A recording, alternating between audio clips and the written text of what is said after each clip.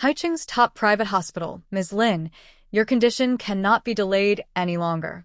You must be hospitalized immediately for treatment. If I refuse treatment, how long can I live? At most 3 months. The doctor looked at the wealthy woman in front of him, showing a hint of sympathy in his eyes. Lin Wuan, a famous female entrepreneur in Haicheng, owns Millennium Prosperity Group, which covers finance, healthcare, real estate, catering, and more. She has been consistently ranked among Forbes' wealthiest. She also founded several charitable foundations for women. Such a kind person, yet she has late-stage stomach cancer. It's truly a curse that seems to linger for generations. Good people don't live long. I don't want anyone else to know about my illness. Once the news spreads, some malicious people might use it to cause trouble, which could threaten the livelihoods of tens of thousands of employees under Prosperity Group. Lin Wuan wants to eliminate any potential threats to the company's interests. At Prosperity Group, even the cleaning staff earns 7,000 yuan a month, with full social insurance and housing fund contributions, weekends off, 10 days of paid annual leave, marriage and childbirth allowances, childcare subsidies. The benefits are among the best in the industry. In such a tough environment, as the group CEO, Lin Wuan must also take responsibility for the livelihoods of her thousands of employees. Ms. Lin, protecting patient privacy is our duty as doctors. You can rest assured about that. After receiving the doctor's reassurance, Lin Wuan stood up and left the consultation room, then drove her flashy Rolls-Royce to the Lin family old house. She prefers quiet surroundings. Usually, only she and her adopted son, Lin Jingping, live there. However, suddenly, 3 pairs of slippers emitting a foul smell appeared at the door. Lin Wuan's brow furrowed so tightly it could kill a fly. Earlier, she had instructed her staff not to bring outsiders into the house. Why weren't they listening? While changing her shoes, housekeeper Wang Ma had already come over and squatted down to help her. Wang Ma, are there visitors at home today? Miss, yes. The young master brought some people home. Wang Ma replied with a troubled look. Seeing Wang Ma's expression, Lin Wuan's heart sank.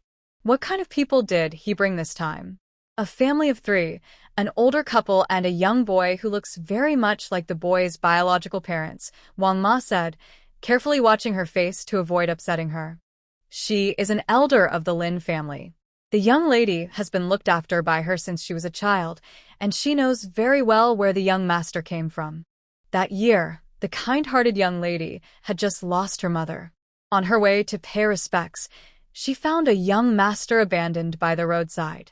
In the cold winter, the young master was wrapped in a tattered coat and looked like he was about to freeze to death. It was the young lady who took him home and later adopted him as her son, raising him with love. But this time, she is probably going to be very sad. Unexpectedly, after hearing everything, Lin Wuan walks calmly toward the house. That family hadn't come early or late, but they arrived at this moment. She wants to see what kind of scheme they are planning, abandoning a baby in such cold weather. As soon as she enters the living room, Lin Wuan sees someone picking their nose while barefoot on her luxury leather sofa. Her face instantly turns cold. Lin Jingping, who just successfully acknowledged his family, is very happy and doesn't notice Lin Wuan's expression. He quickly walks over and excitedly introduces himself. Mom, I found my real parents. They are my biological dad and mom. The person sitting and eating is my older brother. Wang Youfu, sitting on the sofa, immediately stands up. His small, squinty eyes scan Lin Wuan back and forth. This woman has a strong aura. Once he moves in here, he definitely wants to win her over, so she will serve him in bed every day. His gaze is so disgusting it makes it hard to eat. Loyal to his master, Wang Mama quickly steps in front of Lin Wuan, glaring at Wang Youfu with disdain. He's just a tadpole dreaming of eating a swan. He shouldn't even go out and look at himself. His noble young lady is not someone a tadpole like him can dream of. And the young master, he's getting more and more confused. Bringing such a person into the house is just hurting her young lady's feelings. Lin Wuan, protected tightly behind Wang Mama, smiles faintly. Wang Mama did well. She'll give her a raise later. The Jade Emperor green bracelet she bought last month in the United States with a lot of money is perfect for Wang Mama. She's sure Wang Mama will like it. Wang Yufu, after being kicked by his wife, quickly stops staring and grins with his yellow teeth, saying, "Little sister, Jinping has been so good to you all these years. My wife and I will work like oxen in our next life to repay you." Hearing this, Lin Jinping's eyes fill with tears of gratitude. His biological parents truly love him. He will take care of them in old age. Lin Wanwan feels cold inside. That foolish, unworthy adopted son.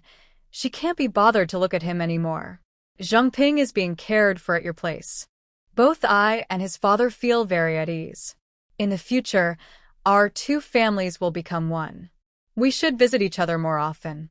Lin Wanwan was about to speak, but Lin Jinping interrupted her. Mom, you're talking nonsense. I was a bad son before, but now that I've finally found you, I should show my filial piety. You, Dad, and Big Brother can stay here peacefully. I want to take good care of you. Hearing this, Wang Yufu and the others looked happy. They worked hard to find their youngest son just for this purpose. Living in a luxurious villa estate, with servants to serve them and money to spend every day, such a life is priceless. Even if a fairy came, she wouldn't want to leave. Lin Wanwan sneered. Lin Jinping, when did it become your turn to make decisions in this family? Lin Jinping looked into her eyes, feeling guilty, and looked away. Mom, they're my biological parents. Please, for my sake, let them stay here. Your face is worth nothing. As long as I am alive, this family won't be ruled by you, Lin Wanwan said sharply. Then she turned to Wang Ma and ordered, Wang Ma, have the security throw them out. Without my permission, don't let them in again. Wang Ma, who had been waiting for this moment, happily ran outside to call someone. Before leaving, she shot a disdainful look at Wang Yufu and the others. The old Lin family house isn't a place for just anyone. Trash belongs where it should be. Wang Yufu and the others immediately looked upset. They nervously glanced at Lin Jinping nearby. Lin Jinping, who had been humiliated in front of his family, looked grim, his face dark as a pot. He secretly cursed his stingy adoptive mother. With so much money at home, what's wrong with raising a few people? Besides, they weren't strangers.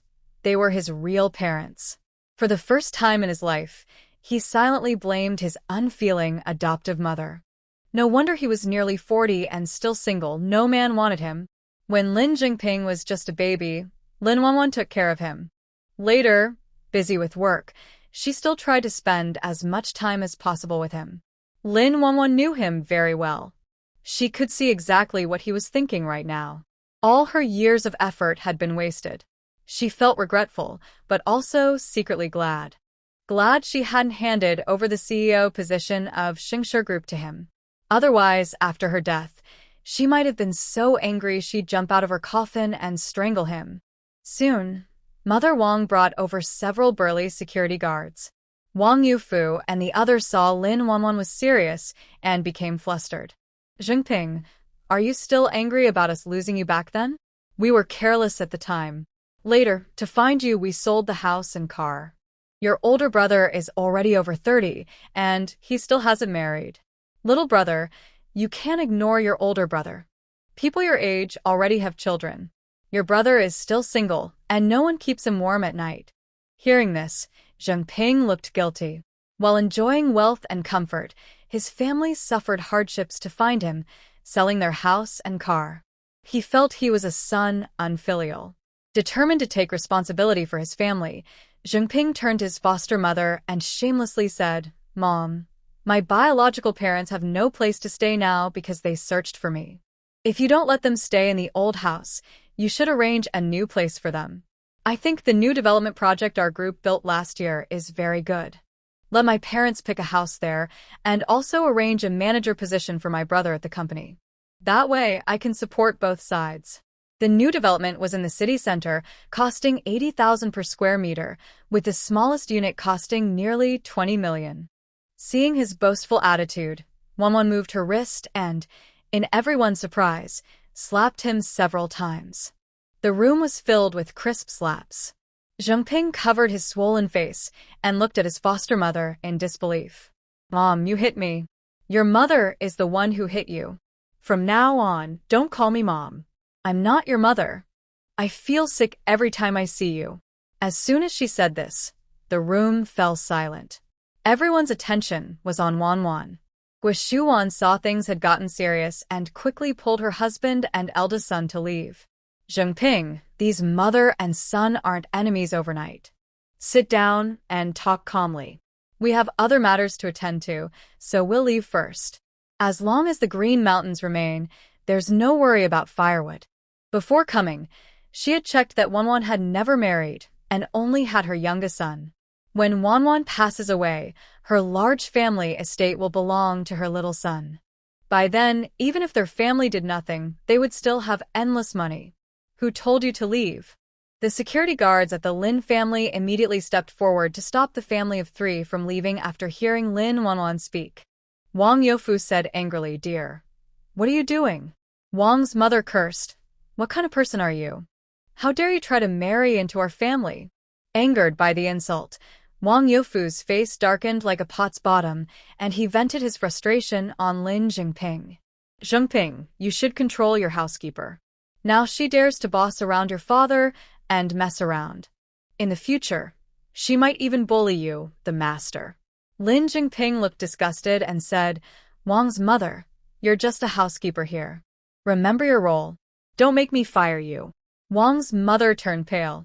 When the old master and madam passed away, she promised to take care of the young lady. She couldn't leave the Lin family, or the young lady. Lin Wanwan grabbed Wang's mother's hand to support her. "Zhengping, who gave you the guts to talk to Wang's mother like that? Apologize to her now." "Mom, she's just a servant." "I'm your son," Lin Zhengping said in disbelief, looking at his adoptive mother with a hint of blame. "Apologize." "Mom." Losing patience, Lin Wanwan slapped her adoptive son twice and said firmly, "Apologize." After weighing the situation, Lin Zhengping, feeling reluctant, covered his face and apologized to Wang's mother. At that moment, his hatred for his adoptive mother reached its peak. He resented being made to apologize to the servant. He resented being humiliated in front of his biological parents. He resented his stinginess. She wouldn't even give him a small house. But those were his real parents who gave him life. Without them, he wouldn't be who he was today. Lost in his stubborn thoughts, the ungrateful Lin Zhengping completely forgot who raised him to this point. Lin Wanwan, too lazy to waste a glance on the fool in front of her, shifted her gaze past him and focused on Wang Youfu and his family. 20 years ago, I found Lin Zhengping on the roadside in the freezing cold. He was so small he almost froze to death. Later, I called the best medical team in Huagua to save his life. That debt is 8 million, plus all these years of expenses and the value of this $1 million genuine leather sofa that you dirted. I'll count it as 100 million. I want to see that amount in 3 days. Lin Wanwan took a deep breath and continued, "If I don't see the money in 3 days, I will use your arms and legs to settle the debt." She was a shrewd businesswoman and never engaged in a losing deal. Since the confused foster son wants to be recognized by his biological parents, she naturally won't stop him. However, after all these years, she must recover the time, effort, and money she invested in him with interest. Hearing this, Lin Zhengping felt uneasy and, with a hint of grievance, said, "Mom, are you abandoning me? I am your son. Your biological parents have come to the door now. Naturally, I will return you to them. Our mother and son bond is now broken." Lin Wanwan shook off Lin Zhengping's hand on her arm. Just one more look at this confused foster son, and she feels like she could live 10 years less. No, that's wrong. The doctor said she only has 3 months left to live. She wants to die happily. Future in-laws. Before Guishuan could finish speaking, she was hit with a mop by Wang Ma. She quickly changed her tone out of fear. "Ms. Lin, you misunderstood. We never intended to take Zhengping back. We just wanted to see how he's been doing all these years. Now that we see he's well cared for by you, we feel relieved. We'll leave now, and won't bother you again. It's too late to say that now. Take your precious son, Lin Jingping, and get out of the Lin family. And the 1 billion yuan you owe me must be paid in full. Lin Jingping knows my methods. No one has ever been able to outsmart her, and no one dares to try. The Wang family really has taken a big risk, risking their lives. Wang Youfu and his family saw that Lin Wanwan was serious. Their faces turned extremely pale. This wasn't the outcome they wanted. They wanted endless money and a luxurious villa.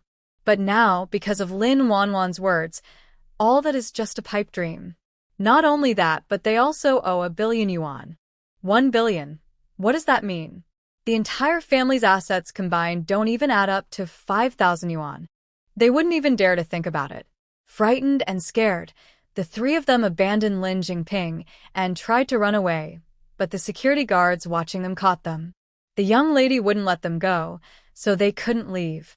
Wang Ma, quick-witted, took some ropes from the storage room and Wang Youfu and his family tightly.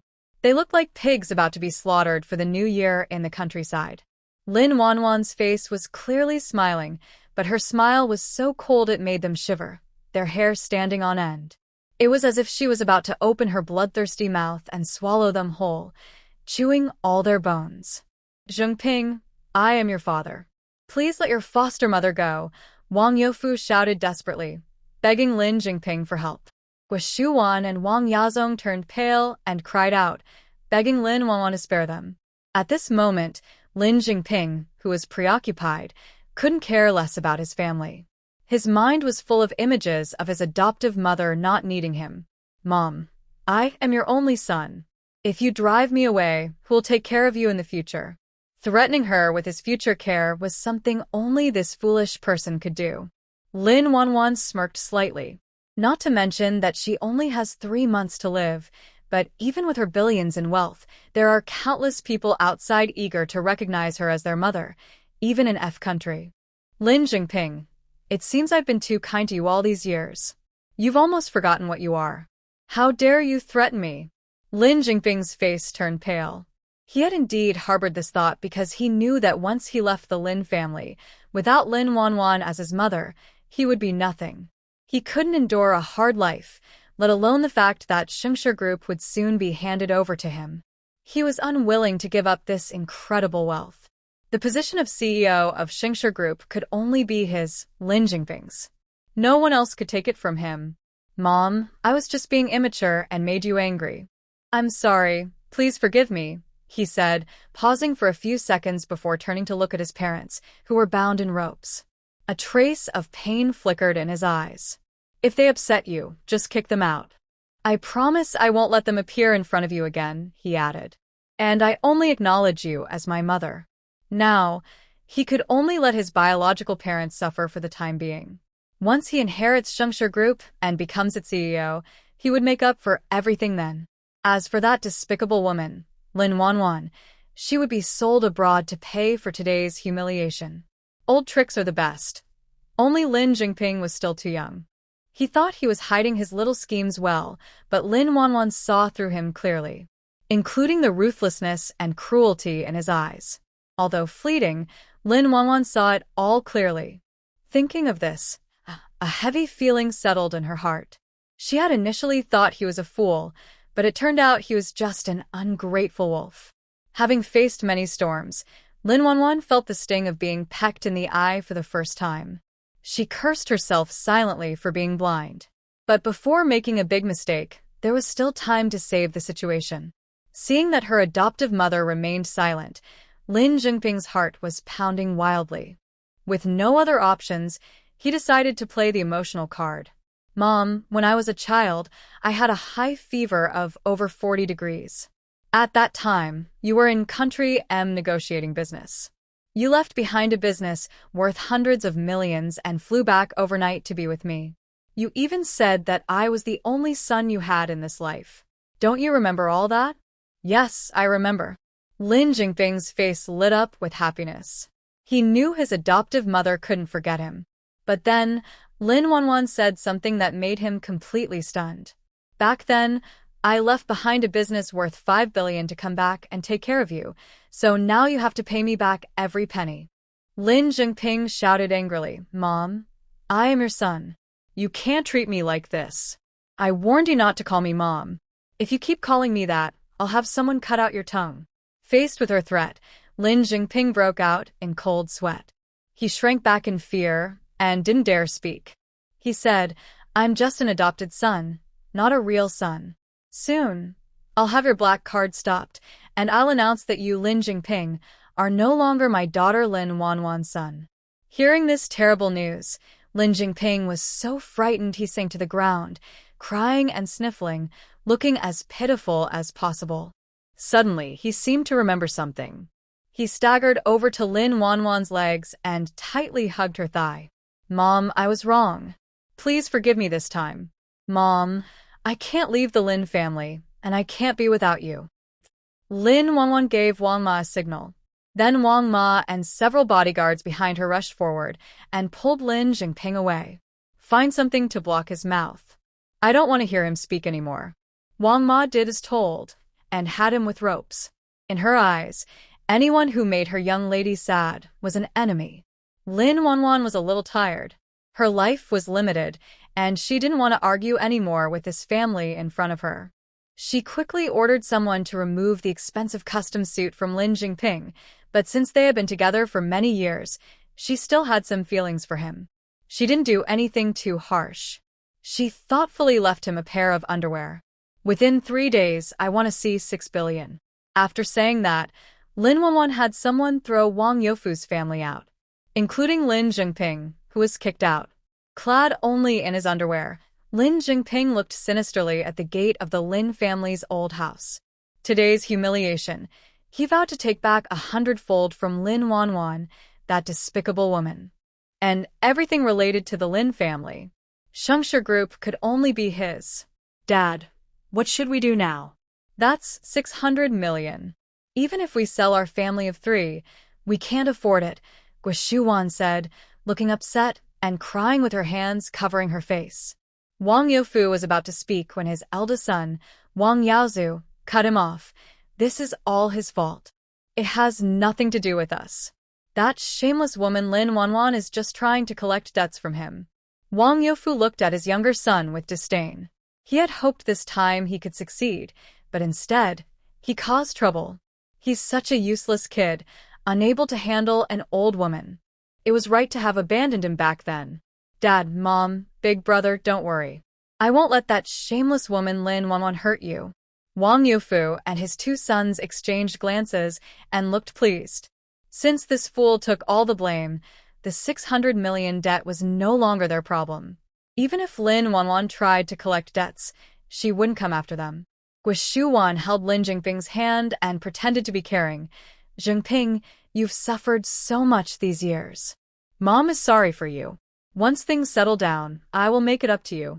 Lin Jinping, who had been insulted as a fool by Lin Wanwan, was comforted by these false words and was momentarily at a loss, tears in his eyes. Mom, I'm sorry for causing you trouble. When I inherit the Shungsher Group from the Lin family, I will take good care of you. But, Lin Wanwan said, Mom, none of that matters now. All the Lin family members are dead. Now, only Lin Wanwan is left. I am her nominal adopted son. When she dies, the Lin family's assets will naturally belong to me. Hearing this, Wang Youfu and his sons felt happy. Second son, you mean? Yes, Dad. That's what you're thinking. We kill Lin Wanwan, and the Lin family's assets will be ours. At this moment, Lin Jinping looked like a venomous snake hiding in the dark, ready to strike. It's not his fault.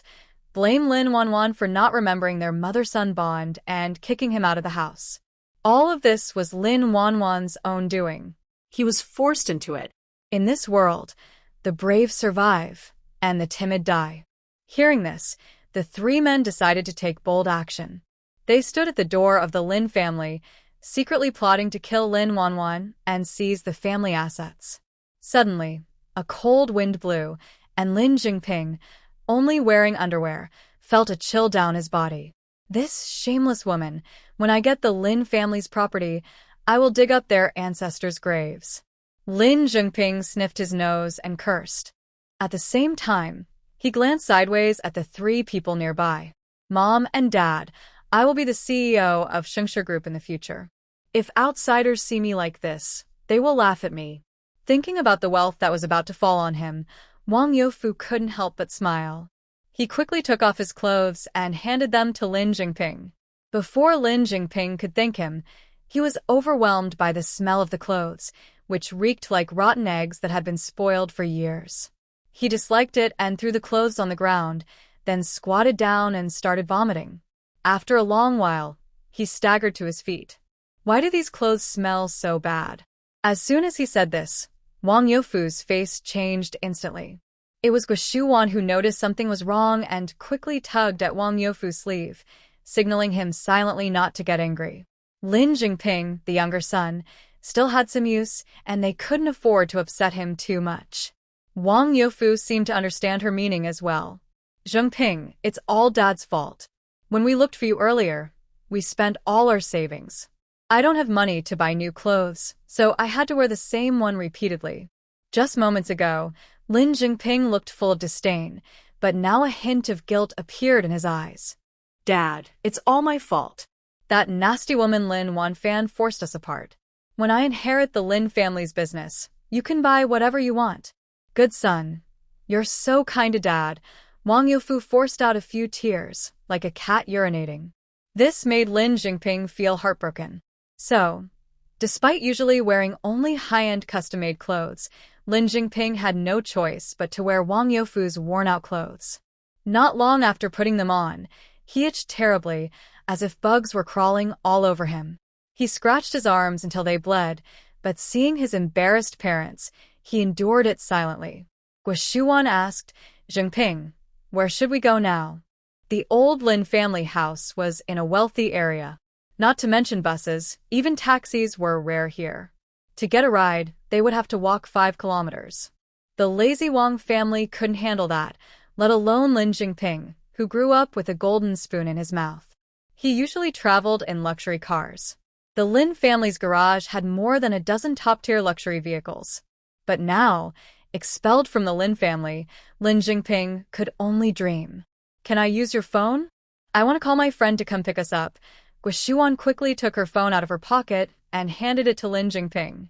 Lin Jingping saw his phone shattered beyond recognition, and a wave of pity rose in his heart. At the same time, his hatred for Lin Wanwan deepened. Their family's current situation was all because of that worthless woman, Lin Wanwan. He was determined to make her suffer.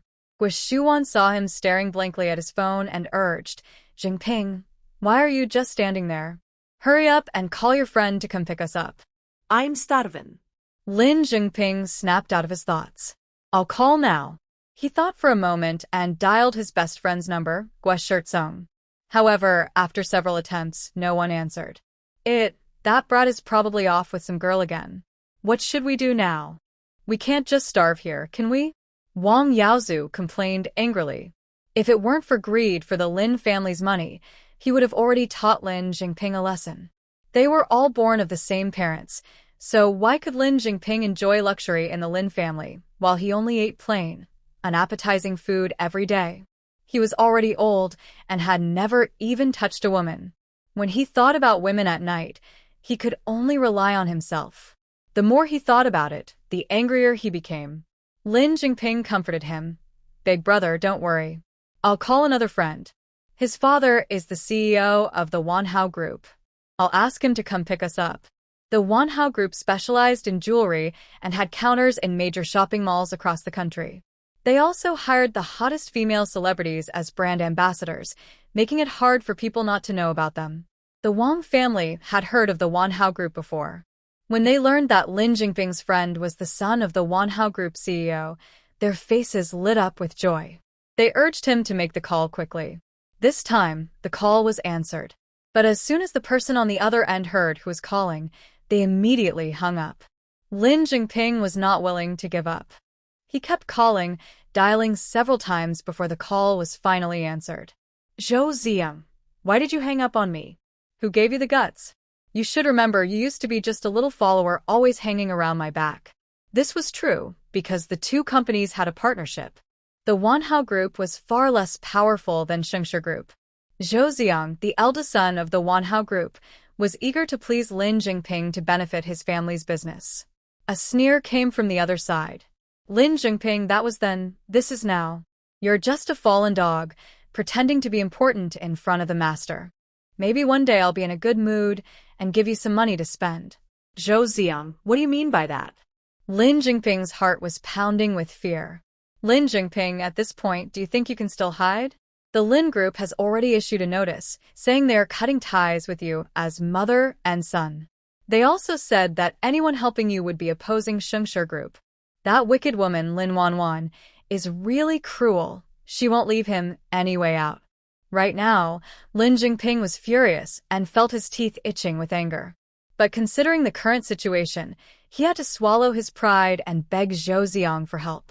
Zhou Ziang, even if you consider our past relationship, send someone to pick me up from the old Lin house. On the other end of the phone, Zhou Ziang was amused and immediately scolded, Lin Jingping, what kind of person are you? How dare you order me around? I think you're tired of living. I didn't mean that. I don't care whether you meant it or not. If I see you next time, I will break your legs. He hung up, leaving Lin Jingping with only a series of busy signals. Threatened and anxious, Lin Jingping was so angry he almost fainted. In the eyes of the three people, he angrily threw his phone to the ground. With a loud crash, the phone shattered into two pieces. Lin Jingping, what are you doing? Guo Shuwan, furious because her phone was broken, scolded him. This was one of their family's few possessions. Wasteful, she thought, not knowing how expensive household items are until you run out of money. If he weren't somewhat useful, she would have cut him with a knife long ago. Wang Yufu and Wang Yaozu also looked at Lin Jingping with displeasure. Regaining some composure, Lin Jingping immediately apologized. Mom, I'm sorry. When I become the CEO of Shengshi Group, I'll buy you a new phone. That's what you said. Guo Shuwan was happy to hear that. In the following moments, Lin Jingping used Wang Yaozu's phone to call his old friends. As soon as they heard his voice, they hung up immediately. Angry, Lin Jingping was about to throw his phone again, but Wang Yaozu quickly stopped him. Wang Yaozu held the latest iPhone tightly and refused to let Lin Jingping use it. He had stolen this phone with great effort, hoping to use it to impress girls and show off. At the Lin family estate, Lin Wanwan felt disgusted just thinking about the Wang family members stepping barefoot onto her genuine leather sofa. She called Wang Ma and asked her to clean the sofa thoroughly before nightfall. Aunt Wang is truly a top-notch housekeeper. She works quickly. When Lin Wanwan went upstairs to sleep, she had already called someone to clean the living room sofa. After finishing her chores, Aunt Wang thought about how Miss Lin had been busy with work lately and had become quite thin. She hurriedly sent over a free-range chicken raised on mountain spring water, then added many nourishing herbs to the pot. She simmered it on low heat for 3 hours. Just as Aunt Wang was about to go upstairs to call Miss Lin down for some soup, she saw Miss Lin coming down. Miss, I made your favorite chicken soup. Would you like to try some? Lin Wanwan, who had little appetite, was about to refuse. But at the moment she exchanged looks with Aunt Wang, she nodded. Aunt Wang happily ran to the kitchen to serve the soup. Watching Aunt Wang's cheerful figure, a faint, weak smile appeared on Lin Wanwan's face. When she was very young, Aunt Wang was the one who cared for her. After her parents both passed away from cancer, Aunt Wang continued to take care of her. Most elderly people like Aunt Wang are retired and enjoy their later years at home. Her children had urged her many times to go back and live with them. But Aunt Wang couldn't bear to leave her and stayed by her side to care for her. Over the years, Aunt Wang had truly worked hard. Not only did she make wild mountain mushroom chicken soup, but she also prepared seafood fried rice that Lin Wanwan loved. Even the fruit on the table was carved into a flower by Aunt Wang, making it look very tempting. Just as Lin Wanwan was about to pick up her chopsticks, she suddenly started coughing uncontrollably. Worried that Aunt Wang would be concerned, she turned her body away. But this cough was much worse than she expected. She coughed up blood. Her face and hands were covered in blood. Large amounts of bright red blood, so vivid it was almost painful to look at. With a loud clatter, Aunt Wang's belongings fell to the ground. She didn't bother to pick them up and hurried over to Lin Wanwan. She was terrified. Mississippi, I will take you to the hospital right now. We'll find a doctor. A scene from many years ago replayed. Aunt Wang's body trembled uncontrollably, tears falling rapidly. She tightly grasped Lin Wanwan's arms, refusing to let go. It seemed as if Lin Wanwan would disappear at any moment. Her parents had died the same way back then. After Lin Wanwan's cough improved, she weakly shook her head at Aunt Wang. No, Aunt Wang, I just came back from the hospital. There's no need to go again. We'll find a doctor, the best in the world.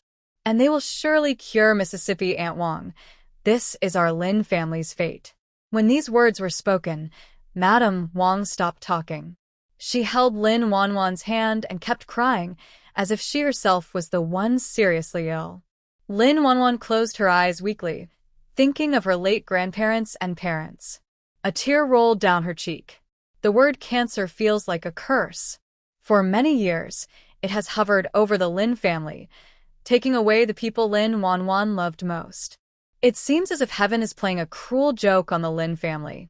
No matter how rich they are, they cannot escape their fate. Now, this disaster has fallen on Lin Wanwan.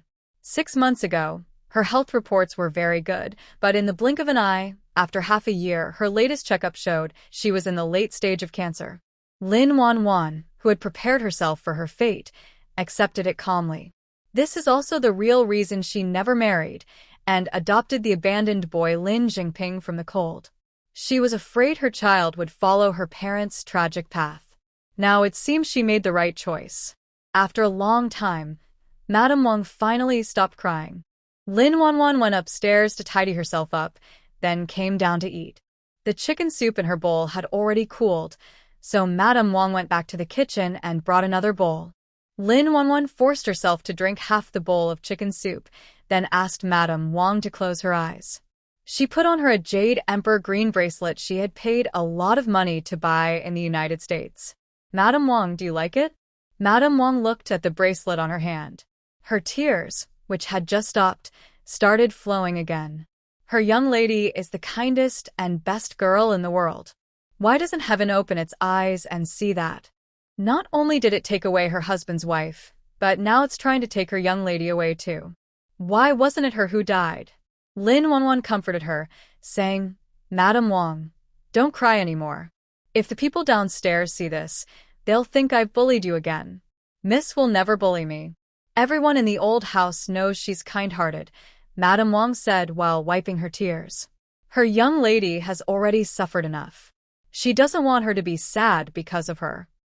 After Lin Jingping left the old Lin family house, he took his family to a restaurant he often visited before. Before they even stepped inside, the security guard at the door turned them away. Faced with the curious looks from others, Lin Jingping adjusted his clothes and shouted, Do you know who I am? How dare you treat me like this? If the manager finds out, you'll be in big trouble. I advise you to be sensible and let us in quickly. Sorry, sir. We operate by appointment only, so no entry without a reservation. The security guard apologized with words, but looked down on him with contempt. Their Lanyan private restaurant only serves prominent people. It's not a place for beggars or anyone unimportant. Today is his first day at work, and he can't afford any mistakes in a job that pays 20,000 yuan a month. Lin Jingping saw that he didn't understand the instructions and became a bit impatient. Go call your manager. I have something to discuss with him. Sorry, our manager is busy right now. As soon as the security guard finished speaking, Guo, who was coming in with his date, recognized Lin Jingping dressed like a beggar. He immediately let go of his date, patted Lin Jingping on the shoulder, and acted friendly. Jingping, what kind of cosplay are you doing? I didn't know you had this hobby. Seeing his friend Guo, Lin Jingping was excited and hugged him. Guo looked at his dirty clothes and was about to push him away in disgust, but then remembered that Lin Jingping was from the Lin family and hesitated, frowning, but still gave him a hug. However, The smell on Lin Jingping was terrible, like a compost pit under the hot sun, almost suffocating Guo. He quickly let go and subtly stepped back a few paces. Meanwhile, Wang Youfu and the others, seeing Guo dressed extravagantly, looked happy. Since leaving the Lin family's old house, they had faced many obstacles. Now they finally caught a big fish and could feast. Lin Jingping, holding a grudge, pointed at the security guard who had stopped him earlier and said arrogantly, "Song, that stinky security guard just now wouldn't let me in. You decide what to do with him." Lanyan Private Restaurant is owned by the Guo family. Although today's security guard was on his first day, the manager had shown them a photo of Guo during training to prevent them from offending the boss and losing their hard-earned job. Now, the security guard recognized Guo and was so scared his legs trembled. His face turned pale as he begged Lin Jingping for mercy. It's all my fault. "I didn't recognize you, sir. Please forgive me this time." "I won't do it again," he said, slapping himself. Satisfied with his own vanity, Lin Jingping smiled proudly. These lowly, snobbish people only know how to flatter and kiss up. When he inherits Xingshi Group, they won't even be qualified to lick his shoes. Guo, not wanting to offend Lin Jingping, waved his hand and called the manager to fire the security guard. The poor security guard had to support his 70-year-old father and raise his 6-year-old triplet sons. His hard-earned job was suddenly lost. He sat on the roadside, covering his face and crying loudly. Lanyan's private restaurant only served high-class customers. If Lin Jingping, dressed like a beggar, entered to eat, it would surely scare other guests and hurt the restaurant's business. Not long ago, Guo, who had just been scolded by his father, took Lin Jingping and others to his private home to protect his status as the eldest son of the Guo family. He also had people bring several designer suits for them to change into. As the saying goes, clothes make the man. The three men, dressed in high-end clothes, instantly changed from poor street beggars to wealthy men. But true character can't be changed just by clothes. Wang Yaozu, who had only been sitting quietly for a moment, was lying sprawled on a luxurious Italian leather sofa paid for by Guo. He spat thick yellow phlegm onto a wool carpet worth millions. Wang Youfu and Guo looked like starving ghosts who hadn't eaten in hundreds of years, stuffing food into their mouths frantically, with oil stains all over their faces. Guo, from a wealthy family, had never seen such a scene. He secretly pulled Lin Jingping aside to talk. "Jingping, where did you meet these beggars? Aren't you afraid of being laughed at?" His own biological parents being called beggars made Lin Jingping's face turn black like charcoal. Guo didn't notice Lin Jingping's expression and continued, "I heard a new batch of goods just arrived at Bailman. Let's go check it out tonight. Maybe you'll find something you like." "Okay, but I need to bring someone." His older brother hadn't been with a woman in over 30 years. Today, he planned to take his brother to Bailman to see the world. Guo readily agreed. Suddenly, a sharp phone ring interrupted their conversation. Guo saw it was his father calling and quickly went aside to answer. Before he could speak, he was met with a barrage of scolding from the other end of the line. Guo felt very wronged because, lately, he had done nothing but flirt and had been scolded for it. He didn't know who to argue with. "You useless brat, cut ties with Lin Jingping immediately. Lin Zong has already given orders. Anyone who helps Lin Jingping is opposing Xingshi Group. Do you want to see the Guo family's business destroyed by your hands?" Guo was frightened and hurriedly asked what was going on over the phone. Lin Jingping, this fool who was kicked by a donkey, had a good future as the heir of the Lin family, but chose to associate with some lowly people, completely angering Mr. Lin. Guo also looked speechless. Did Lin Jingping lose his mind or have too many good days? He couldn't see the danger and was only asking for trouble. The most urgent thing now was to cut ties with Lin Jingping and not let him offend Mr. Lin. Realizing this, Guo called the security guards to remove the four of them. Lin Jingping refused to leave. "Guo, we've been brothers for so many years. Even if we don't have deep friendship, we have feelings. Do you really want to see me homeless on the street?" Guo, tired of his nonsense, had someone silence him, and then drove them out.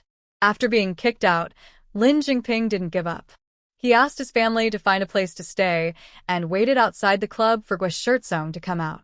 Right now, Lin Wanwan had cut off all his escape routes. To kill Lin Wanwan and take over Xingshi Group, he needed Guo's help. He was absolutely sure Guo would help him, because Guo's father had a secret son outside who was better in every way than Guo. Guo's father had publicly said more than once that he planned to hand over the Guo group to his illegitimate son. A mountain cannot hold two tigers. If the illegitimate son took over the Guo group, Guo's future would be bleak. Only by working with Guo could he secure the position of president of Xingshi Group and then help Guo inherit the family wealth. Like a stray dog, Lin Jingping waited outside until nightfall and saw Guo coming out of the club with a woman. He hurried over and stopped Guo. Guo, fearing his father's orders and worried about being entangled with Lin Jingping, quickly stepped back. Lin Jingping, it's not that I don't want to help you. Mr. Lin has spoken. I can't offend Mr. Lin just for you. Lin Jingping was hurt by the disdain on Guo face. He clenched his fists and tried to speak calmly. I have something very important to tell you about the heir of the Guo family. Guo, acting nonchalant, immediately changed his expression. He lowered his head, kissed his companion, and then took out a supplementary gold card from his pocket. Darling, go buy yourself something you like. I'll come see you tomorrow. Young Master Guo, we agreed. You're definitely coming to find me tomorrow. After speaking, Guo female companion, feeling shy, held the attached gold card and left. Guo took Lin Jingping to his private villa, where only a housekeeper who comes regularly to clean stays. Lin Jingping, what do you want to say? If I tell you I can help you take over the Guo group, how will you thank me? Lin Jingping, are you joking? Everyone in Haiqing now knows you were kicked out by Mr. Lin. How can you help me? What do you have to help with? How do you know until you try? Don't you want to see that illegitimate son, who's not fit to stand, take your place? Once he becomes the head of Guo group, he might even kick you out. I heard your old man is thinking about stepping down. Guo, annoyed by what he said, furrowed his brows and twisted his forehead. There's no free lunch in the world. Tell me, what do you want me to do for you? Guo didn't believe Lin Jingping would help him out of kindness. I need you to help me get rid of that wicked woman, Lin Wanwan. Lin Jingping, are you crazy? If you want to die, don't drag me into it. I still want to live. Guo looked at the man in front of him with disbelief.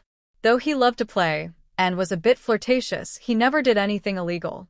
He hadn't even killed a chicken, let alone murder someone. And Lin Wanwan, the woman known as a fierce businesswoman, was someone Lin Jingping wanted to eliminate. Lin Wanwan was decisive and ruthless. In the past, anyone who offended her ended up bankrupt. That person was still mining in F country and hadn't returned. He didn't want to become the second person to go mining in F country. I'm not crazy. I'm very clear. You just need to tamper with the Rolls-Royce that Lin Wanwan often drives, and I'll handle the rest. Lin Jingping paused for a few seconds before continuing. Once I become the CEO of Xingshi Group, I'll deal with that illegitimate son who's been pushing you around. Don't even think about it. I won't agree, Guo replied. Do you want to be forever oppressed by that illegitimate son, watching him sit on top of what's yours, riding and urinating on it? And then watch helplessly as he takes what belongs to you? Guo expression flickered with hesitation. After struggling for a long time, he finally agreed to cooperate with Lin Jingping. Lin Jingping smiled brightly, as if Xingshi Group was already in his pocket. Guo, we're now in the same boat. You shouldn't want me to end up homeless on the street, right? This statement pleased Guo greatly. He enthusiastically said, stay at my villa for a few days, and once everything is done, don't forget to keep your promise to me. Don't worry, brother. I always keep my promises. Soon after, Guo left behind his affiliated gold card for Lin Jingping and found an excuse to leave. After getting the money, Lin Jingping first bought himself the latest Apple phone at a mobile store. Then he called his biological parents and took them to a fancy restaurant for a meal. He also went shopping at a large mall. Meanwhile, Guashirtsong had already found Lin Wanwan with a voice recorder. After listening to the recording, Lin Wanwan's face turned very dark. She had underestimated that fool before. He actually wanted to use a knife to harm her. But she needed to see if he had the ability. Madame Wang was furious. If it weren't for Miss, he would have frozen to death in the cold snow back then. Now that he's grown up, he not only forgets to be grateful, but also plans to hurt Mississippi. He's truly ungrateful and heartless. People like him will face punishment after death. The elderly Madame Wang was worried about her health from anger, so Lin Wanwan quickly comforted her. Madame Wang, don't be angry. Am I not doing well? I just feel wronged for Mississippi. How could Lin Jingping treat you like this? All these years, you've raised him without expecting anything in return. Just like feeding a dog. All these years. Dogs still wag their tails at their owners, but that ungrateful person. Talking about him just makes her upset. In a short time, Lin Wanwan had already decided how to deal with that scoundrel. She was always vengeful. As long as she didn't want to, no one could take anything beneficial from her. Guashirtsong, sitting opposite her, was frightened by her cold expression. He quickly tried to clarify. Miss Lin. Realizing something was wrong, he changed his tone. Ms. Lin, it was Lin Jingping who found me. I have no intention of harming you. Seeing the child almost crying, Lin Wanwan quickly adjusted her expression. Shirtsong, this time, I have to thank you. Guashingye, that old fox, has a good son. Guashirtsong blushed from the praise. For the first time, he thought that the rumors about the business queen being scary weren't true. On the contrary, she was very gentle. The next moment, in front of Guashirtsong, Lin Wanwan called her father, Guashingye. Old Gua, I agree to give you that piece of land in the east suburb. If you want to thank someone, thank you for having a good son. Which son? After the surprise on the phone, there was confusion. In the business world, getting Lin Wanwan's approval is not easy. Of course, it's your own son, Guashirtsong. He's a good kid. With him taking over your position, your Gua group will surely grow stronger. Guashirtsong rarely hears such praise. People outside say he's just a spendthrift who likes to party and chase girls. Even his father often scolds him for being stupid, saying he's not as good as the illegitimate son from his mistress. Only Aunt Lin praises him. Feeling more and more wronged, Guashirtsong started crying loudly, losing his composure. In the end, Wang Ma had to comfort him. With his ears now free, Lin Wanwan decided to give Wang Ma a raise. Guashirtsong, completely captivated by Lin Wanwan, proudly said, Aunt Lin, that Lin Jingping is now staying at my villa. Hurry, and have someone catch him before he leaks any secrets and escapes. Got it, Lin Wanwan replied. She made a call. Half an hour later, Lin Jingping and Wang Youfu were thrown in front of Lin Wanwan, tightly. Lin Jingping, a bit dazed, saw Guashirtsong sitting obediently on the sofa, looking like a good boy. His mind froze for a moment, then suddenly cleared. He opened his mouth to curse. Guashirtsong, you little. How dare you betray me? Before he finished, Wang Ma slapped him several times, and Guashirtsong stepped forward to help beat Lin Jingping. Together, they beat him half to death. Lin Wanwan stepped on Lin Jingping's swollen face and said angrily, Lin Jingping, I raised you all these years, and this is how you repay me? Mom, I was wrong. Please forgive me this time. Lin Jingping begged, crying. Having lived with his foster mother for so many years, he knew how fierce she could be. She was very good at tormenting people. If lucky, he might survive by working in a mine in France. If unlucky, he could lose an arm or a leg, or his tongue, and end up paralyzed in bed, with untreated sores leading to death. Lin Wanwan kicked him twice in disgust. Now you're begging for forgiveness, but it's too late. People must pay for their actions. She then glanced at Wang Youfu and the others, who were trembling like leaves. It has nothing to do with us. It was all Lin Jingping's idea. Yes, it's not our fault. Please be magnanimous and let us go. Lin Jingping looked at the three who kept shifting blame, in disbelief. It felt like a hole had opened in his heart. Didn't they say they loved him? Why was it like this? Lin Wanwan looked at her deeply hurt adopted son, and sneered slightly. The Wang family loved money, not Lin Jingping, the fool. Yet he stubbornly believed they loved him. They even asked her to buy a house for the Wang family and to give that coward a job, dreaming of him becoming a father figure. But Lin Wanwen was no fool. Guo Shirtsong eagerly ran over and said, "Aunt Lin, they want to kill you. We can't let them get away with it." "Of course, we won't let them go," she replied. Then she ordered her people to cut out the tongues of Lin Jingping and the others their legs, and finally send them to a foreign country to work in mines, to repay the 600 million they owed her. If all went as expected, they probably would never return. Of course, Lin Wanwen wouldn't let that happen. She had given specific instructions over the phone. After dealing with this, she weakly curled up on the sofa, her frail figure making people feel sad. "Mom Wang, was I too harsh this time? After all, that child was raised by me and called me mom for 20 years. It's painful to kill a child she raised herself, but more than that, she felt disappointed. Miss, you did nothing wrong. In Mom Wang's heart, you are the kindest girl in the world. Mom Wang, you're so good to me." Meanwhile, at the Guo family, Guo Jingye, in front of the whole family, unusually praised Guo Shirtsong and announced that in 2 years, he would step down and hand over the Guo group's leadership to Shirtsong. All of this was because of what Lin Wanwen said. Guo Shirtsong's eyes filled with tears of excitement. Knowing that everything was thanks to Lin Wanwen, he cried very sadly at her funeral. His sadness was only second to that of Mom Wang. Meanwhile, Guo Shirho, the adopted son of the Guo family, was so angry after hearing the news that his back teeth almost shattered. Lin Wanwen, with only 3 months left to live, began managing Xingshi Group. Thinking of the thousands of employees' livelihoods, she took a break and flew to Beijing to sign a contract, despite feeling weak. The contract included 1. Keep all employee benefits at Xingshi Group, no layoffs or suppression without major mistakes.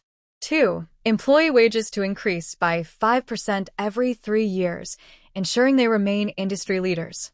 3. No changes to the leadership team within 20 years. During her time working at Xingshi Group, all medical expenses for employees who fell ill were covered by the company, including funeral costs. There were many detailed policies designed to benefit employees. This was the last act Lin Wanwen could do for them.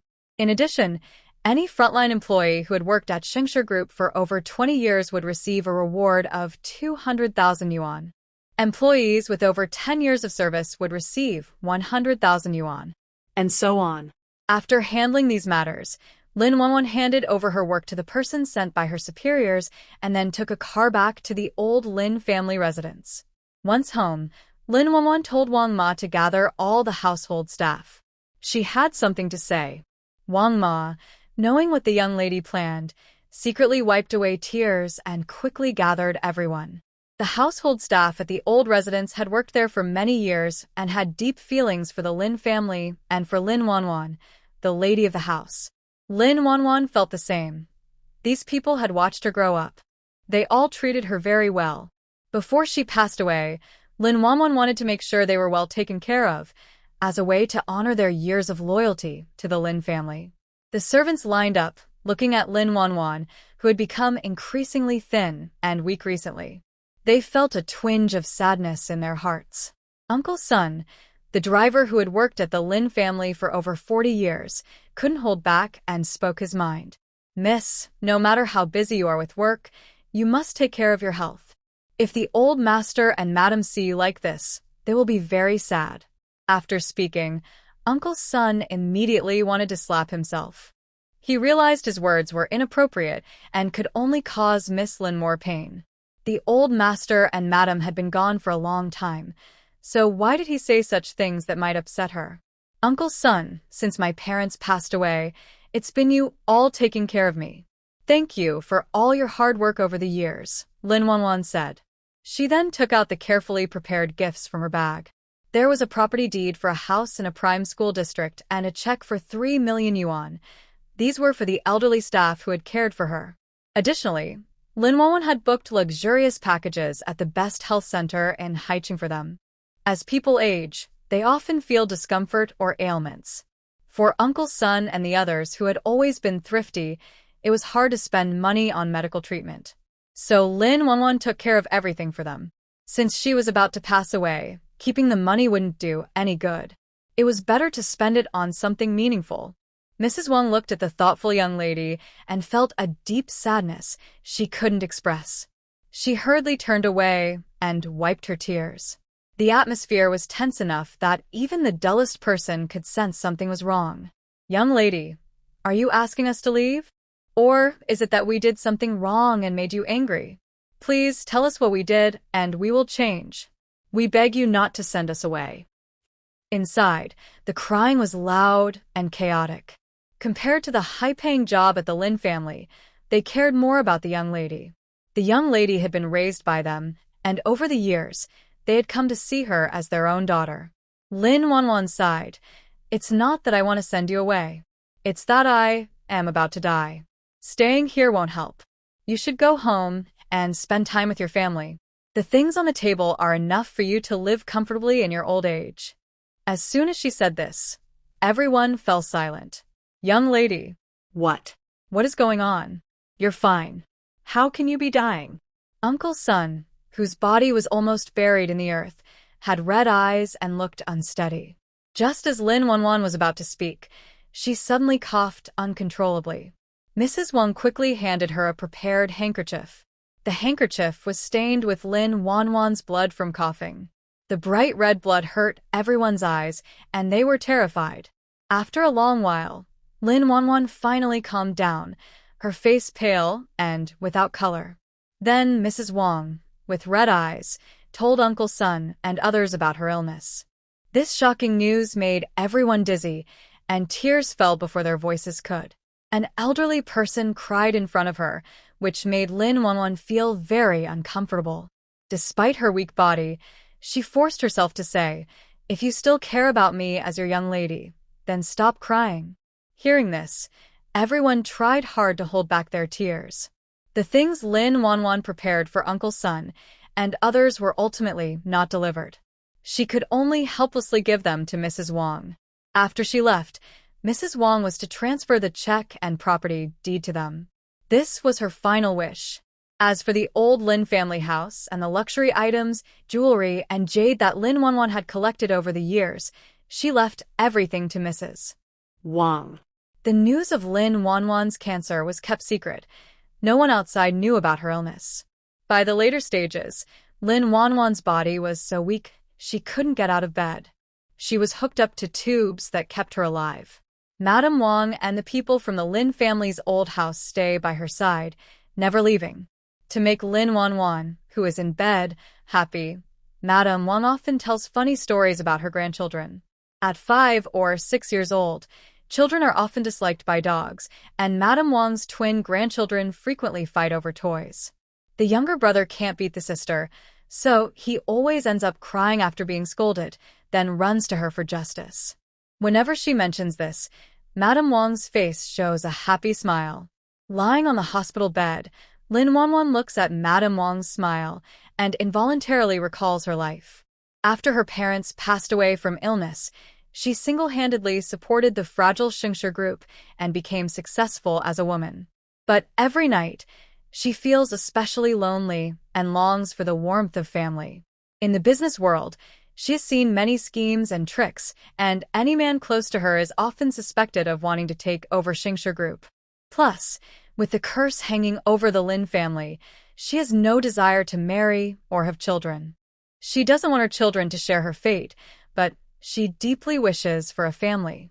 One day later, she found a baby boy, Lin Jingping, by the roadside.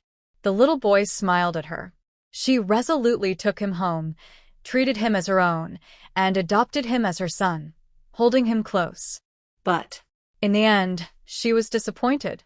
After raising him for 20 years, she ended up with a treacherous child who wanted to take her life.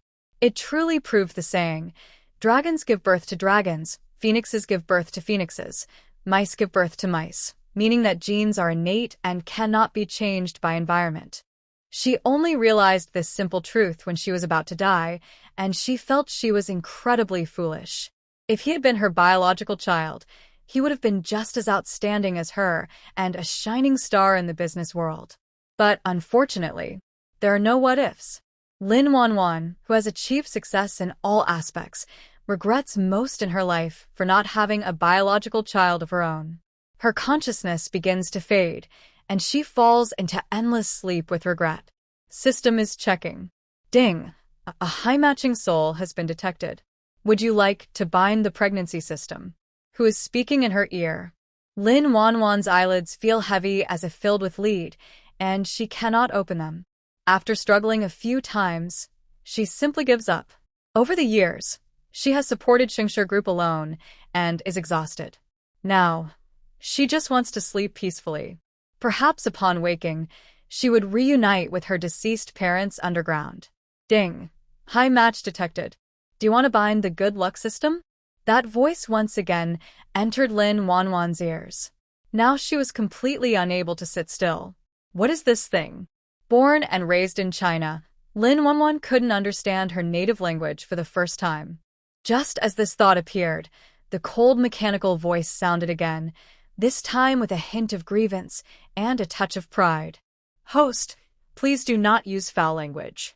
This system is a high-level assistant created by the Heavenly Way to help the Chosen One continue his lineage. You're eavesdropping on my thoughts. Lin Wanwan's face gradually turned cold. She has always been very free and dislikes being controlled, especially by this ghostly system meant to help the Chosen One continue his line. Her body belongs to her. She can choose whether to have children or not, or how many. No one can control her body. Even the Heavenly King himself cannot.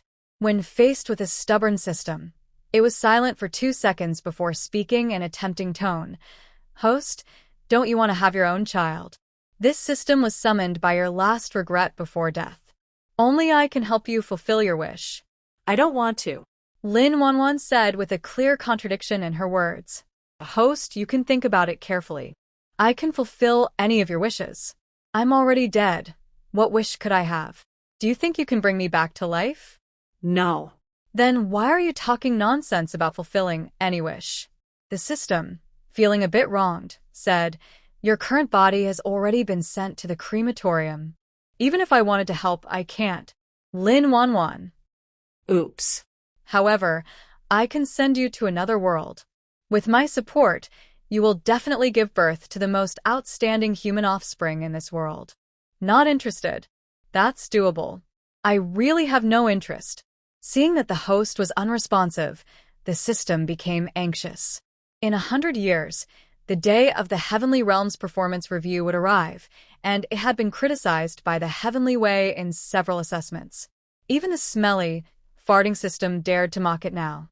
This was a disgrace in the system world, and it absolutely couldn't be nailed to the shameful pillar and mocked by others. Right now, Lin Wanwan was its only hope to wipe away its shame in the system community. During these many years of carrying out her tasks, it was the first time it encountered a host whose soul matched so perfectly with it. Furthermore, Lin Wanwan herself is very outstanding.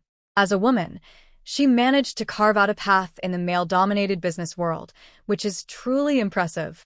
Such an excellent person naturally can help it complete its mission better. Therefore, no matter what method it uses, it must win over Lin Wanwan. Host, isn't your biggest regret in life not having your own biological child? This system can help you achieve that. Or, do you have other concerns? This system can also help you solve them. As long as you agree to bind with me. The system's humble tone was almost begging her, as if it were kneeling. Lin Wanwan did want a biological child of her own. But, I can agree to you. Really? The system was overjoyed, its voice trembling with excitement. It's more real than gold and silver. I have one condition, though. If you can do it, I'll agree. Tell me. Not just 1, even 10, it would agree. I want you to obey me completely. Do not force or threaten me into doing anything I dislike. My body is mine to control. The system. Lin Wanwan, I am the boss and you are the subordinate. Subordinates must obey the boss 100%. You should understand this simple rule. The system. Lin Wanwan, don't pretend to be dead. If you agree, good. If not, then no. Don't delay me from reincarnating. Faced with such an unequal agreement, the system seemed to lose all strength. It struggled for a few seconds before reluctantly agreeing to Lin Wanwan's terms. Missing out on Lin Wanwan, if it ever wanted to find a host whose soul matched so well again, it might have to wait thousands of years. Other systems could wait, but it couldn't.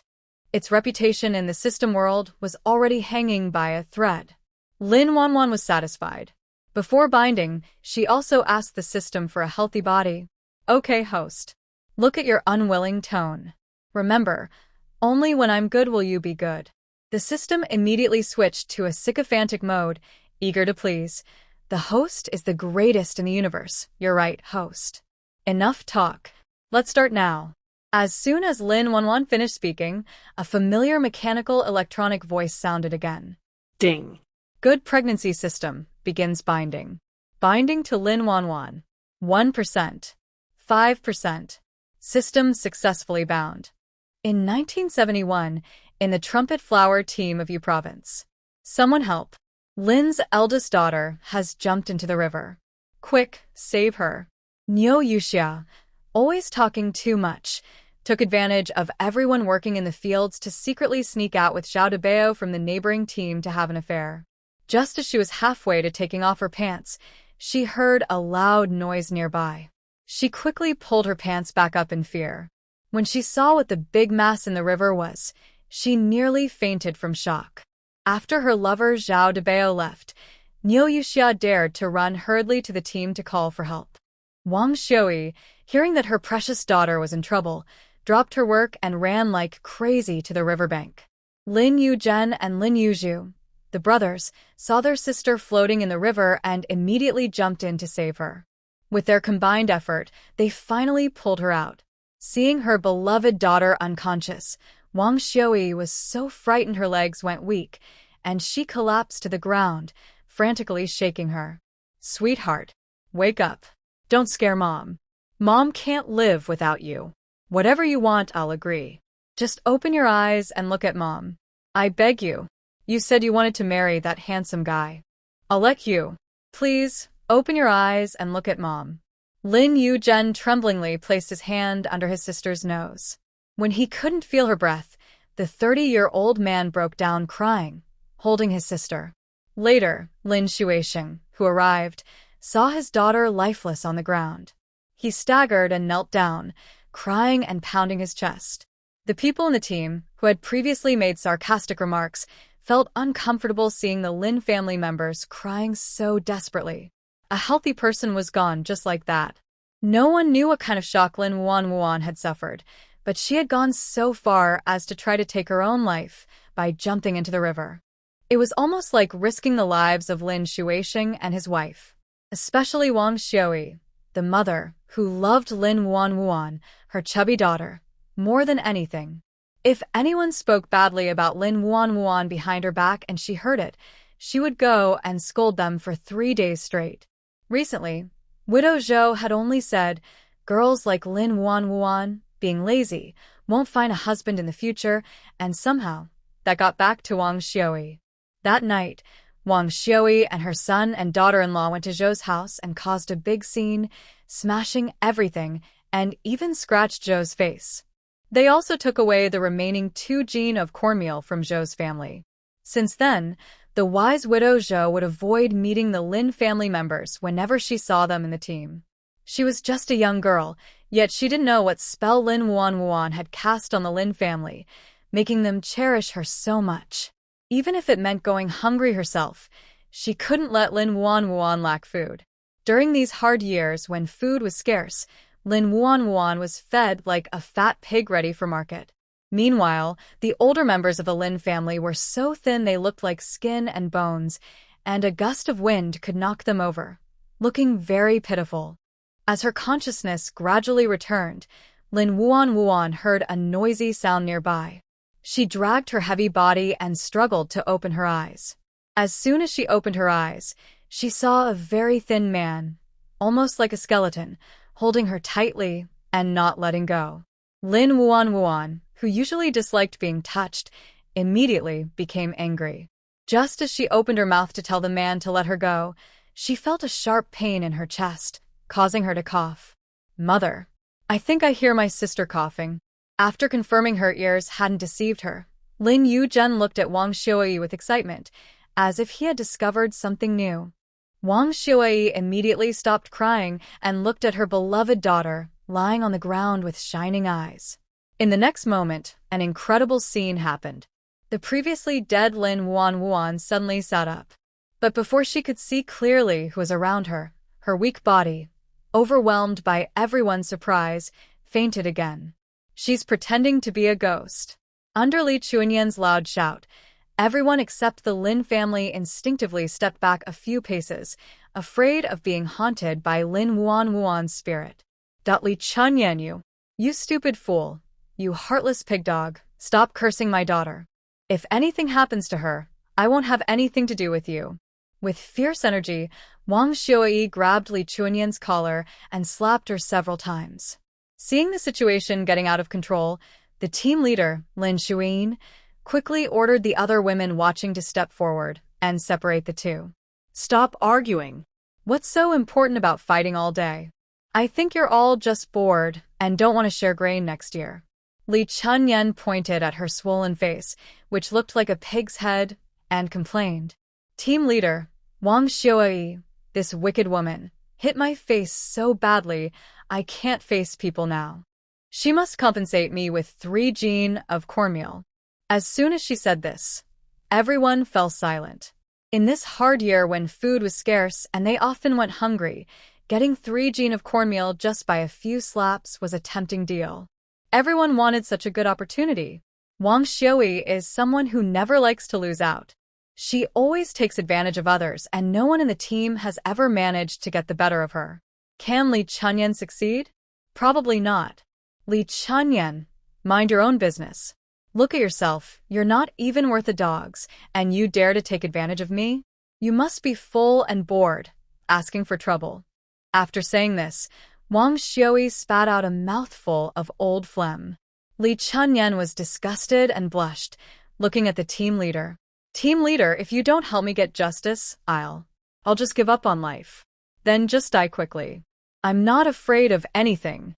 When you're gone, I'll find a good match for your second son. Marry a proper girl and have 2 children in 3 years. The second son, Zhou Erden, blushed bright red amid the laughter of everyone. This Annie Xiaoyi always talks nonsense. Now, even eating enough is hard, let alone having extra money to marry a wife. He wishes he could, but he's afraid the girl wouldn't agree. Li Chuanyan, who had shared a bed with him for many years, saw her husband's face, which looked like it was about to burst with anger, and immediately guessed what he was thinking. Her chest was filled with anger. She's still alive, yet this dog-like man is already thinking about finding a stepmother for her son. She's not going to be bullied without fighting back. Li Chuanyan stepped forward, grabbed Zhou Erden's ear, and twisted it hard, not letting go. Ow. It hurts. It hurts. Let go. Zhou Erden begged desperately. Now you feel pain? Why didn't you do this earlier? When we get home, I'll really teach you a lesson. After speaking, Li Chuanyan angrily pulled Zhou Erden's ear and headed home. As for compensation, she had long forgotten about it. Wang Xiaoyi looked around and shouted loudly, "If I hear you talking nonsense behind my daughter's back again, I'll tear your mouths apart, break your legs, and scatter your family." The team members didn't say anything. It was the team leader, Lin Xuan, who couldn't stand it anymore and said to his brothers Lin Yuzhen, "What are you standing around for? Hurry up and take your sister home." The brothers instinctively looked at Wang Xiaoyi. "Mother, take your sister home. I'll go to the neighboring team to invite that barefoot doctor to see your sister." Wang Xiaoyi wiped her tears and hurried off to find someone. The barefoot doctor's name was Li Ainian. It was said that his family had been doctors for generations and had even treated Hishun. With her modest medical skills, she managed to establish herself in a few nearby villages. Whenever a child in a family fell and hurt their head or a hen got sick, they would come to her for help. In short, she was good at treating both people and animals. Wang Xiaoyi's bold and unreasonable attitude was well known in the nearby villages. When Li Ainian saw her coming, she would immediately try to chase her away, afraid of getting involved in trouble. Desperate for help, Wang Xiao was not upset. She argued tirelessly and only agreed to treat Li Ainian's daughter after he promised her 2 eggs. After examining the girl, Li Ainian prescribed a few medicines for Lin Wanfan. The cost of the medicine was about 1 yuan and 20 cents. Wang Xiao wanted to avoid paying, hoping she could skip out on the bill and maybe save enough to buy meat for her daughter. But Li Ainian saw through her plan and, warning her not to refuse payment or medicine, he took his medicine box and left. "Mother, all our family's savings are now in my sister's belly. We don't have any money left. Honestly, I think we should stop treating her." "Li Zhaodi, forget your father's nonsense. As long as my daughter is alive, I will sell everything I have to pay for her treatment." Wang Xiao looked at her second daughter-in-law with hatred, wishing she could swallow her. Initially, Wang Xiao did not agree with this marriage, but her second son, Lin Yuzhu, was determined to marry Li Zhaodi. Later, somehow, Li Zhaodi managed to win her way into Lin Yuzhu's bed. Reluctantly, Wang Xiao had to accept the marriage, but Li Zhaodi's family demanded a high bride price of 150 yuan. At that time, the famine had just ended 3 years earlier. To gather that money, the Lin family struggled for years, barely paying off the debt.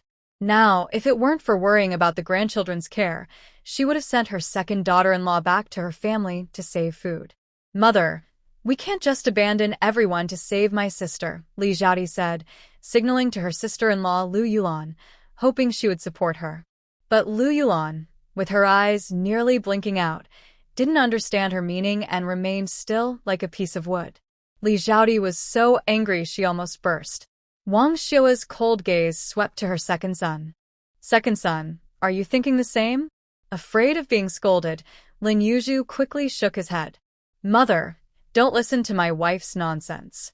Wan Fan is my real sister. I will sell everything I have to pay for her treatment. Your wife." To avoid angering his mother, Lin Yuzhu slapped Li Zhaodi a few times.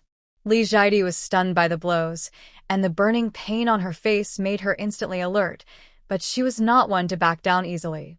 She used all her strength to pin Lin Yuzhu down and scratched his face until it was torn and bloody. Lin Shuisheng and Lu Yulan, the older brother and sister-in-law, watched helplessly from the side, afraid to step in and break up the fight for fear of angering their mother. After all, the words their sister-in-law just said were too harsh. She was their real sister. If their sister was sick, there was no reason to give up. Even if it meant selling blood or herself, they would do everything to cure her. In the end, it was Lin Shuisheng, the father, who couldn't stand it anymore and scolded them, ending the chaos. Wang Xiao, tired of watching the two fools fight, went back to her room, counted the money, and handed it to the eldest, Lin Yuzhen. He was to go to the neighboring team to find Li Ainian for medicine. After giving her 2 doses of herbal medicine, Lin Wuan still hadn't woken up. Wang Xiao and Lin Shuisheng worried that their daughter might develop a fever late at night, so they stayed up all night watching over her. Lin Wuan was awakened by thirst. When she opened her eyes, she saw the old-fashioned thatched roof and could faintly smell a strange, unpleasant odor. That unreliable dog system. Where had it sent her this time? Host, you are now in China, 1971, in a place called the Bellflower Brigade. So, I've traveled again? Yes. The system suddenly lost confidence in its voice. Dog system, you better watch out. When I recover my strength, I'll deal with you. Lin Wuan closed her eyes, struggling to accept that she had been transported back to the 1970s. Compared to her previous trips, this time, she was much luckier. Although she was hungry and cold, at least she was still alive. For example, the first time the unreliable dog system sent her into an unknown dynasty, she became a maid to a noble family's daughter. She was caught coughing during a meal and was beaten to death in a fit of rage. Another time, she was transported into a beast world and was bitten alive by a beastman hunting for food. And once, she finally returned to her familiar modern world, only to be hit by a car and thrown 10 meters away before she could even see the world clearly. In short, Lin Wuan had experienced all kinds of strange and bizarre ways of dying, and thinking about it now still made her body ache. Water. Water. Wang Xiui, who was dozing by the bed, heard her daughter's voice and immediately woke up. Girl, you finally woke up. Do you know you almost scared your mother to death? If something had happened to you, how could I go on living with your father? Lin Shuaishan looked at his recovered daughter and couldn't help but wipe away tears. The middle-aged woman in front of him was noisy, but Lin Wanwan could feel a strong love in her words. Seeing her cry, she also started to tear up. Wang Xiui saw her daughter crying in bed and immediately panicked. Girl, don't cry. Whatever you want to do in the future, I'll agree. Just don't do anything foolish or scare your mother. Water. I want to drink water. Hearing her daughter ask for water, Lin Shuaishan quickly ran to the kitchen and scooped a bowl of water to bring to her. After drinking the water, Lin Wanwan's dry throat finally felt better. When she looked into the worried eyes of the two people in front of her, her heart softened suddenly. I'm fine. Don't worry about me. It took Lin Wanwan 2 days to barely accept her body, which was so fat it was hard to look at. Her body was so weak that even moving a little exhausted her. She needed help to put on clothes, and someone had to feed her at mealtime. Even going to the toilet required someone outside to watch her, afraid she might fall into the pit and drown. According to her little niece, she had fallen in several times before. Thinking about the dirty, dry toilet, her stomach turned with nausea. She couldn't hold it and vomited all the egg custard she had just eaten. Li Zhaodi saw her the egg custard on the ground and felt heartbroken. She secretly cursed her sister-in-law, calling her wasteful. She dared to waste such good food, not fearing divine punishment. If it weren't for so many eyes watching, she really wanted to kneel down and wipe up that mess. This thought wasn't just in Li Zhaodi's mind. Others in the room felt the same. They blamed the strange times of the past 2 years, when they had been eating wild vegetable soup every day and couldn't remember the last time they had a proper meal. Worried about her daughter, Wang Xiui hurried over and asked anxiously, Girl, are you okay? I'm fine, don't worry. But Wang Xiui still felt uneasy. She turned and brought a bowl of red sugar water to Lin Wanwan. Li Zhaodi saw the bowl of red sugar water, and her eyes lit up. The young women in the family also looked at it with envy. Sweet and tasty red sugar water looked delicious. Mother, didn't you say there was no more red sugar at home? So you hid it to give to your sister-in-law? You're so biased as an elder, it's obvious. Li Zhaodi swallowed a few times, her eyes fixed eagerly on the bowl of brown sugar water. Wang Xiui shot her a cold glare, and Li Zhaodi immediately shut up. My stuff is for whoever wants to drink it. Don't think about it, and even if you do, it's not your turn. After saying this, Wang Xiui turned to Lin Wuan and smiled softly. Girl, drink it while it's hot. Don't mind those unkind people. If you're not born into wealth, you can't expect to eat or drink well. That's not how life works. Unlike her daughter, who was born with great luck. That fortune teller once said her daughter was destined for wealth and greatness. At first, Wang Xiui didn't believe the fortune teller's words. But on the day her daughter was born, her husband went to the mountain to gather firewood and unexpectedly found 5 heavy gold ingots. What does that mean? It shows her daughter is destined for wealth and good fortune. Maybe a fairy from heaven was reborn into their family. Otherwise, with so many people gathering firewood on the mountain, why did her husband find those 5 gold ingots specifically? Wang Xiui was clever. She kept the story of her husband finding the gold ingots a secret, not telling anyone, not even her sons. She was afraid the daughters-in-law would find out and become greedy, trying to take advantage of her family. Those gold ingots were a blessing for her daughter, meant to be her dowry in the future.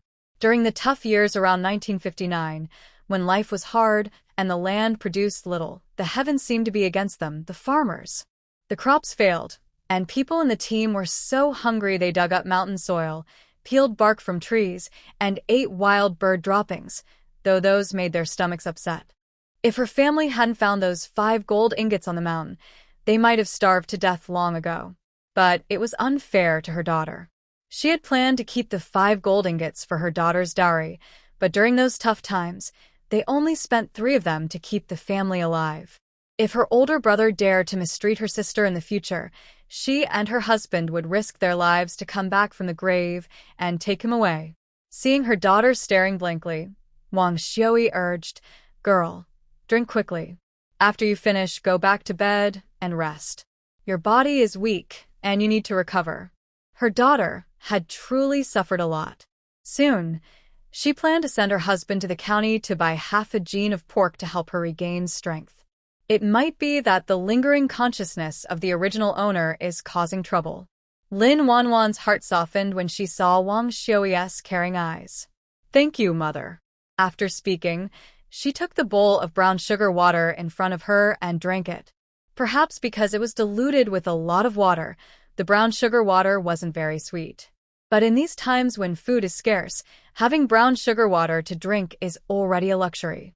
With so many eyes watching her, to avoid waste, Lin Wanwan forced herself to finish the bowl of brown sugar water. Standing across from her, Li Xiaodi looked at her with envy, wishing she could the bowl of sugar water away. Her mother-in-law, that old woman, often gave the little sister-in-law treats, but ignored the rest of the family's needs. She couldn't remember the last time she drank such sweet sugar water. It must have been very sweet. Unconsciously, Li Xiaodi drooled with greed.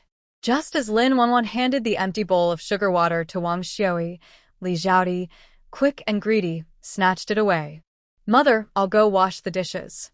Before Wang Xiui could speak, Li Xiaodi ran out into the yard through the curtain.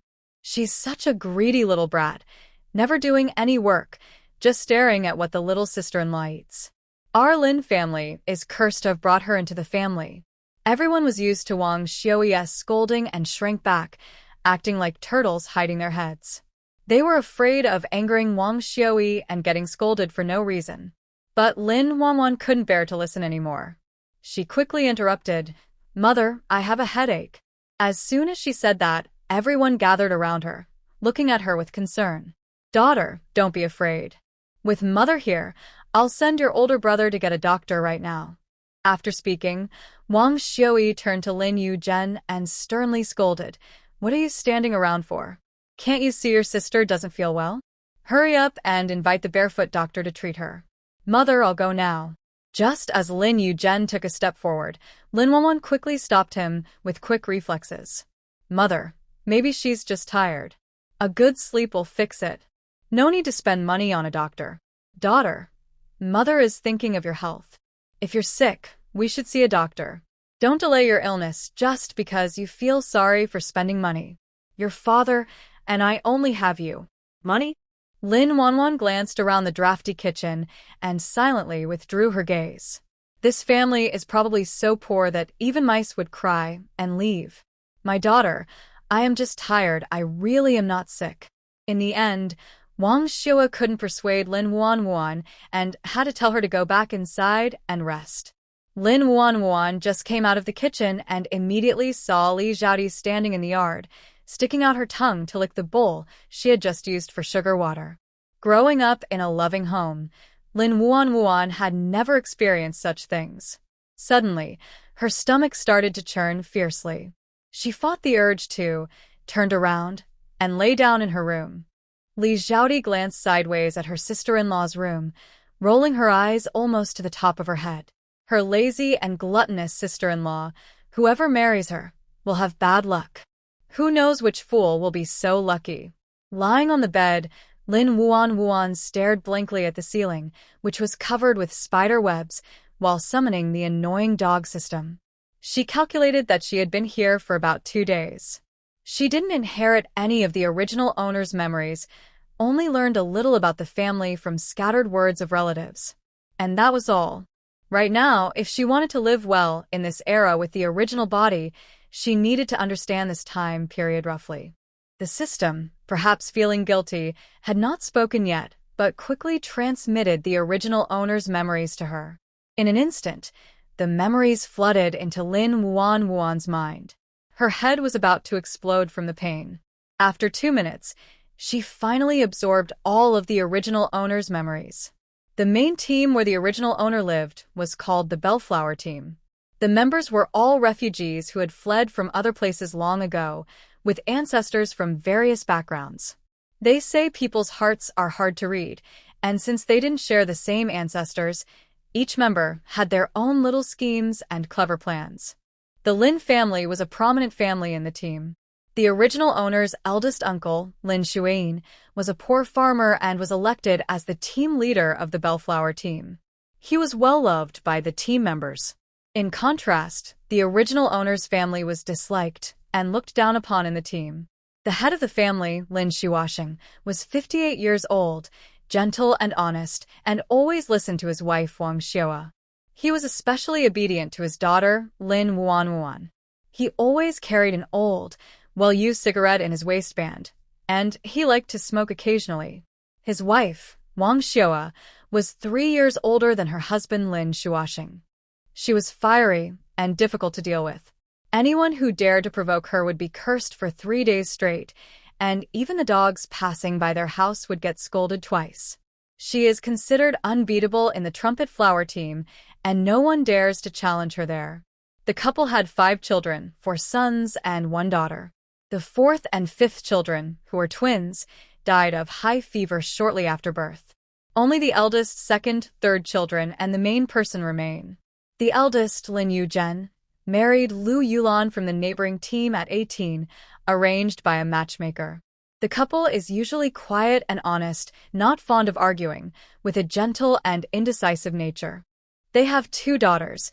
The eldest, Lin Hongying, is 16, and the youngest, Lin Hongxiang, is 8.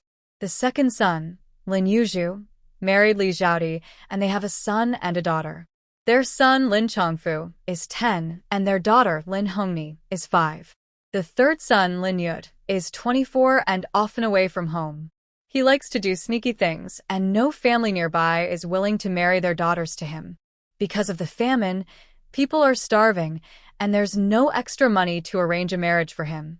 As a result, Lin Yud remains single and is known as a bachelor in the Trumpet Flower Team. As for the main person, her name is Lin Wuan. She is 21, and she is the favorite of her parents, Lin Shuasheng and Wang Xiaoyi. Since birth, she has been spoiled and raised lovingly. She never works in the fields, and anything delicious at home always ends up in her stomach. Over time, no girl in the commune is as fat as she is. With her parents pampering, she often shows off at home, scolding her sister-in-law and hitting her nephews and nieces. She's also quite stubborn outside, not willing to tolerate being bullied. If anyone dares to bother her, she immediately calls her parents and brothers to come and fight, beating the bullies until they cry and beg for mercy. Over time, her fierce reputation spread, and no one from nearby teams dared to provoke her. Of course, matchmakers also didn't dare to come to her with marriage proposals. One reason is that she has a fiery temper and is hard to please. If she gets upset, she might destroy her in-law's house, and the blame would fall on the matchmaker. The matchmaker didn't want her reputation to be ruined over this marriage. Another reason is that her body is as big as a bear, which makes people afraid. If she married into a family, she might ruin it within a week. She doesn't care about others' opinions outside. She looks down on those who rely on the land to survive and only wants to marry into the city to get food supplies. But it's hard to find a good man among city workers. Recently, Wang Xiaoyi went back and forth to the county many times, spending money to ask people to talk about a marriage for the original owner in the city. However, when the other side saw the real person, they were so frightened by her strong build that they ran away in panic. Because of this, the original owner cried and caused trouble many times, even shouting to lose weight. In the end, Wang Xiaoyi, who cared for her daughter, persuaded her to give up. She often said, to marry a wife, she should be a bit chubby, so life will be prosperous. Her daughter had a big bottom, which looked very fertile. Whoever marries her daughter, this lucky girl, will secretly enjoy her in bed. Later, a young educated youth named Zhou Zhongwen, who looked like a gentle scholar, came to the Loudflower Brigade and directly entered the original owner's heart. From then on, she couldn't tolerate anyone else. Even her biological parents, Lin Shuisheng and Wang Xiui, had to stand aside in front of Zhou Zhongwen. She would often bring food and drinks to him, eagerly giving him good things. She never hid her affection in front of others, and over time, the members of the Loudflower Brigade knew she liked the young educated youth from Shanghai. They privately teased her, saying she was dreaming about a swan when she was a frog. As for her affection, Zhou Zhongwen also accepted it openly, even writing poetic verses to her in secret. He praised her beauty and kindness, saying she was the best girl in the brigade, and that meeting her was his great luck in life. The original owner was so charmed by his sweet words that she lost her sense of direction. In her mind, Zhou Zhongwen was truly hers. She believed they would soon become a family. In her heart, she already considered Zhou Zhongwen her own possession. So, when she learned that many people in the team also had feelings for Zhou Zhongwen, she couldn't stay calm. She hurriedly ran to the youth's point, ready to break the barrier between them. However, as soon as she arrived, she saw Zhou Zhongwen hugging a female youth from the team and kissing her passionately. Seeing this intimate scene made her very jealous. She hated the woman who was seducing her man. Filled with anger, she raised her hand and swung it toward the girl in Zhou Zhongwen's arms. Before her hand could reach her, Zhou Zhongwen disdainfully kicked her to the ground. "Look at you. So fat you're like a dead pig. You don't look like a girl at all. It makes people feel sick just looking at you. Even if I, Zhou Zhongwen, were blind, I wouldn't look at a lazy, greedy country girl like you." His words of disdain pierced her heart deeply. Faced with the humiliation from her crush, she couldn't think straight and actually ran to jump into the river. She doesn't know how to swim, and after a few splashes in the water, she choked on the rushing current. Later, she became Lin Wanwan, who had traveled back from the modern world. After digesting the memories of the original owner, she furrowed her brows so tightly they could kill a fly. Zhou Zhongwen, a scumbag man, was both indecisive and hypocritical. He didn't like the original owner but still kept her hanging, just to get her food. In today's world, food is life. Without it, one would starve. The original owner, frugal and careful, even gave her own rations to Zhou Zhongwen, the scumbag. But after she caught him having an affair with a young woman from the countryside, he shamelessly humiliated her without feeling guilty, which eventually led her to jump into the river in despair. Now that she has taken over the original owner's body, she naturally wants to seek justice for her. She knows that a powerful businesswoman like her is never one to suffer losses. No one can take advantage of her. Whatever she consumes, she expects it to be paid back in full, with interest, to settle the score. The system sensed that her emotional fluctuation was too intense and quickly spoke up. Host, stay calm. "We can discuss this calmly." "Calm? Calm my foot." Dog system. Haven't you ever been reliable? I must have been blind and deaf to believe your nonsense and agreed to bind with you. If the system had a physical form, Lin Wanwan would definitely beat it until it was bruised and swollen, crying and begging for mercy. Let's see if it dares to deceive her again. The last person who betrayed her was still mining in Country F and hadn't returned. This time was purely an accident. Earlier times were also accidents. The system felt the host's murderous intent and immediately knelt down to apologize. "Host, you are beautiful and kind-hearted. Please forgive me this once, as an adult forgiving a minor. In the future, I will serve you loyally and obey your commands." "You flatter me." Noticing her mood was easing, the system heaved a sigh of relief. Honestly, it was really afraid she would give up and stop working with it. If that happened, it wouldn't be able to complete the tasks assigned by Heaven's Way. When the day of the Heaven Realm's 100-year performance review came, it would be mocked and ridiculed by other entities. At that point, things would only get worse. So, the most urgent task was to coax her into finding a man and having babies, as many as possible. It could help her raise and nurture the offspring, cultivating the best children in the world. Thinking of a bunch of little ones surrounding her and playing, the system was already overjoyed inside. Lin Wanwan pinched the layers of excess fat around her waist and sighed sadly. "This body is just too fat.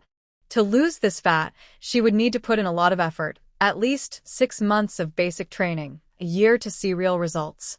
The wait felt too long. She urgently wanted to shed this extra weight, so she turned her attention to the system. Dog system, I give you a chance to make up for your mistakes. Host, please tell me. Help me lose weight. As soon as Lin Wanwan finished speaking, a small black pill appeared in her hand out of nowhere. It was about the size of a soybean.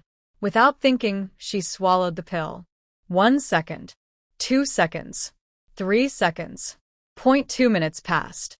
Lin Wanwan looked at herself, expecting some change, but saw nothing. She frowned slightly. Could this pill be expired? No, it's a divine pill personally crafted by the Heavenly Way. It's not expired, just slow to take effect. Hearing this, Lin Wanwan felt relieved. She believed the system wouldn't trick her over this. While Lin Wanwan was lost in thought, the system took the chance to scan her body. It surprisingly discovered that her obesity was caused not only by overeating but also by accidentally eating a plant called pigweed. This plant grows in the wind, and both humans and animals who eat it will keep gaining weight. Hearing the system's explanation, Lin Wanwan couldn't help but laugh and cry at the same time. She had never heard of eating grass making you gain weight before. If it hadn't happened to her, she wouldn't believe it.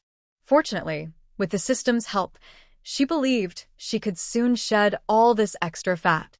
Additionally, to motivate her to find a man and have children, the system generously took out a powerful pill from its treasure bag and handed it to her. Lin Wanwan immediately swallowed the powerful pill. The system exaggerated its effects wildly. To test the pill's power, Lin Wanwan got off the bed and went to stand under the big locust tree in the yard. The tree was as thick as her arms, but it was bare at the top, probably because someone had stripped the bark to eat. In these hungry times, such things were quite normal.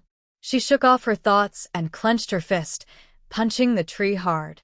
In the next moment, there was a loud cracking sound, and the big locust tree in front of her suddenly fell to the ground. Wow, such strength!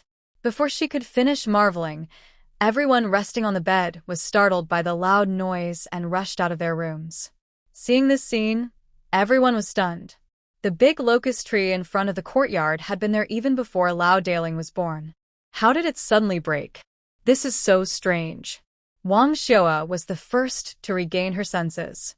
She quickly ran over to Lin Wanwan and began checking her body carefully. After confirming her daughter was unharmed, Wang Xiaoa finally relaxed. Then she ordered the others at home to chop the fallen tree into firewood.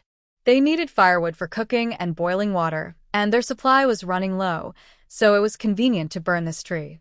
Li Zhaodi had only eaten half a steamed bun since morning and was starving, her stomach growling loudly. She had no strength left to work. She wanted to pretend to have a stomach ache and go to the bathroom to rest, but Wang Xiaoa saw through her plan. She crossed her arms and scolded, "Li Zhaodi, you lazy woman. If you dare to slack off today, I'll cut off your food ration tomorrow." Her stomach was already starving, and her mean mother-in-law was withholding her food. She would surely starve to death. The feeling of hunger was terrible. Instantly, Li Zhaodi looked like a deflated balloon, weakly swinging her axe to chop firewood. She also secretly cursed her mother-in-law, this old witch, for not dying soon. Everyone else was busy working. Wang Xiaoa, worried about her daughter, pulled her aside and said, "Girl, you're weak. Go back to your room and lie down. We're here to take care of everything." Lin Wanwan's eyes flicked over the busy crowd. Each of them was thin, with hollowed-out eye sockets. Their arms, swinging axes, looked soft and weak. The axes barely cut through the thick tree trunks, which were as thick as arms. No wonder, they hadn't eaten enough, so they had no strength. And besides, this trouble was her fault. Who caused the problem, who would face the consequences? Lin Wanwan didn't say anything. She simply bypassed Wang Xiaoa and went to help. She had overestimated her current body. Her bulky, overweight frame made even squatting difficult, let alone working. The midday sun was scorching. Just one squat under the sun made Lin Wanwan sweat profusely. Everyone was shocked and quickly dropped their work to rush over. "Girl, you shouldn't do this heavy work. Go back inside and rest. We're here to handle it. Li Xiaodi, who was pretending to work lazily with her axe, was furious when she heard her husband's words. She thought she had been blind to marry him. Her sister-in-law was a woman, wasn't she? They didn't know what spell Lin Wan had cast on the Lin family, but it made everyone spoil her so much.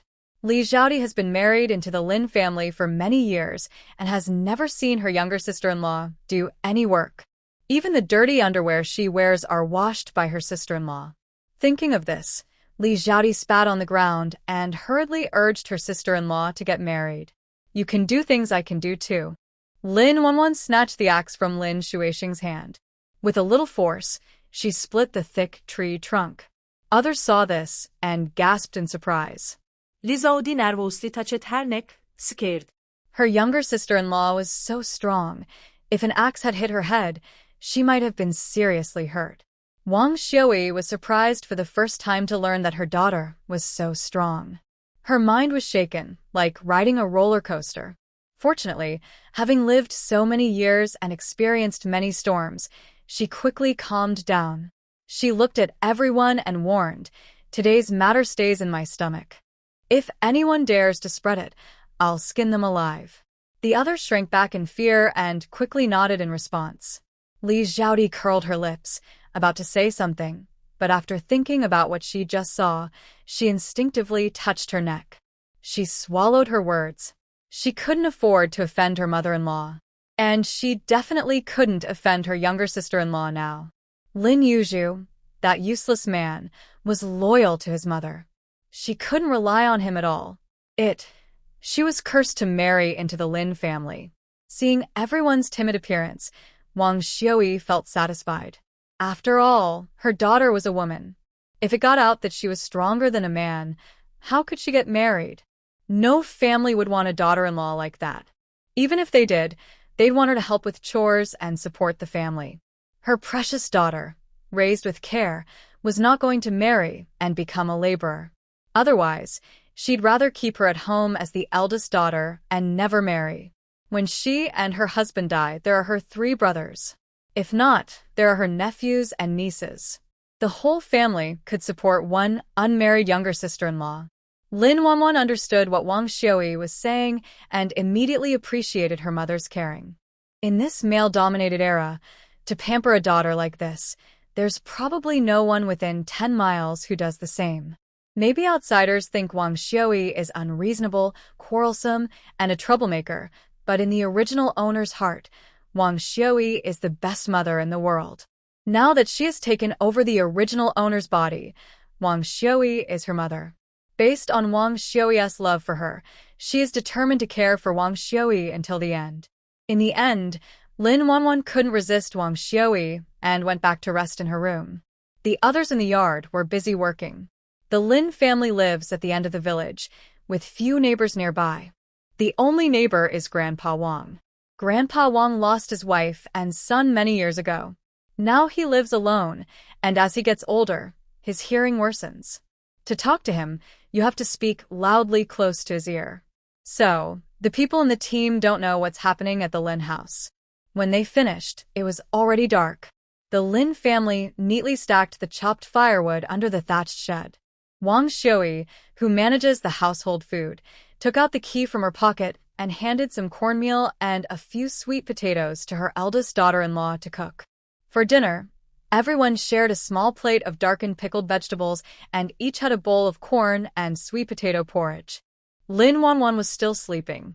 Wang Xiui, feeling sorry for her daughter, didn't wake her up and left some food in the pot for her. She would eat when she woke up.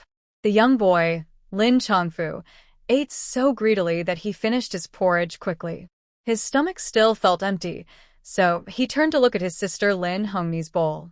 Without a word, he snatched her bowl and, ignoring the heat, drank all the porridge in just a few sips. Lin Hongni was so angry her eyes turned red. She turned to her mother to complain. "Mom, my brother took my food again." "Just take it. "You're just a girl. Missing one meal won't kill you," Li Xiaodi said impatiently. But she kept eating with her chopsticks, stuffing her mouth with the salty pickled vegetables from her grandmother's house, afraid to miss even a bite. Wang Xiui frowned and reached out to stop Li Xiaoti's chopsticks, scolding, "Li Xiaoti, are you a hungry ghost? Aren't pickled vegetables free? You should eat less." "Mom, if I don't eat enough, how can I give you grandchildren?" Li Xiaoti smiled cheerfully despite being scolded. "Have children, or don't have children. Just keep quiet at night, and stop causing trouble." "We don't have extra food to feed another mouth," Wang Xiui said sharply. Hearing this, Lin Yuzhen and his wife blushed with embarrassment. They buried their faces in their bowls and said nothing. The couple has no sons and has been trying hard in recent years, but the land of Lu Yulan, their daughter-in-law, has not produced any crops. They are very anxious. Especially Lu Yulan, as the daughter-in-law of the Lin family, she feels guilty for not helping the family grow. This has been a deep pain in her heart. Ultimately, it was her lack of ability that caused trouble for Lin Yuzhen. "Mother, having children isn't something we can decide. Maybe there's already a little one in my belly from your Lin family." After saying this, Li Xiaoti proudly looked at her older sister-in-law. Her monthly period has always been very regular, and now it's been 2 months since it stopped. She must be pregnant. Unlike her sister-in-law, who lives in a barren land where no matter how much she tries, she can't have children. In her opinion, she is the greatest contributor to the Lin family. The responsibility of continuing the family line depends entirely on her. The more sons she has, the more hope there is for the future. Lin Yozhuo looked at his wife with excited eyes. "Wife, are you really pregnant? I could never fool you. I think it might be from the last time we were by the firewood pile." Before Li Xiaoti finished speaking, Wang Xiui interrupted her. "This is at the dinner table, and there are children around. Stop saying such shameless things. Aren't you afraid of being laughed at? It's only women who can't have children who get laughed at." "I don't care," Li Xiaoti replied, almost naming names. Lu Yulan froze completely, shrinking back and not daring to speak. Tears welled up in her eyes. Lin Yuzhen also felt very upset inside. Even though he felt sorry for his wife, he couldn't say anything in front of his mother. He was afraid that if he said the wrong thing, his mother would be unhappy, and then his wife would be scolded along with him. Wang Xiui saw her eldest son and daughter-in-law look upset and glared at Li Xiaoti. "Say less. No one considers you a mute. If you won't speak, then fine." "Mother, tomorrow you can cook me an egg. I'm pregnant now, and I need to eat well." "No." "Mother, I'm not blind. Our old hen lays eggs every other day. Are you lying to me again? Li Xiaoti, you greedy lazy girl. You even want what belongs to your sister. You're getting bolder. Are you planning to kick me and your father out someday?" She spat saliva at Li Xiaoti. "Mother, I didn't say that. Don't accuse me falsely." Li Xiaoti refused to take the blame. Although she wanted to kick her mother-in-law out, she was afraid others in the village would gossip behind her back. "I know what you're thinking. I warn you, if you dare to steal food from Wang Quan, I'll have urge divorce you." "Mother, Xiaoti is still pregnant with my child. We can't get divorced," Lin Yozhuo said anxiously. "Look at you, so useless. If you divorce her, Mother will find you a nice girl." Hearing this, Li Xiaoti was terrified and didn't dare to speak recklessly, afraid that her mother-in-law might persuade her husband to divorce her. A woman who is divorced is not welcomed anywhere, especially not in her own family where they struggle just to get by. At the Lin family, at least she doesn't have to worry about starving. Focus all your energy on the right path, and stop always thinking about men's private parts. Wang Xiui's words are rough, making the men blush with embarrassment. Nowadays, there are no entertainment facilities, so when night falls, people just stay home and rest.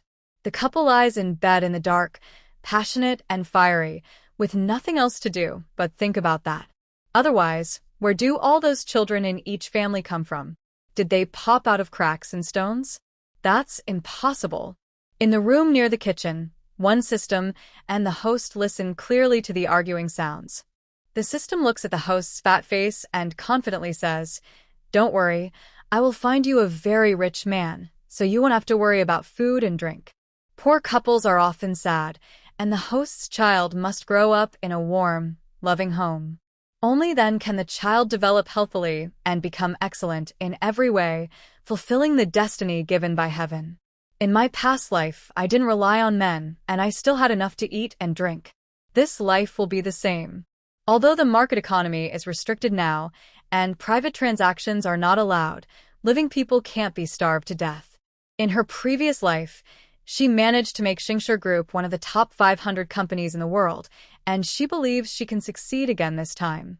Host, shouldn't you be more careful with your words? Without a man, how will you have children? Don't you want to have your own children? Cuddly, soft little ones, following you around and calling you mom all day. When you're old, they can take care of you and see you off. The system keeps talking earnestly, trying to persuade the host to give up the idea of not looking for a man.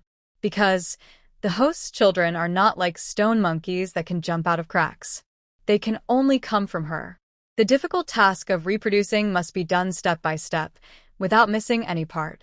Lin Wanwan is reminded of her final moments by the system's words, and thinking of her adopted son Lin Jingping, her heart aches.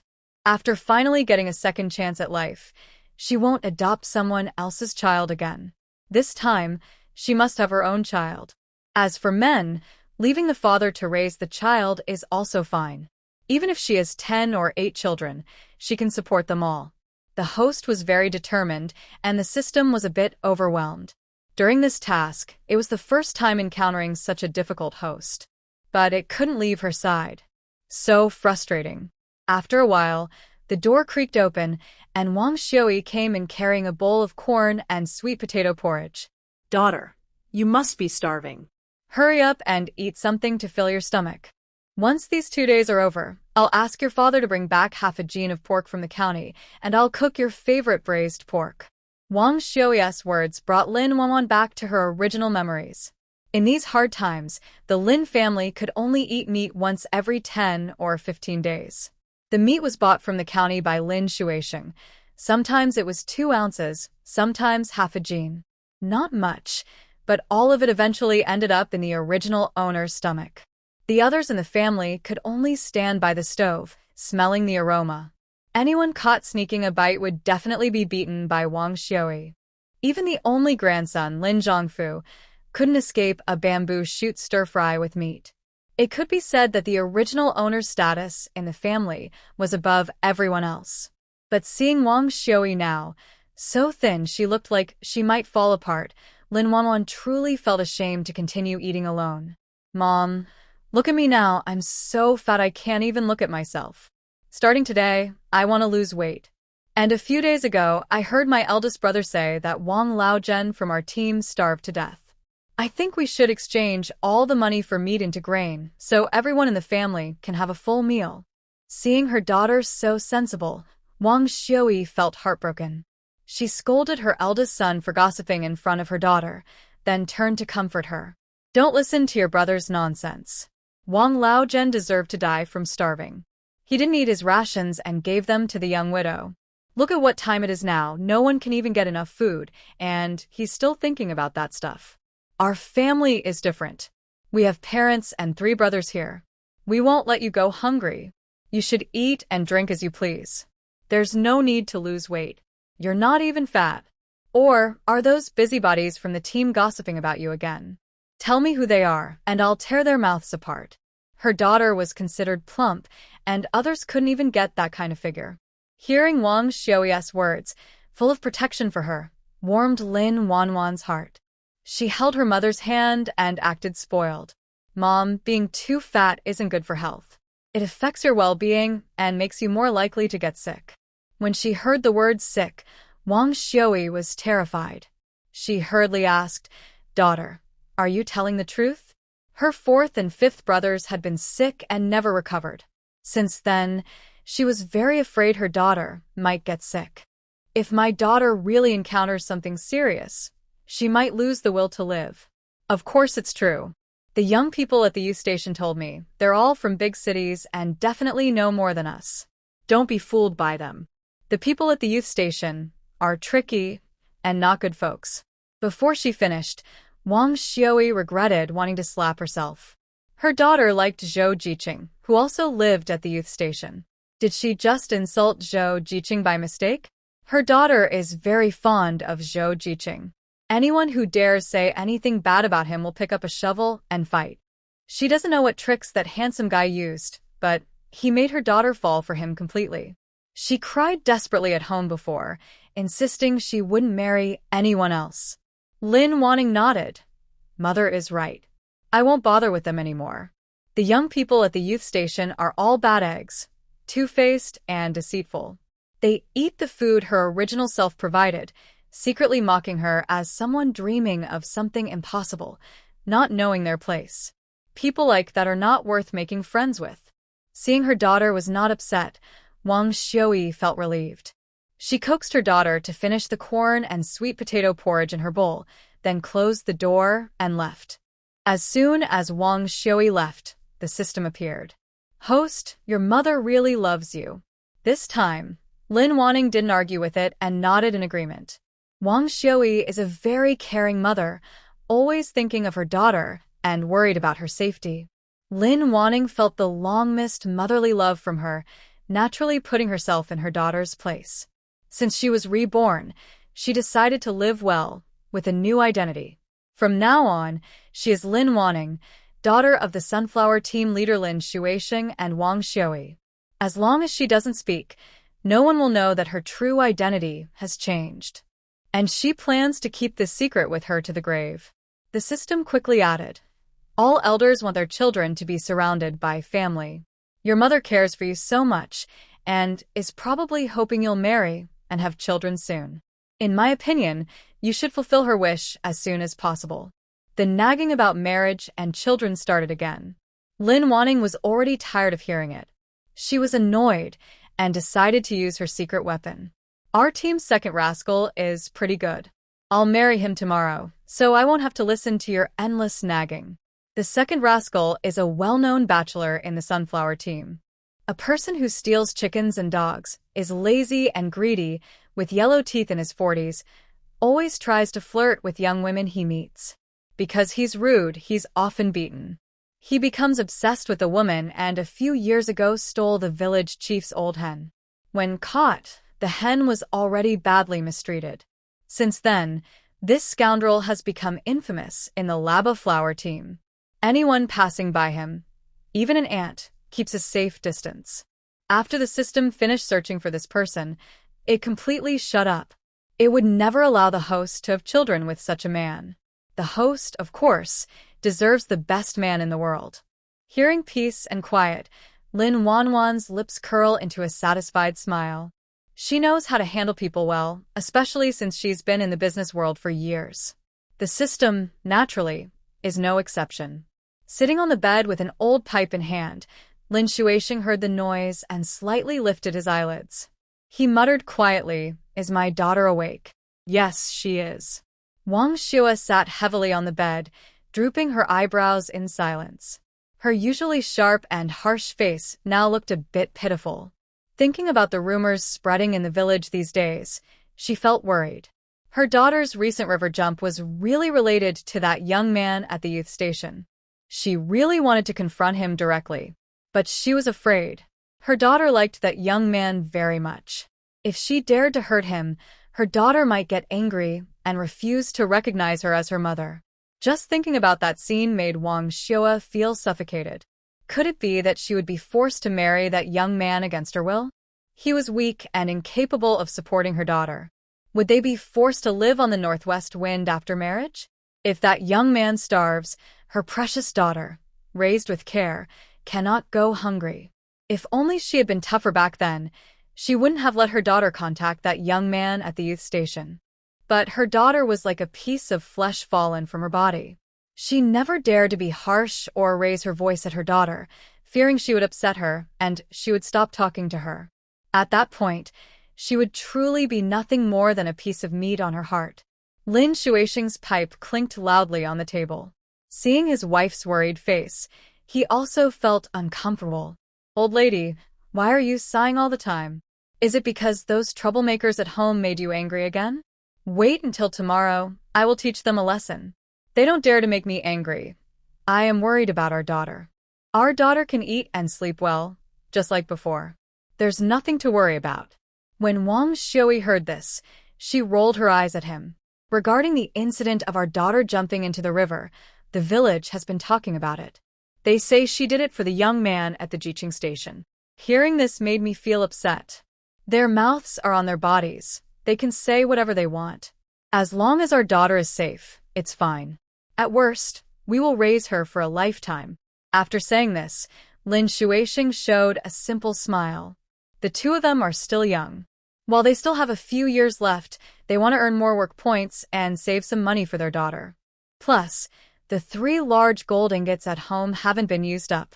With these, even if their daughter never marries, she won't go hungry.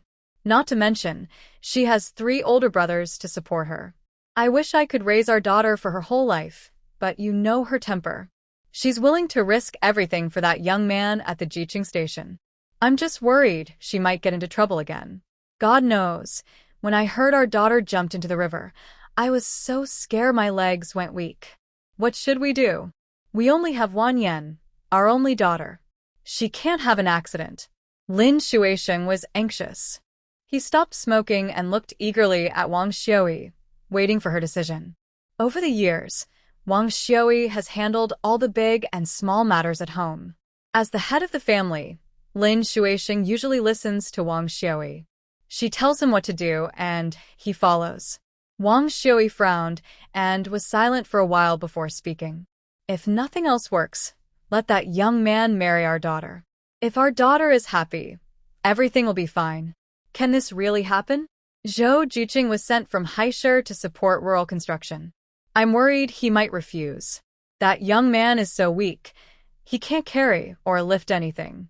If our daughter likes him, it's a blessing from her ancestors. He wouldn't dare refuse. But There's no but. As long as our daughter likes someone, I will tie him up and bring him home myself.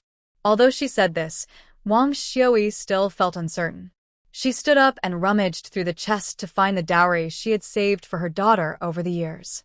There were 3 heavy gold ingots and a pair of high-quality jade bangles. She had received these bangles from her mother when she got married. It is said they were given by a noble lady of the Qing dynasty. She never dared to take them out, worried her 2 daughters-in-law might be interested. Now that her daughter is about to get married, she plans to give these as part of her dowry. The old mouse hole under the floor hid the money earned from selling 2 gold ingots years ago. Over the years, she had spent some, but not all of it. Wang Xiui took out all the money from the mouse hole and counted it in her palm. 510 yuan and 2 mao, with some coins and some bills. Without hesitation, she counted out 400 yuan and then put the remaining 110 yuan and 2 mao back into the mouse hole. This 400 yuan was meant to buy her daughter a bicycle as a dowry gift. The rest of the money would be given to her daughter to take away. After her daughter was married, with her and her husband's support, life would surely be happy and prosperous. Thinking of this, Wang Xiui's heavy heart felt a little lighter. Then, with Lin Shuixing's snoring in the background, she fell into a deep sleep. In her dream, Lin Wanwan, who had fallen into the water, was rescued but had no breath left. Wang Xiui held her cold, lifeless body and cried until she fainted. Later, overwhelmed by the pain of losing her daughter, Wang Xiui fell ill and couldn't get up. In the 2nd year after Lin Wanwan's death, she also passed away. The next day, Wang Xiui was awakened by a nightmare, sweating all over as if she had just been pulled out of water. Just thinking about what happened in her dream made her heart ache. For a moment, she even believed the dream was real. "Mom, eat this egg custard," Lin Wanwan said, bringing the bowl of egg custard in front of Wang Xiui. She then turned to munch on a mixed vegetable noodle bun. The bun made from cornmeal and sorghum flour was hard and gritty. Half of the bun was enough to almost choke her to death. Frantically, she drank a few sips of thin corn porridge, which was so watery it reflected her reflection, and finally calmed down. In her modern life, she had never eaten such things. Even when trying to lose weight, her meals were carefully prepared by Wang Ma with top-quality ingredients flown in from abroad. It's truly hard to go from luxury to simplicity. It seems that improving the diet of the Lin family is an urgent matter. Still shaken from her nightmare, Wang Xiui looked at the fragrant bowl of egg custard in front of her, her eyes suddenly moist. Looking up at her daughter, who was focused on eating, her restless heart immediately calmed. She was just scaring herself. She knew that dreams are never real. Her daughter was safe and sound beside her. There was no reason to worry. Realizing this, Wang Xiui pushed the bowl of egg custard back. "Darling, this egg custard was made just for you. Eat it while it's hot." She was almost stepping into the coffin herself. What was the point of wasting it? My daughter is different. She is still young and is at the age to grow taller. As for Lin Wanwan talking about losing weight yesterday, Wang Xiui has already forgotten about it. In Wang Xiui's view, comments about being overweight being bad for health are just jealous gossip from those in the youth corps trying to deceive her daughter. "Mom, if you don't eat, I won't talk to you anymore," Lin Wanwan said, mimicking the original owner with a slight threat. In the original owner's memory, this was the best way to handle it. Sure enough, Wang Xiui saw her daughter upset and didn't dare to say anything further. She split the egg custard in her bowl into 2 parts, gave most of it to Lin Shuisheng, and kept the rest to eat herself. Others at the dining table looked at the egg custard in Wang Xiui and Lin Shuisheng's bowls, drooling with envy. 10-year-old Lin Chongfu couldn't resist and brought his bowl to Lin Shuisheng, who loved him the most. "Grandpa, I want to eat too." Just as Lin Shuisheng was about to share his egg custard with Lin Chongfu, Wang Xiui stopped him. "All day long doing nothing but eating. Are you a starving ghost reborn? And you dare to grab your grandpa's food? You ungrateful beast, you'll be struck by lightning someday." Lin Chongfu was stunned by the scolding, standing there blankly, unsure what to do. After a few seconds, loud crying broke out in the narrow kitchen. Li Zhaodi protected her son Lin Chongfu behind her and said angrily, "Mom, Chongfu is the only grandson in our Lin family. He's the future heir. What's wrong with eating an egg custard? Why get so angry? You scared Chongfu." Wang Xiui looked coldly at her second daughter-in-law, who dared to challenge her, and let out a sneer. "Don't try to scare me with this. I'm not easily frightened. If I wanted a grandson, I'd just call out a few times and the young, pretty widows in the team would come over with their things to have my second son's children. Do I need you to give birth to one?" During the starving years, just a simple bun was enough for a young, beautiful widow in the team to flirt with men. Forget about marriage. 20 gene of cornmeal could buy a new wife. Recently, Wang Tsuewa's eldest son took 20 gene of cornmeal to the neighboring team to find a wife. Li Zhaodi saw her mother-in-law was serious and dared not speak. She was afraid that her mother-in-law would really bring home a little flirt and cause Lin Yuzhu to divorce her, letting that flirt take her place. It is important to know that Lin Yuzhu has no special skills, but he is very good at listening to his mother. His mother tells him what to do, and he does it without question, like a loyal dog. She is truly unlucky to have married such a useless man as Lin Yuzhu. Lin Chongfu no longer cries. He sits quietly in his seat, eating a small, roughly half-fist-sized steamed bun. From time to time, he looks up at Lin Shuisheng, who is eating egg custard, with a look of sadness and pity that almost overflows. Grandpa no longer loves him. He is no longer Grandpa's favorite grandson. In the past, Grandpa would always share his good things with him. Seeing the eldest grandson staring at him, Lin Shuisheng feels uncomfortable inside. But his wife just spoke, saying that if he gives the egg custard to the eldest grandson, it would be like insulting her. After thinking it over, to avoid upsetting his wife, Lin Shuisheng quickly finishes the egg custard in his bowl and then leaves to work. Lin Chongfu looks at the empty bowl, and his face immediately falls. Meanwhile, Wang Xiua, eating the egg custard given by her daughter, is very happy. Her daughter is thoughtful, unlike the older brothers, who seem to only care about debt and forget her as a mother after getting married. After dinner, the Lin family members go to work, leaving 8-year-old Lin Hongxiang to wash the dishes. With nothing else to do, Lin Wanwan goes back to her room, moves a stool, and finds a shady spot in the yard to sit. She basks in the sun while chatting casually with the system. Halfway through the chat, Lin Hongxiang nervously pulls on Lin Hongni, the little girl from the second household, and approaches her trembling. Little aunt, I want to give you a massage. Lin Wanwan looks like she's facing a terrible monster. Lin Hongxiang is trembling as she speaks. Seeing her fear, Lin Wanwan's brows furrow. System, do I look scary? The host is loved by everyone, a famous beauty in the world, not scary at all. The system lies effortlessly, with no blush or shame, just boasting. Hearing the system's praise, Lin Wanwan feels a bit speechless and slightly amused. She hasn't looked in the mirror, but she knows her body, which is as fat as a pig, isn't attractive at all. She's too lazy to argue with the system. I don't need you two to give me a massage.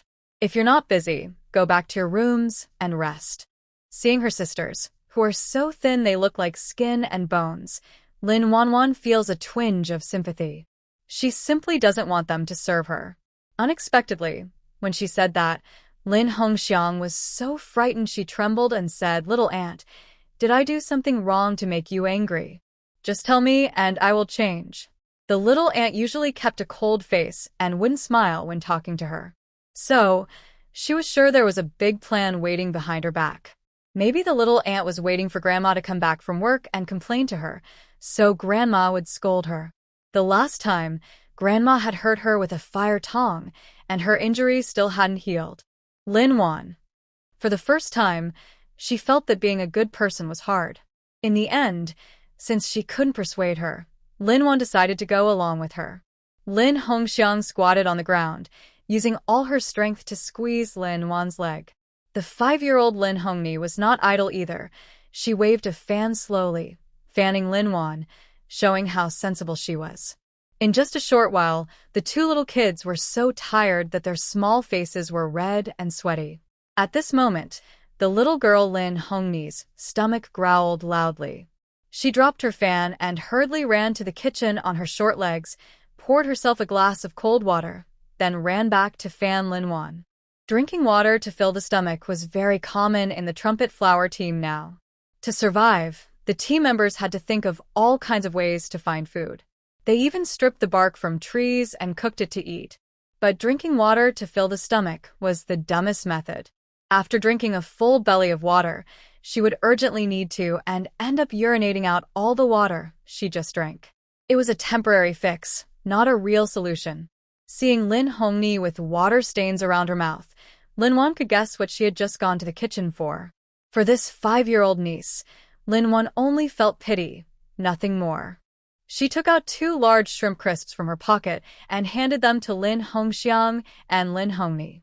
These big shrimp crisps were given to her by Wang Xiui earlier that morning before work, worried she might be hungry.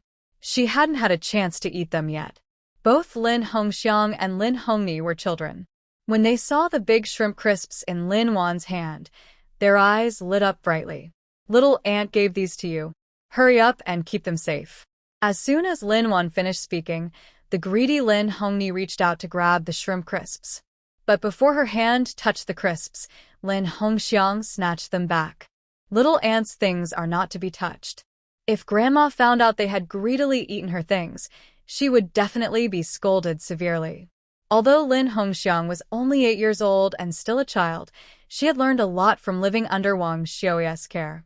The food in front of her was only to be looked at, not eaten. Lin Hongni was so hungry that her mouth was watering.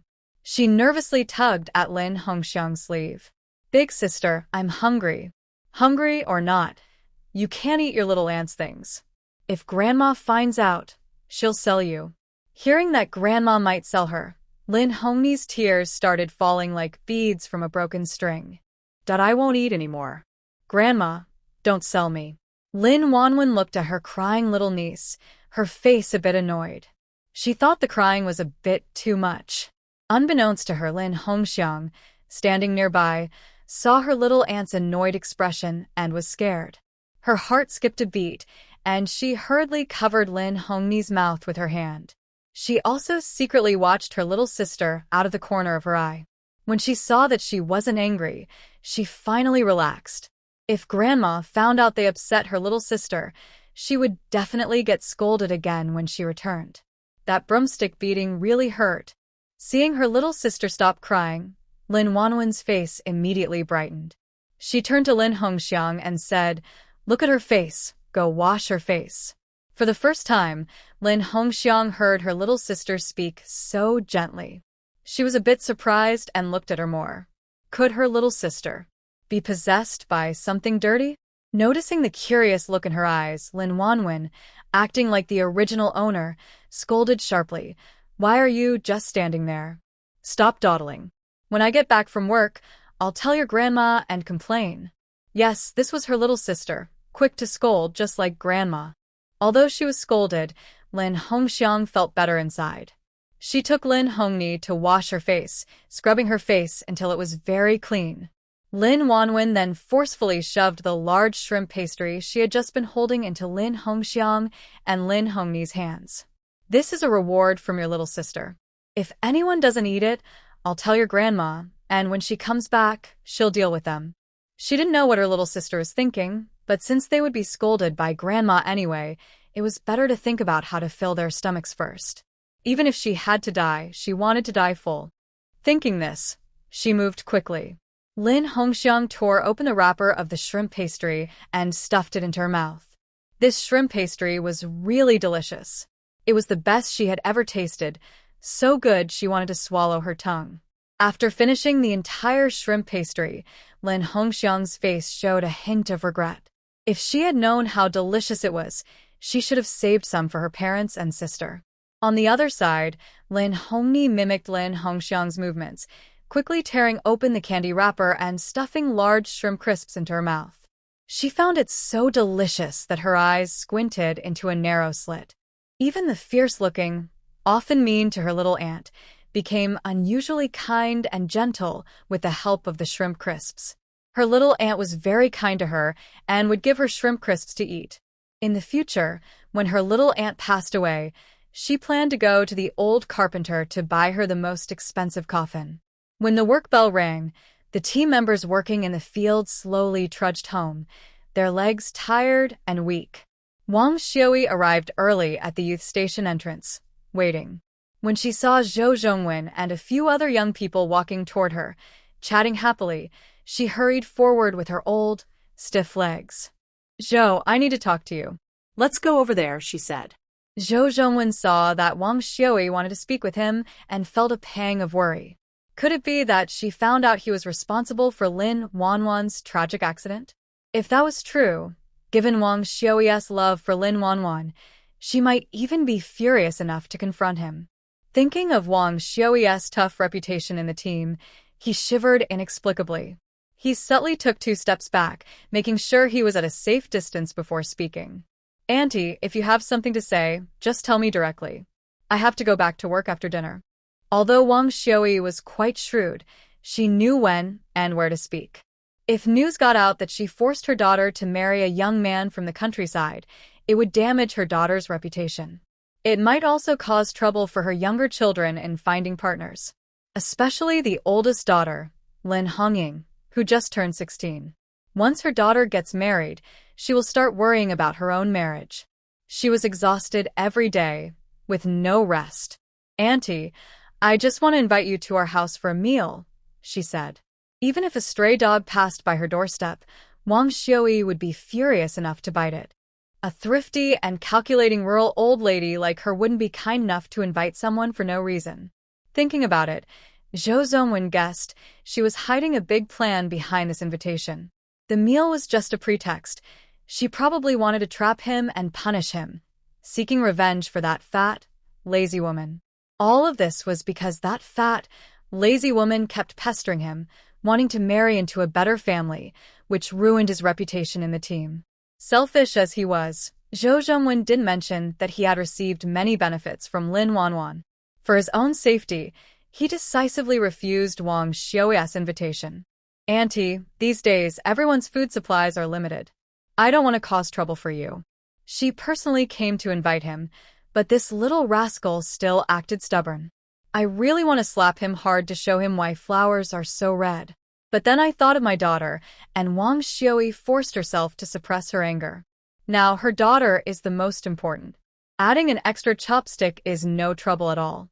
Auntie is killing a chicken today. Don't forget to come to her house for a meal.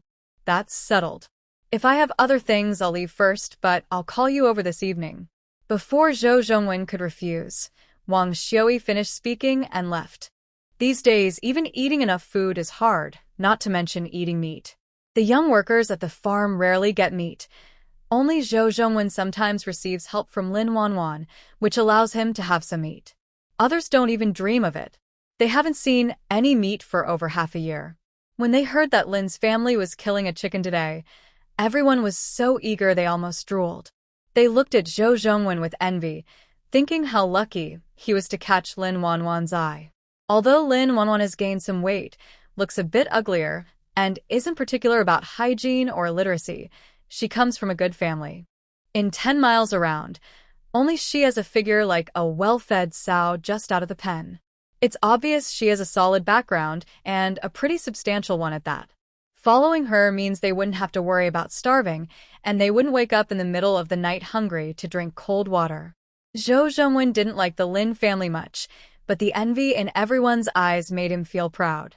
When fellow worker Wang Yonghao asked if he wanted to go to Lin's house for dinner tonight, he immediately agreed. That was real meat. Even when he was still in Shanghai, chances to eat meat were very rare. He has many children. His mother bore 6 sons and 2 daughters. His parents had to support their siblings and also take care of grandparents who often needed medicine and treatment. They had to pinch pennies, spending only half on each thing, not to mention city life, where everything costs money. He's not the oldest, nor the most loved by his parents. He's stuck in a middle, with no one caring much for him. Even getting a full meal was difficult in ordinary days. Luckily, he heard from friends that signing up for rural work as a young worker would get the government to give a few dozen jin of grain each month. After thinking it over, he decided to sign up at the youth office. But he didn't expect that life in the countryside was very different from the city. As a writer, he not only had to work in the fields but also lost the grain subsidies promised to them. They and others in the team worked in the fields to earn work points, which they would exchange for grain at the end of the year. The work in the fields is tough for him, and he can't do much, but luckily his parents gave him a good appearance. With his face, he has gained many benefits for himself. One of these is Lin Wanwan, the treasured daughter of the Lin family. Sometimes it's a cooked egg, and other times it's egg cakes sold at the supply and marketing cooperative, sweet and soft, making people want to eat them all at once. Or sometimes, when no one is around, he secretly slips her 2 big shrimp crisps. That ugly and silly fat woman is easy to fool. He just says a few nice words or writes a few sad love poems he copied from somewhere, and she is completely fooled, eager to give him her heart. If she hadn't caught him having an affair with Bai Wengwen, he wouldn't have wanted to part with this big fool who trusted him so much.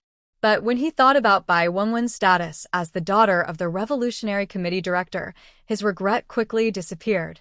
The director's position is not something to be compared with a few bites of food. Soon, he planned to find a chance to go to the commune with Bai Wengwen and get their marriage certificate. By then, as a young person sent to the countryside, he would suddenly become the son-in-law of the director of the Revolutionary Committee. His father-in-law, caring for his daughter, wouldn't want her to suffer in the countryside. He would definitely find a way to transfer her to work in the city. As Bai Wengwen's husband, he would take advantage of his father-in-law's concern and try to arrange for him to work in the city too. Thinking of this, Zhou Zhongwen showed a proud smile. It was as if a bright future was just ahead.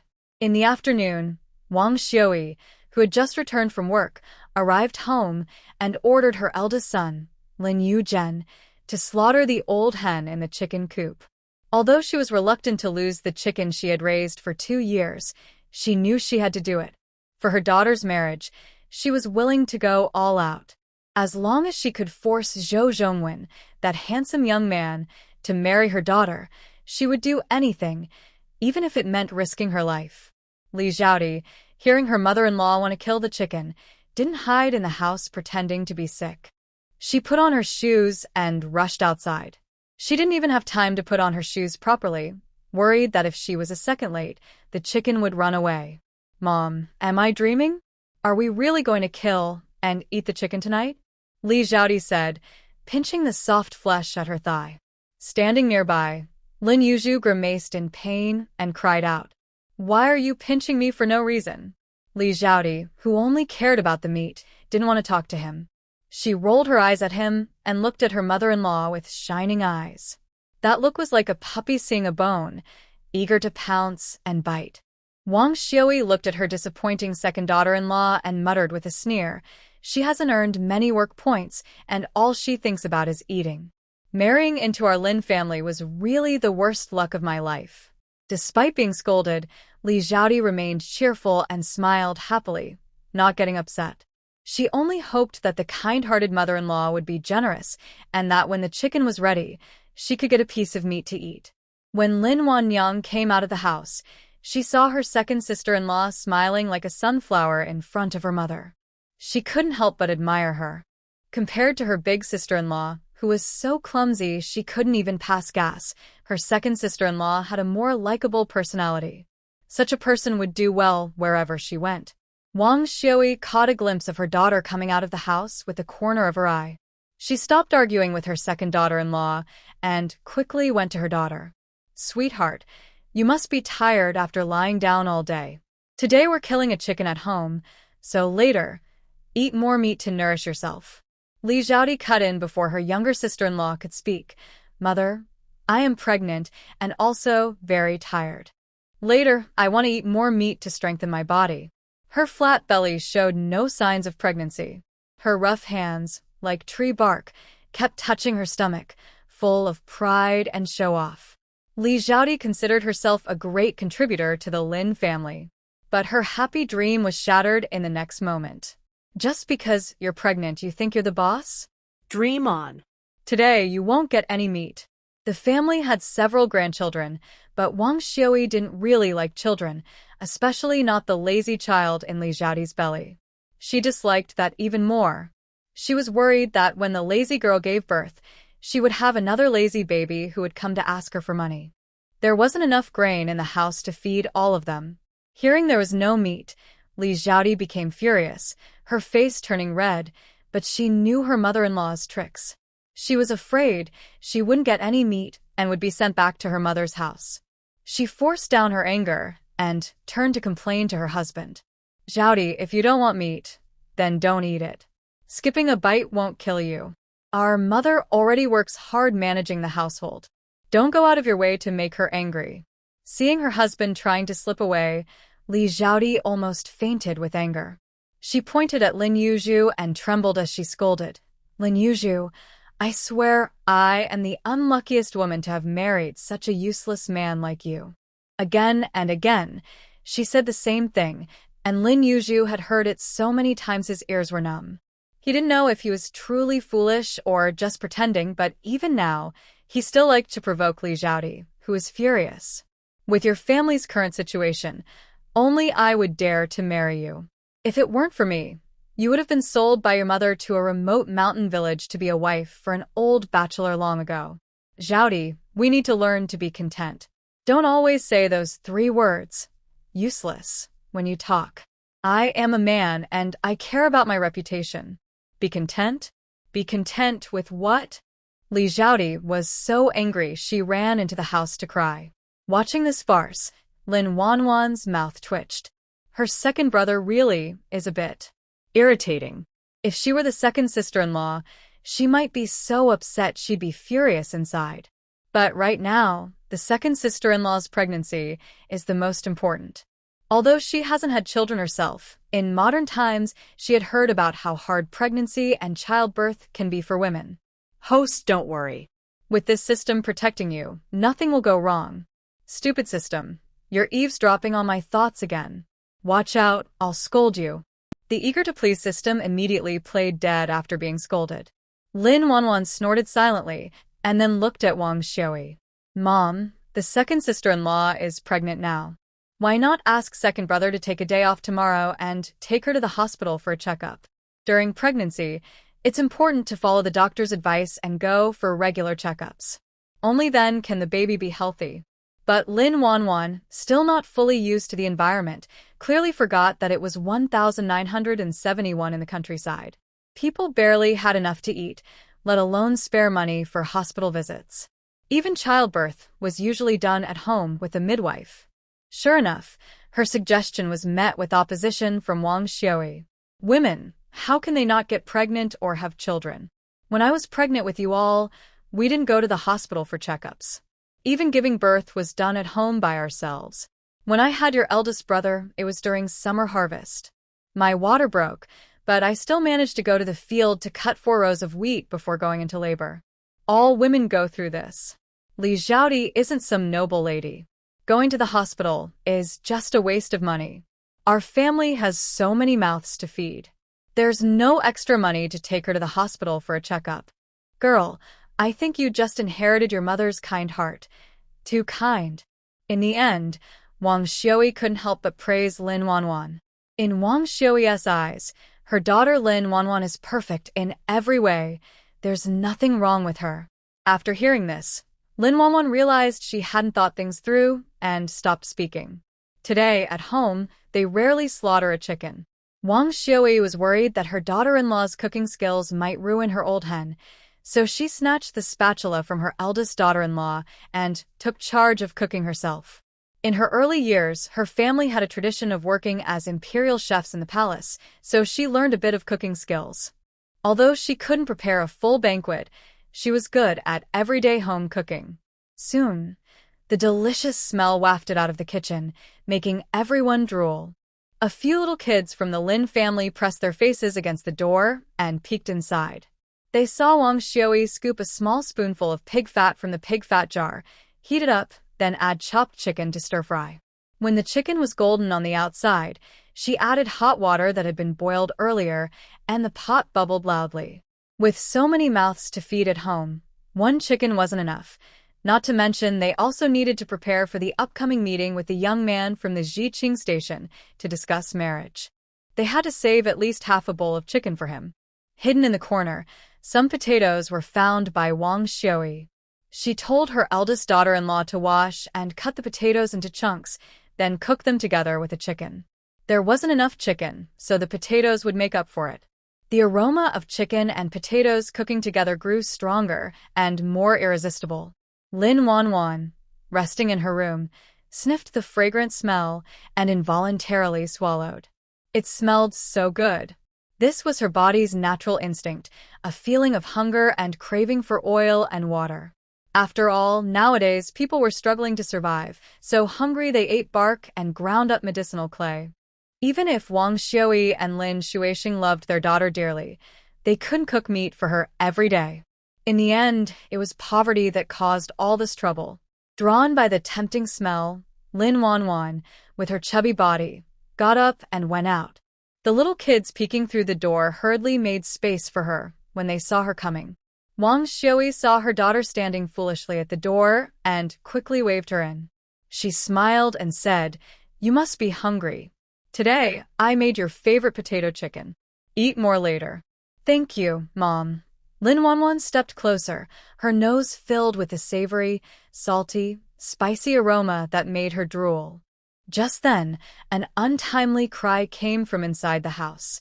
Realizing it was her stomach making the noise, Lin Wanwan blushed.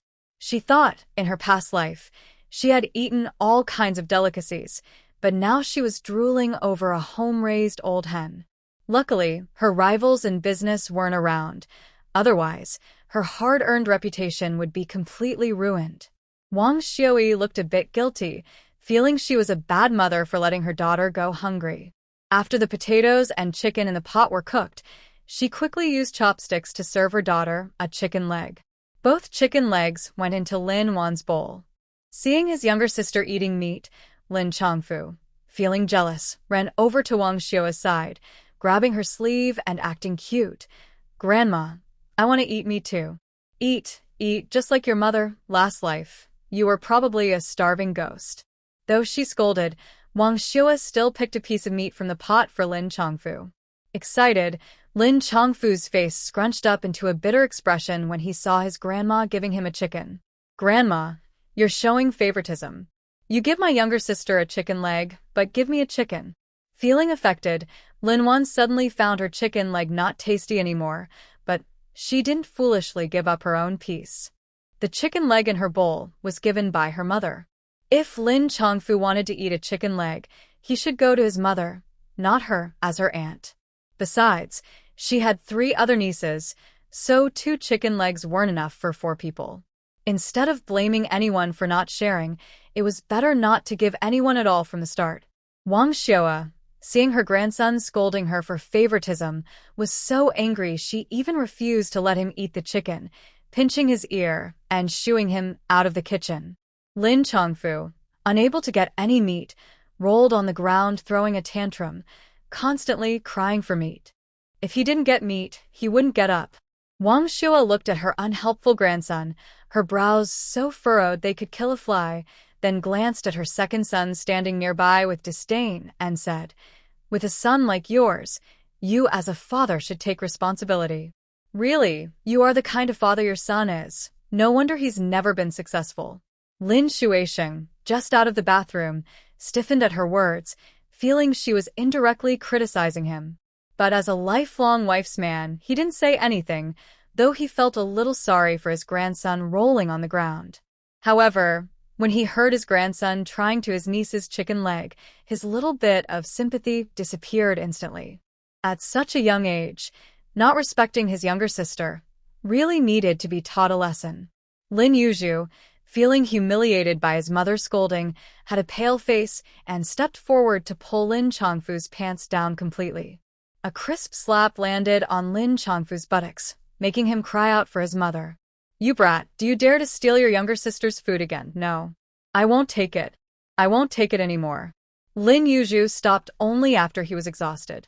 Lin Chongfu, crying like a small kitten, rubbed his swollen, secretly resenting his sister-in-law. He hated his sister-in-law, that fat woman. Both chicken legs from the chicken were in Lin Wanwan's bowl. She ate one herself, and the other was given to Wang Xiaoyi. Wang Xiaoyi, reluctant to eat, secretly hid the chicken leg while Lin Wanwan went outside to wash her hands. She planned to cook noodles with that chicken leg for Lin Wanwan tomorrow. At dinner time, the shameless Li Xiaodi clearly forgot that her mother-in-law had forbidden her from eating tonight. She ran over to eat without being called, her eyes glued to the bowl of meat. The others at the table, like her, looked starving as if they hadn't eaten in hundreds of years, eyes fixed on the meat, not willing to move. But Wang Xiaoyi didn't speak, and no one dared to pick up their chopsticks. Seeing the children drooling with greed, Grandpa Lin Shuisheng urged, "Old lady, the kids are tired after a whole day. Let's eat quickly, while it's still light, so they can finish early and go back to rest." The kerosene lamp burning at night also costs money. Saving every penny is important. Living a good life means being careful with expenses. As soon as he finished speaking, Wang Xiaoyi straightened up and started serving food to everyone. First, the daughter, with a bowl overflowing with 4 or 5 pieces of potatoes, had mostly meat. Next was the old man, who received 2 chicken wings and a bowl of potatoes. Then the strong labor of the family, who got the chicken neck for the eldest son Lin Yuzhen and the chicken head for the second son Lin Yuzhu. The eldest son's wife, Lu Yulan, received chicken liver and chicken heart. When it was the turn of the second son's wife, Li Xiaodi, Wang Xiaoyi, holding her chopsticks, turned and scooped a piece of meat and half a bowl of potatoes for her eldest granddaughter, Lin Hongying. Li Xiaodi watched helplessly as the chicken meat she had been longing for was taken away just like that, and her anger instantly flared. "Mother, I haven't had any yet." Wang Xiaoyi glanced at her calmly. "Lazy to work, eager to eat meat. Li Xiaodi, you're just lazy. Maybe you've forgotten what I said today." Driven mad by the smell of meat, Li Xiaodi immediately lowered herself and flattered her. "Mother, just give me a piece of meat. I promise to work hard tomorrow and never be lazy again." "Mother, please, I haven't eaten meat in so long, I almost forgot what it tastes like. Just give me a piece. Don't even think about it." Wang Xiaoyi refused very firmly. Li Xiaodi's eyes turned red with anger as she silently cursed her mother-in-law for still being alive. Lin Yuzhu was worried about Li Xiaodi's baby and looked nervously at Wang Xiaoyi, who was busy dividing food for her granddaughter, and begged, "Mother, Xiaodi is pregnant now and needs good nutrition. Could you please?" Seeing her daughter-in-law giving her a cold look as if she had forgotten her, Wang Xiua felt cold inside and said harshly, "Should I also cook myself and give you to help your wife get stronger?" "Mother, you misunderstand me. I didn't mean that. She felt sorry for her son in her belly. She only has one son, Longfu, while others have several children of the same age. Losing a son would make the family look down on her, and not having a son at all would be even worse. Just like her older brother and sister-in-law, who were often criticized behind their backs for not having children. Wang Xiua was annoyed by her timid, submissive face, but didn't embarrass her. She handed the chicken to Li Xiaodi. Li Xiaodi was unhappy to get only the chicken, but even a small piece of meat was still meat. If she angered her mother-in-law, she might not get to eat any chicken at all. She happily ate the chicken, a little bigger than a fingernail, but before she could taste it properly, it was gone. So, Li Xiaodi looked at her husband, who was chewing on a chicken head. "Yuzhu, my son inside me says he's craving meat and wants to eat some." Lin Yuzhen was helpless under her gaze and reluctantly handed her the half-eaten chicken head. Wang Xiua glanced at the young couple and then looked away. If one is willing to give and the other is happy to take, what can a mother say? Wang Xiua divided the meat among everyone in the family. When it was her turn, only a few soft, cooked potatoes remained in her bowl. She scooped all those potatoes into her own bowl and started eating. Lin Wanan, sitting next to her, immediately noticed that Wang Xiua's bowl was full of potatoes, so she used her chopsticks to pick some chicken meat for her. Quick-eyed, Wang Xiua saw her daughter trying to give her some meat and saw her hand pulling back from the bowl. "Girl, my teeth aren't good, and I don't like meat." "You eat it." These days, who doesn't love to eat meat? Lin Wanwan knew she was just fooling herself, but she still divided the chicken in her bowl into two halves and gave one to Lin Shuisheng and herself. Lin Shuisheng and Wang Xiui watched their thoughtful daughter, their eyes turning red with emotion. No wonder everyone says daughters are their parents' little comfort, better than sons who only know how to ask for favors. However, Lin Shuisheng looked at the meat in his bowl and was reluctant to eat it. He turned to Wang Xiui and said, "Wife, this meat. Your daughter is showing her respect to you. Just eat it. When we have more, I'll buy more for her," Wang Xiui said with a faint smile, despite her worried face. Their daughter cared for them, and she didn't want to waste her daughter's kindness. Lin Shuisheng nodded silently and started eating. The chicken was cooked very flavorful, and the potatoes soaked in the broth tasted even better. Everyone lowered their heads, eating the meat and potatoes in their bowls, not even daring to lift their heads. After finishing the meat and potatoes, Lin Wanwan forced herself to eat until she was about 80% full. When she finished eating and went to lie down in her room, a few steps away in the kitchen, a small fight broke out over the chicken bones Lin Wanwan had just gnawed on. In the end, greedy Li Xiaodi won. There was no meat on the bones, but the remaining flavor was still good. Meanwhile, at the educated youth station, since Wang Xiui came in the morning to tell him that her family was killing a chicken and inviting him over for meat, Zhou Zhongwen had been thinking about the delicious big chicken leg all afternoon during work. But no matter how long he waited, the people from the Lin family didn't come to invite him to eat. He was starting to feel anxious. Even the steamed bun in his hand lost its taste. Seeing Zhou Zhongwen looking distracted, Wang Yonghao, a fellow educated youth, teasingly said, "Zhou, isn't Aunt Wang inviting you to eat me tonight? It's already this late. Why hasn't she come to invite you? Did she forget about it?" When Bai Wenwen heard the words Aunt Wang, her alarm bells rang. She looked at Zhou Zhongwen sitting opposite her and said sharply, "Who is Aunt Wang? Why would she call you to her house to eat meat?" Zhou Zhongwen wanted to explain, but another male educated youth interrupted him. "There aren't many Aunt Wangs in our team. Besides the scheming Wang Xiui, who else could it be? I think Wang Xiui has her eye on Zhou Zhongwen, hoping he'll be her son-in-law. Everyone in the team knows her daughter likes Zhou Zhongwen." As soon as he said this, the others at the table chuckled and laughed. Bai Wenwen looked very upset. She glared fiercely at Zhou Zhongwen, then covered her face and ran out crying. Seeing this, Zhou Zhongwen quickly followed, worried that he might lose her. He had been hoping every day and night to get close to Bai Wenwen, dreaming of becoming the son-in-law of the Beijing Municipal Revolutionary Committee director. In such critical moments, he knew he couldn't make any mistakes. The other educated youths in the room watched the two run out one after the other, stunned. Why are we talking about Zhou, the educated youth? Why is Bai so emotional? Does she like Zhou? Is she jealous because she heard us just now? Wang Yonghao, realizing the big secret, became more excited, eyes full of curiosity. The only girl who knew their secret, Wang Cancan, curled her lips and said openly, Zhou and Bai have been together since last month. I think they'll soon go to the commune to get their marriage certificate. She shared a room with Bai Wenwen and knew everything about her. On the surface, Bai Wenwen was with Zhou Zhongwen, but secretly she was also flirting with the young son of the brigade leader. She had seen several times the brigade leader's son secretly bringing food to Bai Wenwen. Now, with food being so important, he just gave her what she wanted. Wang Cancan looked on with envy. She was also a rural educated youth, and she looked just as good as Bai Wenwen. Why wasn't anyone bringing her gifts? Everyone was shocked by this sudden big secret. Quick-witted Wang Yonghao said, Isn't Zhou close to Wang Auntie's chubby daughter? How come he's with Bai Wenwen now? If this gets out, it's just scandalous. If the news spread, not only Zhou would be in trouble, but it would also ruin the reputation of all the educated youths in the brigade.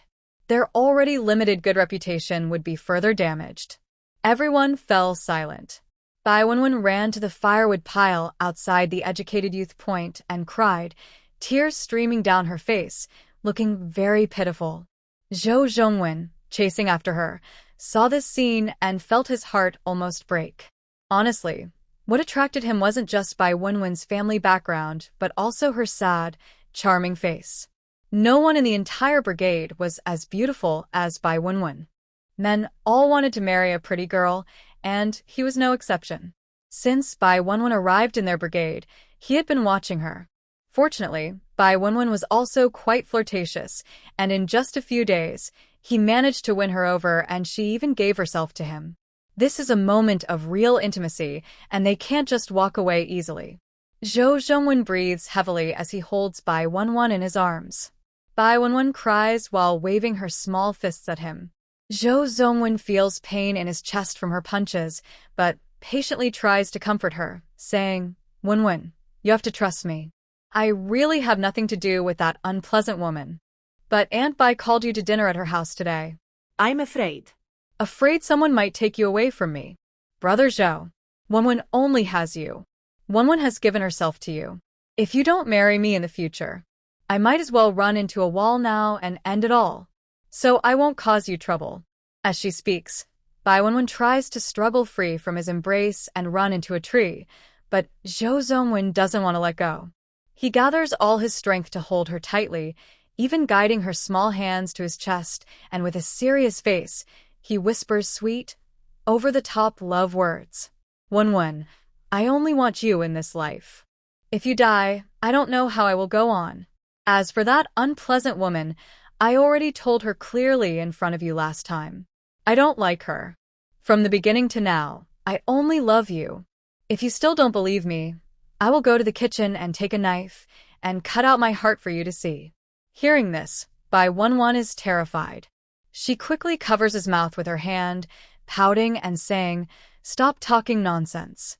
If you cut out your heart, you'll die. I believe you. Zhou Zhongwen kisses her small hand that covers his mouth and shamelessly says, I knew my good Wenwen wouldn't want me to die. Bai Wenwen blushes with embarrassment and buries her face in his chest, afraid to look up. Zhou Zhongwen isn't a noble gentleman who remains unaffected by temptation. Now, with her in his arms and the scent of a woman on her, he breathes heavily. Bai Wenwen notices his body reacting and, worried about being caught and ruining her reputation, tries to push herself away from him. But Zhou Zhongwen, unable to resist, places his chin on her neck and coaxingly says, My good Wenwen, can you be good to me now? Let's wait for another day, okay? I'm afraid. Afraid of what? With me here, no one will find out, he says, as his large hands wander over her body. The temperature around them rises, and Bai Wenwen begins to feel attracted to him. She hesitantly gives in, half pushing, half pulling away. 5 minutes later, Zhou Zhongwen, looking satisfied, adjusts his clothes and leaves. White Wenjin looked at him with a look of sadness and disappointment as he left.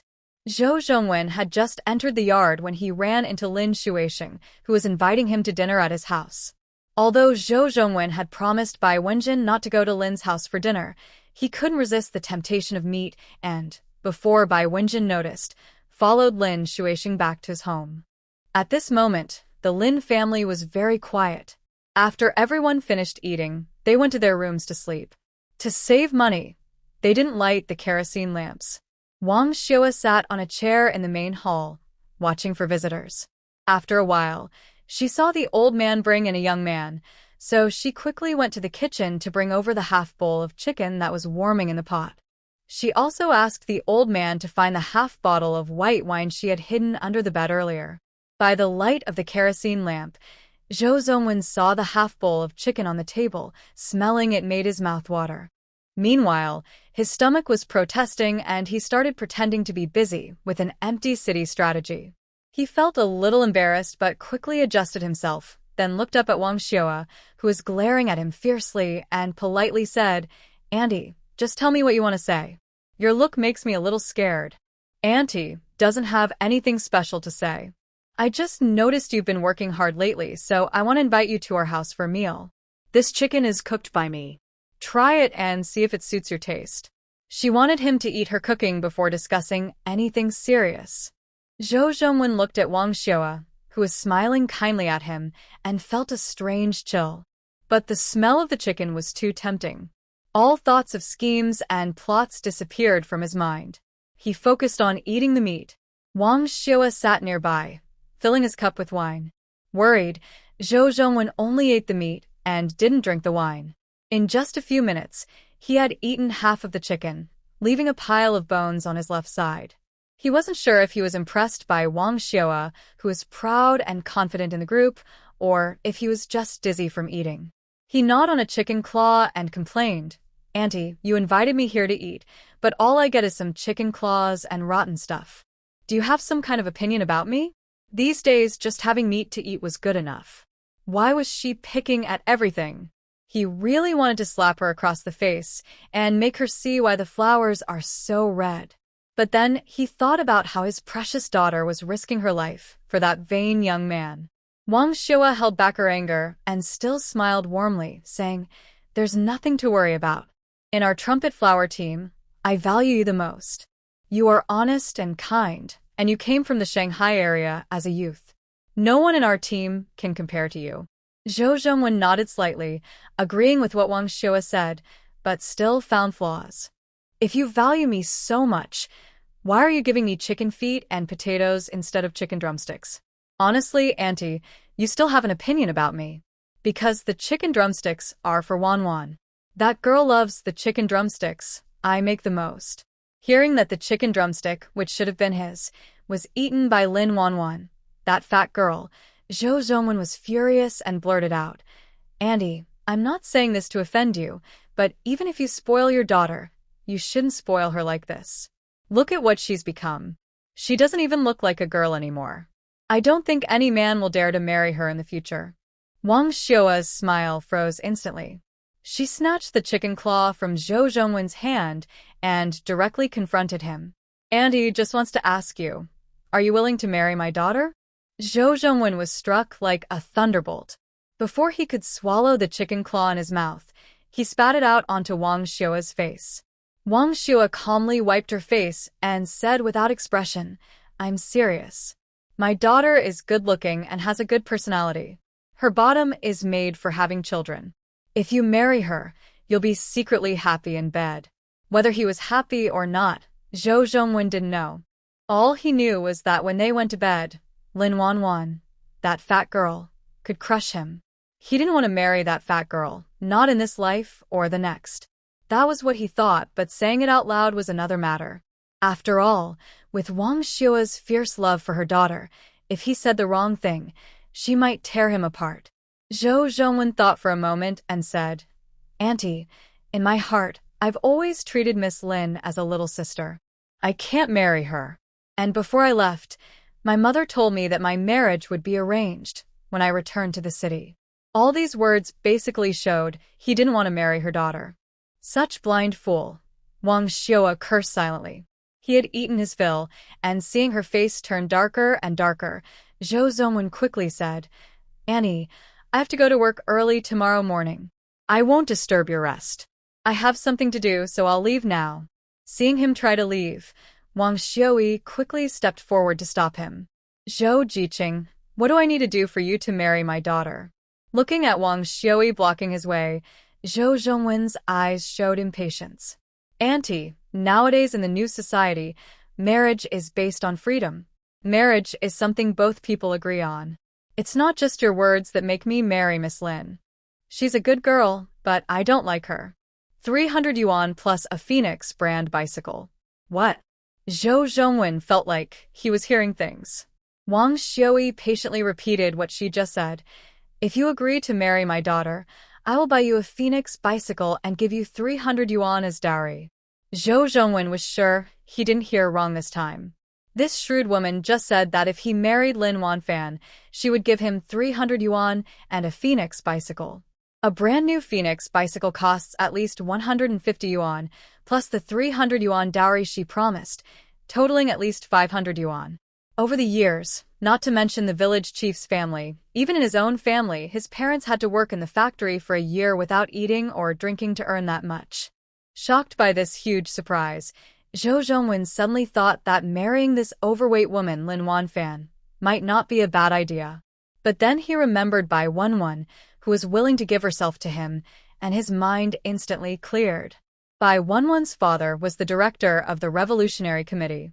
Climbing the social ladder with the Bai family meant he would never have to worry about food and clothing in his life.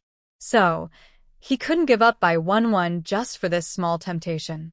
After weighing the pros and cons, Zhou Zongwen forced a fake smile. Annie, money is powerful, but some things can't be solved with money. I really don't like Miss Lin, so I can't agree. Seeing Zhou Zhongwen refuse, Wang Xiaoyi had to keep adding more. Don't you always want to go back to the city?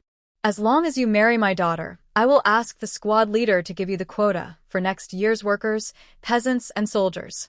After marriage, your family will also give you an extra 80 jin of grain each month. Hearing the words workers, peasants, and soldiers, Zhou Zongwen's originally calm heart suddenly started pounding wildly. He asked hoarsely, Annie, can you really get me that quota? With the recommended quota from the team, he could go to the city to study. In college, with the face his parents gave him, he was sure he could do well and stand out. Maybe he could even find a girl classmate who was more beautiful and better from a better family than Bai Wenwen. Wang Xiaoyi saw that his expression softened a little and finally felt relieved. She patted her chest and assured him, Captain is my older brother. Asking him to do something is just a matter of a word. As long as you agree to marry my daughter, I will get him to give you the recommended quota for workers and soldiers. Zhou Zhongwen was moved by Wang Xiaoyi's words. Even if they got married, they could still divorce later, but losing the worker and soldier recommendation quota would be permanent. Every year, the county gives only 2 recommended quotas for the commune, but the commune has at least dozens of brigades. If there aren't enough quotas, they can only take turns. Next year, it will be their brigade's turn. However, the team is quite exclusive, so the quotas usually go to local members, and outsiders like their educated youth have no chance. But now, with Wang Xiaoyi's help, maybe his name will be on the list of recommended candidates for the worker and soldier training next year. Auntie, this is a big matter. I need to go home and think about it. I'll tell you once I decide. As soon as Zhou Zhongwen finished speaking, a harsh voice came from the door. Think about what? The only thing you're good at is fooling young girls with your face, you. Wang Xiaoyi saw her daughter approaching and felt a bit nervous. She quickly sat up and went to her. Daughter, weren't you sleeping inside? Why are you awake now? She originally wanted to surprise her daughter, but not only did she mess things up, her daughter looked very angry. She kept thinking it was her own fault as a mother. Lin Wanwan said, Mom, if I didn't come, would you and Dad plan to hide this from me forever? She was lying in bed, sleeping, but was awakened by the system. which told her there was a situation and kept urging her to come over. Luckily, she came today.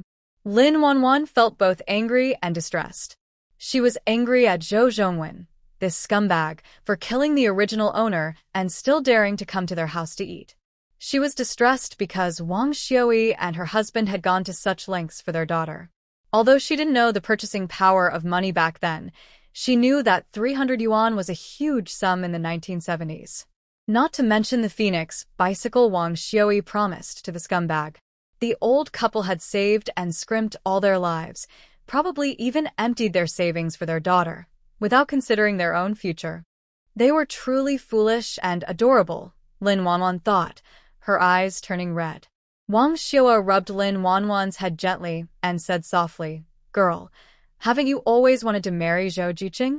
Your father and I really have no choice. But Zhou Jiqing has already agreed to marry you. In a few days, I will find someone to choose a good date and we will arrange your wedding." "Mom, I don't want to marry that kind of person." When Zhou Zhongwen heard Lin Wanwan's clear dislike in her words, he shouted angrily, "Lin Wanwan, you fat woman. If you don't want to marry me, I don't want to marry you either. Look at yourself first. You're big and strong like a sow, and just your face makes people feel sick."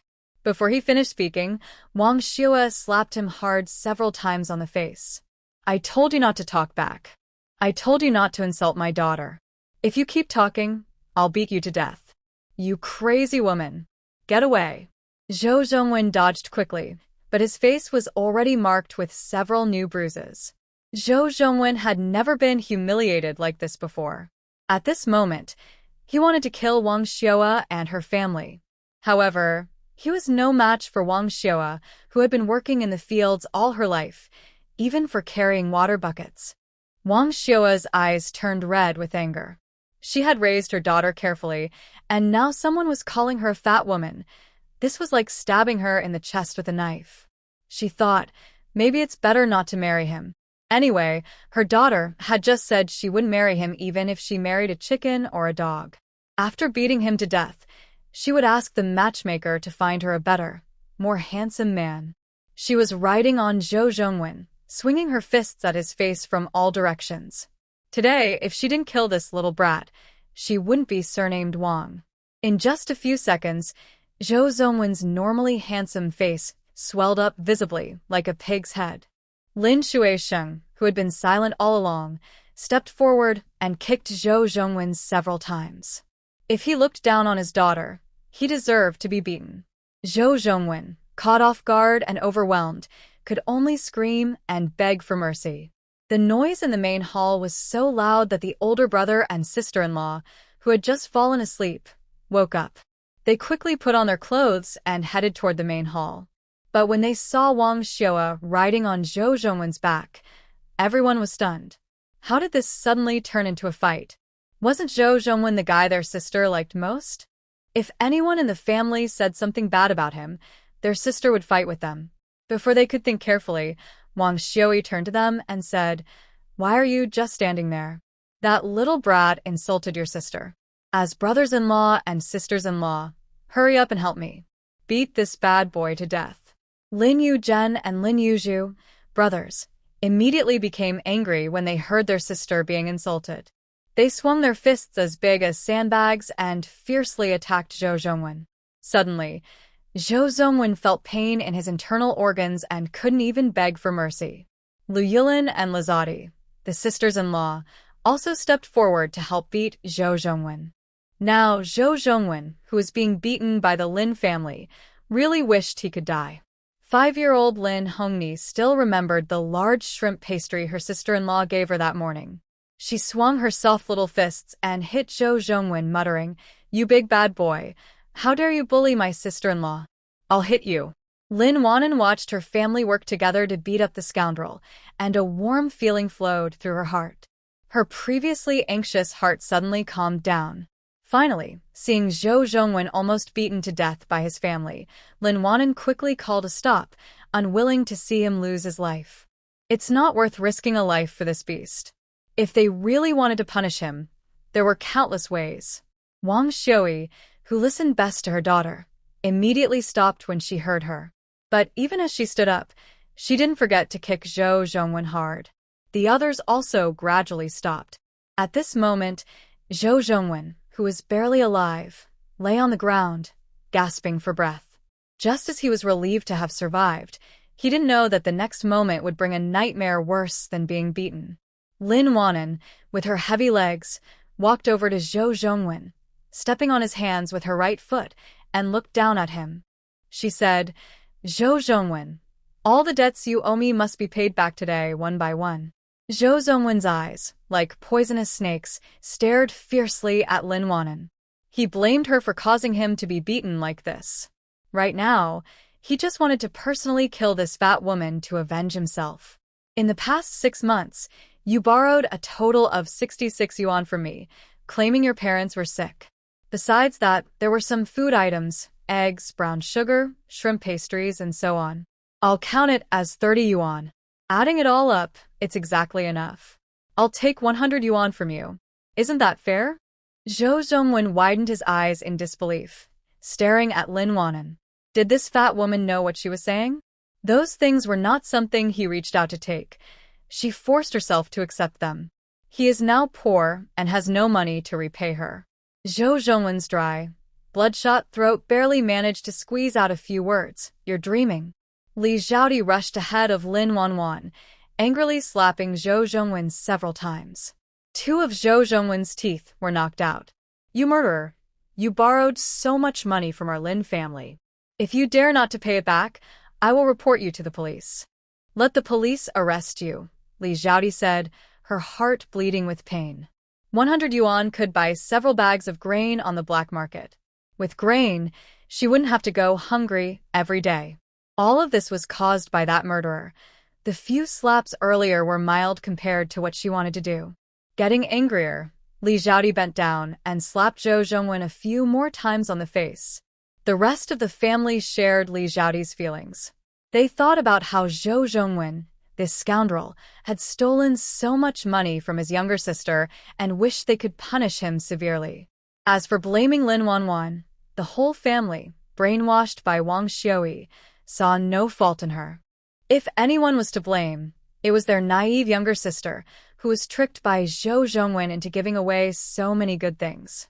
Zhou Zhongwen, unable to support himself, fainted.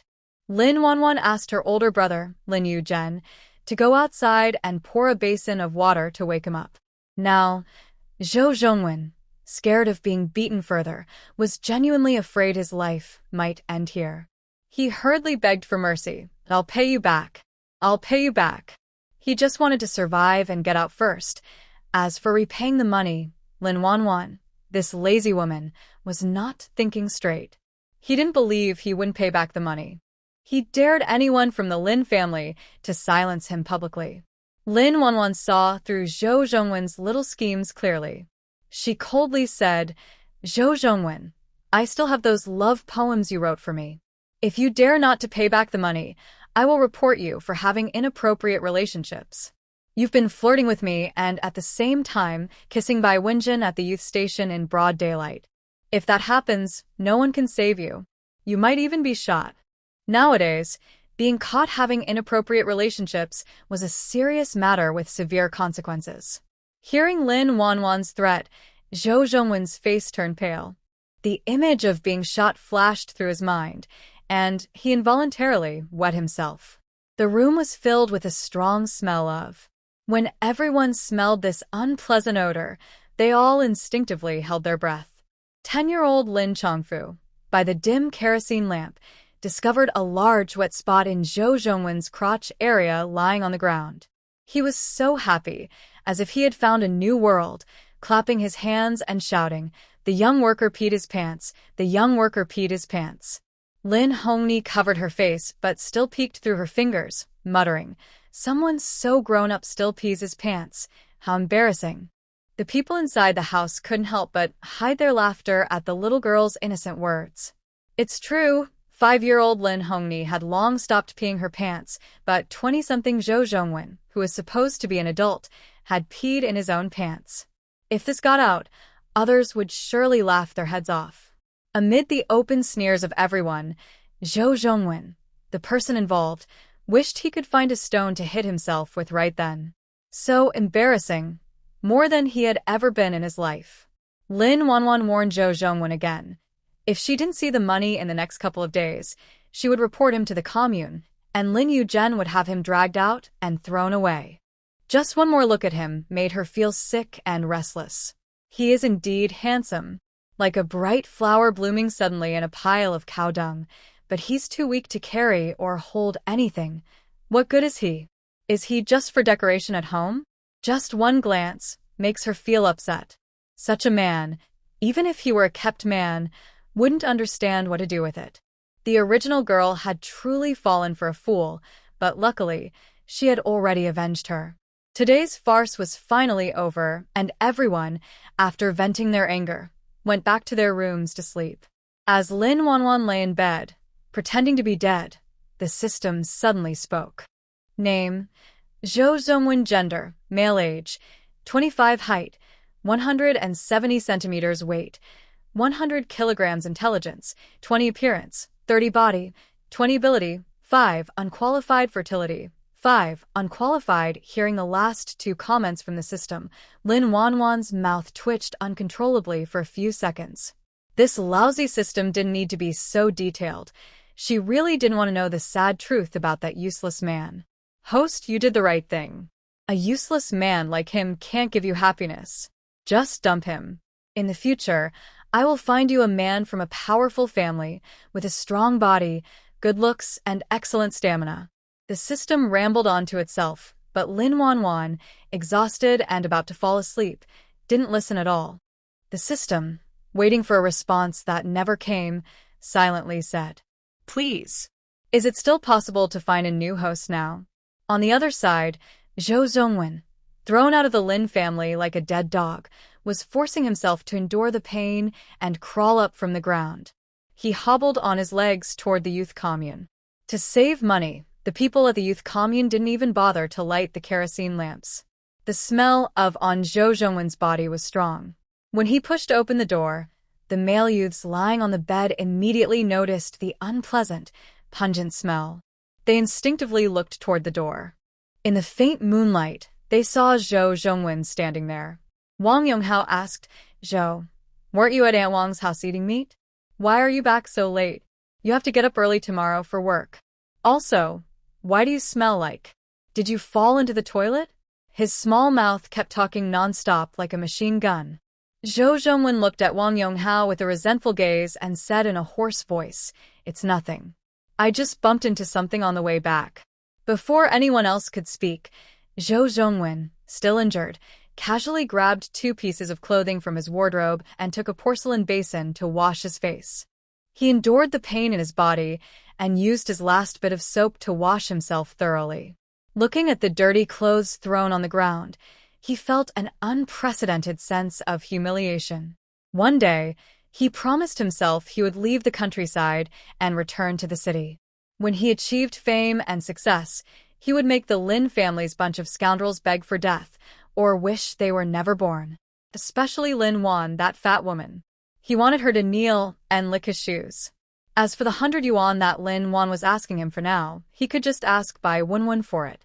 As the daughter of the Revolutionary Committee director, she should be able to come up with that small amount. If she refused, he wouldn't be the only one in trouble.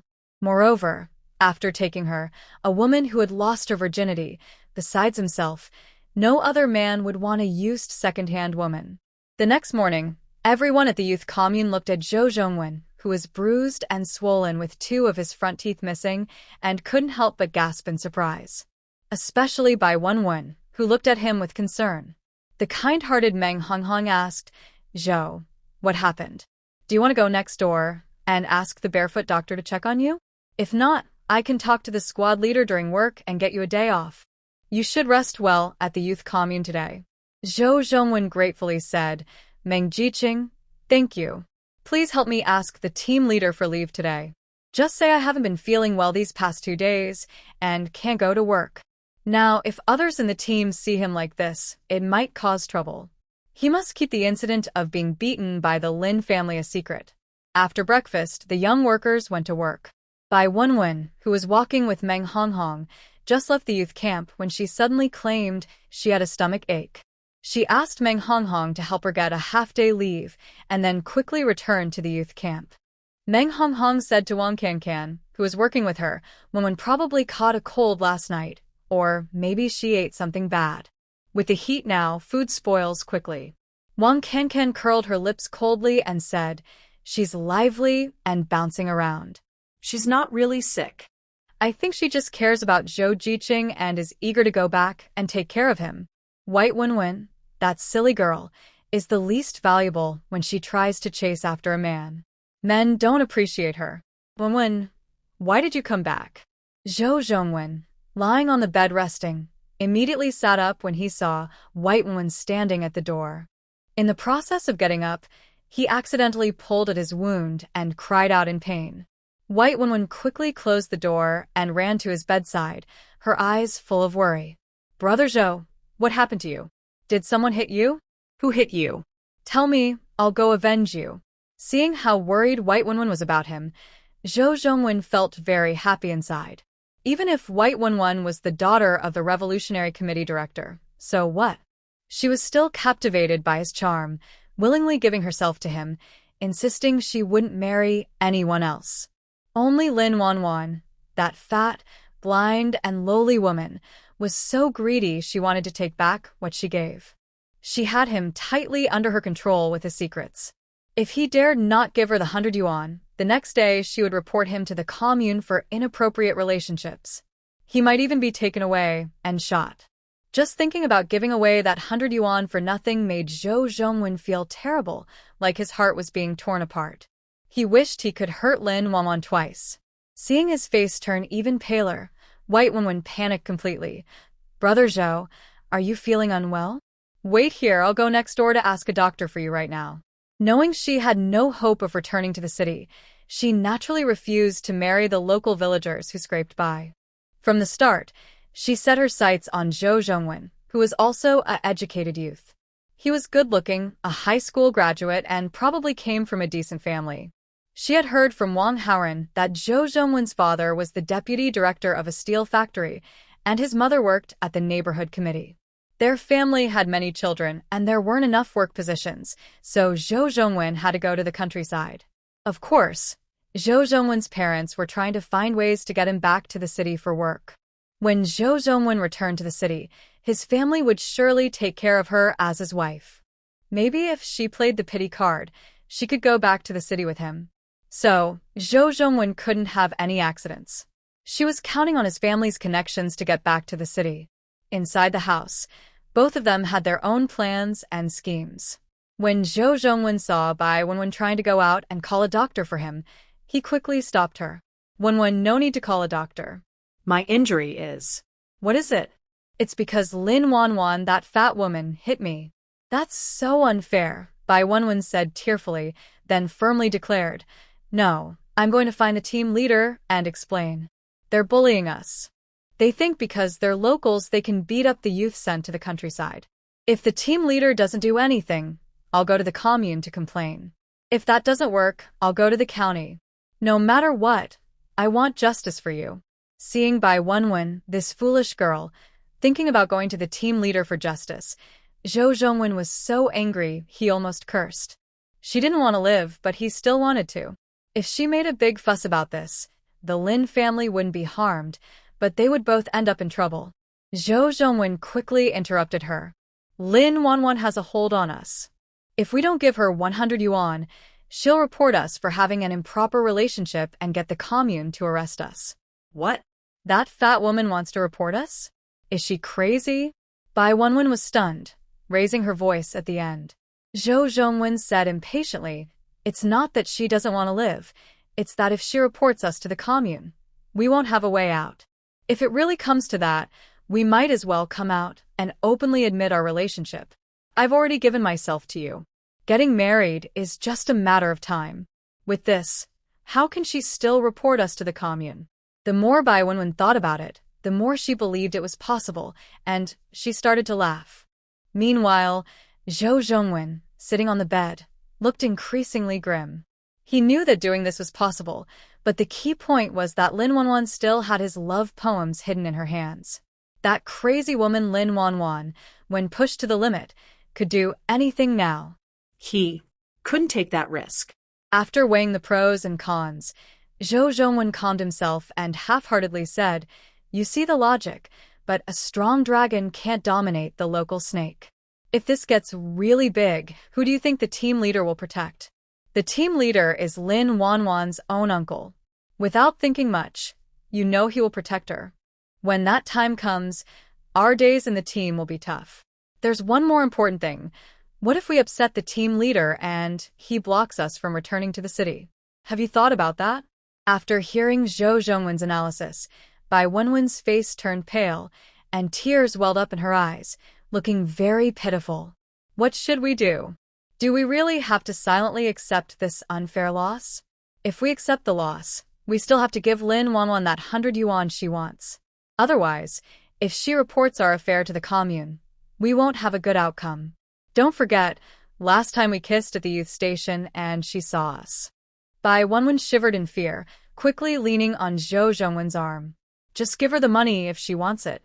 We can't let her make things worse. If news got out that they kissed before marriage, the gossiping women in the team would surely scold them harshly. At this moment, Bai Wenwen was very glad that no one had found out about her and Zhou Zhongwen rolling in the firewood pile. Mentioning this, Zhou Zhongwen looked uncomfortable and hesitated to speak. "Wenwen, I don't have that much money right now. Can you take out some first to give to that fat woman?" Worried she might refuse, Zhou Zhongwen raised his hand and swore. "Don't worry, Wenwen. Zhou Zhongwen, will never betray you in my life. If I tell a lie, let me be struck by lightning." After saying that, he silently added in his mind, "All those words earlier don't count. I was just fooling that naive girl Bai Wenwen." A successful man in life usually has many women around him, with beautiful women everywhere. Bai Wenwen's face stiffened, and her tone sounded very unnatural. I don't have that much money." Zhou Zhongwen thought she was reluctant, but now was a critical moment. Lin Wanwan only gave him 2 days to raise the money. To avoid causing trouble for the commune, he had to patiently coax her, saying, "Wenwen, there's no way you don't have money. Your dad is the director of the Revolutionary Committee and you're his daughter. Before you went to the countryside, he definitely gave you money. Just think of it as for our future. Take the money and give it to that stubborn woman. When we get married in the future, I will give you all the money I earn." Bai Wenwen's eyes flickered with guilt as she nervously said, "Brother Zhou, I really don't have any money. If I did, I would definitely give it to you." Zhou Zhongwen's face immediately turned cold. Seeing Bai Wenwen had money but refused to help him, his voice carried a hint of anger. "If you don't want to help me, just say so. Don't make up other reasons. I was wrong about you before." Seeing Zhou Zhongwen angry, Bai Wenwen felt very nervous. She quickly tried to hold his hand and explain, but he pushed her away. Zhou Zhongwen turned his back on her, refusing to listen, and only left her with a warning. "If Lin Wanwan doesn't see the money tomorrow night, she will report us to the commune for having an inappropriate relationship. Then, only I won't be in trouble. Whether you take the money or not is up to you." Bai Wenwen was almost crying in panic. "Brother Zhou, I didn't lie to you. I really don't have that much money." Zhou Zhongwen snapped back sharply. "Your dad is so rich. When you went to the countryside, he didn't give you money." Who would believe that? "Bai Wenwen, I'm not stupid." He was now completely unafraid to push Bai Wenwen to her limit, knowing that if she got too desperate, she might break up with him. After all, no woman who has lost her innocence would want to be taken in by a fool. His earlier act of pretending to be pitiful was useless. It was better to be firm, so she would understand his strength. He didn't believe Bai Wenwen wouldn't help him. Bai Wenwen bit her lower lip tightly, struggling for a long time before finally speaking. "All those things I told you before were lies. My dad isn't the director of the Revolutionary Committee. He's just an ordinary worker at the cotton spinning factory. My mom got sick and passed away last year. After my mom died, my dad married a widow from the neighborhood. That widow wanted to marry me off to the factory director's foolish son, but I refused and chose to go to the countryside. For this, my dad and my stepmother even cut ties with me. When she went to the countryside, she only had a torn quilt and a few pieces of clothing. As for money, she only had 20 yuan. That 20 yuan was collected by her uncles and aunts who had watched her grow up in the compound. What did you say? All those things you told me before were lies? Zhou Zhongwen's eyes widened in anger, and at that moment, he felt like killing Bai Wenwen. If I had known earlier that Bai Wenwen was lying to me, I wouldn't have touched her no matter what she said. A woman who offers no help in any way would only be a stumbling block on my path to success. Suddenly, a chubby figure flashed through Zhou Zhongwen's mind. Lin Wanwan. Thinking about what Wang Xiui said last night when she invited him to her house for meat, she promised that if he agreed to marry Lin Wanwan, she would give him 300 yuan plus a Phoenix brand bicycle. She also said she would let the team leader recommend him for next year's workers, peasants, and soldiers quota. With that, he could return to the city, and as a college graduate, he would surely have a bright future there. All of this was ruined by that despicable Bai Wenwen. The more he thought about it, the angrier he became, and suddenly a thought crossed Zhou Zhongwen's mind. Lin Wanwan loved him so much, she was willing to die for him. If he just softened and showed some humility, she would happily marry him with her dowry. Then he could still return to the city with the workers, peasants, and soldiers' recommendation.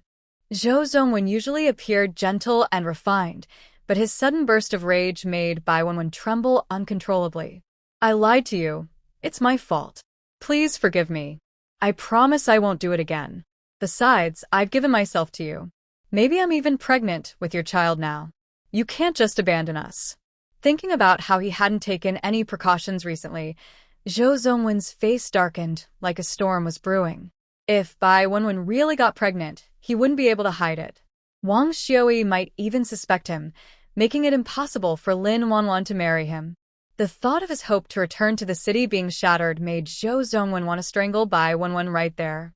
The murderous look that flashed in Zhou Zhongwen's eyes was caught precisely by Bai Wenwen, and suddenly, she felt a chill at her neck. For her own sake and for the child in her belly, Bai Wenwen half threatened, Zhou Zhongwen, if anything happens to me or the baby, I will die, but I will make sure you come with me. Zhou Zhongwen pretended to be casual and said, Wenwen, you're talking nonsense again. I only love you in this life. In a few days, we'll find a chance to get our marriage certificate from the commune. If you really get pregnant, it will be hard to explain if others see your belly. Bai Wenwen was easily soothed by his words, but she quickly became worried again about Lin Wanwan asking for 100 yuan. Thinking about her status and her husband's family, she spoke. Brother Zhou, if it's really difficult, you should call your family and ask them to send some money. Also, tell them about us so they know I am your wife. Maybe, once her in-laws find out she's pregnant, they might soften and bring her back to the city to rest and have the baby. No, Zhou Zhongwen firmly refused. Why not? You're their son. If you're in trouble now, isn't it normal for them to help? They're counting on you to take care of them in the future, Bai Wenwen said curiously. No means no. I'll find another way for the money, Zhou Zhongwen continued. How much do you have left? Give it to me. I don't have any money left. It's all spent, she replied. You don't have to give me anything. We might both end up in trouble, he said with a resigned attitude, forcing Bai Wenwen to take out her secret savings. She had spent a little when she first arrived, but now she only had 15 yuan left. She wanted to keep 2 yuan for herself, but Zhou Zhongwen, quick as ever, snatched it all away. In the afternoon, Lin Hongxiang was massaging Lin Wanwan's shoulders and legs when Lin Wanwan discovered lice in her hair. Seeing the crawling lice, Lin Wanwan felt disgusted and got goosebumps all over. Then, she pulled Lin Hongni, who was playing with mud in the yard, to check her hair. A quick glance revealed the lice crawling and moving in her hair. Lin Wanwan couldn't bear it anymore. She told her aunt, Hongxiang, go inside and find some scissors. Big Aunt will cut your hair. Hongxiang shivered in fear. She thought she must have done something wrong to make her little aunt angry and was being punished. Her survival instinct made her apologize immediately, even though she didn't know what she did wrong. Seeing her niece misunderstand her, Lin Wanwan explained, "You and Hongni have a lot of lice on your heads. If you don't deal with them, they might bite you at night and make it hard for you to sleep. I'll cut your hair, so the lice won't bite you anymore." Was her little aunt being so kind? Hong Xiang scratched her head, feeling more itchy. She did have lice. Her mother had even helped her catch some a few nights ago. Anyway, her hair would grow back after being cut, so she wasn't upset about that. But she didn't listen to her little aunt, which made her aunt unhappy. When her mother returned, she would probably be scolded with a fire poker. To avoid getting hit, Hong Xiang went to her parents' room, found her mother's scissors used for making clothes, and handed them to her little aunt. Lice must be completely removed, otherwise they will come back in the spring and lay more eggs. Thinking of that dramatic scene, Lin Wanwan felt as if thousands of lice were crawling all over her body. So, she looked at the lice moving on Lin Hongxiang's head and, to prevent future trouble, asked her gently, "Little sister-in-law, I'll help you shave your head. When it gets cold, I'll ask Grandma to buy you a red hat. Is that okay?" Shaving the head looks very ugly. Loving beauty, Lin Hongxiang initially wanted to refuse directly, but when she heard that her sister-in-law would ask Grandma to buy her a red hat, she felt a little tempted. All the children in the team didn't have one. If she had a red hat, Xiao Hua and the others would definitely envy her. She tentatively asked, "Little sister-in-law, are you not lying to me?" Lin Wanwan looked at her clever little niece and gently poked her nose, smiling. Little sister-in-law never lies. But she had lied to her many times before. However, yesterday, her sister-in-law gave her some shrimp crackers, and she didn't complain to Grandma. She and Hongni weren't punished either. Has her sister-in-law changed for the better? Maybe she should try to trust her this time? Although she thought this, Lin Hongxiang still had some worries. Grandma often calls me a burden. What if she doesn't buy me one? Hearing the words burden, Lin Wanwan frowned. She disliked hearing that the most. But she still answered seriously, "Grandma listens to me the most. If I ask her, she'll definitely buy it for you. If she doesn't, I'll use my own secret savings to buy one for you." Anyway, she was determined to get rid of the lice today. "Little sister-in-law, I'll listen to you. You can cut it." With her full consent, Lin Wanwan picked up her scissors and began to cut her hair. In no time, she finished, and Lin Hongxiang became a little bald head. Lin Wanwan put away her scissors and said to Lin Hongxiang, "Go to the kitchen and boil some water. After I finish cutting Hongni's hair, I'll give you both a bath." Although it's summer now, children's immune systems are weak.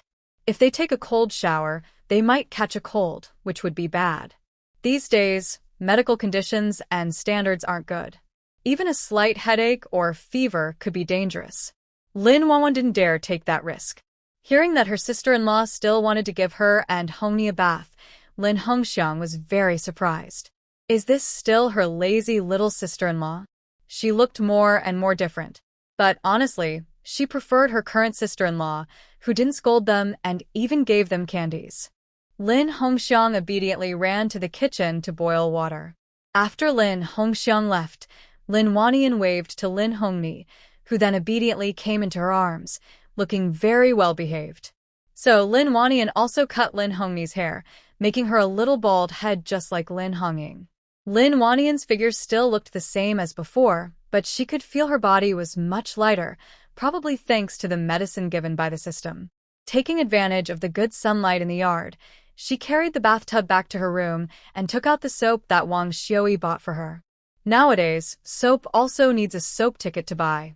Without a ticket, the supply and marketing cooperative wouldn't sell it to you. Moreover, soap is inedible and costs money. Few people in the countryside are willing to spend money to buy soap for use. But Wang Xiui cared for her daughter and raised her like a city girl. City girls have things her daughter must have. So, only Lin Wanian could use soap in the whole family. Others use soap nuts for bathing and washing hair. Seeing the soap in her young aunt's hand, Lin Hongxiang was so shocked she couldn't close her mouth, stammering, "Young aunt, this thing. You want us to use it. Are you willing? It's very expensive. Little one, you talk quite a lot. Since I've taken out the soap, who else should I give it to if not you?" After speaking, Lin Wanian wet a towel and started scrubbing her two nieces. Who knows how many days it had been since they last bathed. The dirt on them had formed into balls. Lin Wanian changed the water 3 times before she managed to wash both nieces clean. Then she went back to their parents' rooms to find 2 clean, patched clothes for them to change into. Feeling fragrant and fresh after the wash, Lin Hongxiang thought she was dreaming. She instinctively pinched her soft thigh. Ow. It hurt so much. She wasn't dreaming. Her little aunt really had improved. She liked her little aunt like this. After finishing with her 2 nieces, Lin Wanian was exhausted and sweaty, her clothes sticking tightly to her body, feeling very uncomfortable. In the original owner's memory, she had never entered the kitchen before. Every time, the family would prepare the food and bring it to her. And as a modern CEO of a listed company, she had never used a traditional stove. Lin Wanian was afraid she might accidentally start a fire in the kitchen, so she finally asked Lin Hongxiang to help boil a pot of bath water. In these few days since she arrived, she hadn't taken a proper bath, so she probably smelled.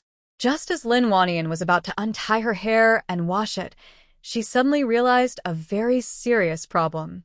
Lice can spread easily. She has lice on her head. Surely she also has lice. Lin Wanwan brushed her hair and found a few lice tangled in the strands. She immediately felt sick and wanted to. Lin Wanwan couldn't stand having lice on her head. She shouted to Lin Hongxiang, who was responsible for guarding the door, "Hongxiang, please bring the scissors for my little cousin." Hearing her request, Lin Hongxiang quickly ran back to her parents' room and handed the used scissors to her cousin, who was taking a bath.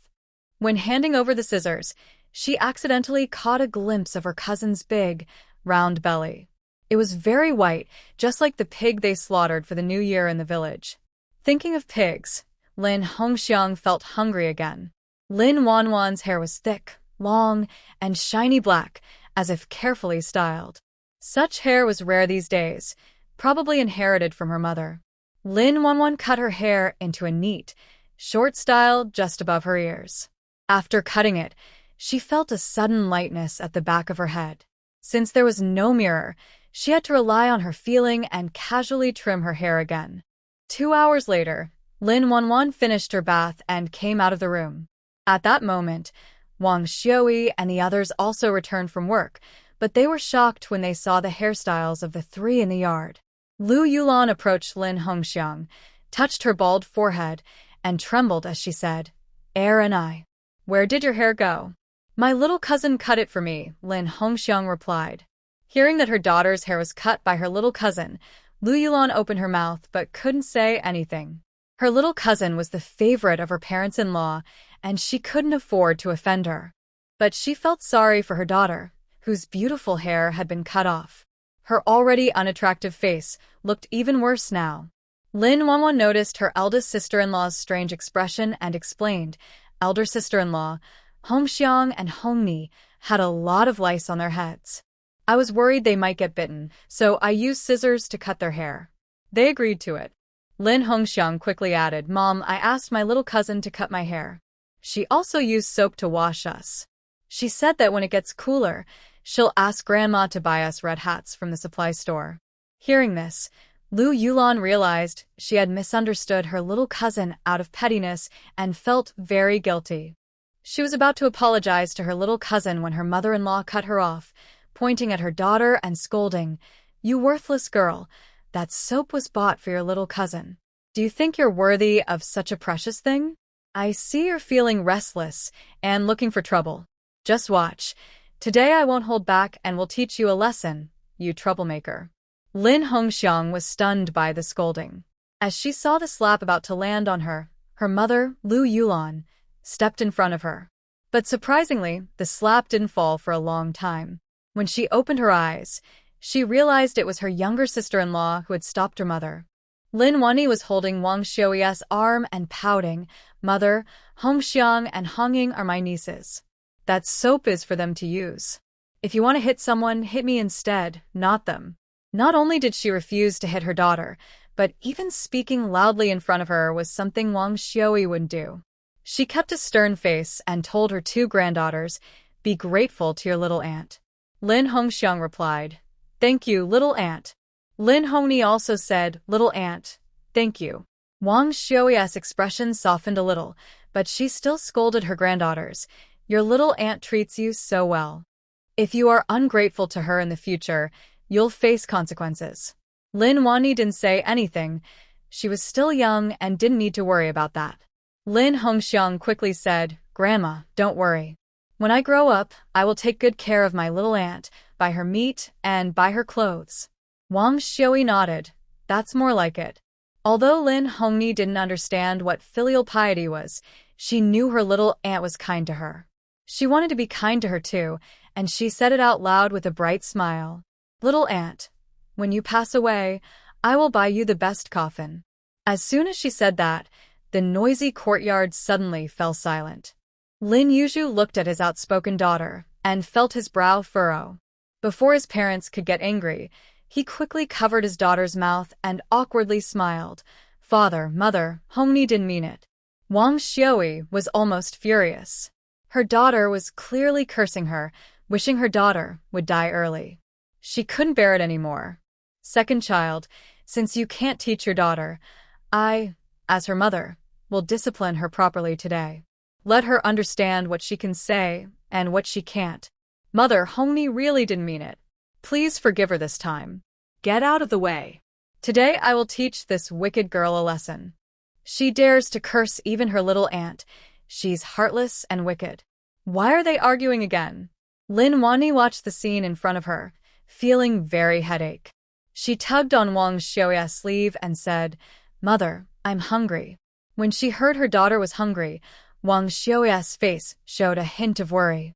She wasn't in a hurry to scold her granddaughter anymore. She turned around to comfort her. "Mother will go to the kitchen now and make you something to eat. How about noodles today?" "My daughter, I'll give you another egg to put in."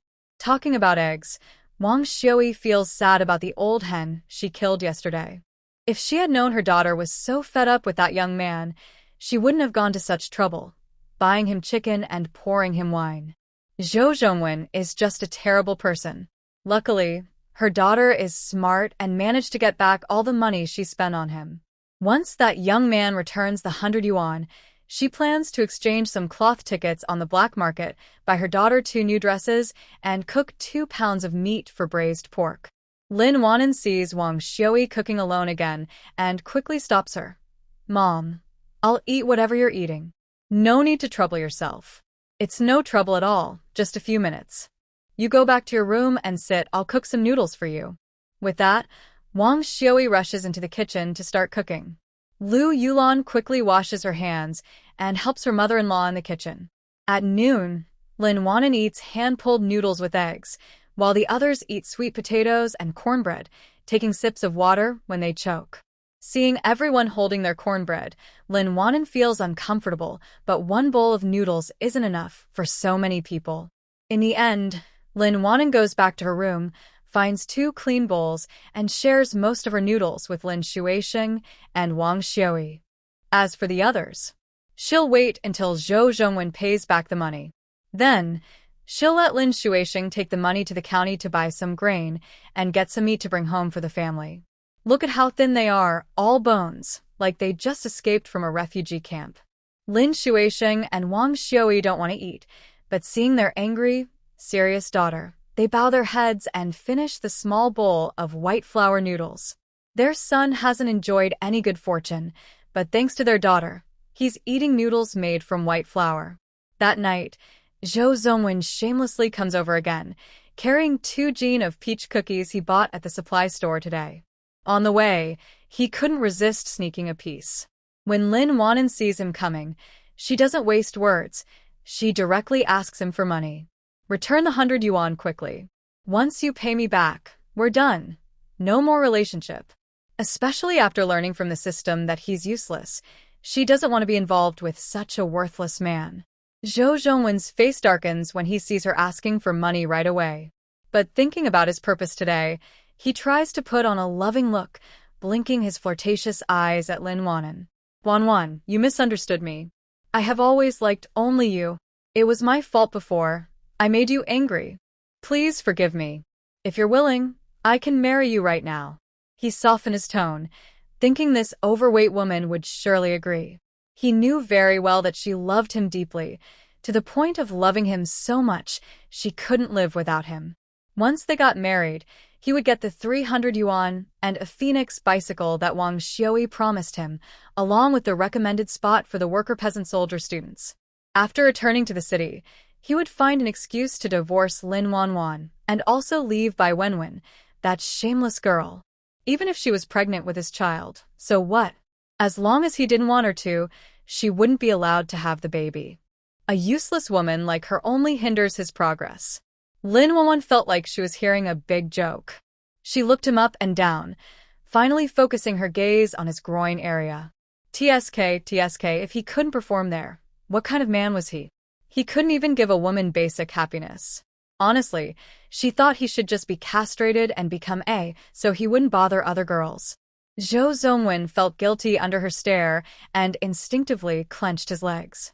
Wanwan, it was all Bai Wenwen's fault for seducing me. I've told her clearly now, she won't bother me anymore. Please stop being angry with me. Lin Wanwan snorted coldly.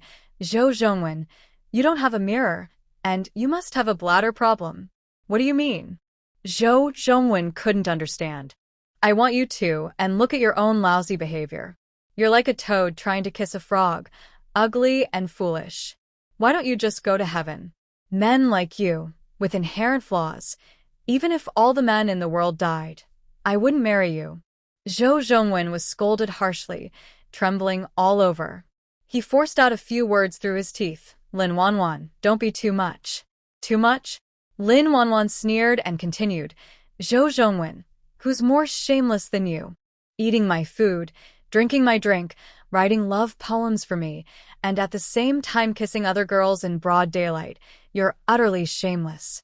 If I were your parents, and I had a son like you, I'd have already banged my head against the wall to apologize to our ancestors. Zhou Zhongwen's face turned pale. Despite his anger, he felt his heart sink further when he thought of the leverage Lin Wanwan held over him. Moreover, he has more important things to do today. Even Go Jian could endure hardship and stay determined. He can too, as long as he is allowed to return to the city and do whatever he wants. This terrible place, he has truly had enough of it. Thinking things through, Zhou Zhongwen forcibly suppresses his anger and softly says, Wanwan, I know you're upset with me. It's all my fault. If you can forgive me and let me do anything, I'm willing. Hit me, scold me, whatever you want. I can even kneel before you. Anything? First, return my 100 yuan. Money is what heroes need. Lin Wanwan's mind is full of thoughts about money. With money, she can buy meat and grains at the commune to improve her family's meals. Look at them, each as thin as a bamboo pole, with hardly any flesh on their bodies, looking so pitiful. She is the kindest person to those around her. Since she has taken over this body, she naturally feels responsible for her family. The only rule is, don't cause trouble. Otherwise, don't blame her for turning her back on her relatives. She raised her adopted son herself, and she wouldn't be cruel enough to send him to work in the mines abroad, let alone others. Seeing Lin Wanwan's expression soften, Zhou Zhongwen's heart lifts with hope. If I return the money, will you forgive me? Lin Wanwan scolds, stop whining like a man. Quit talking nonsense, and pay back the money quickly. Zhou Zhongwen painfully takes out a handkerchief from his pocket, but before he can open it, Lin Wanwan snatches it away. She throws the stolen handkerchief to her mother, Wang Xiui, saying, Mom, count the money. Not a penny less. If even a penny is missing, Zhou Zhongwen won't be able to leave the Lin family's door. Wang Xiui happily laughs, spits on her hand, and begins to count the money. Everyone's eyes are fixed on her hands, seeing so much money for the first time. All the family's money is with Wang Xiui. Usually when they need to buy something or use money, they ask her for it. Of course, Wang Xiui is very stingy. Besides Lin Wanwan, most people can't get money from her easily. Soon, Wang Xiui finishes counting, exactly 100 yuan, no more, no less.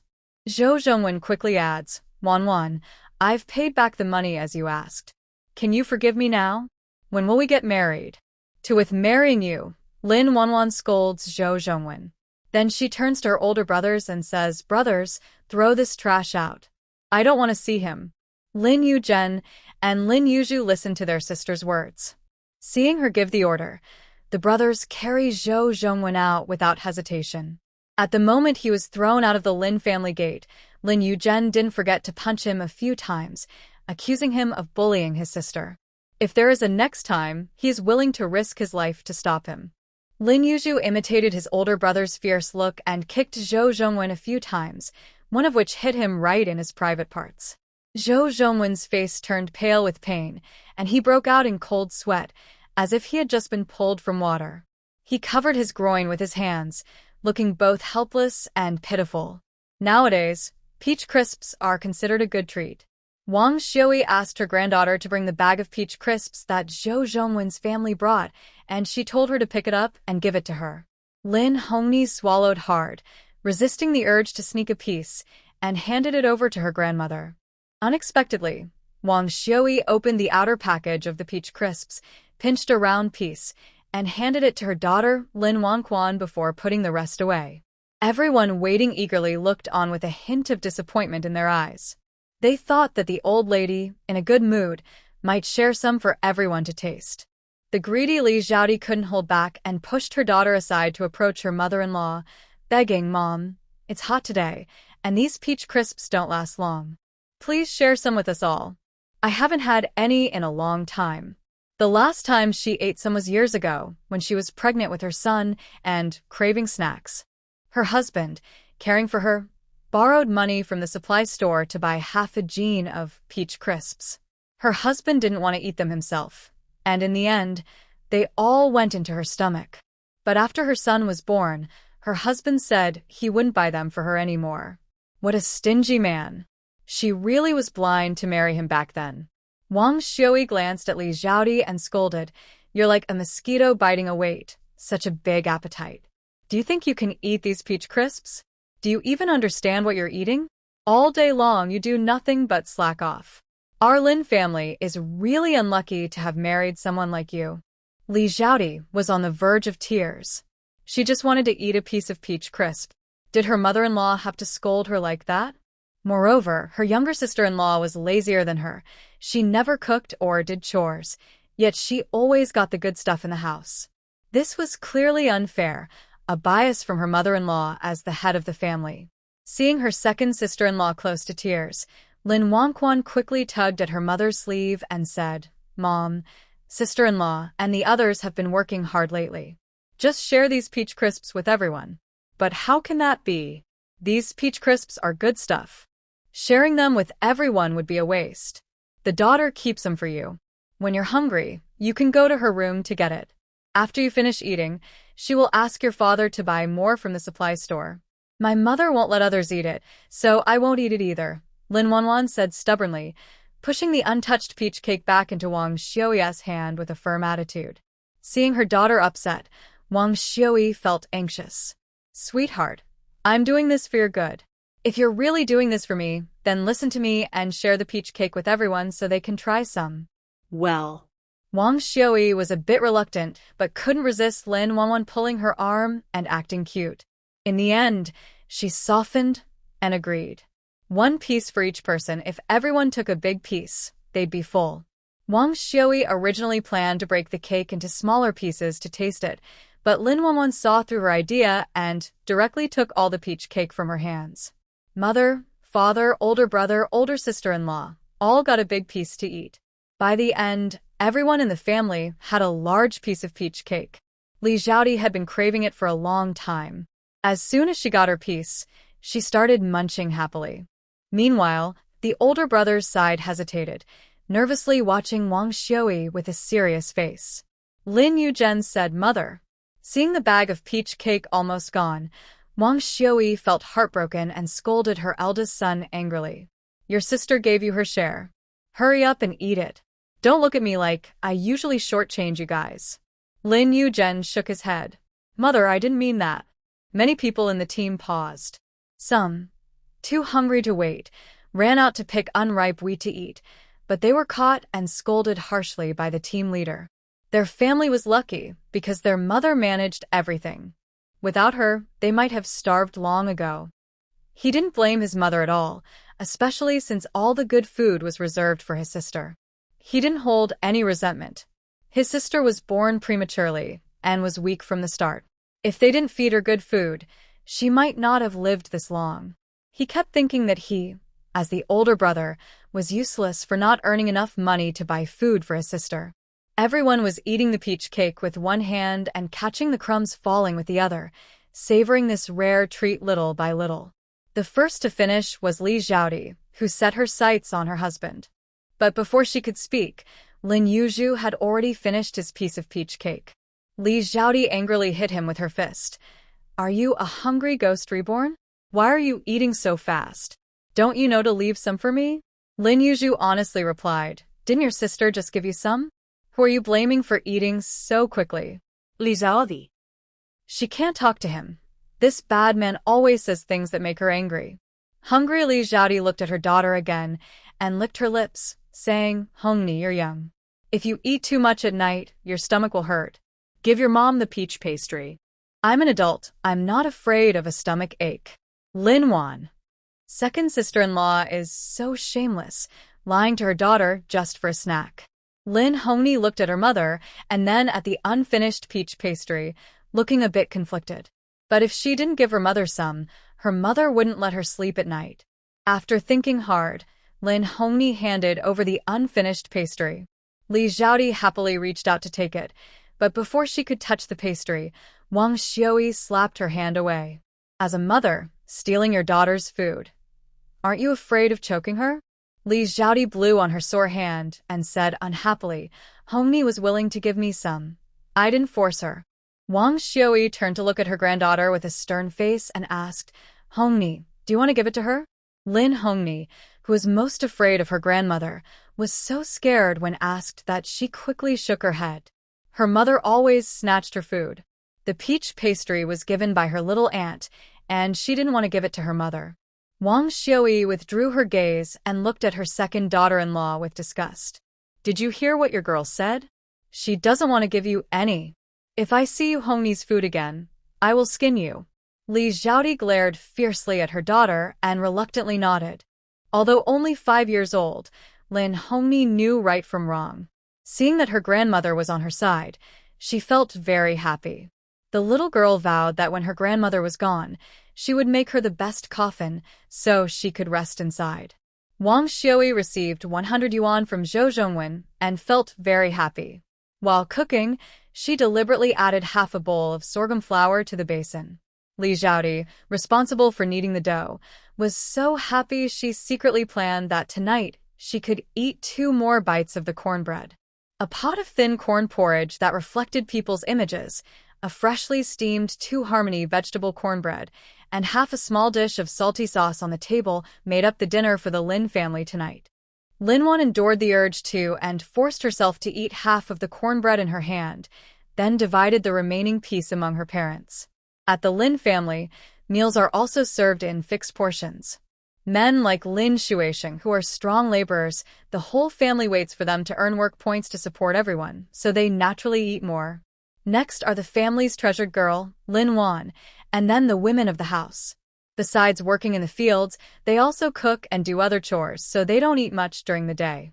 The youngest children in the family eat the least. As long as they are fed, they are not hungry.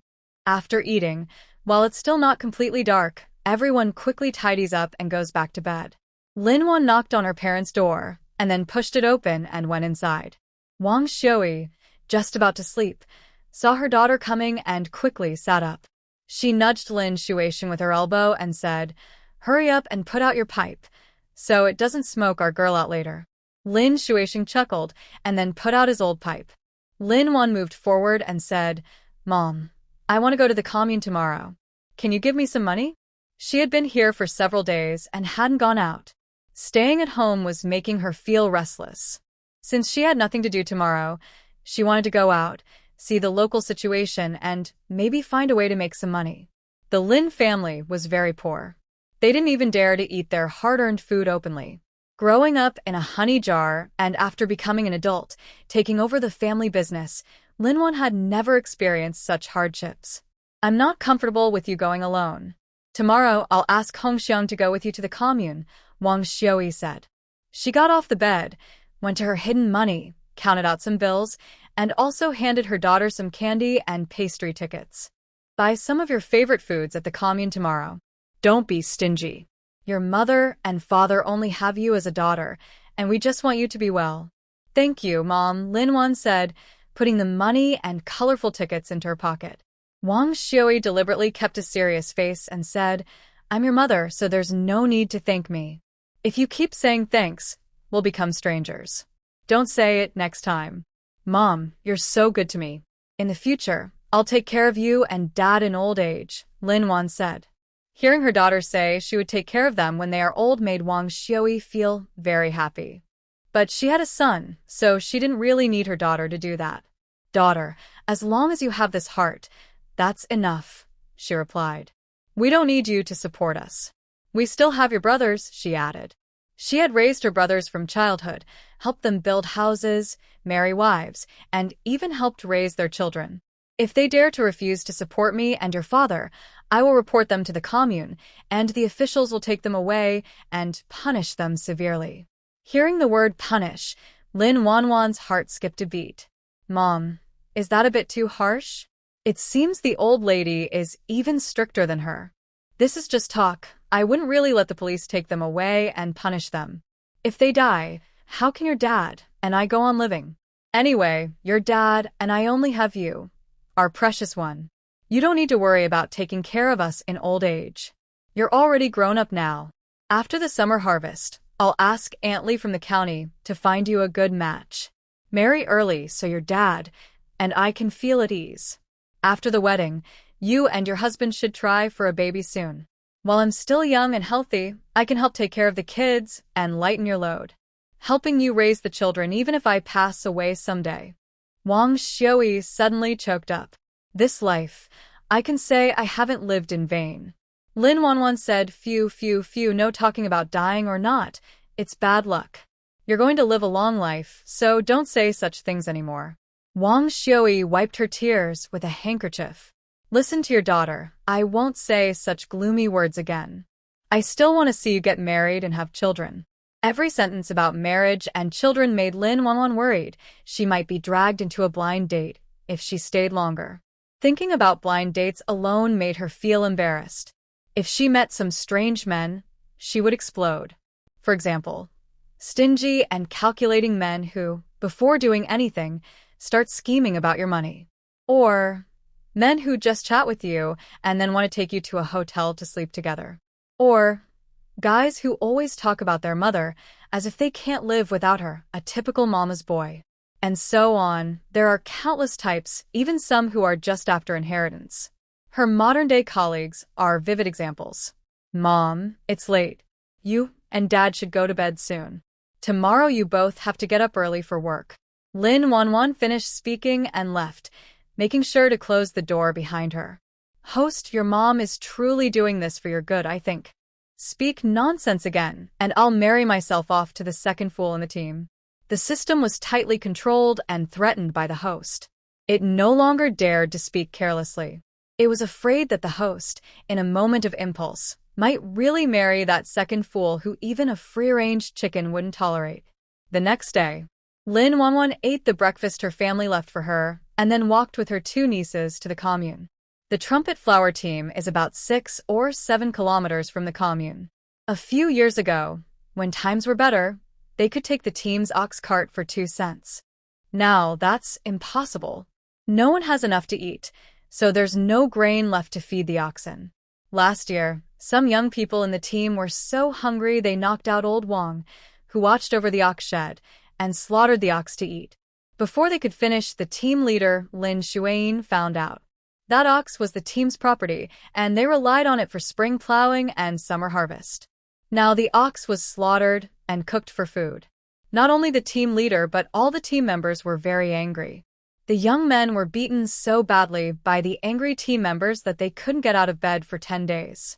Later, the team leader shared the cooked beef with everyone. The Lin family also got 2 bowls of beef, but they fed the meat to their daughter, Wang Xiao, who was very picky and only ate the bones.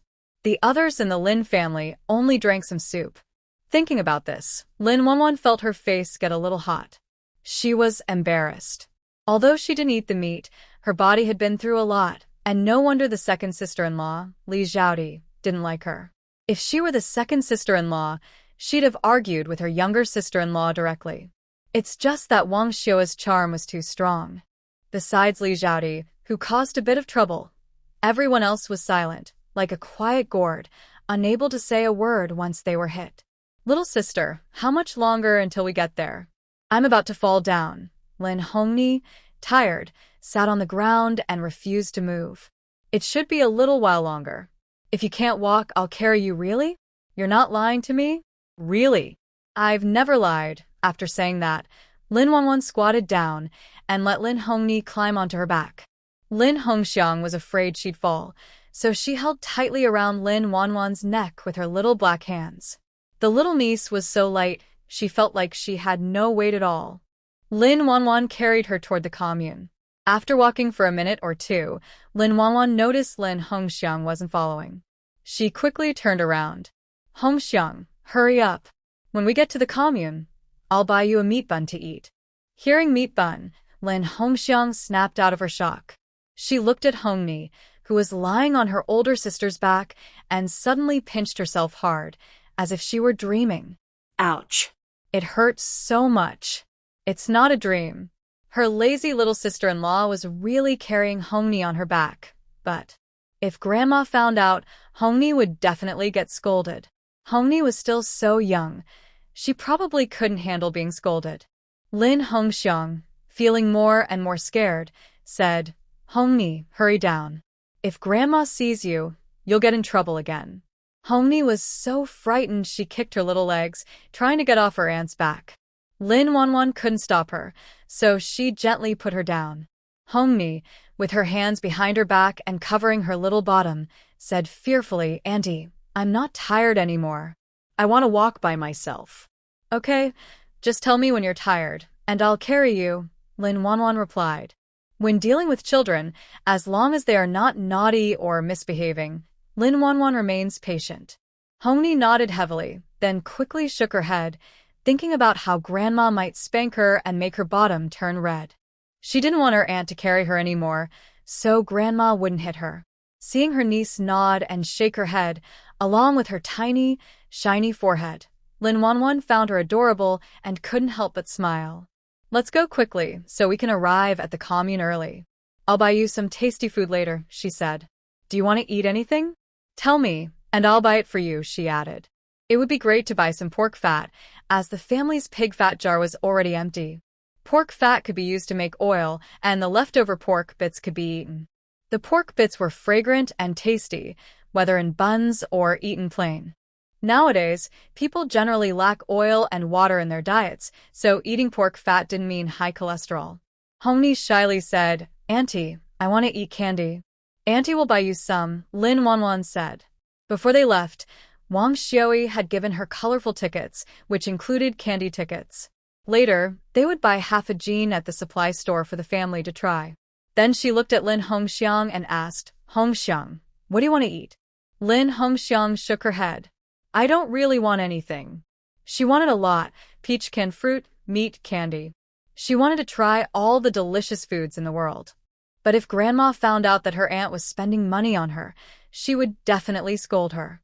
So, she couldn't ask her aunt to spend money on her.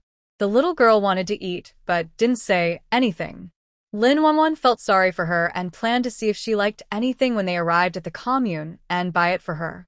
It was her reward for working hard. The journey was about 6 or 7 kilometers, and it took the three of them an hour and a half to reach the commune. Lin Wanwan looked around at the surroundings of the commune, feeling a bit disappointed. There are small, low houses, bumpy little roads, and men and women walking around with swollen faces on the main street. Lin Wanwan follows her memory to the supply and marketing cooperative. Inside, it looks better than outside. Lin Wanwan walks with her two nieces over the tall wooden threshold and sees a row of high counters. The counters are made of mud bricks with wooden tops and have glass panels on the outer side, also called glass counters. Inside the glass cabinets, there are snacks, cigarettes, alcohol, needles, threads, and other daily necessities. Most of these items can be bought here. Of course, these things require tickets. Without tickets, the shopkeeper won't sell them. Behind the shopkeeper is a wall hanging with various fabrics, mostly dull colors.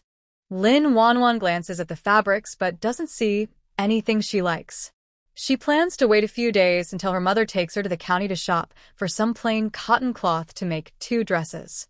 The short-sleeved shirt she's wearing is made of synthetic fabric, which feels uncomfortable, not breathable, and itchy. Clothes made from plain cotton cloth are much more comfortable to wear. The Supply and Marketing Cooperative offers only 2 types of candy.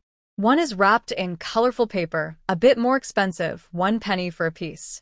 The other is unwrapped orange-flavored candy, costing 1 penny for 2 pieces. In this time when a penny is hard to come by, Lin Wanwan doesn't fuss too much. She asks the clerk to count out a dime's worth of orange candy. 1 penny for 2 pieces, totaling 20 pieces. This cheapest fruit candy doesn't need tickets. The clerk quickly counts out 20 pieces of orange candy for Lin Wanwan. She hands the clerk a dime, then turns around and divides the candies equally between her 2 nieces. "Thank you, little aunt." Lin Hongni happily takes the candies from her little aunt and shares some with her. "Little aunt, you eat first." "Thank you, Hongni." The cheap orange candies taste strongly of industrial sweeteners, and Lin Wanwan, who doesn't like too much sweetness, finds it a bit hard to enjoy. To avoid waste, she quickly chews a few bites and swallows the candy. Lin Hongxiang takes the candies her little aunt gives her and, mimicking her younger sister, feeds some to her. Lin Wanwan waves her hand. "Little aunt doesn't like sweet things. You can have these." Since the candies are so tasty, how could anyone dislike them? Maybe little aunt is just pretending. Lin Hongxiang shyly pulls her hand back and simply eats the candies herself. These candies are really sweet. Such sweet candies, her parents and older sister would definitely like them too. Lin Hongxiang doesn't want to eat too many. She stuffs all the candies into her pocket, planning to take them home for her parents and sister. The sales clerk at the Supply and Marketing Cooperative, Lu Zhen, knows Lin Wanwan well. The reason is simple: no other girl in 10 miles around is as fat as Lin Wanwan. Not to mention, Lin Wanwan has a mother who often shows off and loves to visit the cooperative, making it hard not to recognize her. When Lin Wanwan shared her candies with 2 little girls and Lu Zhen saw the money in her hand, she started to think. Her foolish younger brother from her family has not married because he has some mental issues, but he eats and sleeps well and is healthy. If Lin Wanwan agreed to marry her brother, her parents wouldn't have to worry about this anymore. Wang Xiui, her mother, loves her daughter very much. The family is well off, which Lu Zhen could tell from how often she visited the cooperative. Once the young couple got married, Wang Xiui would surely treat her son-in-law very well. Although Wang Xiui has recently been eager to marry her daughter to someone in the city folks are not fools. They wouldn't marry a rural woman without a job. The problem is, this woman is both ugly and fat, and she eats a lot. Only the Li family doesn't mind, and is willing to marry her into their home. The more Lu Zhen thought about it, the more she believed this plan could work. She wished she could ride her bike back to her parents' house right now, and ask her mother to find a matchmaker to visit the Lin family and propose the marriage. "Host, this woman has taken a liking to you. She wants to marry her foolish younger brother into your family. You must not agree. If you really marry him, your life will be ruined. That man is ugly, short, and always drooling when he sees women. He's been with many widows." Hearing these reminders from the system, Lin Wanwan couldn't help but smile wryly. Does she look like someone easy to bully? Why does everyone keep scheming about her? Or is it because she looks easy to push around, so others want to step on her? She steadied her mind and said, "Don't worry, I have my own plans. That fool isn't even worth tying my shoelaces. Marry him?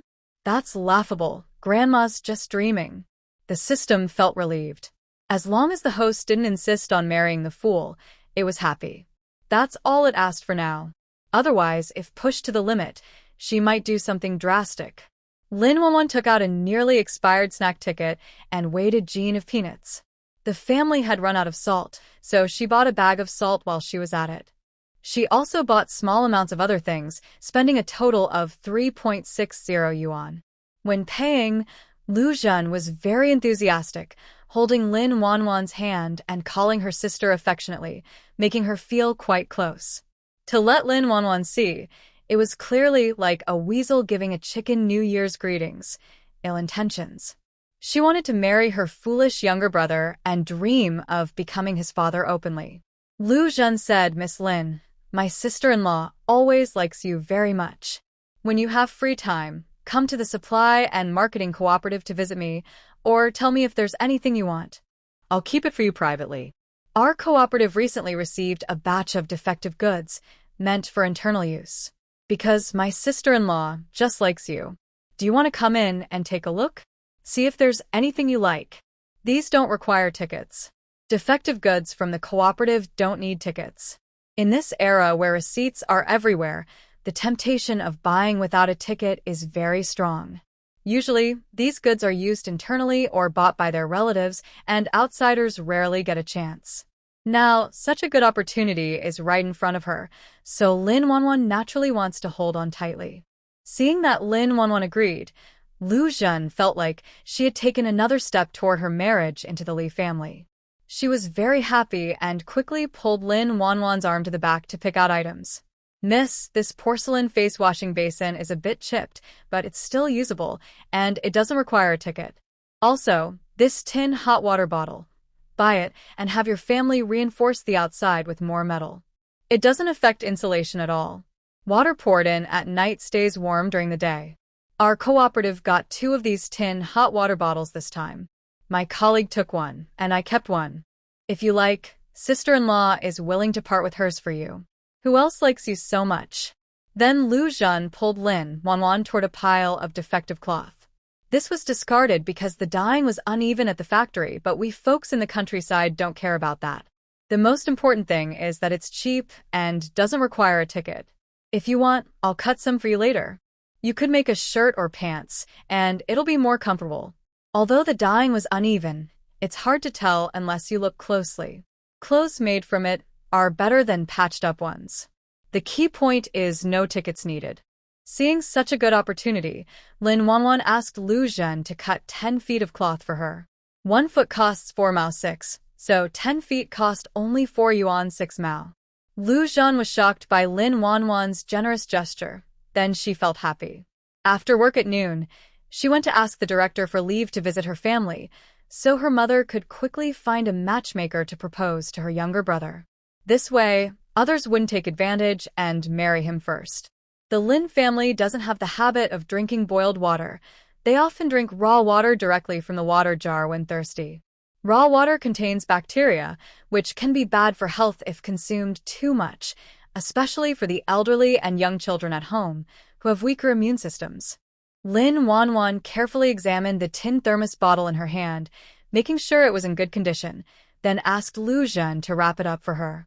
The tin thermos cost 5 yuan and 50 cents. She also bought a chipped enamel wash basin, which cost her 2 yuan and 42 cents. Overall, Lin Wanwan spent 16 yuan and 12 cents at the supply and marketing cooperative today. The money Wang Xiui gave her before was almost gone, and she was trying to save money. Looking at the small amount of money in her hand, Lin Wanwan sighed. Every penny was precious during these hard times, and she felt like crying from poverty. In her modern life, she never lacked money. Her bank account alone had enough to last her 10 lifetimes without worry. But now it was just a memory because she was gone.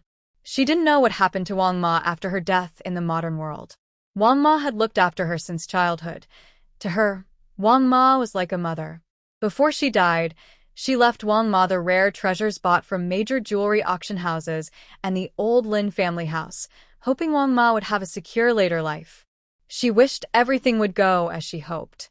Lin Hongni tugged at her younger aunt's sleeve, blinking her big eyes and asking, "Auntie, why are you sighing?"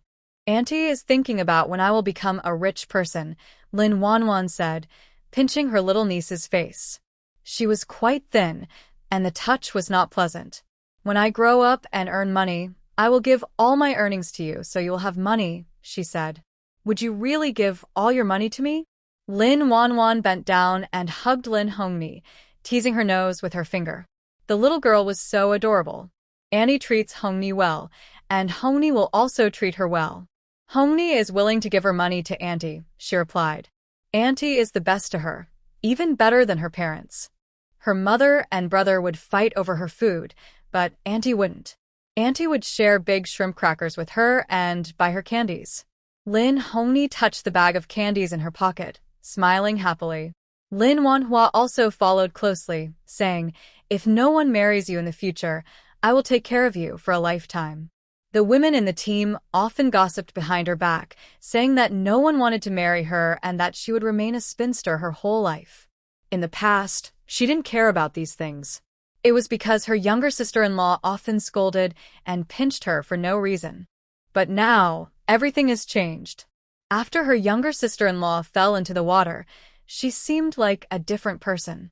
She would help bathe her and Hong and I, and even bring them to the supply store to buy candies.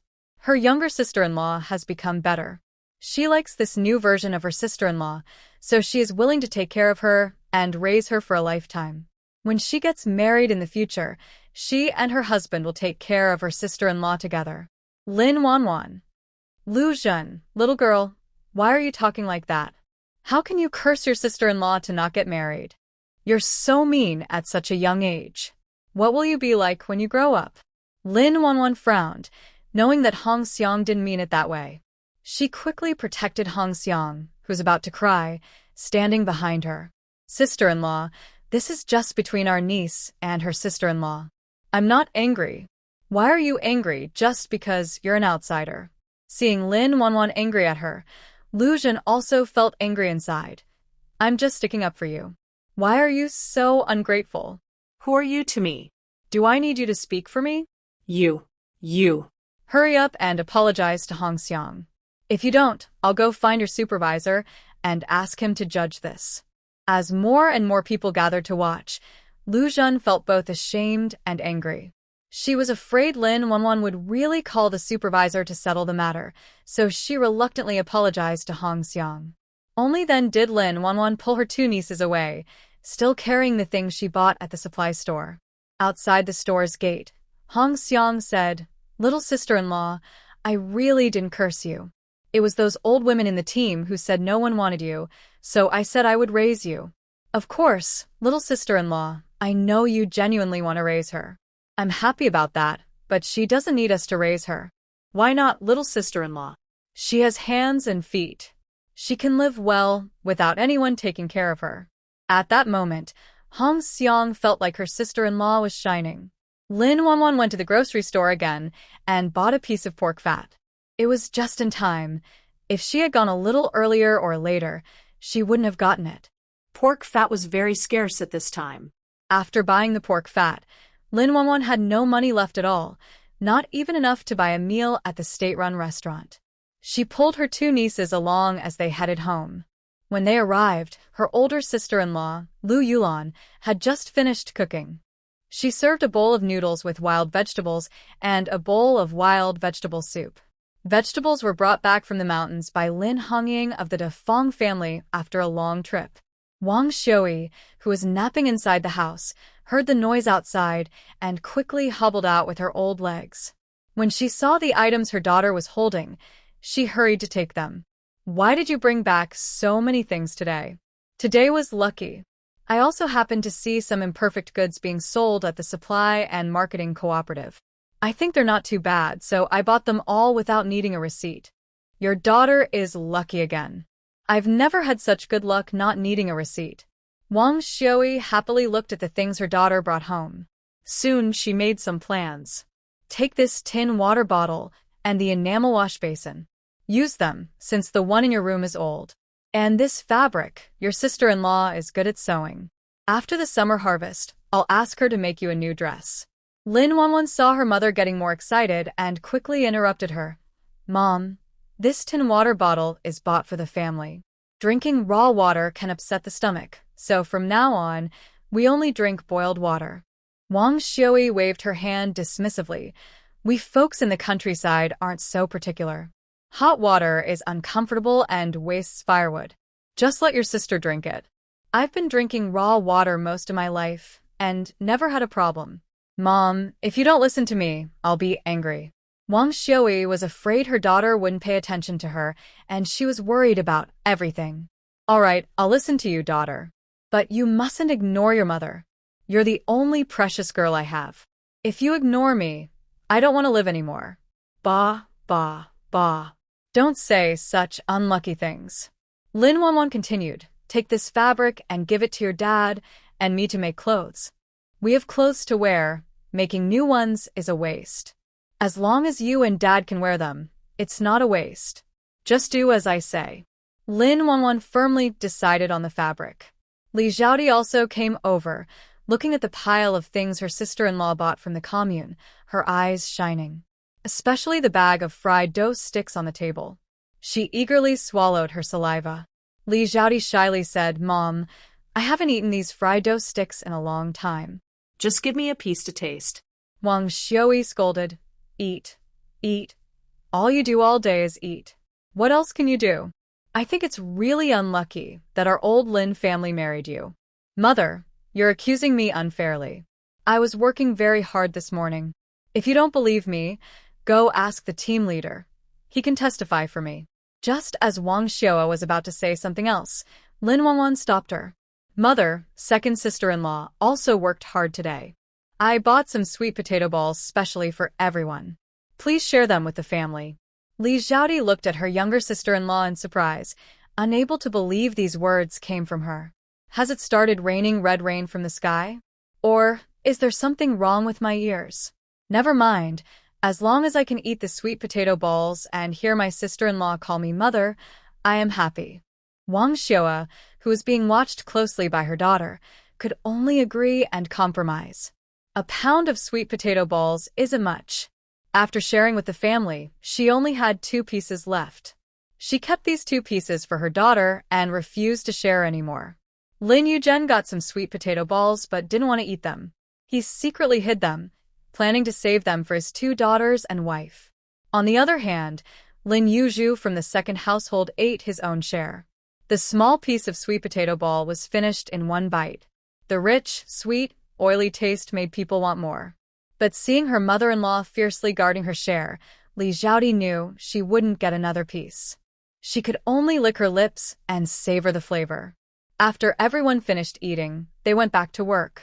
In a few days, it would be summer harvest. They looked at the golden wheat in the fields, full of energy. The field hadn't yielded much in the past 2 or 3 years, but luckily, the weather was good this year and 2 months ago, there was a heavy rain. Otherwise, the wheat would have dried up like last year. Soon after starting work, Li Xiaodi felt lazy again and squatted down to slack off. The team's loudspeaker, Niu Yuxia, came over and started chatting with her. Xiaodi, when will your younger sister-in-law get married? It's good to prepare early and share some luck. Wang Xiua loved her daughter very much. When she got married, she would definitely have a grand celebration with plenty of food and drink. Even if there was no meat, there would be steamed buns. She planned to go hungry and eat more. Li Xiaodi was a bit confused. Marry? Who is she marrying? I don't know about this. Niu Yuxia saw that Li Xiaodi was avoiding the question and rolled her eyes. Besides Zhou Jiqing at the youth training station, who else could it be? Our team is now talking about it everywhere. You can't hide it from me. I think your sister-in-law's life is really good. Before she got married, her parents and brothers protected her, and she never had to work in the fields. Now that she's of marriage age, she chose a young man from Shanghai who came to the countryside as a youth. Zhou Jiqing is famous in our team for being good-looking and having a kind temper. Among the girls in our team, everyone hopes their daughter will marry Zhou Jiqing. Who would have thought your sister-in-law would take him instead? Li Xiaodi finally understood this and immediately left Niu Yuxia, rushing to find her mother-in-law. That scoundrel Zhou Zhongwen, relying on his looks, has tricked her sister-in-law out of many good things. Luckily, her sister-in-law saw through him and took back what he had stolen. They had cut ties completely, so why are they still involved? Just thinking about her sister-in-law marrying Zhou Zhongwen's shady father makes Li Xiaodi feel upset inside. It's not because she cares too much about her sister-in-law, but because she worries about the family's money and food. Her mother-in-law, who loves her daughter very much, would probably support her sister-in-law and her husband after marriage. Maybe she would even empty the family savings. Li Xiaodi strongly disagrees. Wang Xiui, who is busy working, was hurriedly pulled aside by her second daughter-in-law to talk. Mother, I don't agree with my sister marrying Zhou Jiqing. Who's marrying whom? Say that again? My sister is going to marry Zhou Zhongwen's shady father. Everyone in our team knows about it. Just now, the loudspeaker told me. Forget his nonsense. With his sharp mouth, monkey face, and dead fish eyes, anyone who marries him will be unlucky. My daughter would never be so desperate as to marry him. Mother, are you saying this marriage doesn't count? What do you mean it doesn't count? Your sister's reputation has been ruined. And you, as her sister-in-law, are still happily laughing? Is this how a sister-in-law should behave? Others are bullying your sister. Li Xiaodi, after being scolded, didn't get angry. Instead, she stood with her mother-in-law, united in purpose. Mother, calm down. After work, I'll find those who are spreading rumors behind her back and get revenge for my sister. Wang Xiui rolled her eyes at her. What are you waiting for? Go now. I want to see that shameless gossipmonger dare to ruin my daughter's reputation behind her back.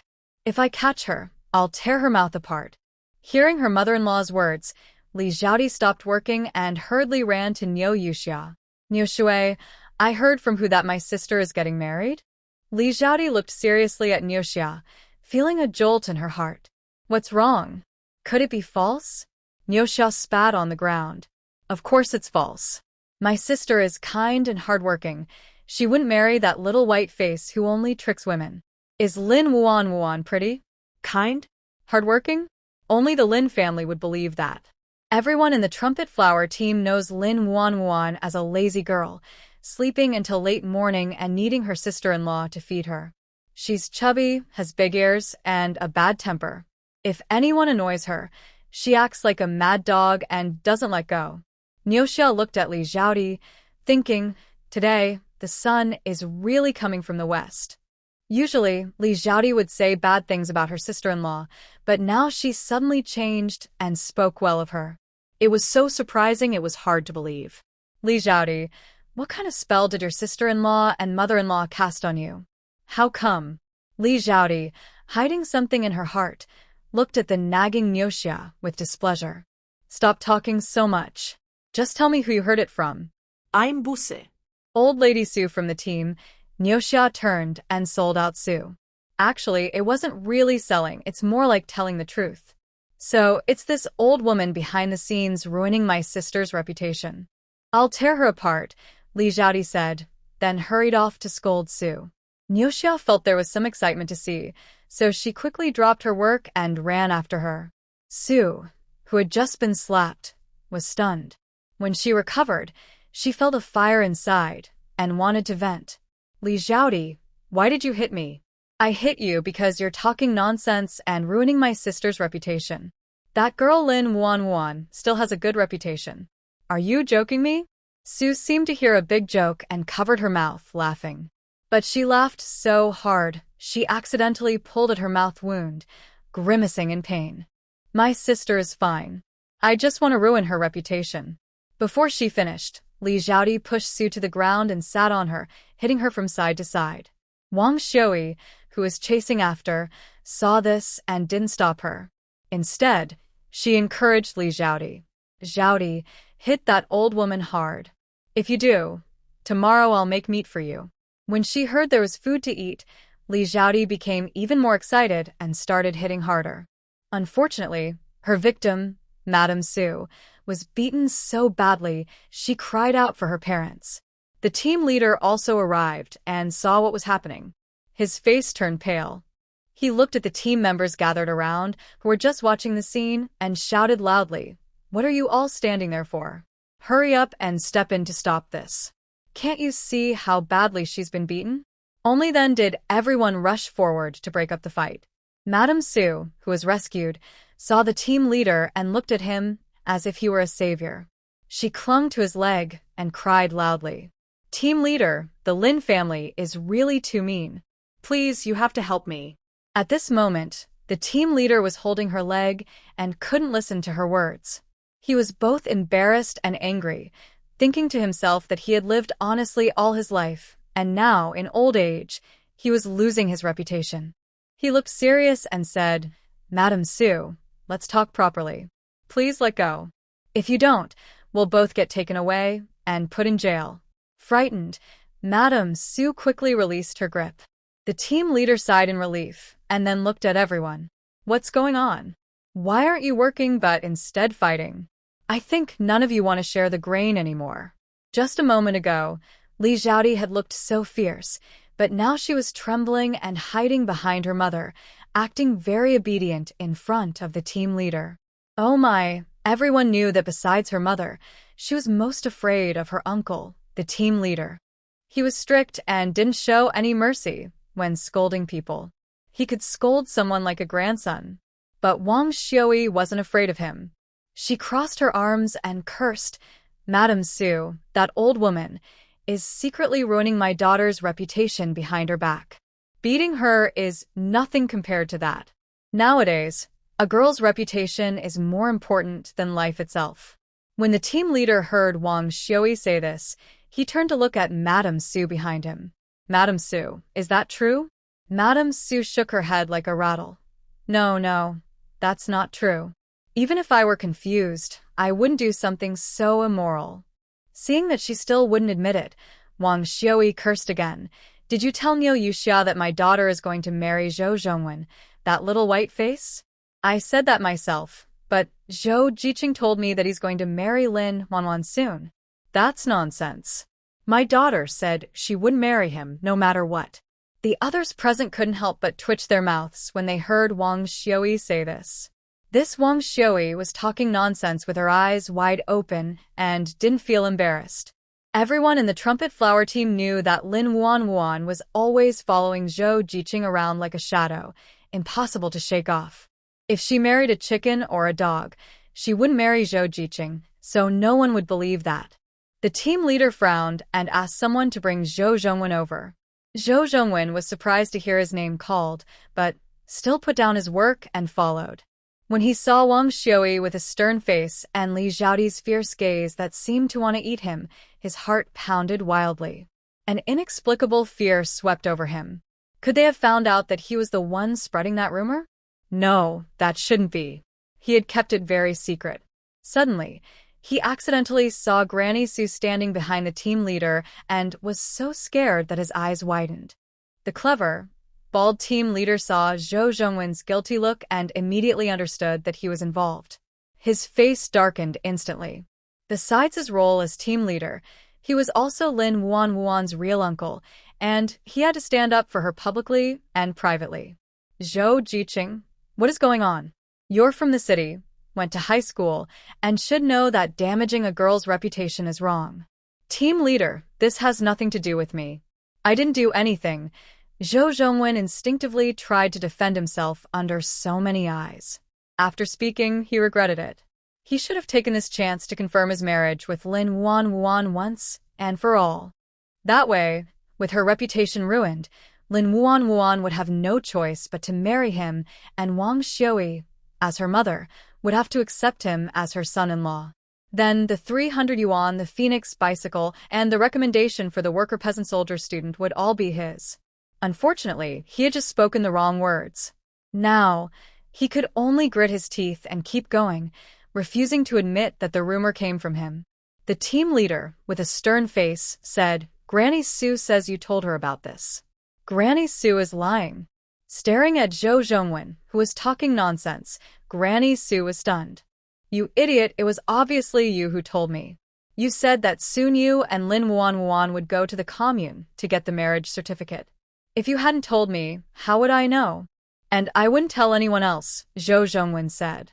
Granny Sue, I know you don't like the Lin family, but you can't falsely accuse me, he added.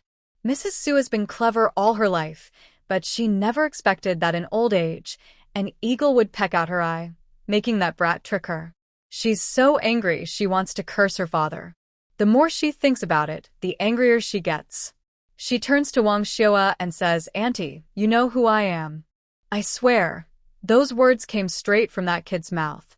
If I tell one lie today, I won't have a good death. As soon as she says this, everyone gasps in shock.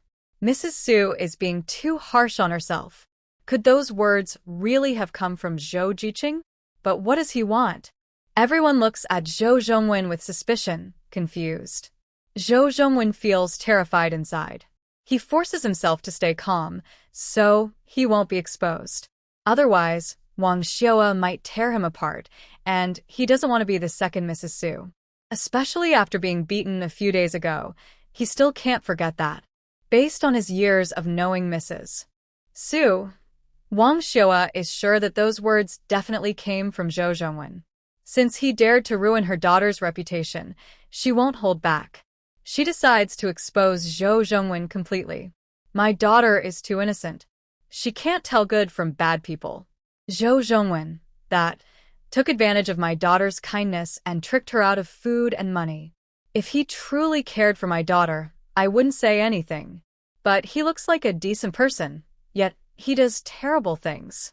He's pretending to be nice to my daughter while secretly hugging and kissing Bai Wenjin at the youth camp.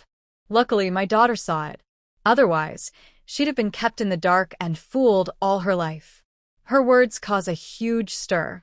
Everyone stares in disbelief at Zhou Zhongwen, unable to believe what they're hearing. They never thought that the usually proud youth camp kid would be so wild behind the scenes. And kissing someone in broad daylight? Bai Wenjin, that shameless girl, is also a flirt. How could a proper girl do such a thing? It's especially sad for Lin's little girl. She's not pretty, and now she's been tricked out of money and feelings. If she's the kind of person who gives up easily, she might have already hanged herself. No wonder Wang Xiaoa is so angry. Zhou Zhongwen's mind explodes like a bomb, and his body sways as if he might fall at any moment. He's finished. He can never go back to the city. His life is ruined by Wang Xiaoa. He feels a deep, burning hatred inside. White Wenwen, who was hiding behind the team members, was so frightened by the scene that her face turned pale. Not wanting to be punished, she mustered her courage and approached Zhou Zhongwen. "Captain, my relationship with Zhou Jiqing is known to everyone at the youth station, and we are about to get our certificates at the commune. This isn't considered inappropriate behavior." Zhou Zhongwen seemed to realize something and quickly said, Yes, we are dating, but we are not engaging in improper conduct. You can't punish me." The team leader called for the youth station staff to be brought over. The youth station members were confused at first, but after understanding the situation, they sided with Zhou Zhongwen and White Wenwen, saying they were dating. They also claimed that Zhou Zhongwen and Lin Wanfan were just friends having normal interactions. If they didn't say this, it would damage the reputation of their youth station, and no one would want to associate with them in the future. The team leader verbally criticized Zhou Zhongwen and White Wenwen, then ordered Zhou Zhongwen to apologize to Wang Xiaoyi. The matter was considered settled. However, Granny Su, who had been beaten and suffered a loss, was not satisfied. After the team leader left, she instructed her two sons to beat Zhou Zhongwen up, finally feeling some relief. At dinner, Wang Xiaoyi unusually gave Li Zhaodi a whole steamed bun.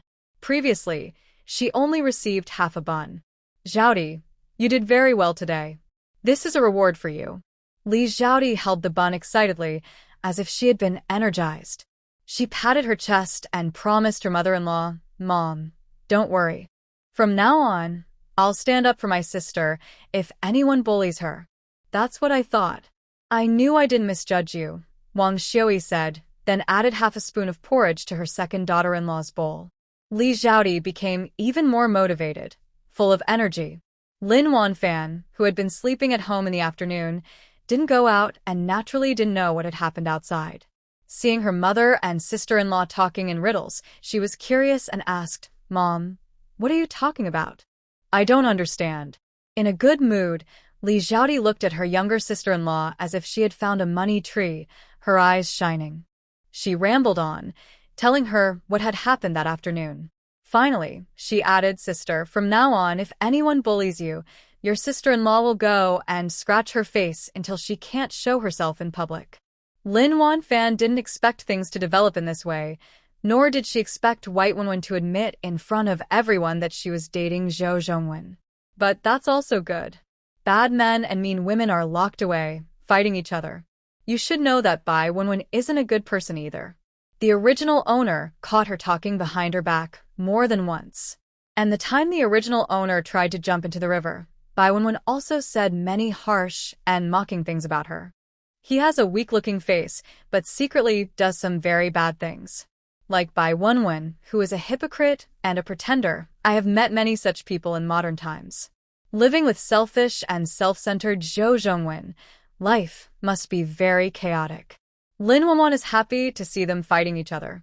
Meanwhile, the affair between Zhou Zhongwen and Bai Wenwen quickly spread in the village, and soon everyone knew. From the 80-year-old grandma without teeth to the 5- or 6-year-old kids running around, everyone knew. The village chief's youngest son, Lin Youqiang, was stunned when he heard the news. Just a few days ago, Bai Jiqing had told him she liked him and wanted to date him. How did she suddenly get involved with Zhou Zhongwen, who was dating the village chief's son? Lin Youqiang, confused and overwhelmed, put down his chopsticks and hurriedly ran toward the youth station. He urgently needed an answer. If Bai Jiqing and Zhou Zhongwen are together, what does that make him? Is he considered a boyfriend? But he hasn't even touched Bai Jiqing's hand. Could it be that Bai Jiqing is just playing him for a fool? On the way to the youth station, Lin Youqiang carefully recalled the sweet moments when he was with Bai Wenwen. Growing up in the city, the delicate girl with big, moist almond-shaped eyes complained that life was too tiring. Without hesitation, he asked his father to arrange a simple job for her. Even so, the girl was exhausted and started crying in front of him. He hated to see her cry, so after finishing his work, he would go help her with hers, like a hard-working old ox. To protect her reputation, he would secretly help her, afraid of being teased by the older women in the team. The city girl was different from them, shy and delicate, not able to handle teasing. And the women in the team often talked nonsense about men and relationships. He also saved his own ration to share with her. All those sweet memories flashed through Lin Youqiang's mind. Soon, he arrived at the youth station. At this moment, the youth station had just finished preparing the meal, and the young people were all gathered around the stone slab in the yard eating. Seeing the young son of the team leader suddenly rush over in a hurry, everyone's brows twitched. Wang Yonghao stepped forward and asked Comrade Chang, "You came so late. Is there something you need? Where is Bai Jiqing?" "I need to see her," Lin Youqiang said, biting his lower lip tightly, trying to stay calm in his mind. He wasn't here to fight today. He came to find out if the girl he cared about truly liked him. If she did, why was she dating Zhou Zhongwen? Or maybe Zhou Zhongwen used some sneaky tricks to force her. This thought suddenly took root in his mind, and Lin Youqiang's angry and restless heart calmed down a lot. When they learned that Lin Youqiang came to find Bai Wenwen, everyone at the youth station looked at each other in surprise. A man coming to find a woman so late at night, besides love, there's no other reason. First, Zhou Zhongwen, who lives under the same roof, and then the young son of the team leader. How many men has Bai Wenwen secretly attracted? She looks innocent, but behind the scenes, she does all sorts of flirtatious and shameless things, bringing trouble to their youth station. Thinking that their peaceful life might be broken, the young people started to blame Bai Wenwen in their hearts for being so restless. "Are you all mute? I'm asking you questions. Where is Bai Wenwen? I need to see her." Wang Cancan stepped forward. "Bai Jiqing is resting inside. I'll go call her out to see you," she said, then ran back to the house. She looked at Bai Wenwen, who was curled up on the bed, with a hint of sarcasm in her eyes. "Bai Wenwen, the young son of the team leader is looking for you. Tell him to get lost." Bai Wenwen snapped, her temper a bit fiery. Just thinking about what happened this afternoon made her want to cry uncontrollably. Her reputation was ruined. All this was because of that old woman Wang Xiaoa, who spread rumors and caused her to be afraid to even leave the house. Even if she went to the commune with Zhou Zhongwen to get their marriage certificate annulled, the gossipers in the team would still call her a restless, flirtatious fox behind her back. Thinking about such dirty words made her feel overwhelmed. The person looking for you is Lin Yoqiang, the young son of the team leader. It was you who told him to get lost. Don't blame me if something happens later. Before Wang Qingqian finished speaking, Bai Wuan got out of bed. She stood in front of the mirror, combing her hair and powdering her face. After a long struggle, I finally left the house with my eyes swollen from crying. Lin Yoqiang saw Bai Wuan willing to come out and see him, and he was so happy that he forgot why he came over in the first place. However, Bai Wuan felt her heart tighten when she saw everyone's eyes shifting between her and Lin Yoqiang. She absolutely could not let anyone find out about her relationship with him. Comrade Lin, isn't there something you want to talk to me about? Let's go outside. Whatever you say. They walked out of the youth commune one after the other. Some nosy people, eager for trouble, ran back inside to wake up Zhou Zhongwen, who was sleeping with his head down. Zhou Zhongwen, Bai Wuan's boyfriend, is here to see her. Bai Youth, I just want to know what your relationship is with Zhou Zhongwen from your youth commune.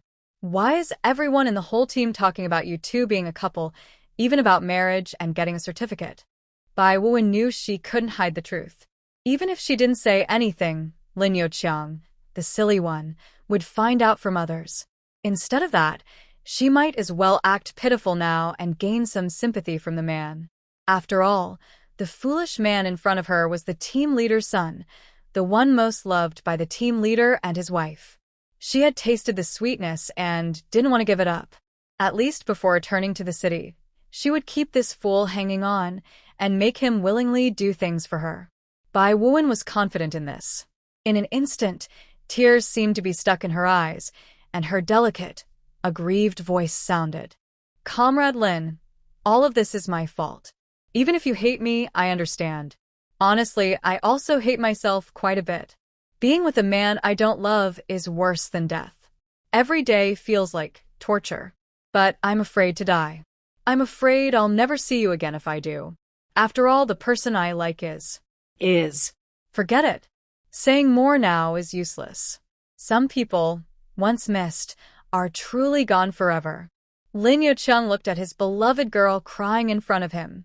Impulsively, he held Bai Wuan in his arms. Bai Wuan was stunned. They were only a few steps away from a youth commune. If someone accidentally saw, her life would be over.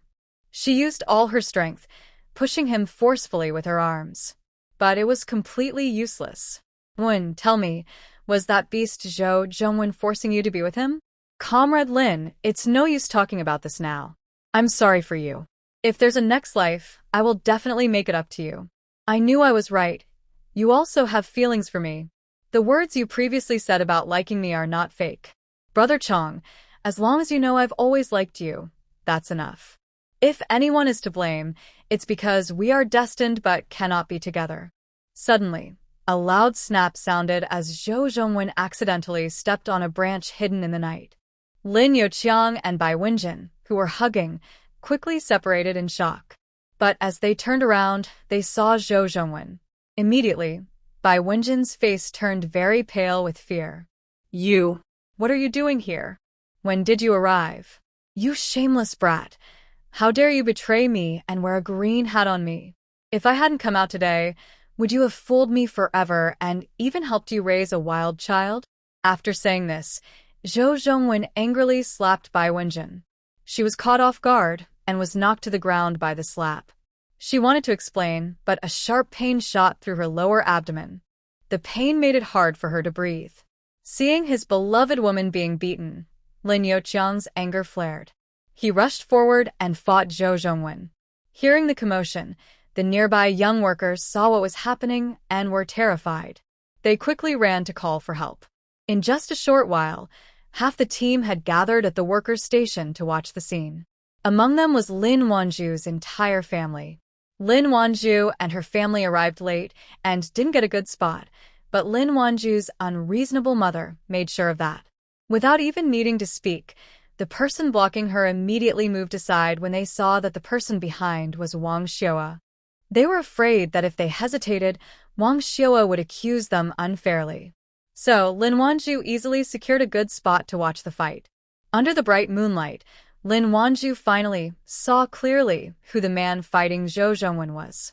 It was her cousin Lin Youqiang, who is the same age as her, just 2 months older.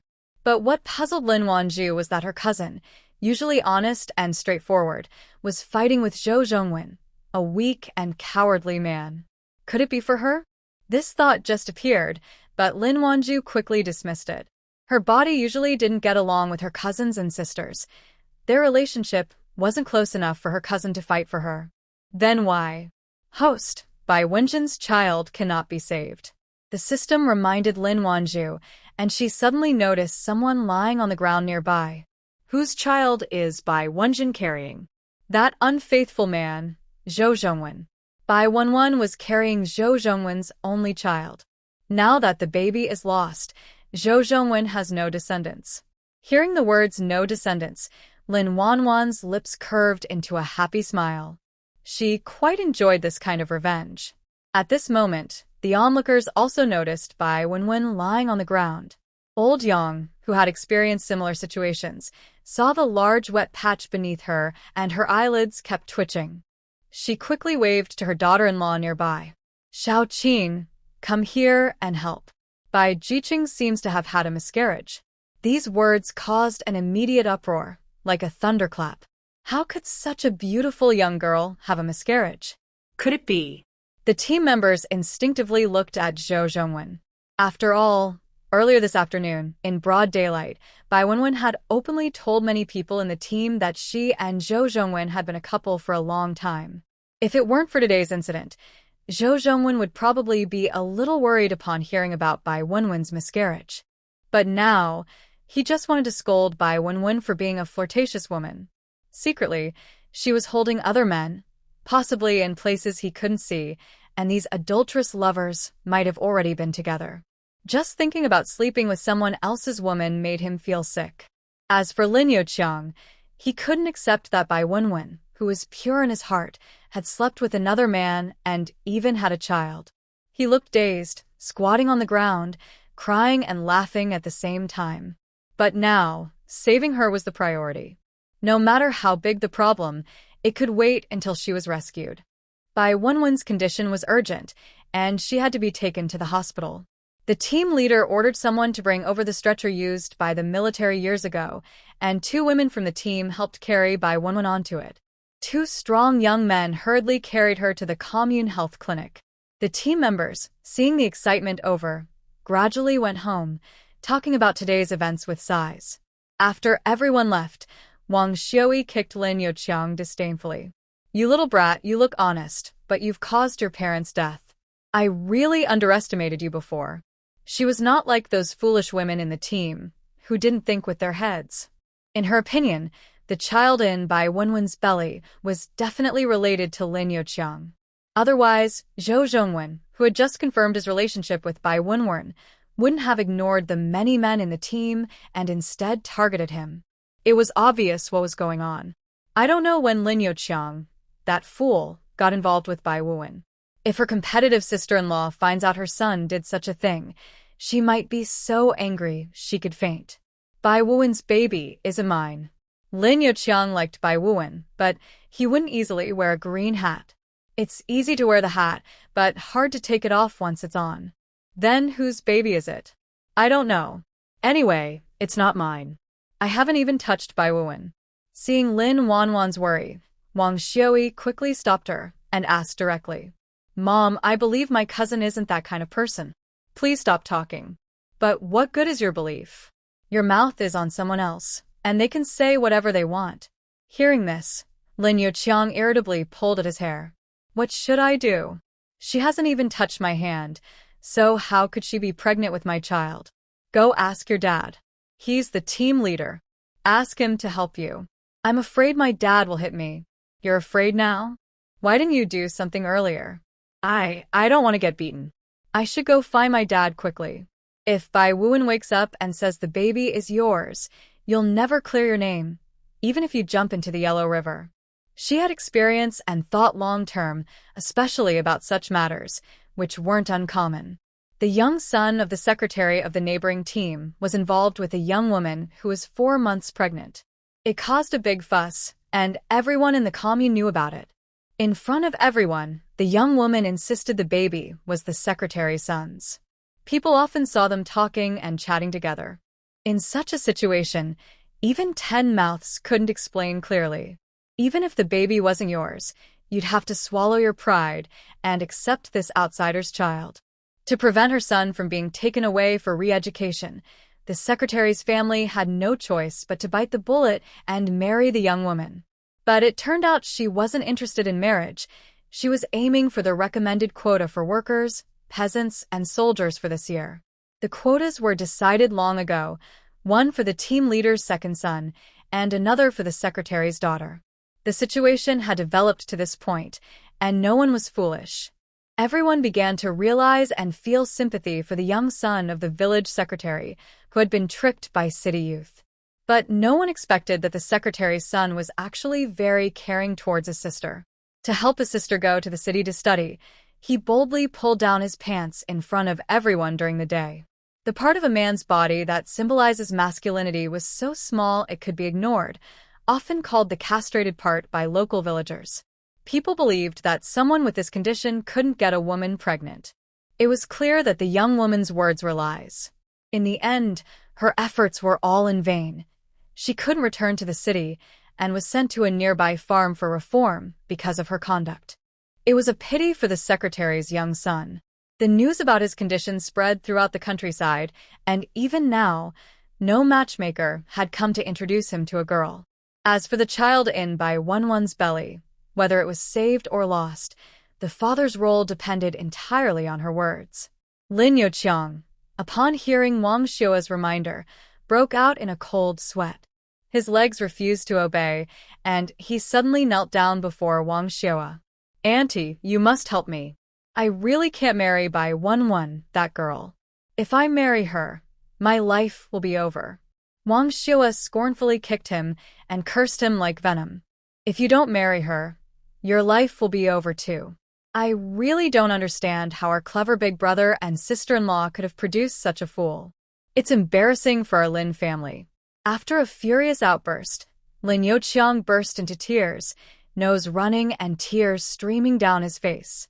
Lin Wanwan looked at her cousin, who was crying with tears and snot mixed together, and her disgust was almost overflowing. He was a grown man crying more miserably than Red and I. But Wang Xiua was right. If Bai Wanwan pushed all the blame onto her little cousin, it would ruin the family's reputation. Perhaps even the big brother, the team leader, might lose his position. Many in the team had long coveted the team leader's role and wanted to replace him, stepping over him to get ahead. And the big brother, as team leader, also benefited their family. Originally, Lin Wanwan thought it was better to stay out of trouble, but suddenly she changed her mind. She wanted to help her little cousin. "Little cousin, tell me what happened today. Let me see if I can help you in any way." Seeing her completely unfamiliar cousin, Lin Yoqiang suddenly felt like he had a backbone. He poured out everything about himself and Bai Wanwan, as if opening his heart, including the incident where Zhou Zhongwen slapped Bai Wuwen and knocked her to the ground. "Little cousin, you say Bai Wuwen likes you. Does she like you because you're ugly? Or because you're uneducated, don't wash, and chew loudly while eating?" Lin Wanfan looked at her clueless little cousin with a complex expression. This person really needs to have some self-awareness, so he doesn't end up like her little cousin, being tricked and still happily unaware. Lin Yoqiang hesitated for a long time, but couldn't come up with a reason. Meanwhile, Wang Xiui mercilessly scolded, "You're so stupid. It's because you're easy to fool. That sly fox just needs to flick her finger, and she can trick you around. I really wonder if your mother dropped her brain when she gave birth to you." Scolded, Lin Yoqiang opened his mouth, but then closed it again, unable to say a word. His wife was right. He was indeed foolish, being played around by Bai Wuwen. Lin Wanfan interrupted Wang Xiui, saying, "Mom, wait until this is settled. Then you can scold." "Fine. I'll listen to you." Wang Xiui immediately quieted down. When Lin Wanfan, Wang Xiui, and Lin Yoqiang arrived at the health clinic, Bai Wuwen had already come out of the operating room. Her small face was pale, with tears still not wiped away, clearly having cried heavily just now. Wan Fan, why did you come? The captain looked at his niece at the door with some surprise. I came to see what the doctor said, Lin Wan Fan replied. She already knew from the system that Bai Wuen's pregnancy couldn't be saved, but she asked again to avoid suspicion. The doctor said the baby didn't make it, but what? It's nothing. I'm watching over her. You should go back so your mother won't worry, she said, not wanting to admit the embarrassing trouble her son caused. Wang Xiaoyi jumped out from behind Lin Wanfan, impatiently saying, Big brother, we're all family. There's nothing we can't say.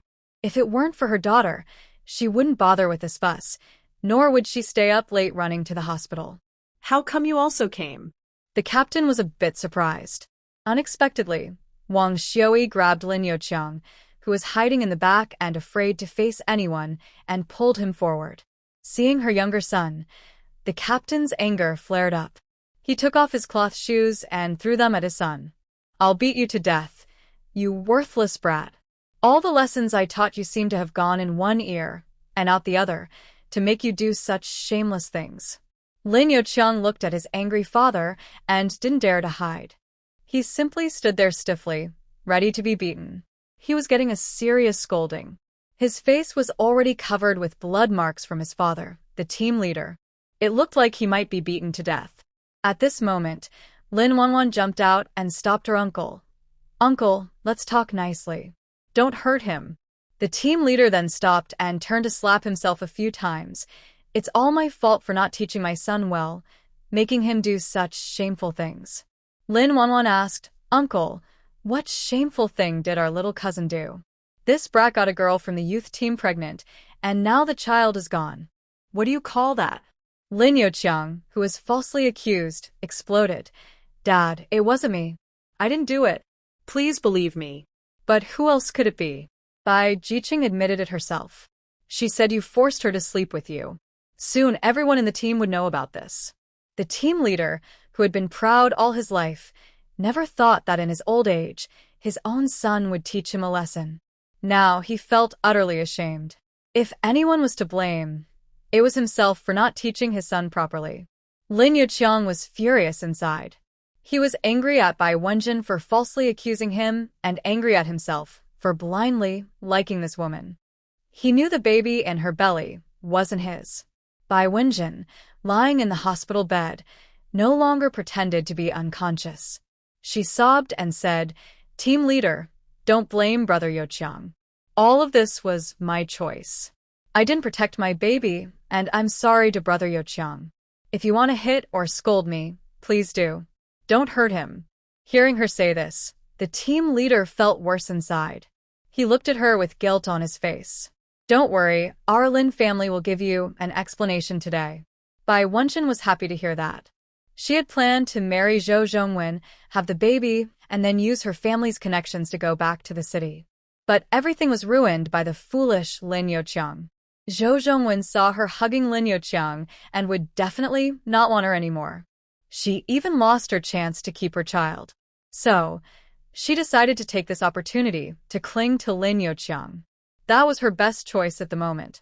Her father was the team leader. After marrying into the family, she would cry, make trouble, and threaten to hang herself to get the recommended spot for next year's workers, peasants, and students, then go back to the city to study. Once in the city, she would find a chance to divorce Lin Youqiang, which wouldn't affect her chances of finding another partner. Poor Lin Youqiang, this fool, is being played around by her. But as the saying goes, he who does not benefit himself is doomed, and she did nothing wrong. Bai Wuan believed she had hidden her plans well, but Lin Wanwan, leaning against the wall with her arms crossed, saw everything clearly. She smirked with a hint of sarcasm and said, Big uncle, you can't believe everything you hear. You should listen to evidence, not just rumors. Wanwan, are you saying? The captain's brow twitched as he instinctively looked at his son hiding in the corner. Big uncle, my little cousin and I have been friends since childhood. I trust his character. The child in Bai Jiqing's belly has nothing to do with him. Seeing Lin Wanwan suddenly interfere, Bai Wuan was furious and started to curse. What are you? This is between me and Lin Youqiang. Before she finished, Wang Xiui, who was protecting her, slapped her twice.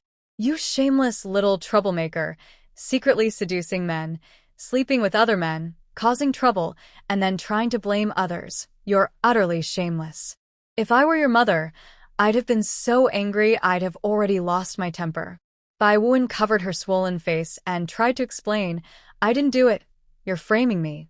I only have Yu Qiang as my man. Lin Wanwan chuckled softly, really? But I saw you and Zhou Zhongwen kissing passionately at the youth camp last time. Bai Wuan hesitated for a long time, but couldn't explain. Because her kiss with Zhou Zhongwen at the youth camp was spread everywhere by Wang Xiui, the big mouth. If she had known, she wouldn't have admitted to dating Zhou Zhongwen. It was so unlucky. But Lin Wanwan didn't let her go and continued. Let me guess, the baby in your belly must be Zhou Zhongwen's, right? You two used to fool around outside the firewood pile at the youth camp. He took off your pants, you took off his shirt, and neither of you took precautions. It's no surprise that something went wrong. Bai Wuan's pupils shrank as she was hit with the truth. She blurted out, How do you know about that? Seeing she had achieved her goal, Lin Wanwan turned to her big uncle and said, Big uncle, now you can believe that little cousin was wrongfully accused. As for how she knew, of course, it was the all-powerful system that told her. But what she didn't expect was that Bai Wuan was suffering so much over matters of love and relationships. What can 5 minutes do? Taking off and putting on clothes takes about 2 minutes. If she hesitates a little longer, another 3 minutes pass. It's easy to imagine how hard life is for Bai Wuan. If it were her, she wouldn't be able to tolerate even a moment. She would just kick the man away and find someone better. After all, she can't stand any hardship in that area. Bai Jiqing, I really misjudged you, said the team leader, leaving everyone behind in anger and walking out of the hospital. Bai Wenwen's slow brain finally realized what foolish words she had just said, and she was furious inside. She looked at Lin Wuan, who was teasing her, and angrily threw a pillow at her. Lin Wuan calmly caught the pillow and fought back. Bai Wenwen was so angry she yelled loudly, cursing and insulting. Without a doubt, Wang Xiui, who was always protective, slapped her a few times. Lin Wuan left with Wang Xiui. Lin Youqiang silently followed behind until they reached the hospital gate. He suddenly knelt down in front of Lin Wuan and knocked his head several times in frustration. Cousin, thank you so much today. If it weren't for you, Bai Wenwen would have ruined my life. Little cousin, learn to be more careful in the future. The elder uncle is getting old, and he shouldn't have to worry about you. Lin Youqiang nodded heavily. After a long night of fussing, Lin Wuan was truly exhausted, walking with 2 legs that felt like they were flying. What normally took an hour and a half, she hurried home in just 40 minutes. When she got home, she found that everyone was still awake, sitting in the yard waiting for her and Wang Xiui to return. Only when Wang Xiui spoke did everyone yawn and go inside to sleep. Seeing this scene, Lin Wuan felt a touch of sweetness in her heart. She couldn't remember the last time her family waited for her at home, probably before her parents passed away.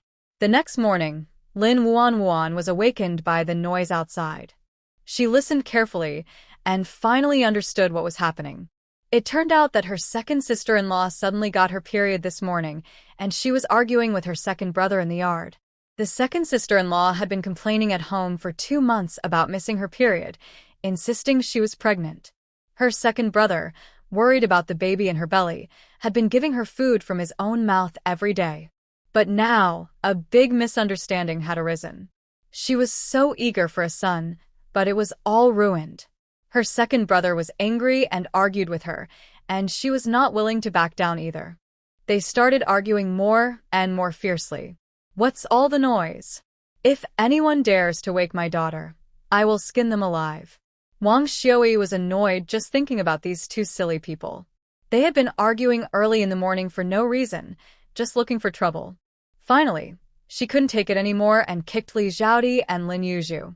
Li Zhaodi covered her sore backside and complained, Mother, I was just saying a few words. Why did you kick me? I'm the one who kicked you. If you're unhappy, go back to your mother's house, Wang Xiaoyi snapped. As soon as she said that, Li Xiaodi fell silent. She didn't want to go back. Her family back home often went hungry, and although her husband's family wasn't perfect, she could at least eat enough at each meal, sometimes even enjoy some extra treats from her sister-in-law. After marrying into this family for many years, she understood the situation well. Her parents-in-law cared more about their younger daughter-in-law than about her son or grandson. As long as she took good care of her sister-in-law, her own good days would come. Just yesterday afternoon, she had scolded her sister-in-law a few times. Her mother-in-law praised her at the dinner table and even added half a spoonful of porridge to her bowl. But she wondered if her mother-in-law's promise to give her some meat was still true. Li Xiaodi, feeling hungry, blurted out her thoughts. "Mother, you said yesterday you would stew some meat for me, you." Wang Xiaoyi pinched her waist and scolded. "What are you talking about? I never said that." Look at the time now. "We're almost out of cornmeal, and you're still dreaming about meat. How lazy can you be?" She realized she shouldn't have trusted her mother-in-law's words. No meat, and she still got scolded. Li Xiaodi's face was as sour as it could be. Meanwhile, Lin Wanwan, who had been woken up, couldn't fall back asleep. She decided to get up and get dressed. At this time, the rest of the Lin family had finished breakfast and were preparing to go to work. Seeing her daughter awake, Wang Xiaoyi quickly went over and asked, "Wanwan, why are you not sleeping a bit longer? Did your second brother and sister-in-law wake you up arguing this morning?" After saying that, she turned around and shot a quick glance at her second son and daughter-in-law. Lin Yuzhu and Li Xiaodi shivered instinctively, afraid they might get scolded again if they stayed any longer, and quickly slipped away. The older siblings, Lin Yuzhen and Lu Yulan, had never seen their younger brother and sister-in-law so eager to go work in the fields before. They found it very strange. Was this really the same second brother and sister-in-law they knew? Maybe they were dreaming. Here, Lin Wanwan was worried that her second brother and sister-in-law would be scolded again by her mother, so she quickly shook her head and said, "Mother, it's nothing to do with second brother and sister-in-law. I just woke up and don't want to sleep anymore. If you don't want to sleep, then don't. Later, wash your face, go to the kitchen to eat, and Mother will go to work first. Mother will come back at noon and make noodles for you." After arranging her daughter, Wang Xiaoyi arranged her granddaughter Lin Hongxiang to take care of her younger sister-in-law, then she grabbed her and hurried off to work in the fields. 10-year-old Lin Hongxiang could do any chores. Today, she cooked lunch. It was vegetable porridge with corn cakes. In these times when people just cared about filling their stomachs, everyone finished their meals quickly and went back to work. The team members worked under the blazing sun, sweating profusely in the fields to earn work points. They looked at the wheat in the field, which was almost ripe, and smiled so broadly their mouths almost reached their ears. Tired from a whole day, the Lin family hurried to eat before it got completely dark. Just after finishing their rice, the team leader and his family came to visit. The team leader's wife, Li Chuiying, stepped forward and held her sister-in-law's hand gratefully, saying, "Xiaoyi, my husband told me everything. Thanks to Chong, Wanwan helped a lot. Without Wanwan's help, we would have had to swallow our pride and marry that terrible Bai Wenjin." Recently, she had been staying in the county town to care for her daughter during her postpartum period. As the summer harvest approached and her daughter had recovered, she packed her things and had her son-in-law ride her back home. But as soon as she arrived, she learned about this from her old husband. Although she had been a sister-in-law for many years and didn't like the quarrelsome Wang Xiaoyi or the lazy Lin Wanwan, this time, her daughter and her had truly helped their family. Now that she had calmed down, she quickly took her things and went to thank them with her husband and son. Wang Xiaoyi, with a sour face, saw her sister-in-law handle the situation so well, and her expression immediately improved as she took the things from her. That little troublemaker Bai Wenjin is quite restless. She's flirting with Chong on one side and rolling around with Zhou Zhongwen, that little pretty boy, by the fire. She even has a kid now. Chong is lucky to have met my daughter. If it weren't for my daughter, even if you bit your teeth and tried to marry her, you wouldn't succeed.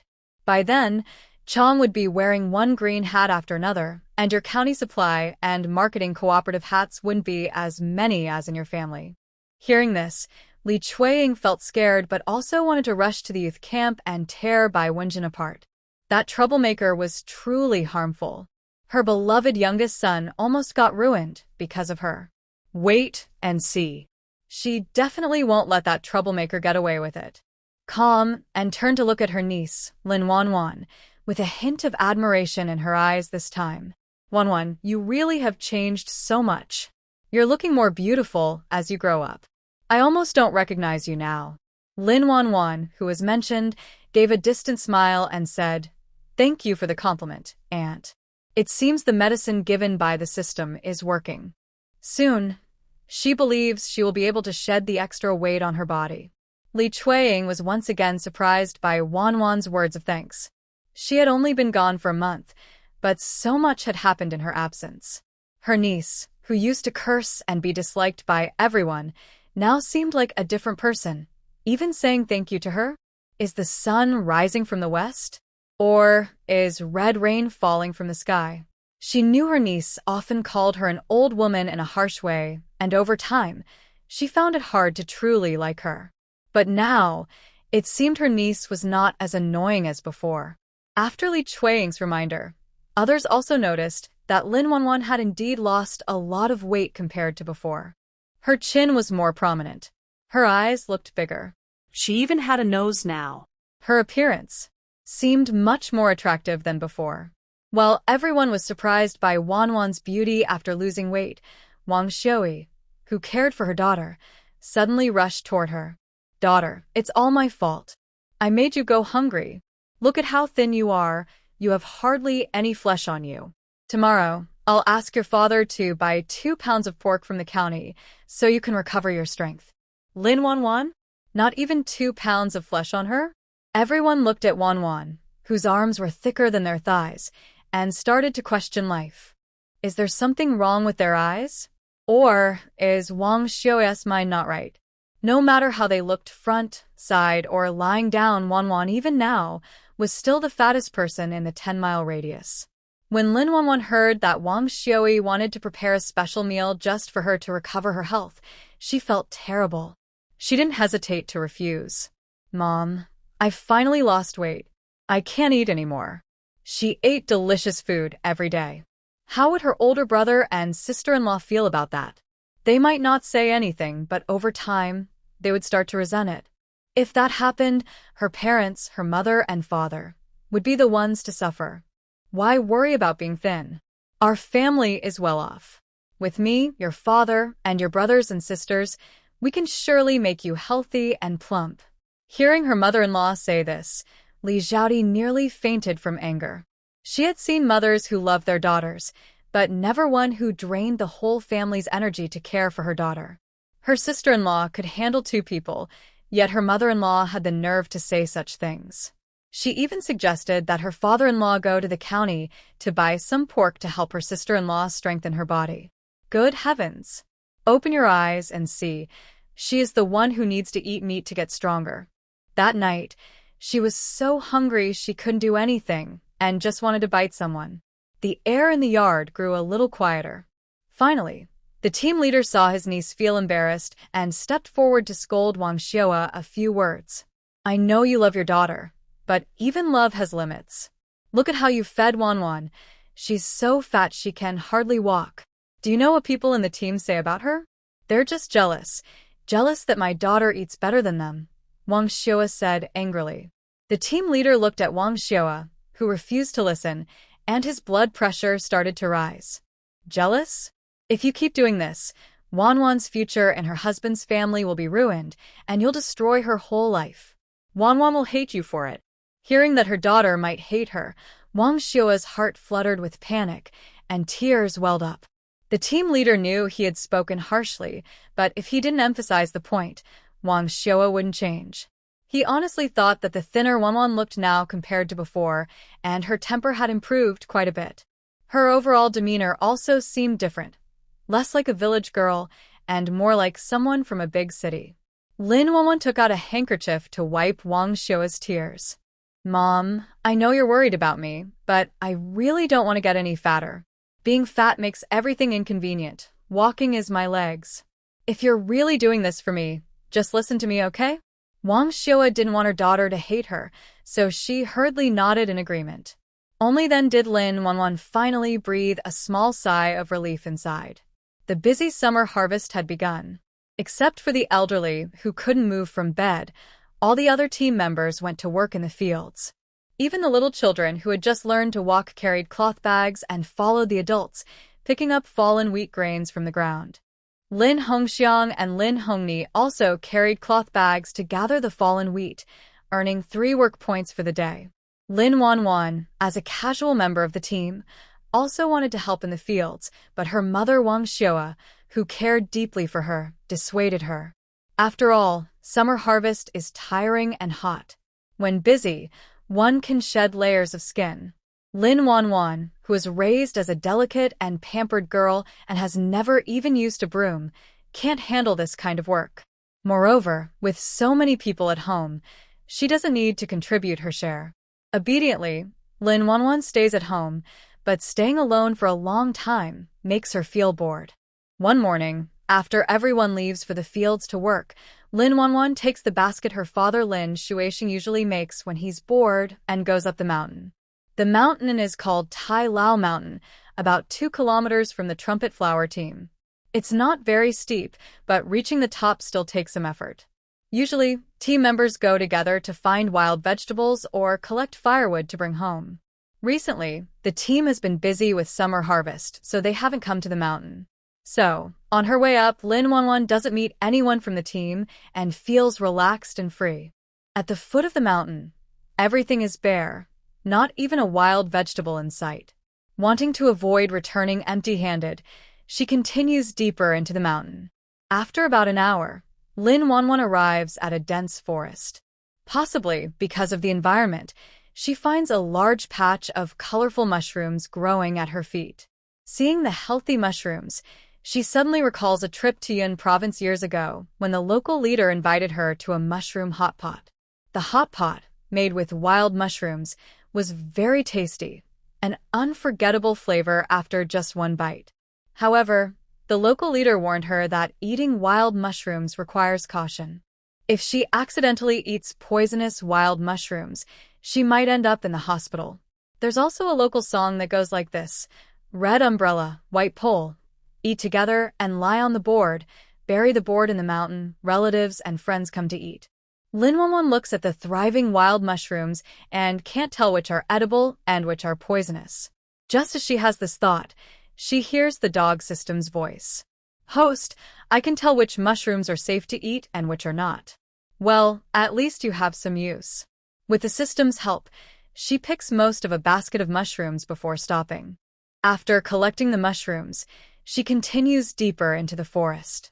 Suddenly, a plump wild chicken jumps out from the bushes and stops just a short distance in front of her.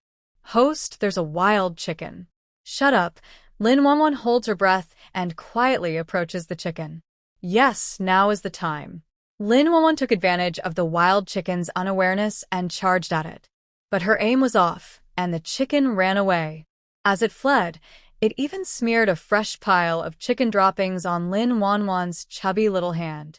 The wild chicken's provocation successfully angered Lin Wanwan. She vowed to catch that chicken and cook it for a meal. So, over the next hour, Lin Wanwan searched through the mountains, starting her chicken hunt. Finally, her efforts paid off, and she caught the mischievous wild chicken. To prevent it from escaping again, Lin Wanwan twisted its neck and threw it into her basket. Poor chicken, it didn't realize it was already dead. She then searched the mountain again and found a nest of wild eggs. She took all of them without leaving any behind. As time was getting late, Lin Wanwan worried her family might be worried if she didn't go home soon, so she quickly carried her basket down the mountain. Less than half an hour after she arrived home, Wang Xiui and the others returned from work. Lin Wanwan showed her the harvest from the mountain, including the wild chicken with its neck twisted. Unexpectedly, Wang Xiui wasn't as happy as she expected. Instead, she looked stern. Girl, tell me the truth. Did you go to the back mountain behind my back? Seeing her mother was angry, Lin Wanwan quickly explained, I just walked around the outskirts of the mountain. I didn't go inside. Girl, your mother isn't stupid, Wang Xiui said, then silently went back into the house. The atmosphere immediately cooled, and others looked at Lin Wanwan with surprise. Her face also looked a bit upset. She knew her mother was angry with her. She stayed inside until dinner, thinking about her mother's kindness. Never one to back down easily, Lin Wanwan carried the big bowl of rice her sister-in-law had prepared into the house. As soon as she entered, she saw her mother sitting on the bed, crying and her eyes swollen. Lin Wanwan's heart clenched, and she quickly went over to comfort her. Mom, I was wrong. You can hit or scold me as you like. Please don't be angry with me. The last time her daughter was so close was when she was a child. Many years had passed, and that thin girl, as small as a puppy, had grown up, fed by her mother's milk day after day. At this moment, Wang Xiui no longer cared about being angry. She hugged her daughter tightly, tears streaming down her face. Girl, I'm not angry with you. I'm just worried you might get into trouble. Think about it. If something happened to you, how could your father and I live on? She saw the wild chicken in her daughter's hand and the mushrooms in the basket, and guessed that her daughter had secretly gone to the back mountain behind her back. The wild vegetables near the foot of the mountain had already been dug up by the villagers, so if she wanted to catch wild chickens and mushrooms, she could only go deeper into the mountains. The deep mountains are very dangerous. Not only her young daughter, but even experienced hunters in the village dare not go inside. It is said that there are wild beasts in the mountains that can eat people. Last year, the crops in the fields failed, and everyone in the village ran out of food. To fill their stomachs, Wang Dafa from the village took a few people to hunt in the mountains. In the end, only Wang Dafa returned alive. He had lost a leg and was acting crazy. Even now, his madness has not gone away. The people at the village clinic said Wang Dafa was driven mad by fear. Since then, no one has dared to go into the deep mountains again. For food, they risked their lives, which was not worth it. Because of this, Wang Xiui saw what Lin Wanwan was holding and became so upset. She was truly afraid that her daughter would get into trouble. Mom, I won't get into trouble. You can rest assured, Lin Wanwan said, trying to reassure her. Having lived through a second life, Lin Wanwan valued her life more than anyone. Especially because of the regrets from her previous life that she still hadn't fixed. Seeing her daughter so determined to go to the back mountain, Wang Xiui tried to persuade her kindly. Daughter, listen to Mom. Don't go to the back mountain. I won't hurt you. I know you wouldn't hurt me, Mom. You are the best person in the world to me, Lin Wanwan flattered her without holding back. If it had been before, Wang Xiui would have been so happy to hear her daughter say that she could plow 2 miles of land. But now, her face, gaunt and prominent cheekbones, was full of worry. Daughter, Mom.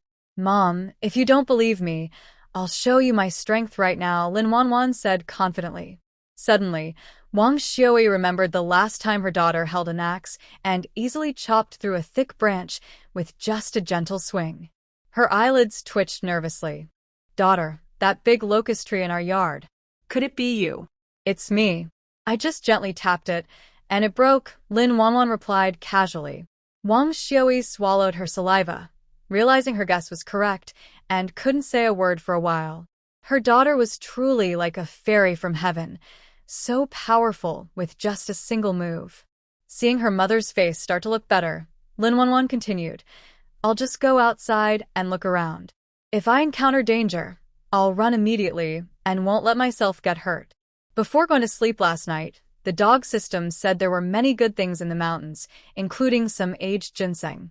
Wang Xiui had several children, and since she didn't rest properly after her young years, her body was exhausted. She needed to eat nutritious food to regain her strength. She was determined to get that ginseng and also hoped to make some small money from it.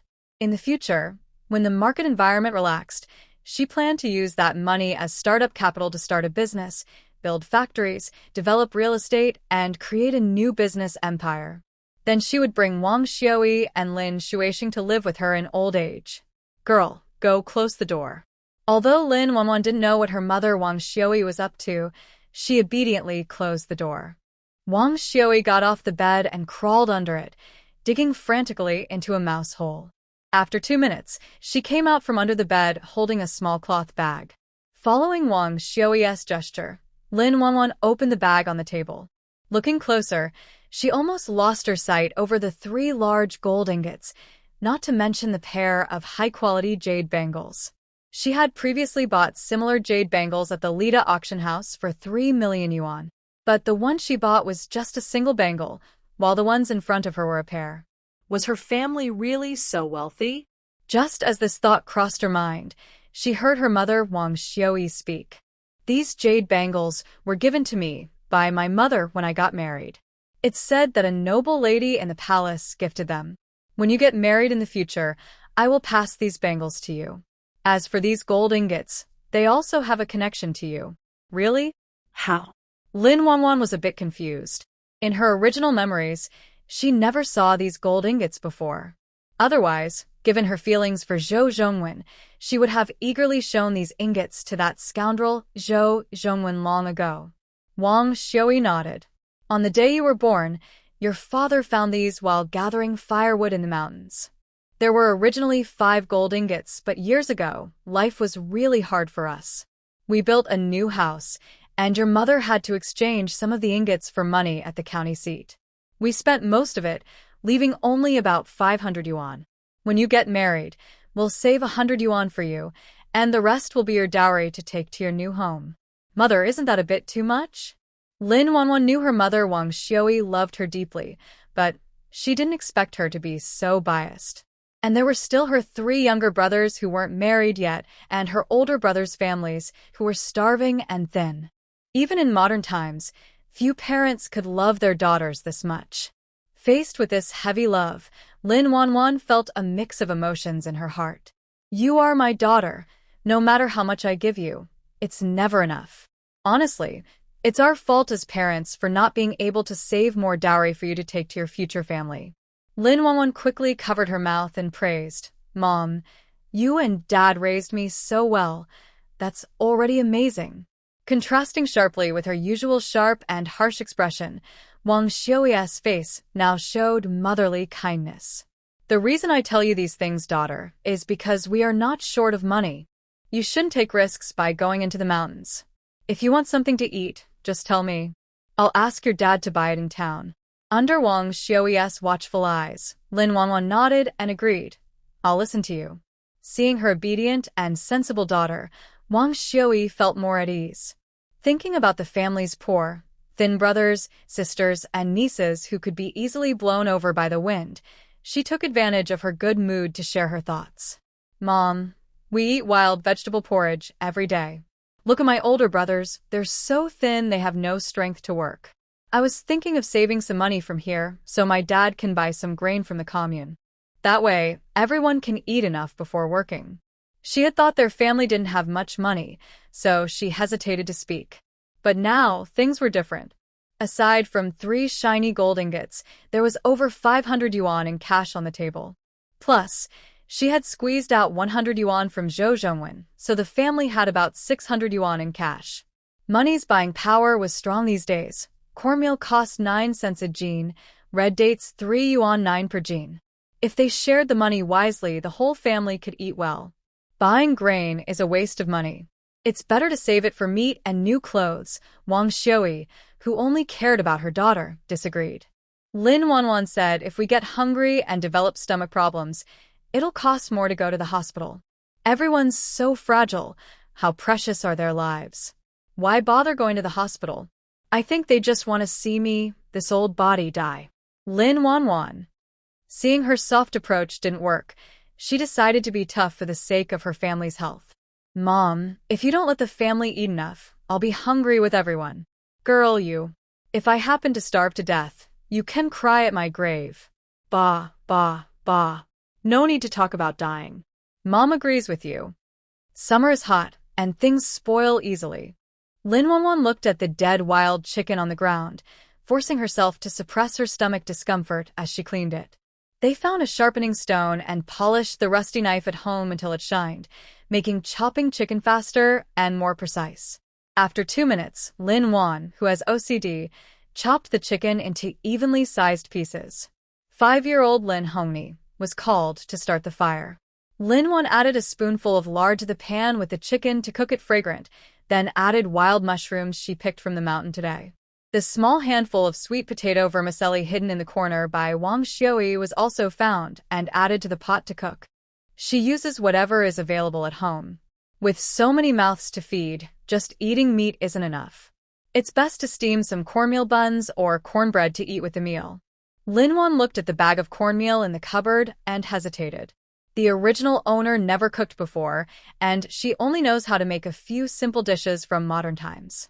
The steamed buns and pancakes were all handmade by Aunt Wang. She doesn't know how to do it.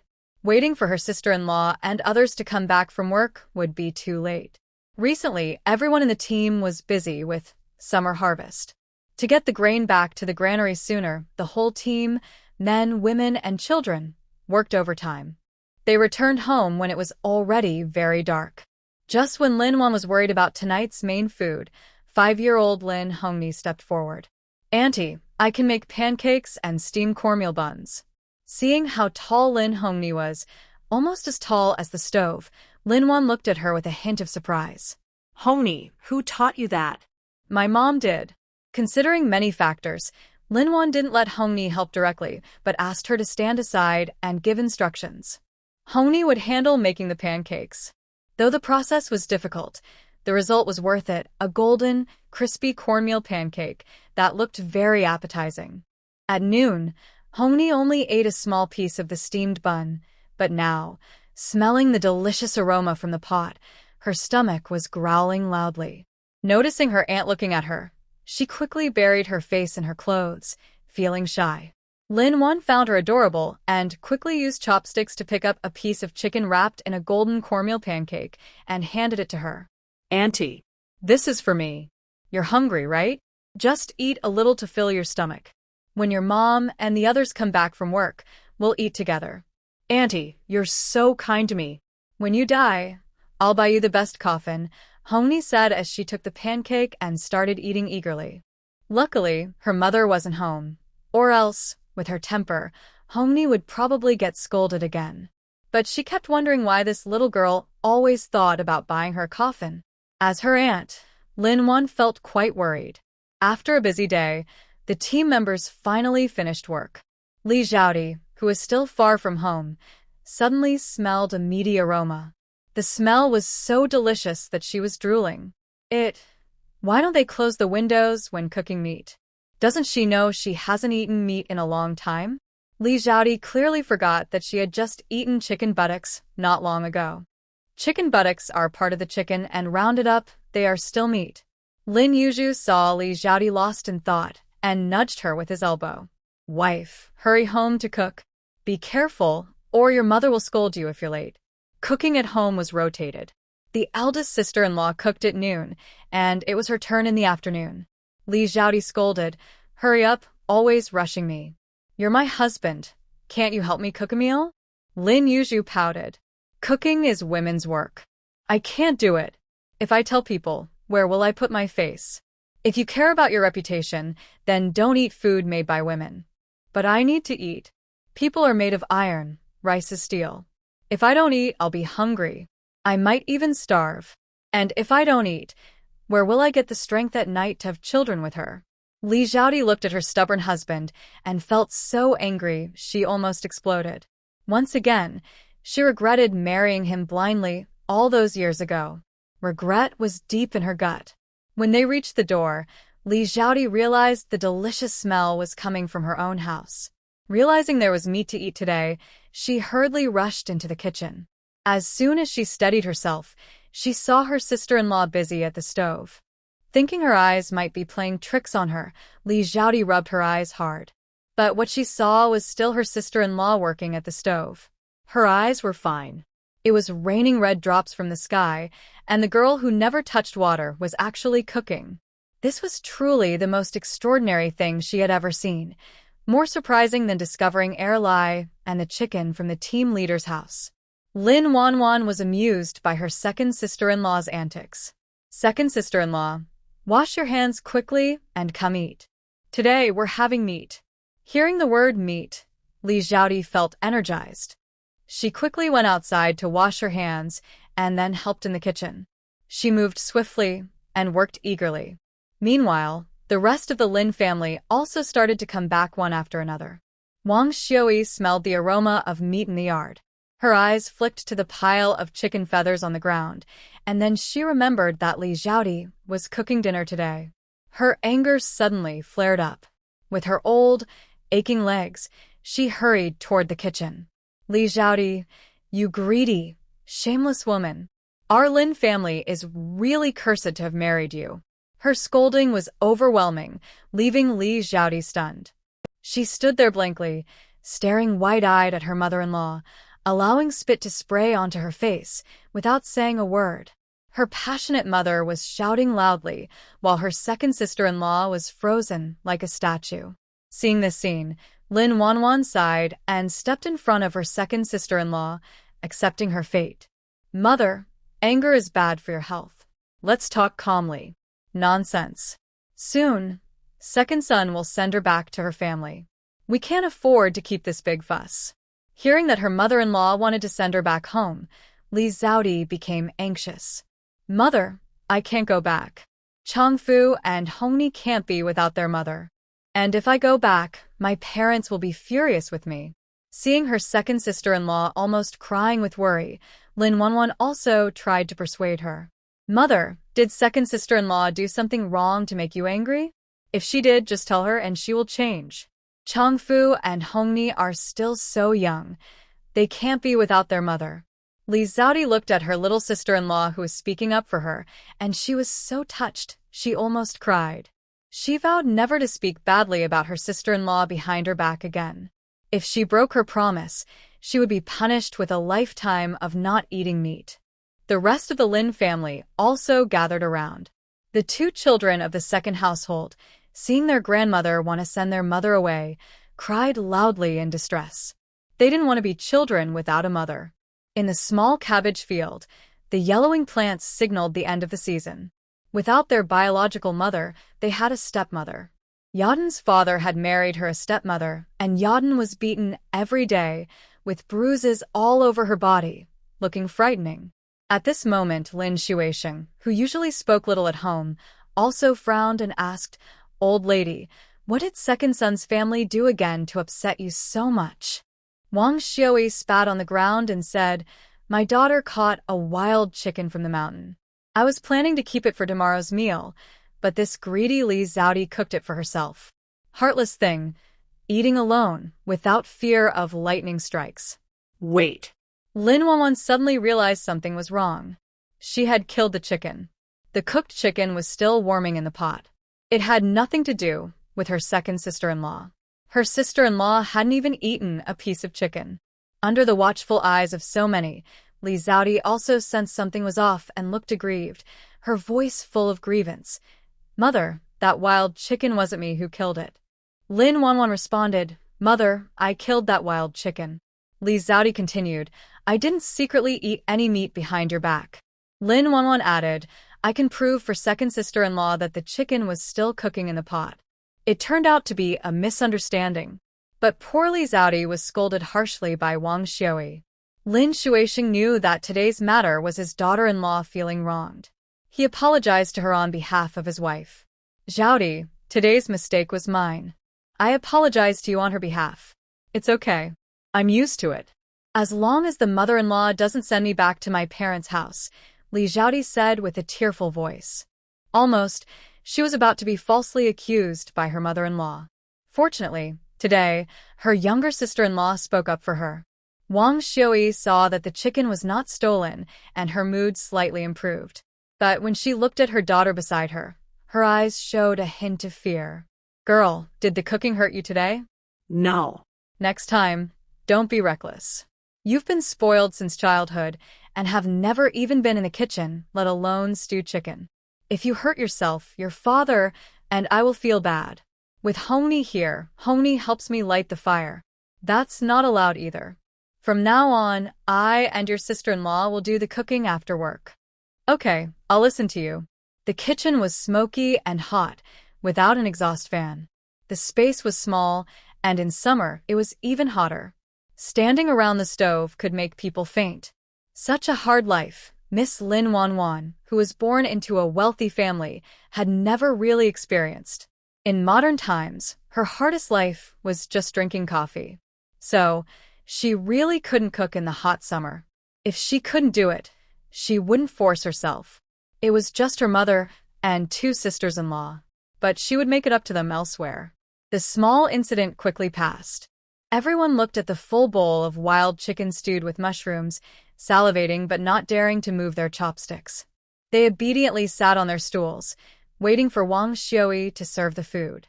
Unexpectedly, after she gave Lin Wanwan a chicken leg, Wang Xiui also took the remaining chicken leg from the bowl and gave it to Li Zhaodi. Li Zhaodi looked at the big chicken leg in her bowl in disbelief, trembling as she asked, "Mother, is this for me? If you don't want it, give it back to me." Wang Xiui reached out to take it, but Li Zhaodi, protective of her food, dodged away. She quickly stuffed the chicken leg into her mouth, eating eagerly, afraid someone would take it away. With her mouth full of chicken, she mumbled, "Thank you, Mother. You're so good to me." In the past, this was always eaten by her brother or her sister-in-law from her family. She only watched. Until now, she didn't even know what a chicken leg tasted like. She never expected that just a few scoldings from her mother-in-law today would get her a chicken leg to eat. Such days were really good. If she could eat a big chicken leg every day, she would be willing to be scolded by her mother-in-law every day. As for the frustration and resentment when being falsely accused by her mother-in-law, it disappeared like bubbles the moment her mother-in-law shared the chicken leg with her. That big chicken leg was really delicious.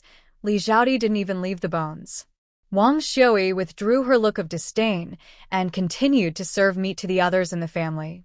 Everyone's bowls were filled with plenty of meat, except Wang Xiui's bowl, which was full of mushrooms and vermicelli. They were eating wild chicken stew with mushrooms, holding shiny corn cakes in their hands. One bite of meat, one bite of cake. Such days are so wonderful that even a fairy wouldn't trade them.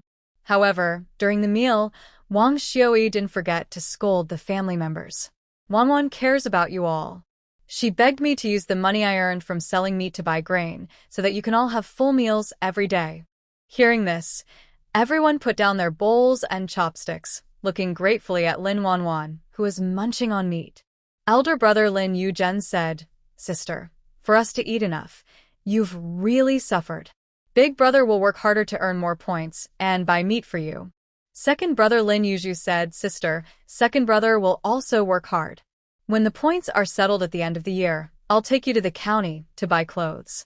Lin Hongxiang said, "Little sister-in-law, when I grow up, I will earn money to support you."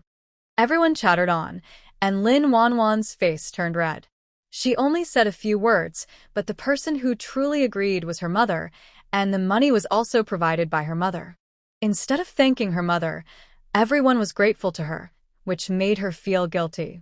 It can only be said that Wang Xiui's brainwashing was very successful. Wang Xiui was still very satisfied with everyone's behavior, but didn't forget to scold them again. "As long as you remember to be good to Wanwan, she has done so much for you. If you dare to treat her badly in the future, you ungrateful things will be struck by lightning." Everyone quickly nodded in agreement.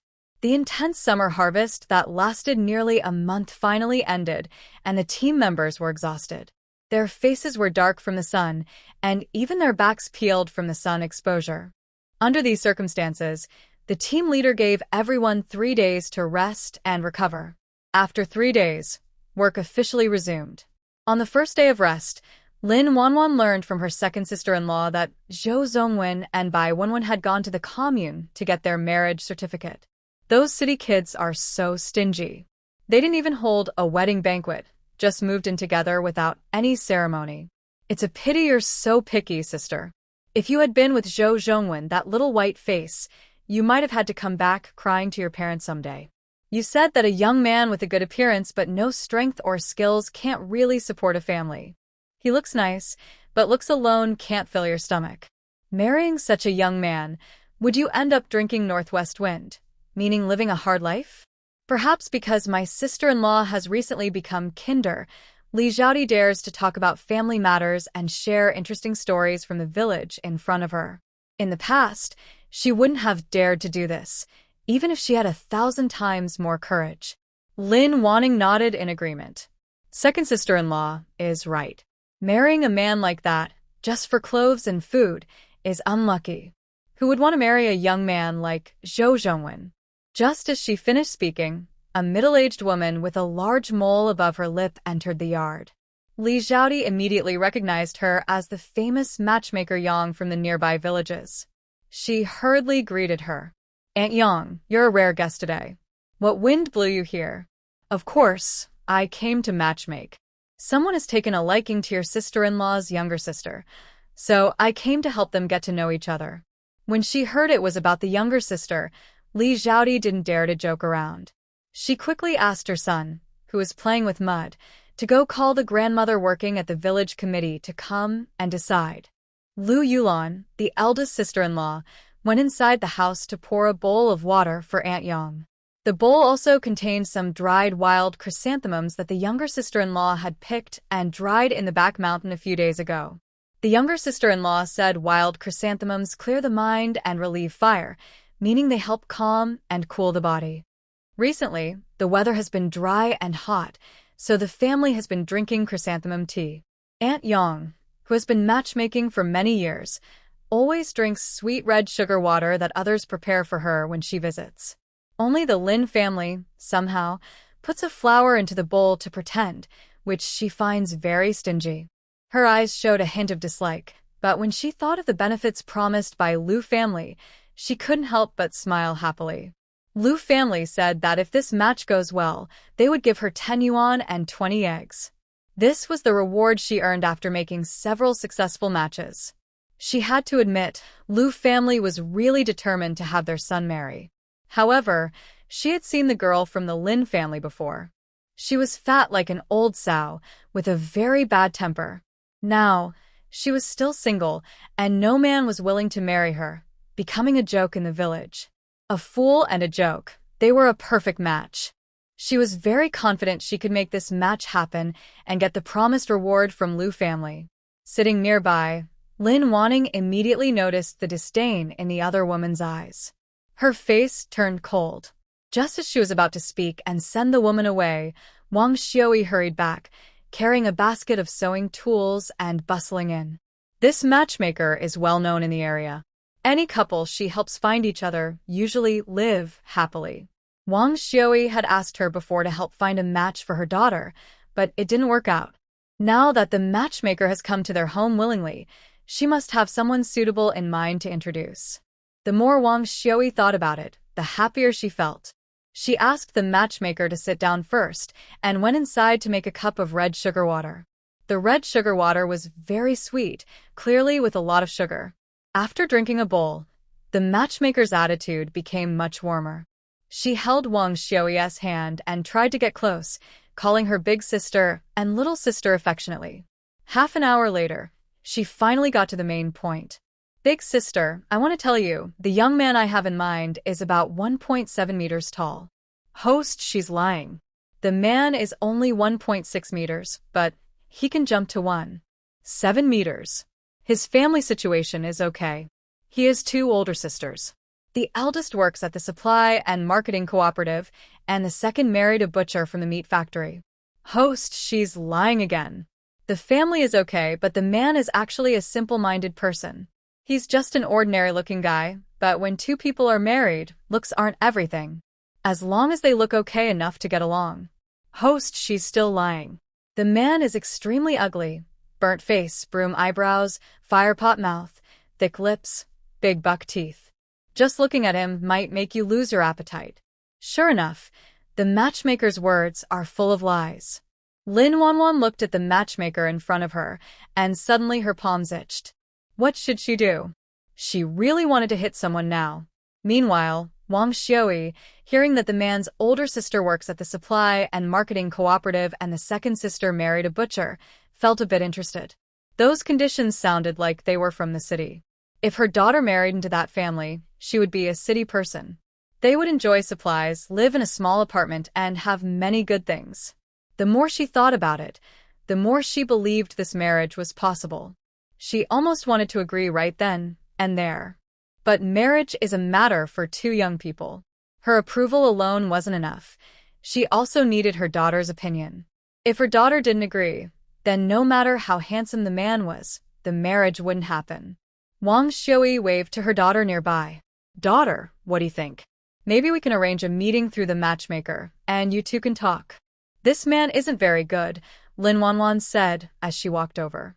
"Big sister this." The matchmaker was a bit confused. She thought Wang Xiui only had one daughter. But where did this girl come from? She had a full figure, with thin hips, and looked very healthy. She was also pretty, with a white, oval face, big almond-shaped eyes, and a nice nose and mouth. Such a beautiful girl was rare to see in the countryside. Wang Xiua proudly introduced her to others, saying, "This is my daughter, Lin Wanwan."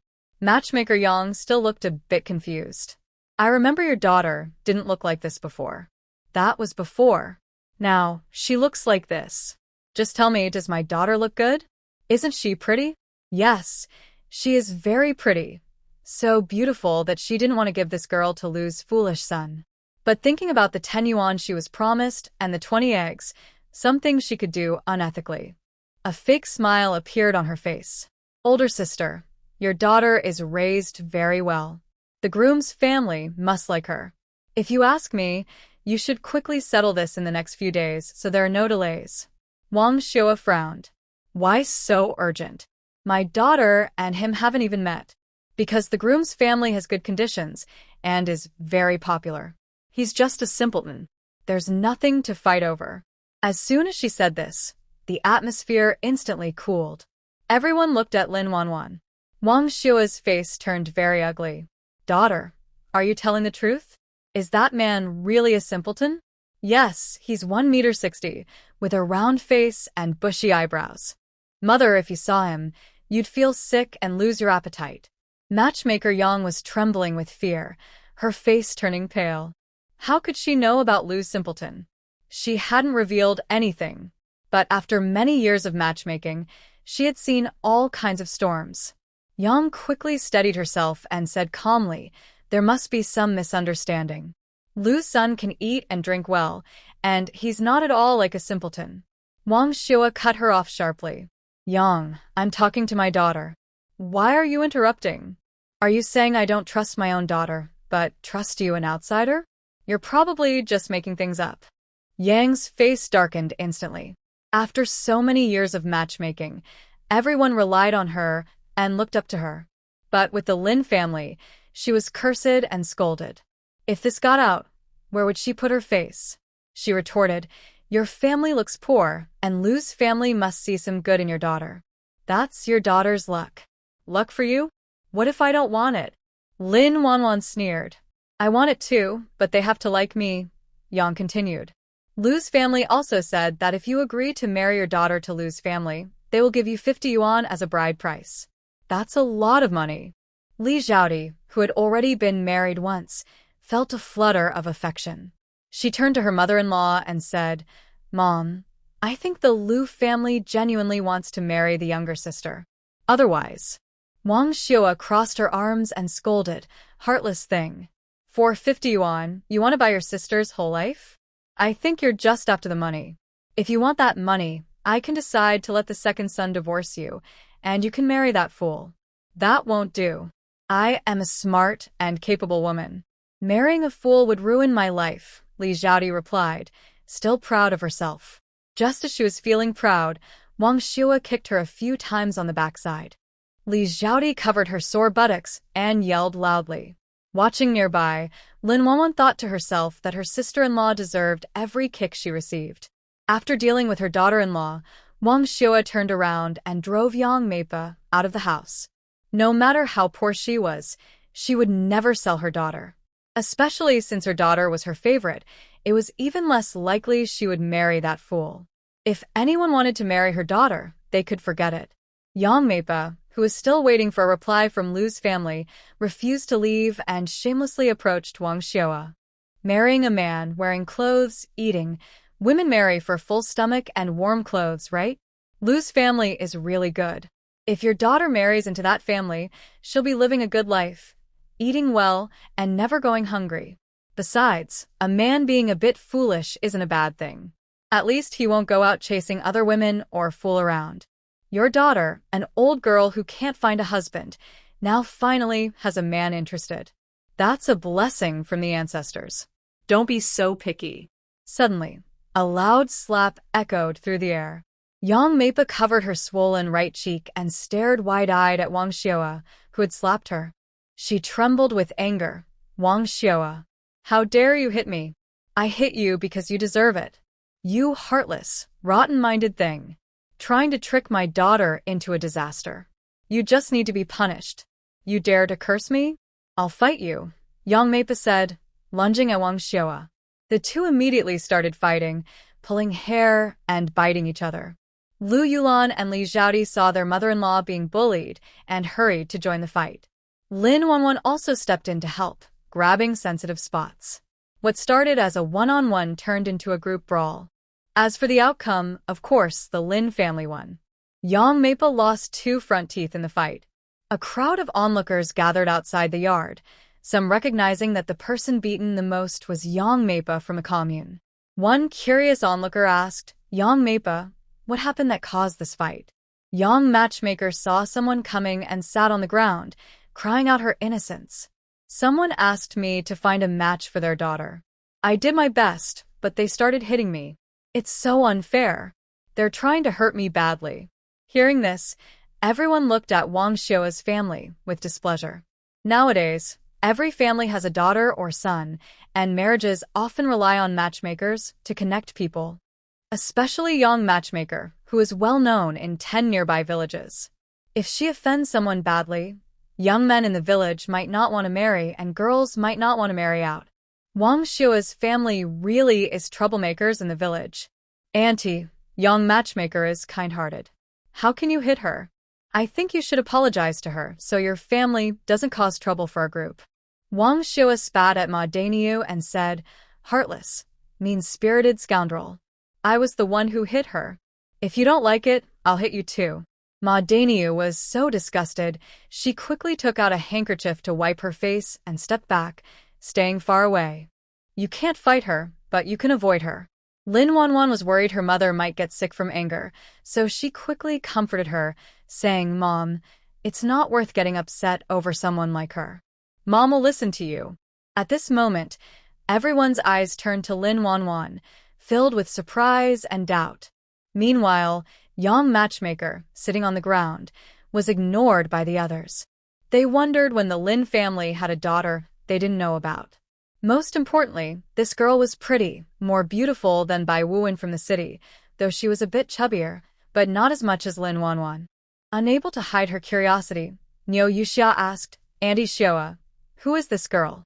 This is my daughter, Wanwan, Wang Xiaoa proudly said. Hearing this, everyone gasped, seeming to find it hard to believe that the girl in front of them was Lin Wanwan. They all knew Lin Wanwan. She was very fat, like a pig, and her walk was unsteady. She looked nothing like the girl in front of them. She truly didn't resemble her at all. Niu Yuxia tentatively asked, Girl, are you really Lin Wanwan?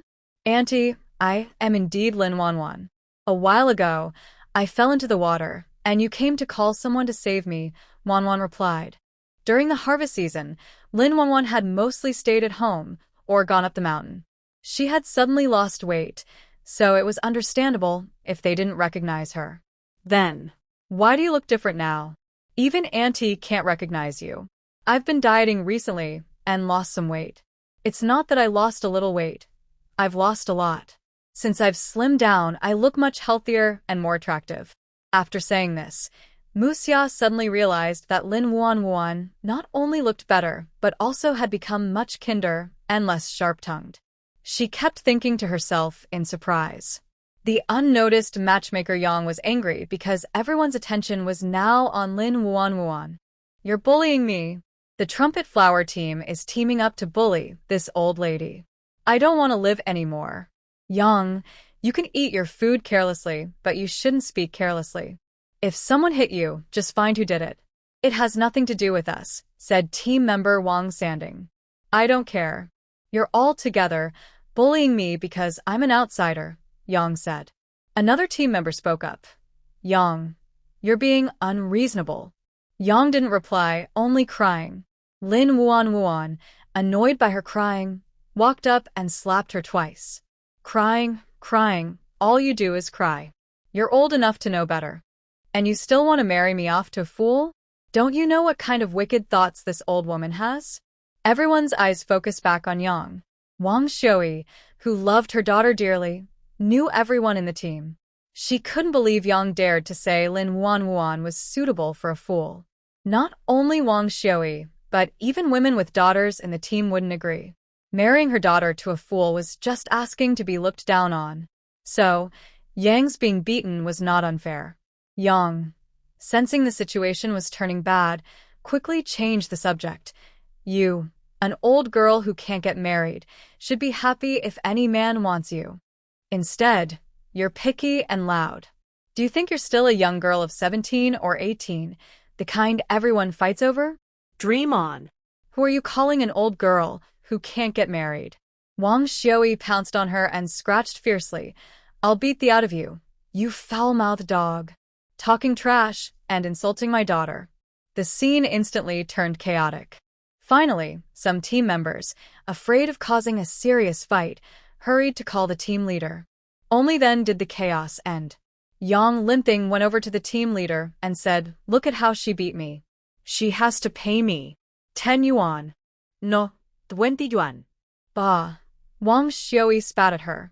With that dried-up old face of yours, 10 yuan is too much. The squad leader looked at the arrogant Wang Xiui with a hint of helplessness on his face, then turned to Lin Wuan beside her. Wuan, come and tell me what just happened. Caught off guard, Lin Wuan recounted everything, including how young matchmaker wanted to marry her off to a fool. The squad leader was very angry listening to this. Although he didn't like his niece before, since she nearly drowned last time, she had changed completely. Her personality improved, and she even helped his family. Marrying such a good niece to a fool would be like humiliating herself. He, as her uncle, still wasn't ready to give up. His face darkened as he said, "Young matchmaker, this is your fault. If you're unhappy, we can go to the commune and ask the secretary to judge fairly." Hearing this, young matchmaker immediately lost her confidence. Marrying off a fool was already a guilty thing. If it went to the commune, her carefully built reputation over the years could be ruined. Maybe no one would come to her for matchmaking again. She glared angrily at Wang Xiui and the others, forcing herself to swallow her anger. "Squad leader, I only won't pursue this matter because of your face. If it were someone else, even the secretary of the commune wouldn't be able to help." After speaking, she didn't wait for the squad leader to reply. Embarrassed and humiliated, she limped away. The team members, seeing there was no more entertainment, dispersed. The squad leader looked at his now very different niece and comforted her. "Don't take what young matchmaker said to heart. You're still young, and there's no rush to get married. Once your older cousin comes home, I'll talk to her and ask her to find you a match in the city." Wang Xiui jumped in front of Lin Wuan happily and asked, "Big brother, is what you said true? Will Anin help find a city boy for Wuan? Anin was the squad leader's daughter. 2 years ago, she worked at a textile factory in the county town and later married Wang Tao from the steel factory through an introduction. If Anin helped set her up, her daughter could marry into a good family. By then, her daughter would also be someone who relied on supplies for food." The squad leader nodded. "When Anin comes back, I'll talk to her. Since Wuan is her cousin, she should agree. Big brother, once everything is settled, I'll send someone to the commune to buy some meat, and I'll show you my skills. No need for dinner. If you have time, try to change your competitive and proud personality. Don't cause me trouble anymore." In the past, Wang Xiui would definitely have argued back. But now, she was full of happiness about her daughter marrying into the city. She nodded quickly and eagerly. "Big brother, don't worry. I will change. I won't cause you any trouble. Meanwhile, the matchmaker Yang was getting angrier and finally went directly to Lu's house. I can't do this match. You need to find someone else. Lu Zhen frowned and asked why. You promised us confidently at first that you could do this match. That's why we hired you. Now you're suddenly backing out. What are we supposed to do? What to do? Forget it, said Yang, pointing to the injury on her face. Look at what those women from the Lin family did to me. They even knocked out 2 of my teeth. You have hands too. If they hit you, can't you hit back? Lu Zhen looked a bit upset. Hearing the complaint, Yang's anger flared up. You talk so easily about it. I'm just an old woman. How can I fight 4 of them? I don't care. The injury on my face was caused by you. You need to pay for my medical expenses. Lu Zhen got anxious. The match didn't even happen, and now you want money for treatment? Why don't you go and fight for it? If you don't pay, I'll tell everyone in the commune that your family has bad intentions. Then, see how you go out and face people. Lu Zhen was scared and reluctantly gave Yang 5 yuan. After Yang left, Lu Zhen's mother, trembling with fear, said, Daughter, I think we should just forget about this. That family is too fierce. If they really bring someone to marry my old bones and your fathers won't be able to handle it. Lu Zhen was angry just thinking about the 5 yuan she had just given. She pouted and said unhappily, Fine, I'll listen to you. From now on, my brother's matters are your problem. I, the daughter who married out, won't get involved. Then she pedaled her bicycle back to the supply and marketing cooperative for work. Host, your body is too weak. Take this pill. It will be good for your health. Lin Wanwan trusted the system and swallowed the pill without hesitation. In a place invisible to everyone, Lin Wanwan emitted a faint white glow. Only the system could see the changes in Lin Wanwan. If the system had a physical form, it would see a triumphant smile on its face. Meanwhile, at the Nandao Military Hospital, a crowd gathered outside the operating room, and Fu's parents, who learned their son was seriously injured, also came. Fu's father looked at Jiang Chuan and asked Xiao Jiang, What's going on inside? Report to the senior officer, Fu Zheng. He is still being rescued inside, the doctor said. The rest of the words are stuck in his throat, and he can't speak them out. Fu's father suddenly feels a heavy weight in his heart, his eyes turn red, and he stumbles back a few steps, leaning against the wall to avoid falling. His proud son, could it really be? Is he going to lose his son to death? Emotionally overwhelmed, Fu's mother grabs Jiang Chuan's hand and asks, What did the doctor say? Aunt Fu, the doctor said. We should prepare ourselves mentally. Fu Zheng might be in danger of losing his life. Hearing this terrible news, Fu's mother bursts into tears, tears streaming down her face. She swings her fists at her husband, saying, Fu Rong, if you hadn't insisted on sending our son to the army, he wouldn't be in this trouble now. It's all your fault. It's all because of you. Give me back my son. Seeing Fu's mother break down emotionally, everyone quickly pulls her aside. Fu's father, unable to bear the shock, looks much older, as if he's aged 10 years or more, his once straight back now slightly hunched. He says, joining the army was Fu Zheng's choice. Hearing this, Fu's mother covers her face and sobs loudly. She knows this was her son's decision. She just didn't want him to get into trouble. He is the son she carried for 10 months, the only child of the Fu family.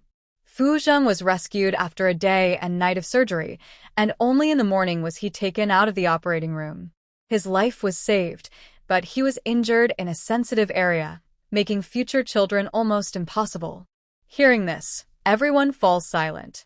Fu Zheng, on the hospital bed, presses his lips tightly and says nothing. Fu's mother sits at the bedside, wiping tears. Fu's father, holding back his inner sadness, comforts her, saying, No matter what, at least his life is saved. That's the greatest luck in this misfortune. What will happen to him in the future? With such an injury, which girl would still want to marry him?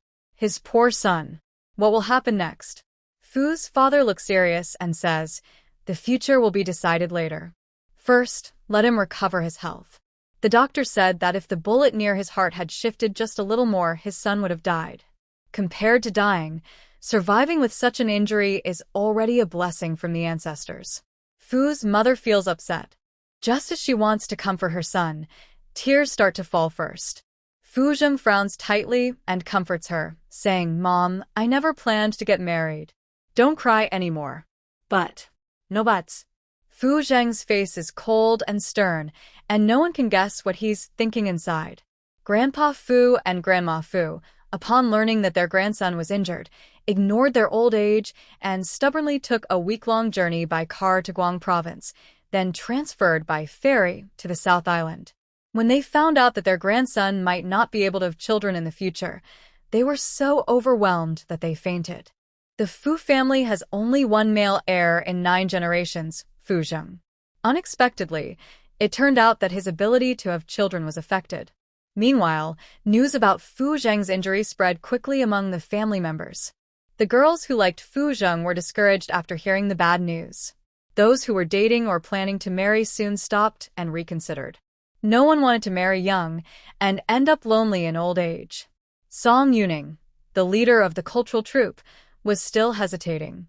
Fu Zheng was the most outstanding and handsome person she had ever met, and he had become the troop leader at a young age. Fu Zheng's father was the commander of the 129th Division, his mother was the troop leader, and his grandfather was a very respected elder. According to Jiang Chuan, Fu Zheng's partner, the elder was among the first group of soldiers. It's easy to see that if Fu Zheng hadn't been injured, he would be like a favored son of heaven. She had waited so many years for him. But now, he was injured there. Should she still like him? Li Sini, who was also in the same troop and good friends with Song Yuning, noticed her recent worried expression. After training, they walked side by side. "Yuning, are you worried about Captain Fu?" "How do you know?" Song Yuning always thought she hid her feelings well, but she was surprised that Li Sini saw through her. She blushed. "You're showing it on your face," Li Sini said with a glance.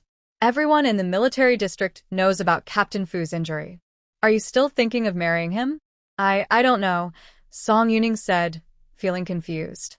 Her mind was torn between reason and emotion. If you marry him, you'll end up lonely in old age, and people will laugh at us all. "Yuning, don't be so foolish." Li Sini was angry. "You're one of the most beautiful girls in our troop. There are many suitors outside, and any one of them is better than Captain Fu. Wang, the company commander, who asked you out to watch a movie a few days ago, is good. His father is a political commissar, his mother is a doctor at our military hospital's obstetrics department. He looks okay, and most importantly, he likes you." "But I don't like him," Song Yuning said with a hint of sadness. For her, being with a man she didn't love would be very painful.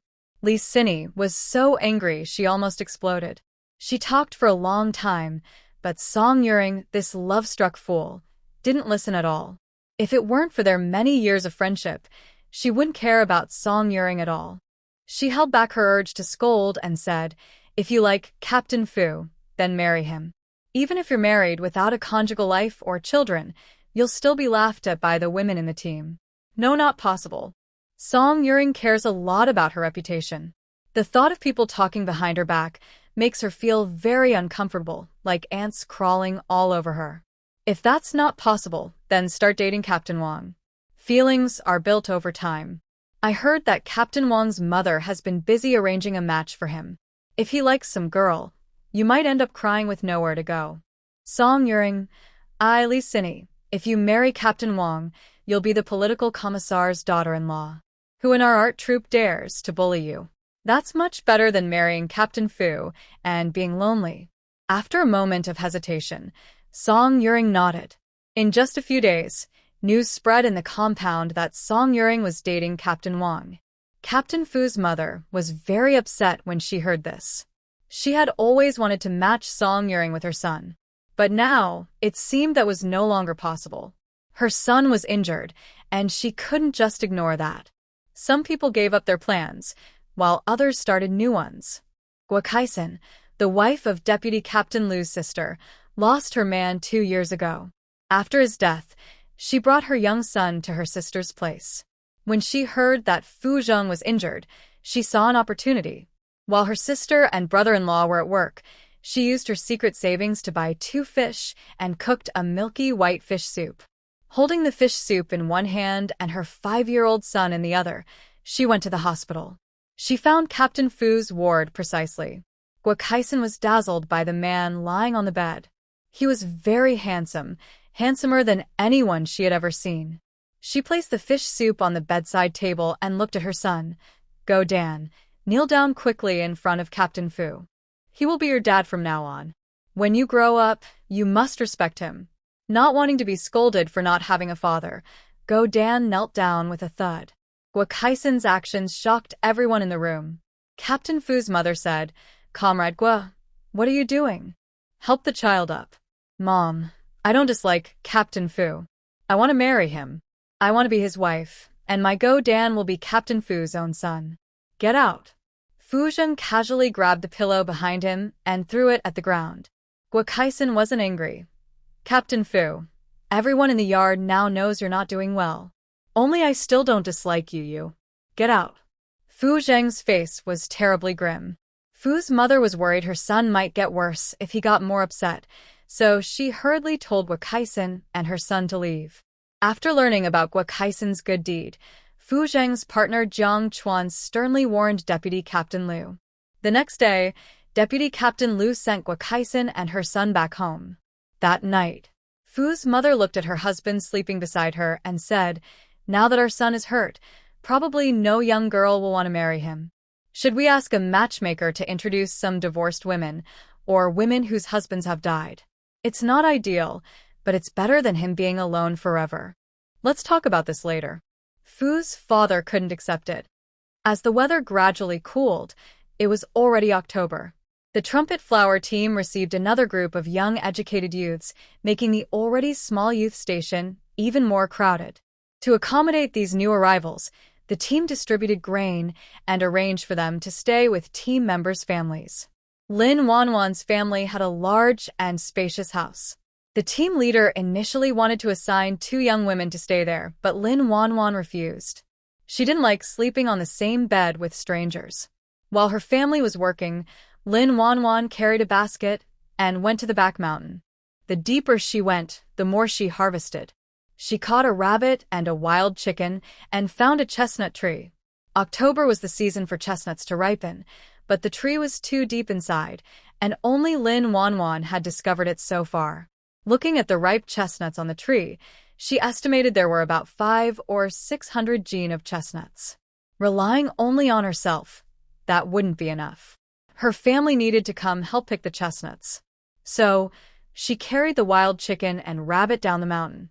When Wang Xiui returned from work and saw the wild chicken and rabbit in the yard, she knew her daughter had gone to the back mountain again today. She felt both worried and proud. Worried that her daughter might get into trouble, but proud that she was more capable than the hunters in the team.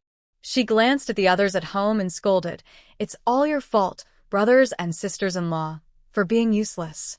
That's why your sister had to go to the mountain to find meat for you. Hearing this, Lin Yuzhen and the others looked guilty. Wang Xiui said, Your sister treats you so well. If you dare to treat her badly in the future, you'll be ungrateful animals. Li Xiaodi looked at the rabbits and wild chickens on the ground, feeling very hungry.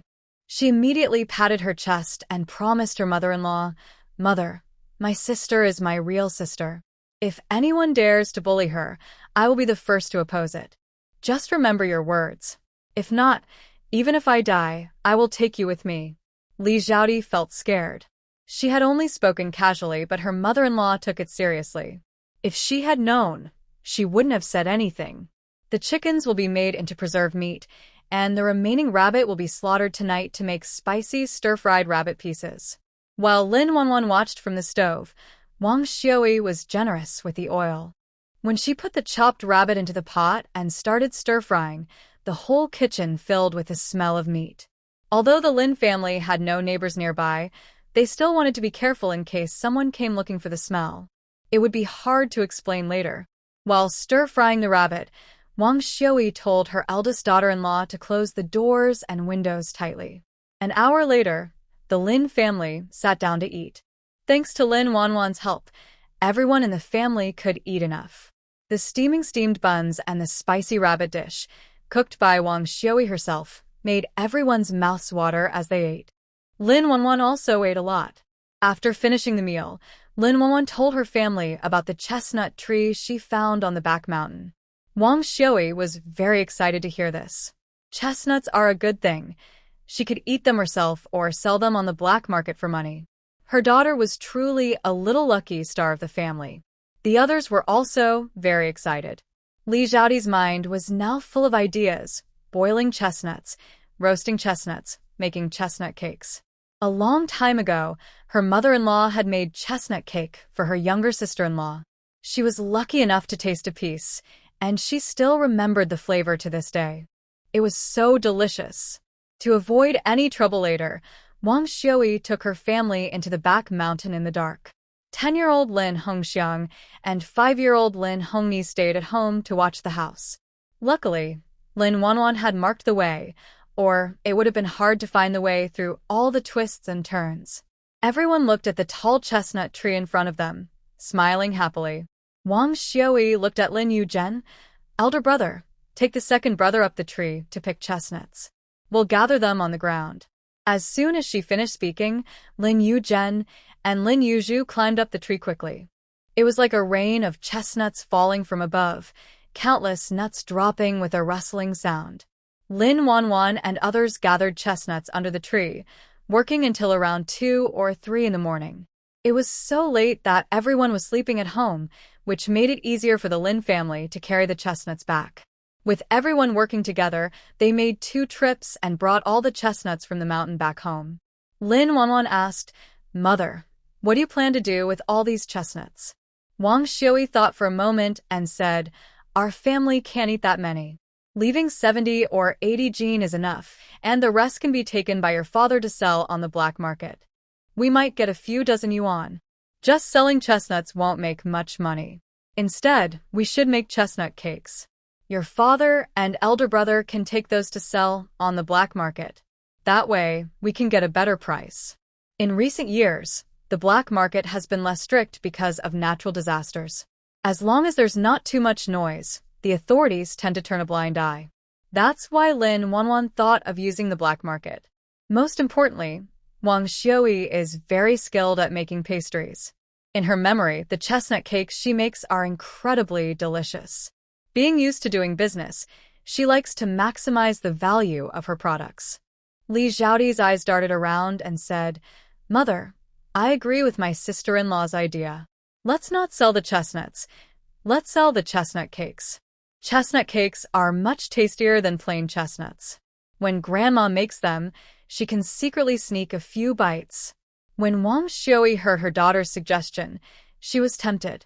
The recipe for the chestnut cakes is from her maternal family and is passed down only to daughters. It is said that it once received praise from a palace lady. Her homemade chestnut cakes are fragrant, soft, and sweet, better than those sold at the supply and marketing cooperative. If she takes the finished chestnut cakes to sell on the black market, she could make a little profit. The money could also be used to buy her daughter a dowry. Her biggest wish in life is to see her daughter marry happily and to show those gossiping women in the village that her daughter is not an old maid who can't find a husband. Wang Xiui made up her mind and said, "Since my daughter says so, I'll give it a try. We'll see if it works." "Mother, with you in charge, it will definitely succeed," Lin Wanwan flattered eagerly. Wang Xiui was very happy to hear her daughter praise her. She couldn't wait to rush to the kitchen and turn all 500 or 600 jin of chestnuts into chestnut cakes to sell on the black market. Other family members were also eager to get started, but Lin Wanwan stopped them, saying they needed to work in the fields tomorrow. Everyone in the Lin family understood the principle of quietly making money, especially those jealous villagers who are always watching for others' misfortune. If they noticed what they were doing, life at home would become very difficult. The next day, the Lin family went to work in the fields as usual. The only one not working was Lin Wanwan, who took Lin Hongni to the commune to buy ingredients needed for making chestnut cakes. Considering cost reasons, Lin Wanwan chose the cheapest option, the saccharin tablets, over sugar and sugar substitutes. Saccharin tablets are made by pressing saccharin and powdered sugar into small, flat pieces using machines. They taste very sweet, but become bitter if eaten in excess and have no nutritional value. It is said that one saccharin tablet is as sweet as half a tael of sugar. A few years ago, they could only be bought with a ticket, but this rule was cancelled after 1963. This made it more convenient for Lin Wanwan.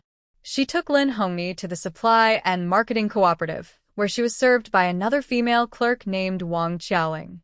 Each saccharin tablet cost 2 cents. Lin Wanwan thought about the hundreds of genes of chestnuts at home and asked the clerk to count out 50 tablets for her, costing her 1 yuan.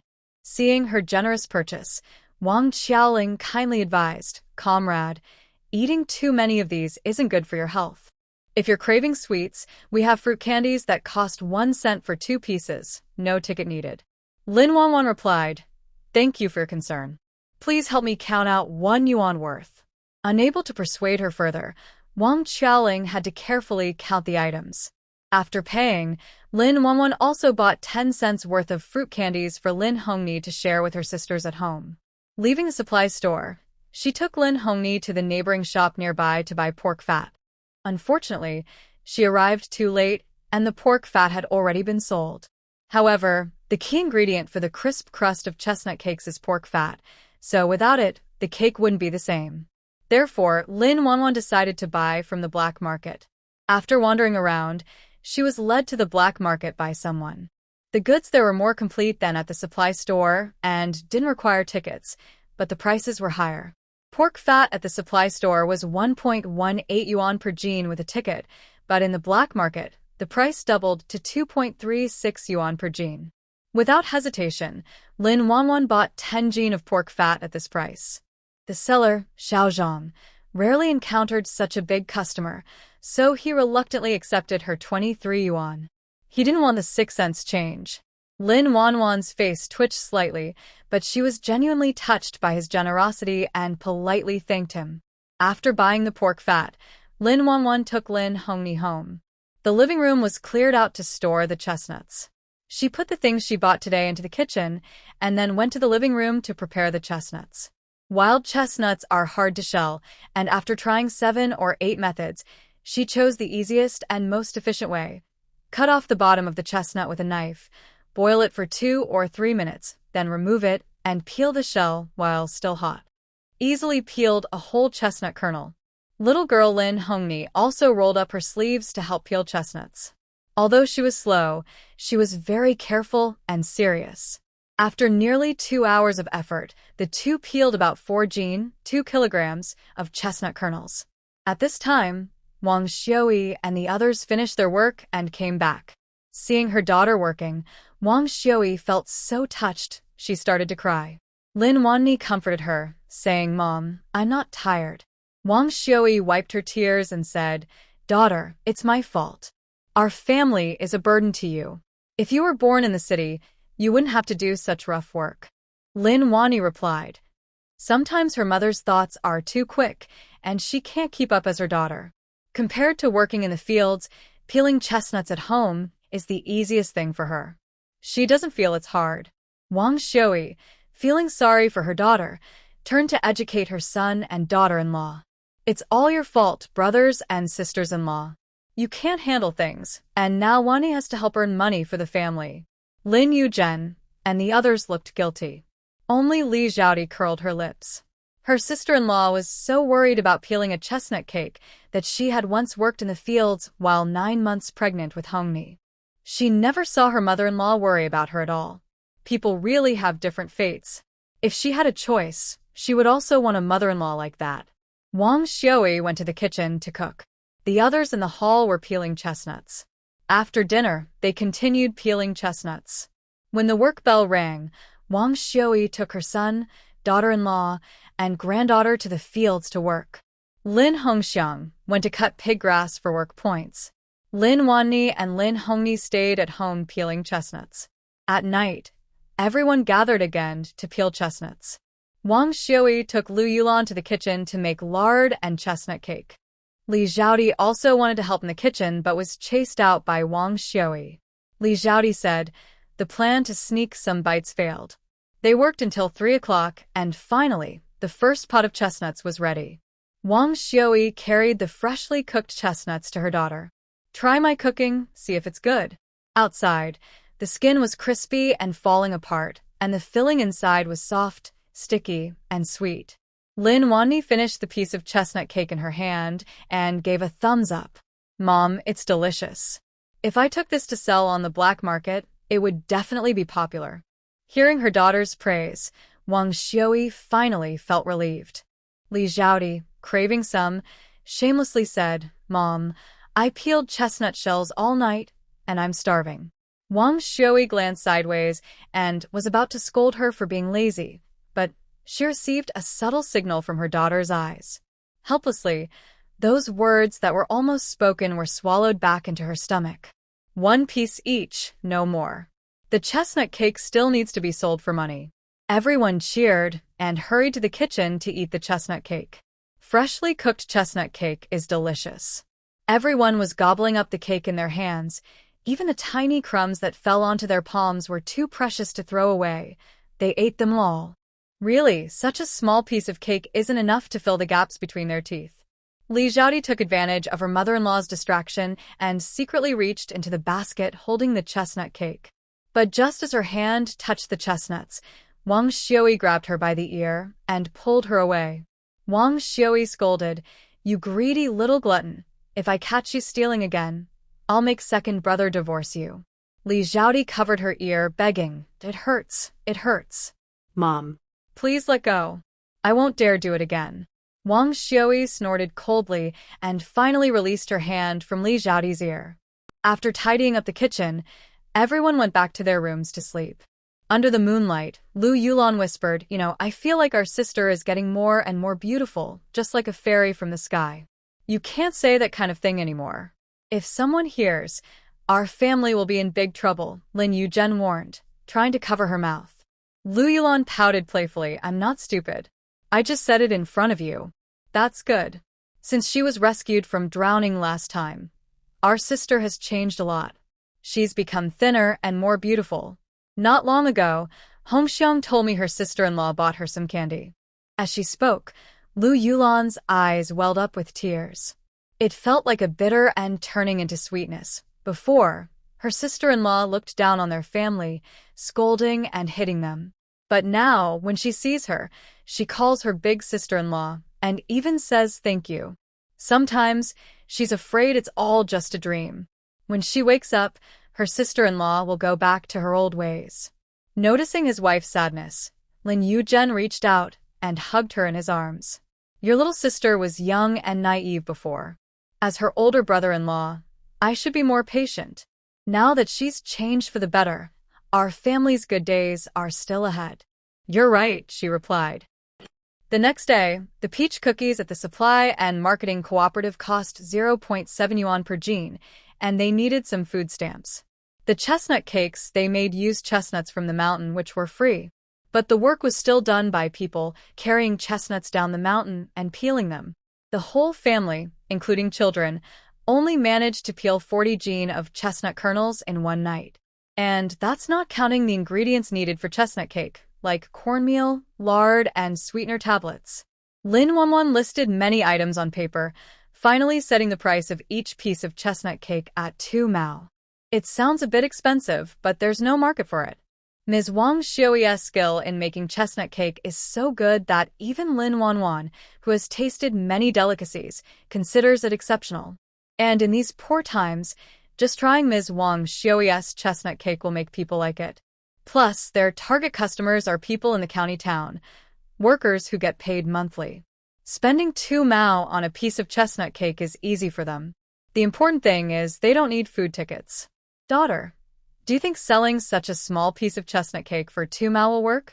Wang Xiui was a bit worried. Lin Wanwan said, Your skills are here, it will definitely work. You have to believe in your daughter. Wang Xiui wanted to say more but was afraid it would discourage her daughter, so she said nothing. At dawn, Lin Yuzhen and Lin Yuzhu, brothers who had taken leave from the team, set off for the county town carrying baskets full of chestnut cakes. The rest of the family went to work as usual. But during work, everyone was distracted, thinking about whether anyone would buy today's chestnut cakes. If no one bought them, it would be a loss for them. They spent money on pig fat and sweetener tablets, expenses that added up. Only Lin Wanwan seemed calmer, staying at home to peel more chestnuts. Around 4 in the afternoon, Lin Yuzhen and Lin Yuzhu returned from the county town. Only Lin Wanwan and Lin Hongni were at home. The others were still working in the fields. Big brother, second brother, how did the sales go? Lin Wanwan cared a lot about this being her first business since crossing over. She saw Lin Yuzhu close the door, and Lin Yuzhen sneakily took something out of his pocket. Sis, everything is sold out. All the money from selling chestnut cake is here. Count it. Seeing her excited brothers, Lin Wanwan also felt excited. She sat at the table counting the money. It was a total of 32 yuan. That means all 160 pieces of chestnut cake they took out were sold, no loss at all. What did they eat for lunch? According to her knowledge, when her older brothers left, their mother didn't give them a single penny. After she found out, her brothers had already gone far away and she couldn't catch up. She thought they would eat some chestnut cakes for lunch, but unexpectedly, they were honest and brought back all the money without missing a cent. For a moment, Lin Wanwan felt a surge of sympathy in her heart. Seeing her sister constantly staring at him, Lin Yuzhen asked, "Sister, what's wrong?" Lin Wanwan said, "You guys rest inside. I'll go to the kitchen and cook some noodles for you." Hearing that she wanted to cook noodles for them, Lin Yuzhen and his brother were very scared and quickly refused. If their mother saw, she would definitely scold them to death. Maybe she would even kick them out of the house. Besides, as brothers, they didn't want to trouble their sister to cook for them. Lin Wanwan said, "There's also some wild vegetable pancakes baked by the eldest sister-in-law this noon. I'll warm them up for you. Please bear with it for now. When mother finishes work, you can have something better." Lin Yuzhen replied, "We can do it ourselves." The weather in October wasn't very cold. To save trouble, the brothers each ate 2 cold pancakes. When the work bell rang, Wang Xiui hurried home in a rush. Seeing her 2 sons peeling chestnuts in the main hall, her left eyelid twitched wildly. She tried to control her excitement and asked, "How is it? Did you sell them?" Lin Wanwan answered, "Big brother and second brother are very capable. They sold all the chestnut cakes." Wang Xiui was overjoyed. Holding the 32 yuan earned from selling the chestnut cakes today, she unusually praised her brothers. For the first time, her sons received praise from their mother, and their eyes instantly turned red. The rest of the family, upon hearing they sold 32 yuan worth of chestnut cakes, was extremely excited. They all felt full of energy. After more than a week of effort, the pile of chestnuts in the main hall was completely used up. Including the first sale of 160 yuan worth of chestnut cakes, the Lin family sold a total of 2,200 yuan worth of chestnut cakes during this period. Each cake cost 2 mao, 0.2 yuan, totaling 440 yuan. After subtracting 23 yuan for pig fat and 1 yuan for sugar tablets, they earned about 416 yuan. To know, city workers only earn about 30 yuan a month. Everyone looked at the money in Lin Wanwan's hand and subconsciously swallowed hard. So much money. As for Lin Wanwan, she was generally satisfied with the total earnings this time.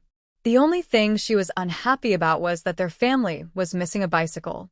Recently, older brother and second brother have been walking early in the morning to the county town, and they have blisters on their feet.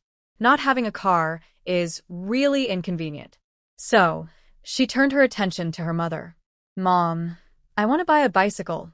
Everyone else gasped in surprise and looked at Wang Xiua. Bicycles cost 150 yuan each, plus an additional ticket. Such a valuable item, and the entire team couldn't find even one. Could the wife, mother, agree? If she agrees, wouldn't that mean their family would have a bicycle? Then they could ride anywhere they wanted. Everyone in the team would be jealous. Seeing her daughter's big, wet eyes, Wang Xiua found it hard to say no. Soft-hearted, she agreed. "Tomorrow, I'll ask your uncle for leave and take you to the county to buy a bicycle." Lin Wanwan smiled warmly. "Mom, you're so kind." For a moment, Wang Xiua was dazzled by her daughter's happy face. When did her daughter become so beautiful? She looked like a fairy from a painting, so captivating that no one could look away. That night, Wang Xiao lay in bed, tossing and turning, unable to sleep, her mind full of her daughter's pretty face. Next to her, Lin Shuixing was sleeping. Are you infested with lice? Why aren't you sleeping yet? Wang Xiao rolled her eyes annoyed. If you can't speak nicely, just shut up. No one asked for your opinion. Lin Shuixing obediently closed his mouth. Soon, his steady snoring could be heard. Suddenly, a slap woke Lin Shuixing, who had just fallen asleep. Old man, have you noticed that our daughter is getting more and more beautiful? She looks like a fairy. Still groggy, Lin Shuixing instinctively replied, Our daughter looks like you. She's been a beauty since she was little. 80-something-year-old Wang Xiao glared at him playfully. What do I look like? I'm so old. How could I be pretty? You're beautiful everywhere. Wang Xiao was about to speak when she caught his gaze. After a long time without intimacy, the two suddenly embraced passionately. This made it hard for Lin Wanan, sleeping in the next room, to sleep. She secretly listened at the wall late into the night. It's all because the room isn't soundproof. She was lying in bed, not doing anything, but the sounds from next door kept reaching her ears. She didn't know where she found a ball of cotton, quickly stuffing her ears. Better to block it out than nothing. After about 20 minutes, Lin Wanan's world finally became quiet again. Host, your father's health isn't very good. He passed away just a short while ago. But don't worry, I will find you a strong and capable man, so you won't suffer in this area. Are you still expecting me to praise you? Lin Wanwan said with a hint of anger. For the host's sake, it's our duty as a system. Having 7 times in one night is the basic standard. If there were a tail, the system would already be proudly wagging it high. See how much it cares for the host. It is truly a considerate and understanding system. Go away. The dog system doesn't want to die. It still wants to live. So many times, it's probably dangerous. System. The next day, after Wang Xiao asked the team leader for leave, she took Lin Wanwan walking to the county town. The team was too far from the county, and since mother and daughter walked slowly, they arrived at noon. Wang Xiao, girl, let's first go to the state-run restaurant for some noodles, then buy you a bicycle at the supply and marketing cooperative, okay? Listen to mom. They walked for 3 or 4 hours. The little food Lin Wanwan ate in the morning was long gone, and she was starting to feel hungry. Mother and daughter went together to the state-run restaurant for a meal. It was mealtime now. The restaurant had about 10 tables scattered around. Lin Wanwan spotted a table near the wall. Quiet. She took her mother to sit at that table. As soon as they sat down, they attracted everyone's attention. The people eating nearby looked over. What a beautiful girl. I wonder if she has a boyfriend? Single men present looked at Lin Wanwan's very pretty face, each with their own thoughts. Lin Wanwan was unaware of the outside world. She was just ordering food. She glanced at the notice board on the wall, which listed today's meals. Without hesitation, she ordered 2 bowls of vegetable noodles.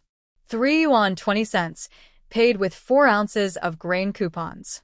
Seeing her daughter about to pay, Wang Xiao quickly stopped her. Girl, that's enough. Just 1 bowl of noodles. I'm not hungry.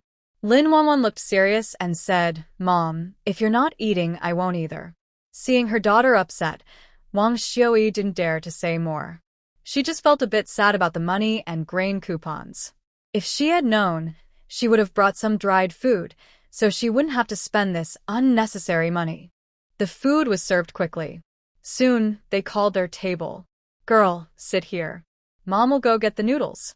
Before Lin Wanwan could speak, Wang Xiao stood up to pick up the food from the kitchen. Although the noodles are plain, they are made with white flour. A large bowl of noodles, with no shortcuts taken. Most importantly, the hand-pulled noodles are very chewy. Lin Wan cannot finish such a big bowl of noodles. She picks a few bites for Wang Xiao and then focuses on eating. At this moment, Wang Xiao no longer cares about the money and enjoys her meal very much.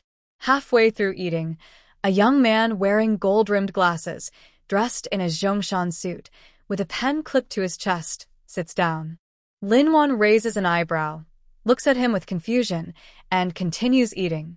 Close up, the young man is dazzled by her stunningly beautiful face, which makes his face turn slightly red. He clenches his fists and begins to introduce himself. Comrade, I am an engineer at our steel factory. My name is Wang Mingnian. I am 25 years old, earning 45 yuan a month. I am an only child. My father is a director at the steel factory, and my mother works at the county supply and marketing cooperative. Can we get to know each other?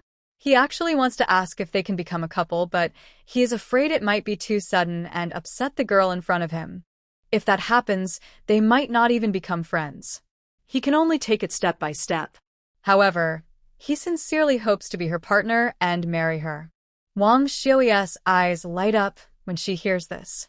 Such a man is exactly the son-in-law she is looking for: good looks, good family background, and both parents earning wages.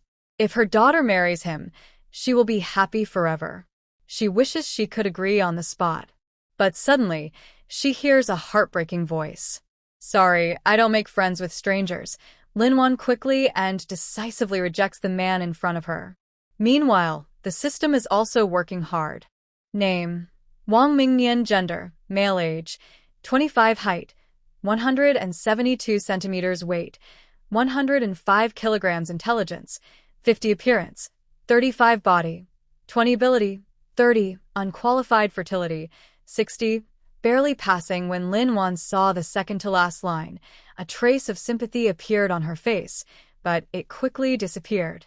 System: host, his abilities are not enough to give you happiness. You can't marry him. Lin Wan, didn't you just not hear? System: Wang Mingnian, who was rejected by a woman for the first time, stiffened and looked at the female comrade in disbelief. Comrade, I think you misunderstood. I am not a flirt. I just want to be friends with you. Lin Wan, I don't want to. At this moment, everyone's eyes were focused on Wang Mingnian, who had just been rejected again. Some looked on with schadenfreude, others with sympathy. But no matter what, Wang Mingnian, who was always proud and confident, couldn't accept it. He angrily waved his hand and left in embarrassment. As for those who were eager to make a move, they all lost interest after witnessing Wang Mingnian's rejection. Beautiful women with sharp personalities were only suitable for distant admiration, not for bringing home to live with. Wang Xiue saw her ideal suitor walk away like that, and she was so anxious, she stomped her feet. Girl, that man has really good qualities. Why did you refuse him? Even if you just try dating him first, and then decide if you want to continue, that's fine. Lin Wanning beckoned her mother over with a finger. Mom, come here. I have something to tell you. Although Wang Xiue was upset, she obediently leaned in to listen. He's not good enough. Wang Xiue froze instantly, trembling as she asked, Girl, How do you know that? I won't tell you how, but I can promise everything I said is true. You have to believe me. Could she not trust her daughter's words? It was just a pity that the man with such good conditions was not reliable.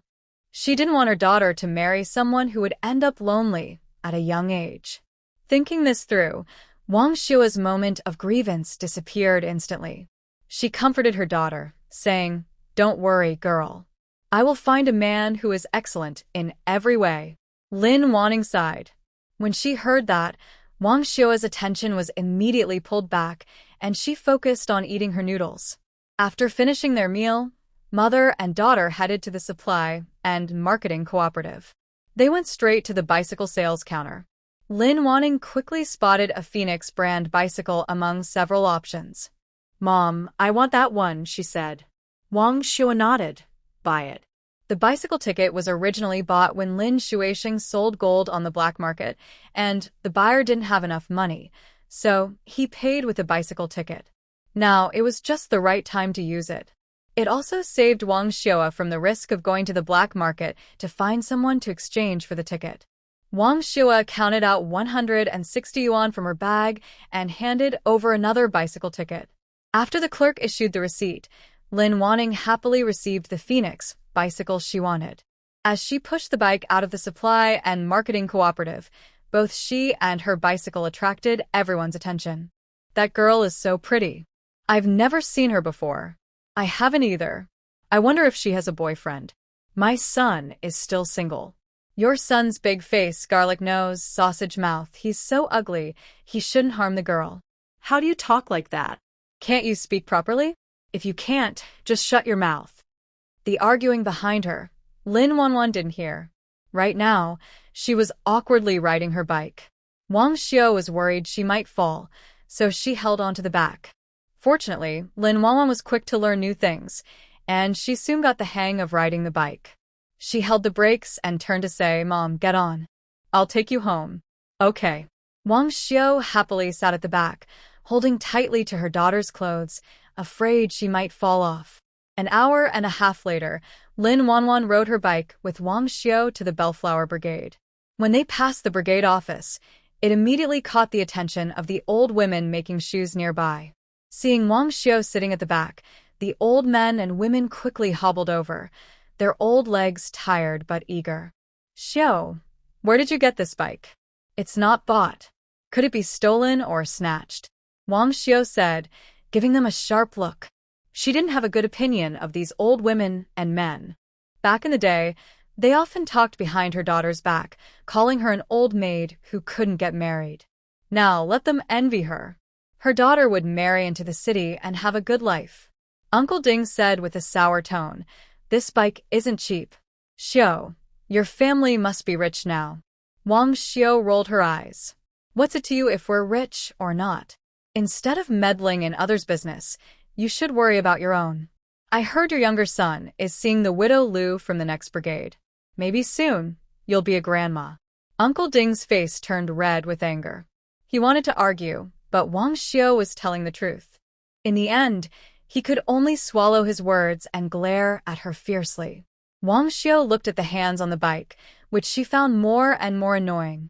She crossed her arms and said, "What are you touching? If you ruin my bike, can you pay for it? A bike costs at least 100 yuan. They couldn't afford to replace it." They quickly took their hands away. Wang Xiao, anxious too, sat at the back of the bike and told her daughter, "Let's go home." As she spoke, Lin Wanwan pedaled away on her bike. Everyone had already left, and only then did everyone realize that the person sitting in the front seat of the bicycle was Lin Wanwan. Could this daughter of the Lin family really be possessed? She changes so much every day and looks better and better. Old man Ding, you better shut up. If people hear you talking about superstitions, you'll get taken away. Old man Ding finally realized what he had just said and looked shocked. His face turned pale. He slapped himself twice on the ears. Someone else said, "Could it be that Lin Wanwan is really a phoenix in a henhouse, being taken advantage of by Wang Xiaoyi? She looks even prettier than girls from the city. Which man wouldn't like her?" Someone retorted, "I don't like her. She looks sly and mischievous. Any man who marries her will probably end up with a jealous wife." The news about the Lin family buying a bicycle spread quickly through the village. Lin Yuzhen and others hurried home after work.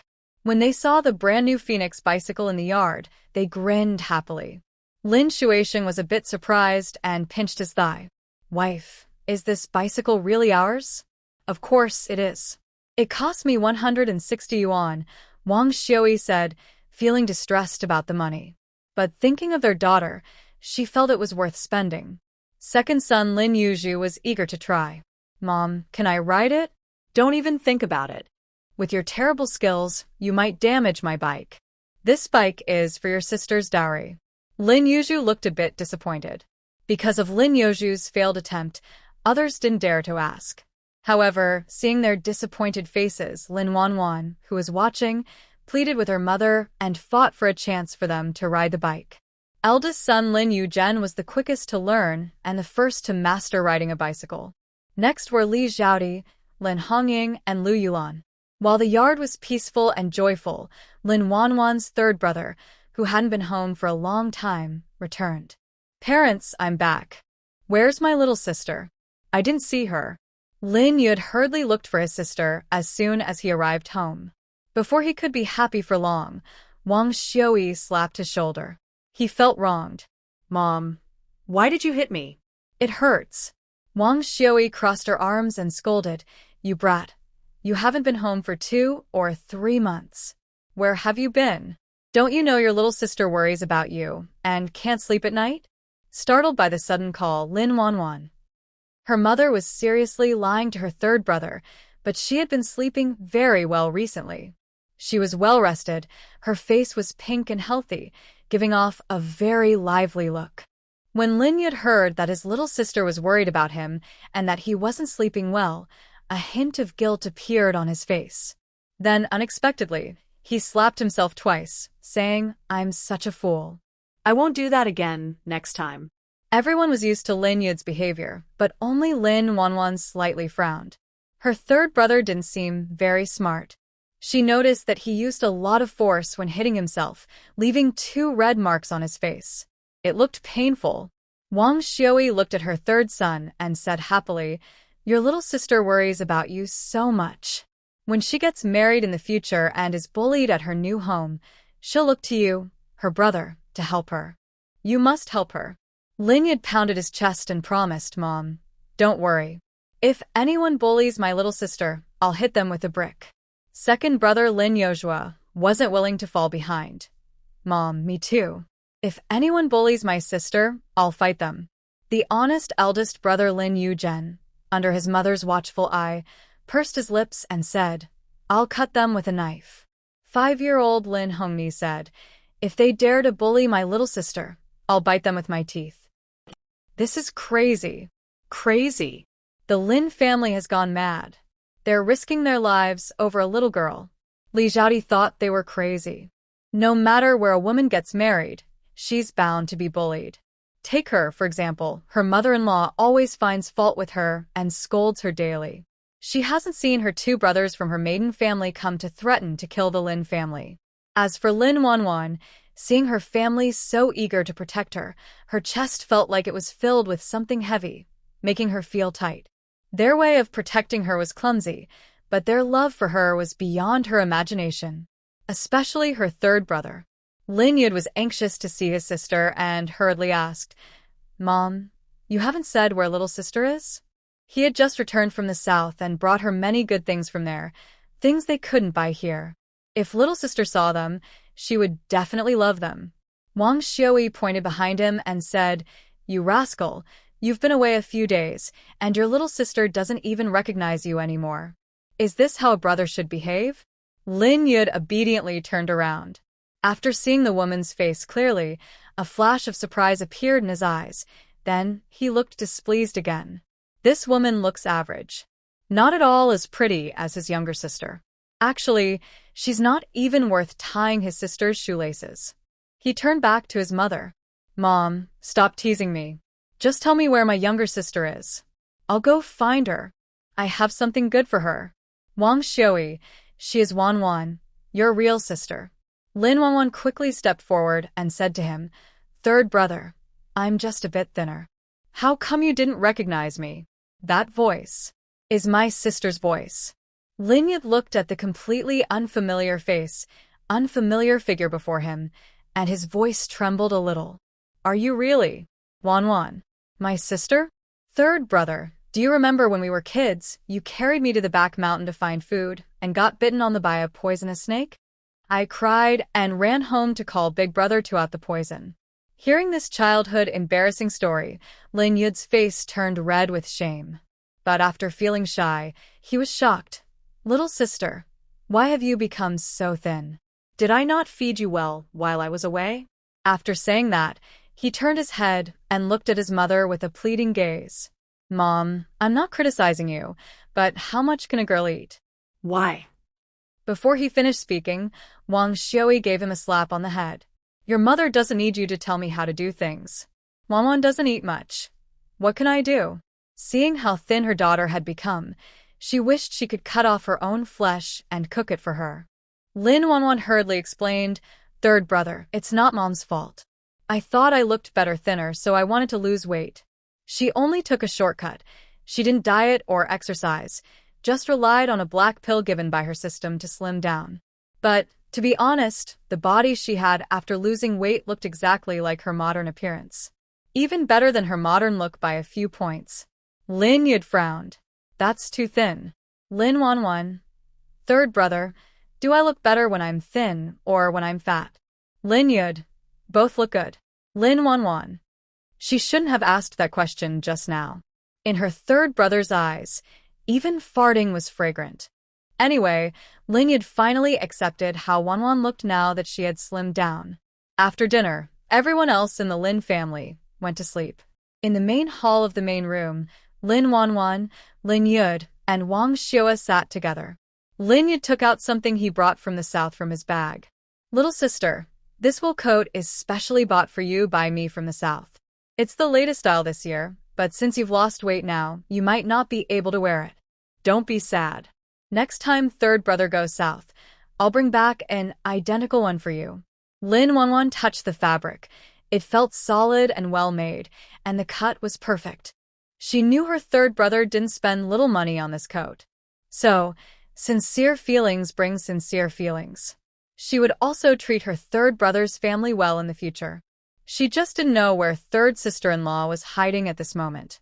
Her third brother was at an age where he should be married soon, or his chances would slip away. Wang Xiua held the coat and compared it to Lin Wanwan, becoming more satisfied. You really are thoughtful. You even think about your little sister when you go out. Lin Yud smiled and said, Mother, what are you talking about? Little sister is my real sister. As her older brother, it's normal for me to care for her. Wang Xiua chuckled. All right, you've said enough. I'll bring this coat to your eldest sister-in-law tomorrow. She's good at sewing. I'll ask her to make some adjustments for your little sister. When it gets colder, she can wear it out. By then, with her daughter's looks, she would surely attract a lot of admirers outside. Let that unfaithful man, Zhou Zhongwen, regret his choices. Soon after, Lin Yud took out a delicate lady's plum blossom brand watch from his bag. Little sister, this is also for you. Put it on quickly, and let's see how it looks. No, with her looks, she would look good, even wrapped in a sack. Wang Xiua saw the watch and was so excited she urged her daughter to put it on. Lin Wanwan's wrist was slim and white, and her overall aura made the plum blossom watch look even more elegant. Not having a watch was very inconvenient. Since she came here, she had wanted one, but the watch was too expensive. She didn't dare to ask for it. Unexpectedly, her third brother gave her such a big surprise. Lin Wanwan smiled and said, Third brother, thank you. I really like this watch. Lin Yud was dazzled by her smile and muttered in his heart, with such a beautiful little sister, Zhou Zhongwen is really lucky. He then said, as long as you like it. Next time I see someone selling radios, I'll buy one for you. Afterward, Lin Yud took out a big bag of white rabbit candies, 2 buckets of malted milk, dried shrimp, dried bananas, and more. These are gifts for Lin Wanwan. Wang Xiui peeled off a piece of white rabbit milk candy and put it in her daughter's mouth. She kept the rest. She didn't want the family debt collectors to see and take everything. Finally, Lin Yud took out 100 yuan from his pocket and handed it to Wang Xiui. Mom, this money is for you. In the future, if little sister wants to eat anything, you buy it for her. If it's not enough, tell me. Wang Xiui looked at the stack of money in front of her. Her right eyelid twitched repeatedly. Third brother, you're always buying watches and clothes, and now this money. Where did you get it? Just tell the truth, Mom. You haven't done anything bad, right? Lin Wanwan also looked at him with worry. Her third brother was so good to her. She really didn't want him to get into trouble. Seeing the worried eyes of his mother and little sister, Lin Yud's heart softened suddenly. Mom, little sister, don't worry. I didn't steal or rob anything. This money is earned honestly. How did you earn it? Wang Xiui clearly wanted to get all the details. Lin Wanwan was also curious. Since Lin Yud had to explain, he slowly said, I went to the south with some friends to hijack trains and brought back goods to sell here. It was quick money. If the authorities hadn't been cracking down recently, I would have tried to earn more before the new year to get some dowry for little sister. After speaking, he looked guilty at Lin Wanwan. Little sister, it's all my fault that I can't do better. But don't worry, I will make sure you marry Zhou Zhongwen in style. If Zhou Zhongwen didn't agree to marry his sister, he would beat him until he agreed. As long as his sister was happy, he was willing to go through fire and water for her. Hearing the name Zhou Zhongwen, Lin Wanwan's face tightened with disgust. Third brother, I already don't like him anymore. I don't want to marry him. Really? Lin Yud was overjoyed. He really didn't like that handsome face, which looked sour and useless. His little sister was just fooled by that face and was determined to marry him. Lin Wanwan shrugged. It's really not happening anymore. He already married Bai Wuan. Why would I still like him? I'm not stupid. This scumbag truly deserves to die, but don't worry, little sister. I will teach him a lesson. It was getting late, and the three of them went back to their rooms to sleep. Where Wang Xiui couldn't see, Lin Yud secretly slipped a stack of money and various colorful receipts to Lin Wanwan. Lin Yud whispered, "Don't tell Mom. Keep this money for yourself. Spend it, and if it's gone, come back to me for more." Lin Wanwan's nose felt a bit sore. "Thank you, third brother." Lin Yud patted her head. "Your third brother cares about you the most. If you ever feel wronged in the future, don't keep it inside. Tell me, and I will help you get revenge. He only has this little sister, so he must protect her and not let anyone bully her." Zhou Zhongwen dared to hurt his sister and make her sad. He would see how he would deal with Zhou Zhongwen. Lin Wanwan went back to her room and counted the money in her hand. It was about 60 yuan. 60 yuan was a lot of money these days. The whole family worked hard in the fields all year, but barely earned that much. "Host, your third brother really cares about you." I know. That night, when Zhou Zhongwen got up to go outside to the toilet, someone suddenly put a bag over his head and beat him badly. He cried out in pain. The person beating him became even harsher. It wasn't until Zhou Zhongwen almost fainted from the beating that the attacker stopped. The next day, Lin Wanwan heard from Wang Xiui that Zhou Zhongwen was beaten last night, and now everyone in the village was looking for the attacker. She instinctively looked at Lin Yud across from her. "Third brother, was it you?" Lin Yud nodded. "That bullied you, so I beat him up." "That's nothing." Lin Wanwan asked, "Did anyone see?" Lin Yud shook his head. "I put the bag over his head and beat him. He doesn't know who I am. If he knew, how could he beat him again to protect his sister?" 2 months passed quickly. After winter, the trumpet flower team was much quieter than before. Lin Yuzhen and Lin Yuzhu volunteered to repair the riverbank. They would get food and money for their work, though it was tiring and hard. But rural men had plenty of strength. They weren't afraid of hard work. When they left, the house suddenly felt emptier. Lin Wanwan often learned to sew clothes with her sister-in-law. She was quick to learn and picked it up fast. She went to the county and bought some cotton fabric to make a few small inner vests for herself. Maybe it was just her feeling, but she thought the place looked fuller than before. The only one who knew the truth was the system, which smiled happily but didn't speak. Of course, it was because of its help. Meanwhile, at the Southern Island Military District, Fu Zheng, who had fully recovered, silently took the mission to go to the Domain Province from the commander. Commander Wang Bo looked at him with a hint of sympathy in his eyes. He knew Fu Zheng was his most admired and proudest subordinate. A few months ago, he even wanted to match him with his daughter. Who would have thought he would encounter such a thing? This was devastating for any man. Recently, there have been some idle rumors spreading in the family compound. Wang Bowie pursed his lips and said, "Fu Zheng, don't pay attention to what the sisters in the family compound are saying. I've already asked someone to inform them. No one will talk nonsense anymore." "Thank you, sir," Fu Zheng replied, saluting him before leaving. Outside the door, Jiang Chuan had been waiting for a long time. Jiang Chuan asked, "How did it go? Did the leader agree?" Fu Zheng nodded. "Go home and pack your things. We leave tonight." Jiang Chuan happily leaned on his good brother Fu Zheng's shoulder and gave him a thumbs up. "I knew you'd do well." Recently, there have been rumors in the military district mostly about his brother getting injured. People said some harsh things. He decided to use this mission as a chance to relax and clear his mind, so it wouldn't affect his brother's mood. As for his brother not being able to do things, it's not a big deal. When he has children in the future, they can take care of his brother. After parting ways, Fu Zheng returned to the family compound. Near home, he ran into Song Yuning and Major Wang, who were both smiling happily. It was obvious they noticed Fu Zheng. "Major Wang, remembering the rumors from before, hurried over to Fu Zheng. Captain Fu, Song Yuning and I are getting married next week. Don't forget to come and join the celebration. Fu Zheng looked cold. Congratulations. Wang expected a different reaction, thinking Fu Zheng would be upset or angry when he heard about their wedding. After all, Song Yuning was a star in the cultural troupe, beautiful and well-shaped.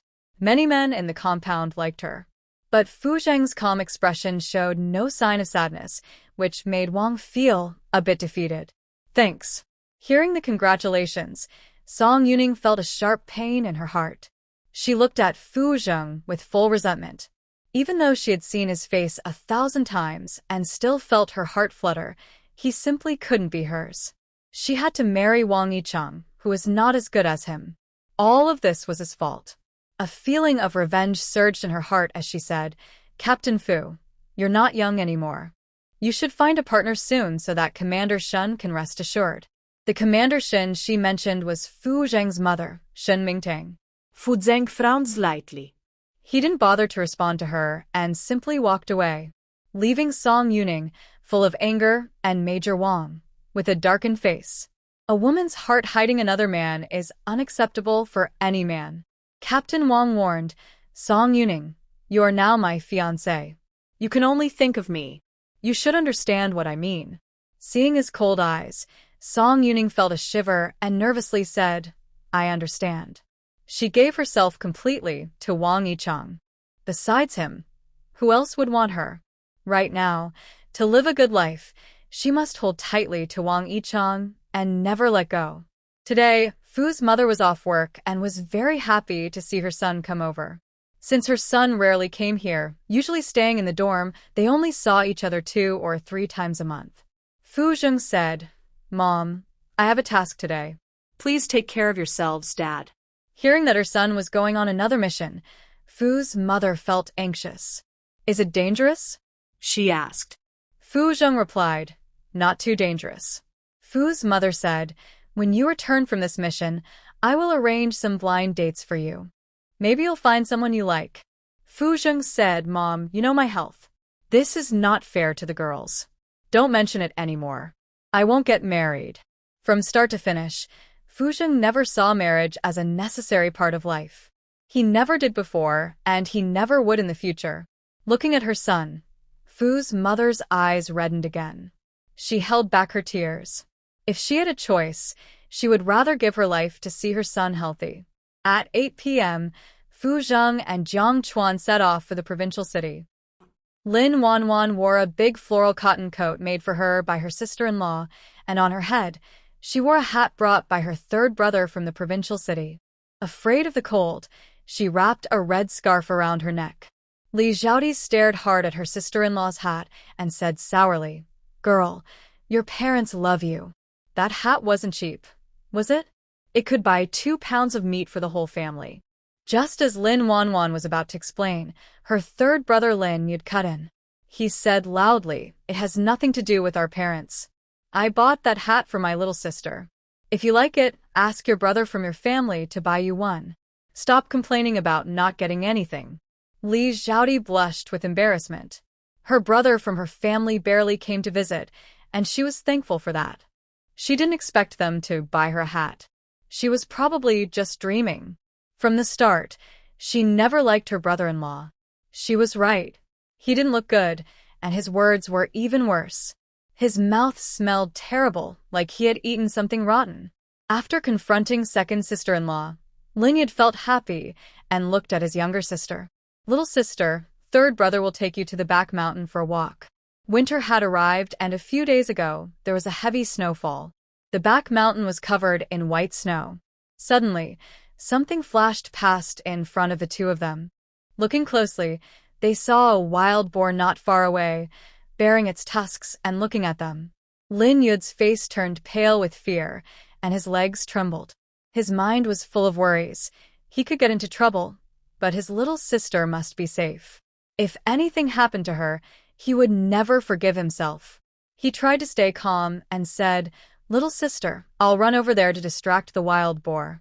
You should run down the mountain quickly, and don't look back. No, Lin Wanwan replied, staring at the wild boar nearby, calculating her chances of winning. Once she was sure she had a good chance, she became excited. A wild boar could be sold on the black market for at least 100 or 200 yuan. Suddenly, she didn't think the wild boar's face was so ugly anymore. Worried about her sister's safety, Lin Yud advised, "This isn't a game. Listen to me. I'll distract the boar, and you go down the mountain to find Mom. I have 1,000 yuan hidden under my bed, money I earned traveling around over the years. I was saving it for your wedding, but now that might not happen. If I'm gone, you should take that money from under the bed, keep it safe, and don't tell your husband. Save it for yourself to spend. Third brother will always love you the most." Halfway through his words, tears welled up in Lin Yud's eyes, and he couldn't speak anymore. Lin Wanwan comforted him. "Third brother, I won't let anything happen to you." Not far from them, Jiang Chuan whispered, "Old Fu, should we make a move?" Fu Zeng frowned. "Not yet. If we act now, we'll recover." Jiang Chuan stayed silent, staring intently at the two people and the wild boar in the distance. His pistol was ready to fire at any moment, prepared to shoot the boar dead. Meanwhile, Fu Zheng's gaze stayed on Lin Wanwan, who was wearing a hat. Watching her calm and fearless attitude, he felt a flicker of admiration. But then, something shocking happened, so fast he couldn't even draw his gun. In front of them, the delicate figure suddenly punched the wild boar, knocking it to the ground. The boar squealed in pain. As it struggled to get up, she punched it a few more times in the belly. It was knocked out cold. Lin Yud's jaw nearly dropped in surprise. His younger sister, actually knocked the wild boar, flying with a punch. He must be dreaming. He used all his strength to firmly pinch the soft flesh at the top of his thigh. Ow. That hurts. It's not a dream. It's real. His sister single-handedly defeated a wild boar. Excited like a big monkey, Lin Yud quickly ran to his sister. "Little sister, you're so amazing." Seeing her proud expression, Lin Wana modestly said, "It's nothing special." Nearby, Fu Zheng, who had excellent hearing, listened and could imagine her proud little look. A smile involuntarily appeared on his face. This scared Jiang Chuan, who was beside him. He got goosebumps all over. He and Fu Zheng had known each other for many years, but this was the first time seeing Fu Zheng smile so happily. It was really strange. Could it be? He looked at the charming figure not far away, his eyes flickering. He was about to tease her, but then thought of his brother's condition. The words he was about to say stuck in his throat.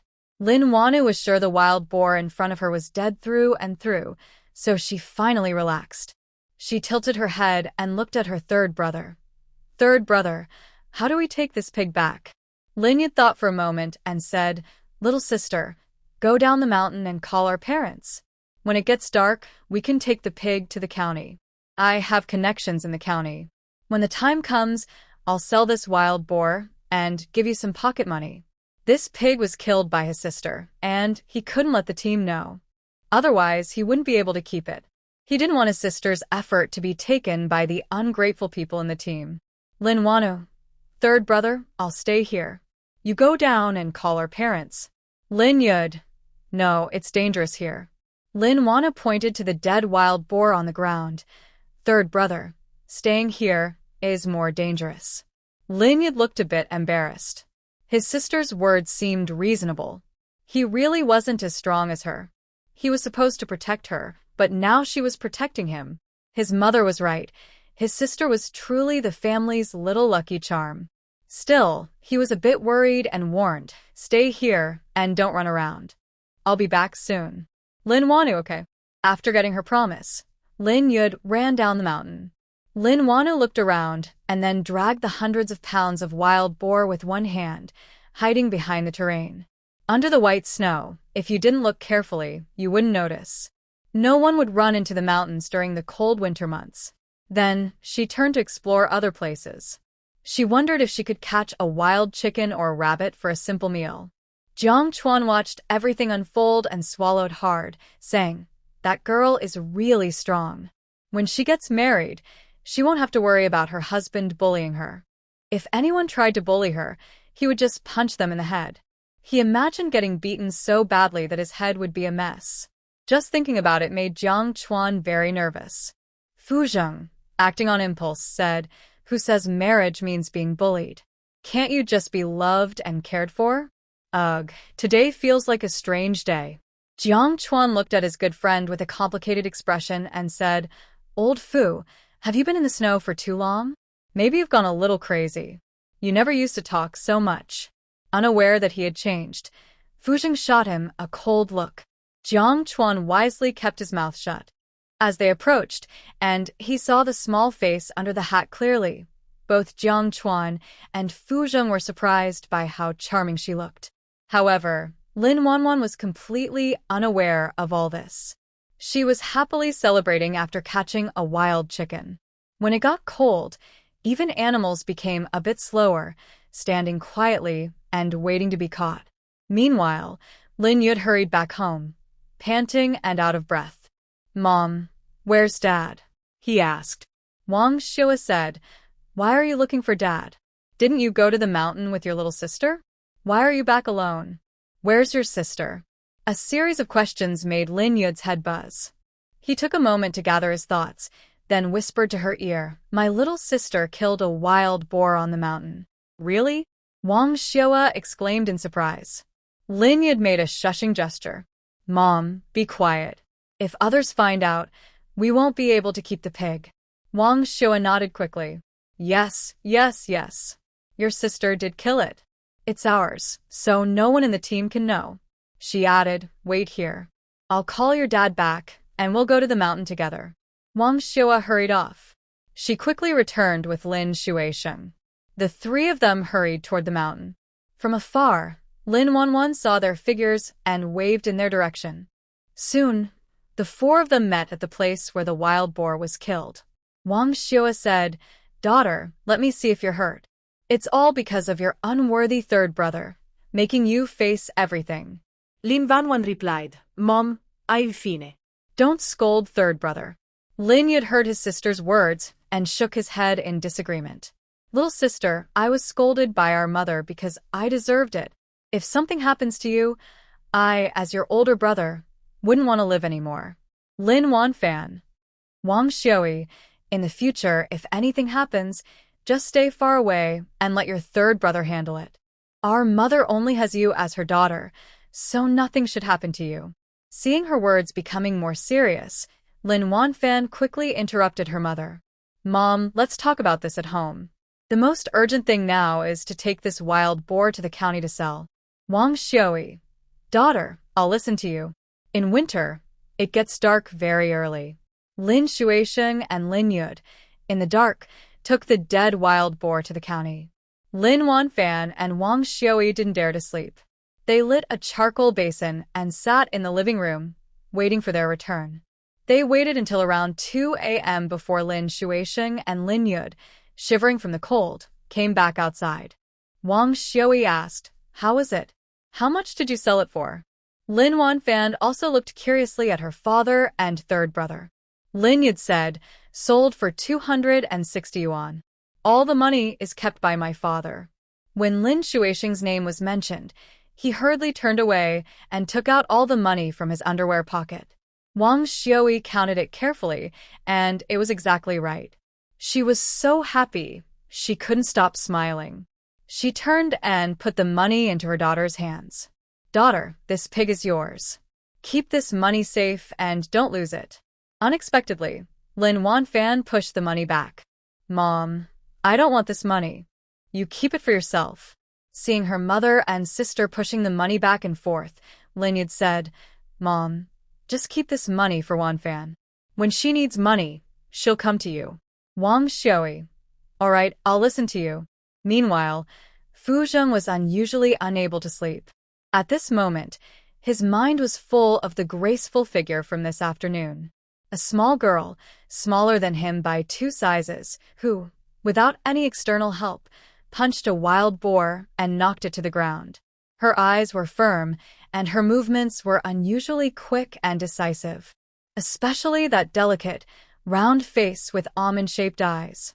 Thinking of this, Fu Zheng's throat moved slightly, and he forcibly suppressed the strange feelings rising in his heart. He was never the type to sit and wait passively. If it had been before, he would have indulged his feelings, but with his current body, he knew that some things shouldn't be hoped for or fantasized about from the start. Thinking of the doctor's hesitant words during his hospital stay and the sympathetic looks from others in the military compound, Fu Zheng forced down the sadness in his heart, feeling a dull ache in his chest. Fu Zheng lay on the bed in the guest house, covered with 2 yellowed, stiff blankets. If you sniffed carefully, you could still smell a damp, musty odor. He was tossing and turning on the bed like a pancake, unable to sleep. When he closed his eyes, he saw that beautiful face, more vibrant than a rose. After saying this, he suddenly sat up from the bed and hurriedly ran outside without even putting on his military coat. Energetic, he ran around the commune more than 10 times and did over 100 push-ups before sweating profusely and returning to the guest house to rest. On his way back to the room, Fu Zheng ran into Jiang Chuan, who was coming out too. Jiang Chuan looked at Fu Zheng, who was sweating heavily in a simple shirt, and frowned in surprise. "You're not sleeping late at night? Why did you go out? You've been hiding in the mountains all day. Aren't you tired? Tomorrow morning, you have to go to the back mountain to keep watch again." Mentioning this, Jiang Chuan looked like he wanted to scold someone. Enemy spies, hiding the radio so deep that he froze like a dog searching for it in the mountains. They found the radio, but the person was gone. Enemy spies, if he caught them, he would beat them until their noses and faces were swollen, and make them kneel and call him grandpa. Fu Zheng's face looked very unnatural. "It's nothing, just went for a walk." Without waiting for Jiang Chuan to reply, he turned and went back to his room, seeming to escape in a hurry. Jiang Chuan watched Fu Zheng hurriedly run back inside, puzzled and frowning deeply. Running around late at night and not sleeping, this guy must be crazy. But soon, the urgent need made him stop thinking. He clenched his legs and hurried downstairs. So close, he almost peed his pants. Fu Zheng fell asleep shortly after lying on the bed. He rarely dreamed, but this time, he had a rare dream. In the dream, the little girl he saw during the day clung to him like a kangaroo, holding on tightly.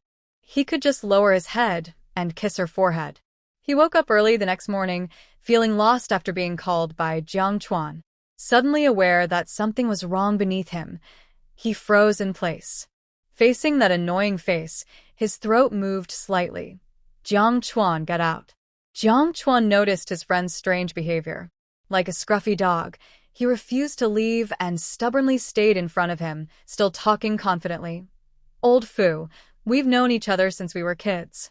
Over 20 years of friendship. I've even helped you wash your back when you took a bath. Is there any part of you I haven't seen? It's just changing clothes. Hurry up and do it. After that, we can go downstairs to eat. We have a tough battle today."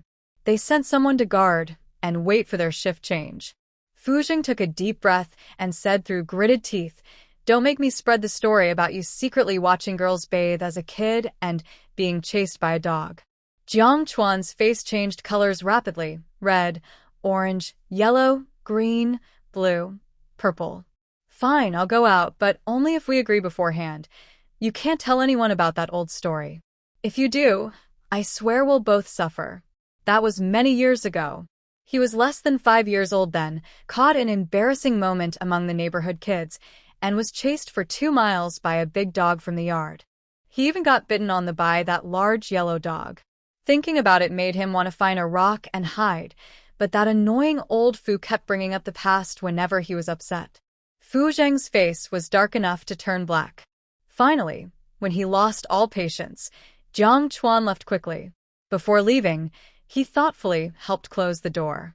Only then did Fu Zheng feel at ease and get off the bed, removing his dirty inner clothes and changing into clean ones. He threw the soiled big underwear under the bed in disgust. After tidying up and coming out of the room, Fu Zheng's face returned to its usual cold, distant expression. Then, Fu Zheng and Jiang Chuan went downstairs to eat fried dough sticks and spicy hot soup before heading to the countryside in the back mountain. Meanwhile, at the Lin family's place, the wild chicken Lin Wanwan brought back from the mountain was frozen solid.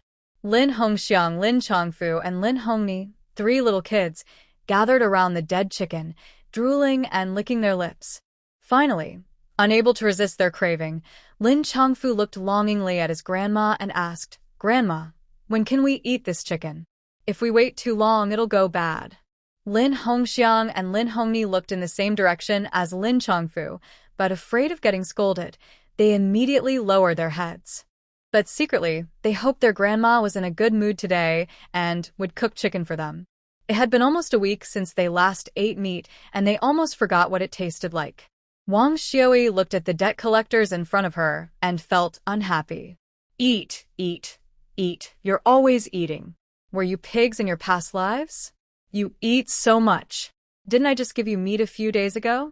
Why are you so greedy? Our family's savings aren't enough for you to waste. Meat couldn't be eaten every day, especially since the eldest and second children were still out repairing the river embankment and hadn't returned yet. Even if they wanted to eat, they had to wait until they came back. Lin Chongfu's eyes turned red from the scolding. Mother Li Zhaodi couldn't stand her son being treated like that. She quickly stepped in to protect him. Mother, Chongfu is the only grandson of the old Lin family. If he eats a chicken, it's just a chicken. Don't think I don't know that Dad and the third brother went to the county yesterday to sell pigs. If this gets out, the people in the team might come and tear you apart. That was a whole wild boar. Just thinking about it made her mouth water. Luckily, she overheard this by accident when she got up at night to use the bathroom. Otherwise, she would have missed this big opportunity. But her mother-in-law is really biased. She didn't even blink before giving the money from selling the wild boar to her younger sister-in-law. Fortunately, her sister-in-law didn't ask for it, or she might have dared to shout out loud. Even if she got scolded, she would still cause trouble. That money was over 200 yuan, an amount the whole family had struggled to earn after years of hard work. Her eldest sister-in-law was like a hen that couldn't lay eggs, unable to produce a child, and her younger brother-in-law was lazy and irresponsible, with no proper job. Anyone with a bit of backbone wouldn't marry their daughter to such a useless man. When all was said and done, the family's inheritance would belong to her son. She had to watch her mother-in-law closely and make sure she didn't give all the money to her younger sister-in-law. Wang Xiaoyi squinted and looked at her second daughter-in-law, who dared to challenge her. Li Zhaodi, you ungrateful thing. Are you threatening me? Li Zhaodi was frightened by the scolding. She hurriedly said, Mother, I didn't mean to threaten you. I'm just telling the truth. We just sold a pig yesterday, and with the money for making chestnut cakes a few days ago, we have quite a bit of money. What's wrong with giving Chongfu a chicken? He's your grandson. Wang Xiaoyi was furious inside. She crossed her arms and cursed. Today, even if I feed him to the dogs, I won't give him anything. If you have the guts, go report me to the team. Let them arrest me and shoot me. She truly regretted it. She shouldn't have been soft-hearted and agreed to let her second daughter-in-law marry Li Zhaodi, a troublemaker. She decided to be cruel and give the Li family some money to send them away. It was better than having a troublemaker wandering around her and causing her trouble every day. Li Zhaodi angrily shouted, Mother, how can you do this? Chongfu is your own grandson. You can't treat him like that. Just then, Lin Yud was driving back from the county with Lin Wan, carrying bags of goods on the car. Seeing his mother upset, Lin Yud quickly parked the car in the yard, blocking it in front of his mother, ready to stand up to his second sister-in-law. How is our mother? She never shortchanges you or your children. She helps raise the kids. Our mother has done nothing wrong. There is a saying in the family, which daughter-in-law is living as well as you. They often go hungry, lack warmth, and get beaten every day. Did our mother ever lift a finger against you? Second sister-in-law, people are watching, and we should act with kindness and honesty. Our Lin family has never owed you anything. If you feel wronged staying here, you can pack your things and go back to your parent house. Although Lin Wanwan didn't fully understand the situation, her heart was aching for her mother, Wang Xiaoyi. She silently walked over, held her mother's arm, and helped her breathe calmly, worried she might faint from anger. Wang Xiaoyi was angry or not, Li Zhaodi didn't know. She only knew that being scolded face-to-face by her younger brother-in-law was making her so mad, she felt like she might explode. Lin Yud, who was being scolded, was told off for being disrespectful. "I am your sister-in-law. Do you think I can teach you? If this gets out, I doubt any girl would want to marry you. You might as well stay single for your whole life. Second sister-in-law, don't worry about third brother's marriage. You should take care of yourself." It was Lin Wanwan speaking. She couldn't stand how people talked about her third brother. Seeing her little sister defend him, Lin Yud's eyes filled with tears. His little sister was so kind to him. He promised himself he would earn lots of money to buy food and clothes for her in the future. As for the second sister-in-law, she didn't matter at all. Li Zhaodi, furious, trembled with her hands. "Your family is all bullying people together." After saying that, she covered her face and ran into the house crying loudly. Her loud sobs could be heard from 2 miles away. Lin Wanwan's head was pounding from the noise, but she still shared the peach cookies she bought today at the supply store with Lin Hongxiang and the little kids. "Why do you keep buying things randomly? You're going to spoil them," Wang Xiui scolded. "Third brother paid for it." "I didn't want him to buy it," Lin Wanwan said, pointing her finger at Lin Yud. Lin Yud felt guilty under his mother's gaze and quickly looked away, afraid to meet her eyes. Unexpectedly, Wang Xiui reached out her hand and said, "Give me all your money. I'll keep it for you. When the time is right, I'll ask the matchmaker to find you a wife. You're not too young anymore. You should get married. Once you have a family, I'll invite your eldest uncle to come and help divide the household." They argued all day long. Lin Wanwan was really fed up. When she heard about dividing the family, her brow twitched. Dividing the household would mean fewer troubles. They could close the door and live their own small life. Then she could go up the mountain more often, catch some wild game to sell on the black market, buy nutritious food for her parents to help them get stronger, and no longer worry about conflicts over who eats more or less. Lin Yud saw his mother asking for money, and his face immediately fell. "Mom, I've already given you all my money. There's none left. As for the marriage, let's talk about it later." Wang Xiua frowned. "Really no money? Don't lie to your mother." Lin Yud nodded. "Today I went to the county to buy things, and spent all the money. Now I have nothing left. If you're worried about me, give me some money to spend." Wang Xiua rolled her eyes. "Dream on." "The money you gave me was saved for your future marriage." After Wang Xiua went back inside, Lin Wanwan tiptoed to her older brother and whispered, "Third brother, you're lying. There's still over 1,000 yuan hidden under your bed." Lin Yud quickly covered her mouth. "Ancestor, you can't let Mom find out about that money. I need it for something." "Depends on my mood," Lin Wanwan said proudly, smiling smugly. Even though she was angry, Li Zhaodi didn't skip a meal. She ate like she hadn't eaten in hundreds of years, stuffing herself with steamed cornbread. After finishing her meal, she pushed away her bowl and went to lie down in her room. This made eldest sister-in-law, Lu Yulan, very worried. Today, Li Zhaodi was supposed to do the dishes and cook, but she refused, so the chores fell on Lu Yulan. However, she was hardworking and volunteered to wash the dishes herself. Her daughter felt sorry for her and helped wash the dishes, sharing some peach cookies given by her sister-in-law.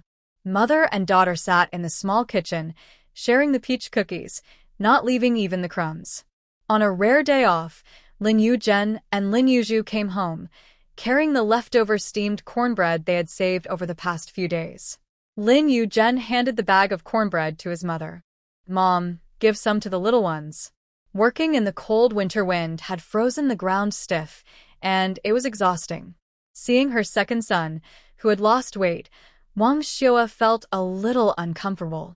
"Our family isn't short of food. Save it for yourselves in the future. No need to bring it home." Lin Yuzhen and Lin Yuzhu nodded. "Well, listen to Mom." Then Wang Xiua called her eldest daughter-in-law. The two women sat in the kitchen and stewed a wild chicken that Lin Wanwan caught a few days ago. They added a head of Chinese cabbage from their own garden into the chicken stew. After frost, the cabbage had a sweet flavor and was very tasty. Wang Xiua knew her daughter loved eating cabbage leaves, so she carefully scooped many into her bowl.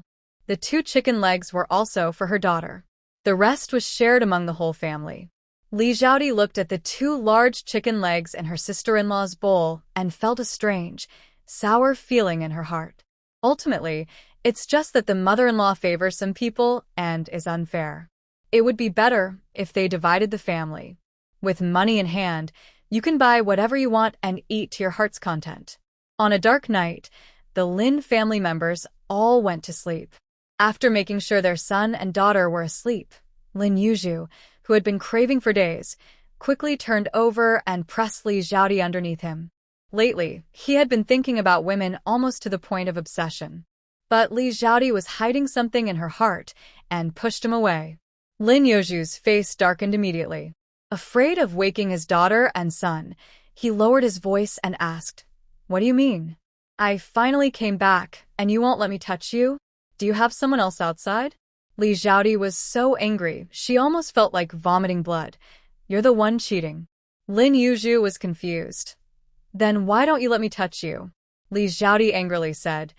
"Do you know how your mother and your 3rd brother have been bullying me and our son while you were away?" Initially calm, Lin Yuzhu's expression changed when he heard his son's words. His eyes flickered with a hint of anger as he said, "During the time I was away, what happened at home? And how did 3rd brother, who was doing fine, end up bullying Changfu?" Li Xiaodi exaggerated her story. "My younger sister went to the mountain and caught a wild chicken. Changfu wanted to eat it, but mother said that even if it was for feeding the dogs, he wouldn't get any. Changfu is the only grandson of the Lin family. Why shouldn't he eat? I think it's because our parents look down on us and dare to bully Changfu. Also, my younger sister and 3rd brother went to the mountain and accidentally caught a wild boar. Mother even gave all the money from selling the boar to my sister. That was 300 yuan. I've never seen so much money in my life. Our family works hard in the fields, but in the end, we have nothing. Don't you think our mother is biased to the core? She only favors my sister and doesn't care about us brothers and sisters. If it had been before, I wouldn't say anything. But for Changfu's sake, I think some things need to be said. Changfu is the only grandson of the Lin family. The things from his parents' side should be kept for him, not given to a married-out girl. Our team has no such precedent. If this gets out, and those who like to gossip find out, they'll laugh at us behind our backs. When that happens, how can we face others?" Lin Yuzhu listened in silence for a long time after hearing this. Finally, he spoke softly. "Mother really said that? That she wouldn't even feed Changfu to the dogs?" Li Xiaodi nodded and said, "My mother cursed very badly.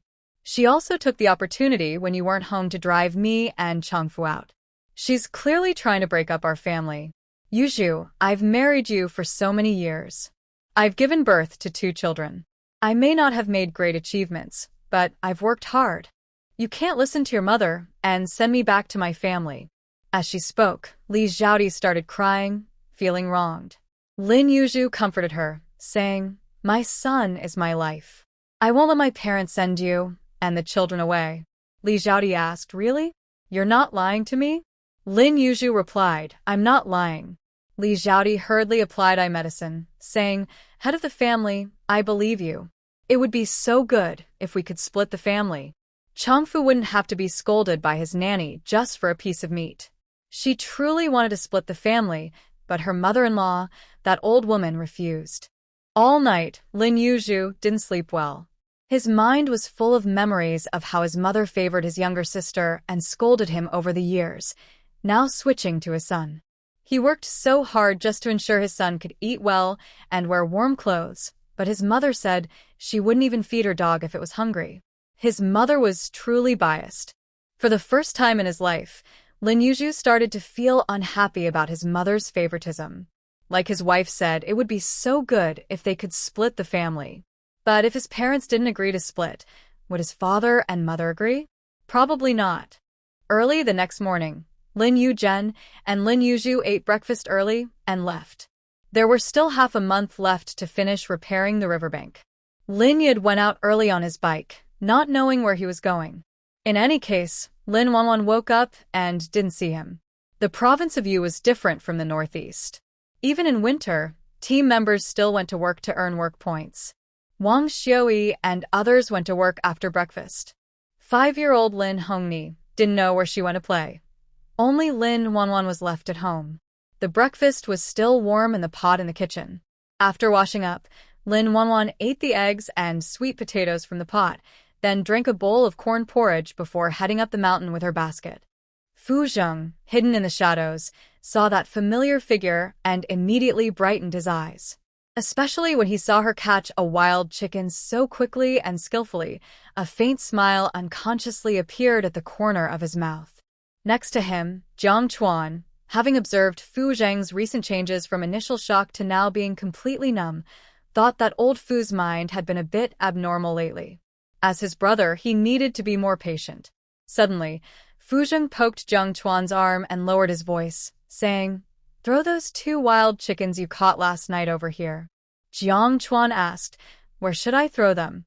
"Those 2 chickens are for me to keep and roast." In the cold winter snow, catching chickens is not easy. Old Fu not only doesn't understand him, but also makes him throw the chickens away. Is that how a brother should behave? Fu Zheng looks straight ahead. "Throw them over there." Jiang Chuan follows his gaze and immediately understands when he sees the young girl's charming figure. He quietly throws the 2 frozen wild chickens a short distance in front of the girl and then quietly returns. He teases old Fu, "Are you falling for her?" Fu Zheng glances at him. "If you can't speak properly, just shut your mouth. I just feel sorry for this lady running up the mountain in winter." Jiang Chuan looks at his good brother, who is acting differently, and pouts.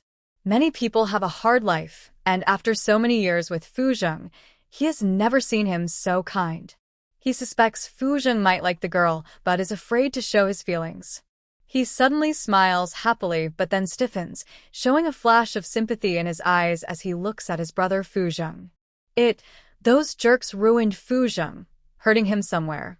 Now he's afraid to confess to the girl he likes and can only secretly do things behind the scenes. He should have shot those fools more times and shattered their brains. Not long after, Lin Wanwan walks forward and sees the 2 wild chickens frozen in the snow.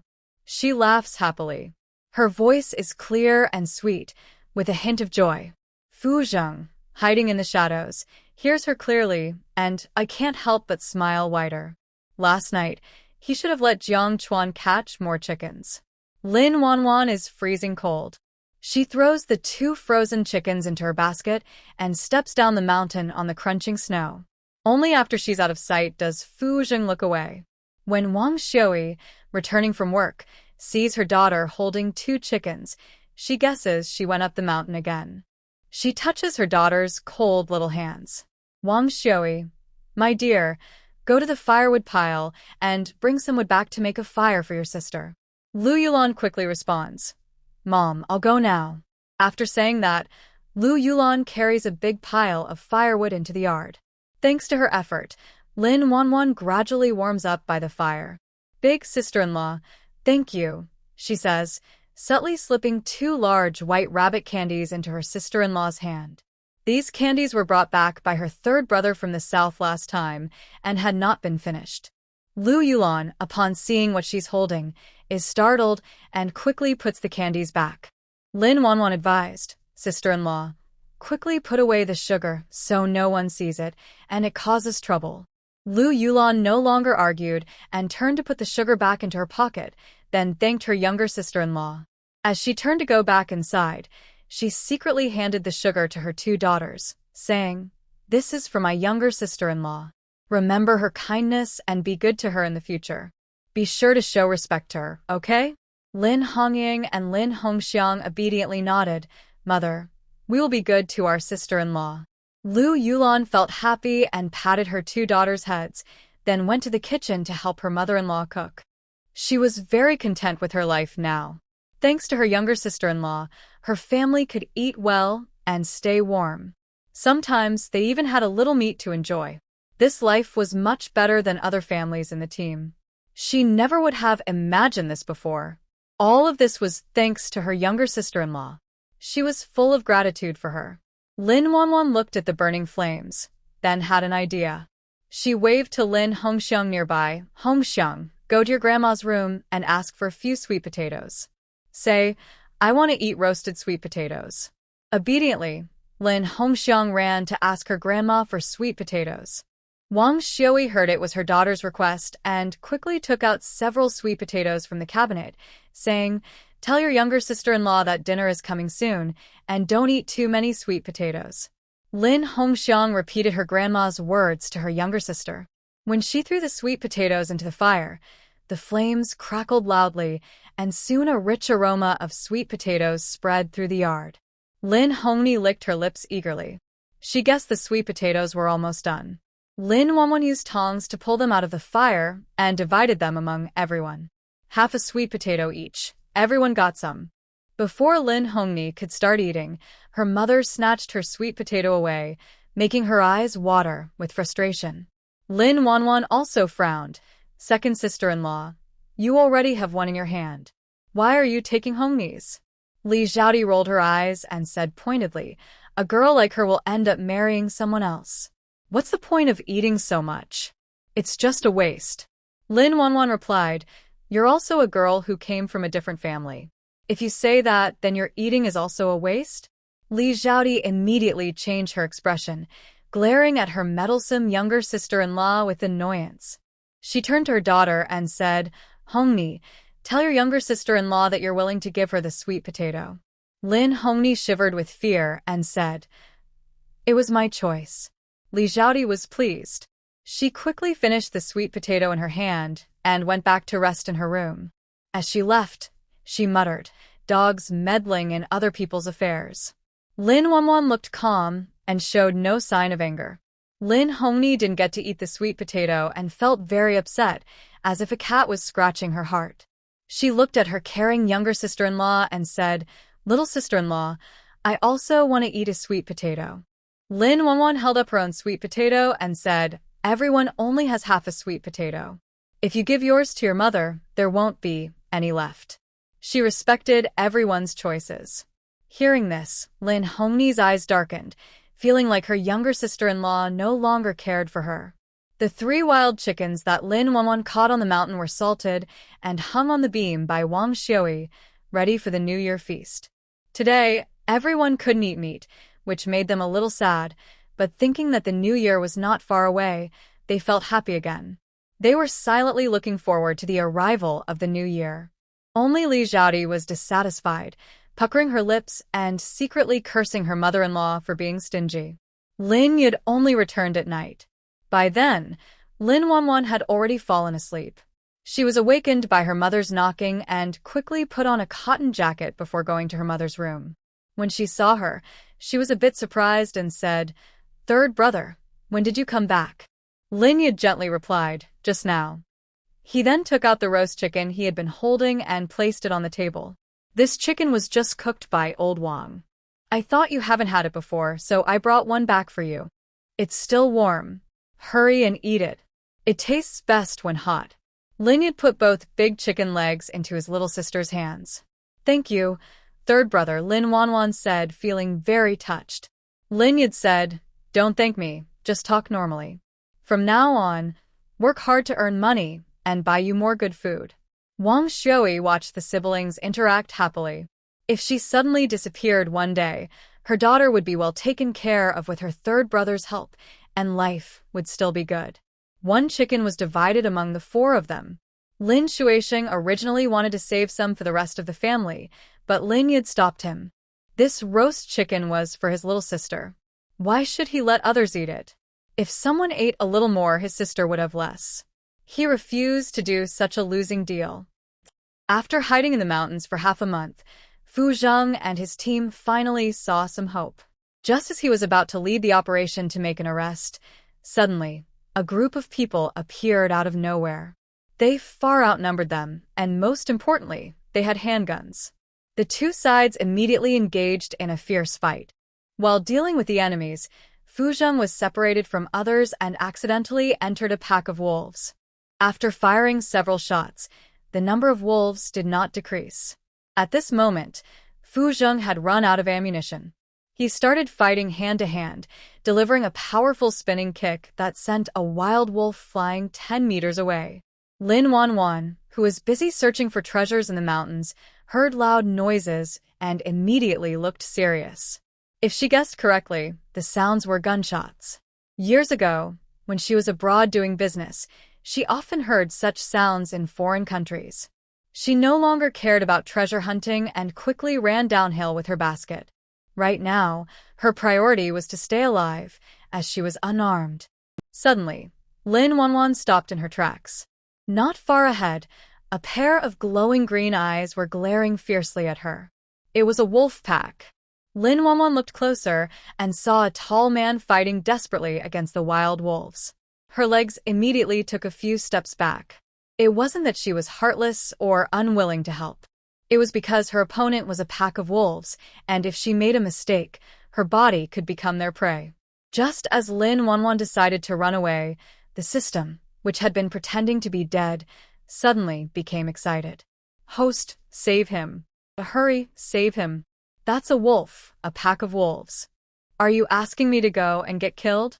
You stupid thing. That man is a soldier." Lin Wanwan's steps suddenly froze. Seeing her change in expression, the system quickly handed her a black pill. "Host, take this. Don't worry about the wolves. Whether it's one wolf or 10, you can defeat them all. You must save him. Host, I beg you." The man fighting the wolves had an exceptional compatibility with the host. This was the best man the system had encountered in its hundreds of years of completing missions. It dared to swear by it.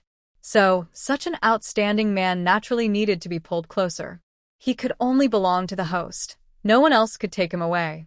Save him. Before she could think, Lin Wanwan swallowed the black pill without hesitation and immediately joined the fight. The wild wolves, stirred by the intrusion of an outsider, became even more savage and fierce. They swung their claws at Lin Wanwan, but she kicked one of them, sending it flying 10 meters away. Fu Zheng, who was fighting a wild wolf to the death, suddenly noticed the young girl behind him. When he saw her face, which haunted his dreams, he froze for a few seconds. But the dangerous situation didn't allow him to think too much. He quickly defeated the wolf that was attacking him from behind and shouted, "It's dangerous here. You should leave now." Deep down, both his subconscious and heart didn't want anything to happen to the girl in front of him. Fu Zheng clearly understood his feelings. While he was speaking, the wild wolf that had pounced on his shoulder bit off a piece of flesh. He grimaced in pain. Unknowingly, the smell of blood made the already furious wolves even more aggressive. They crazily lunged at Fu Zheng and Lin Wanwan.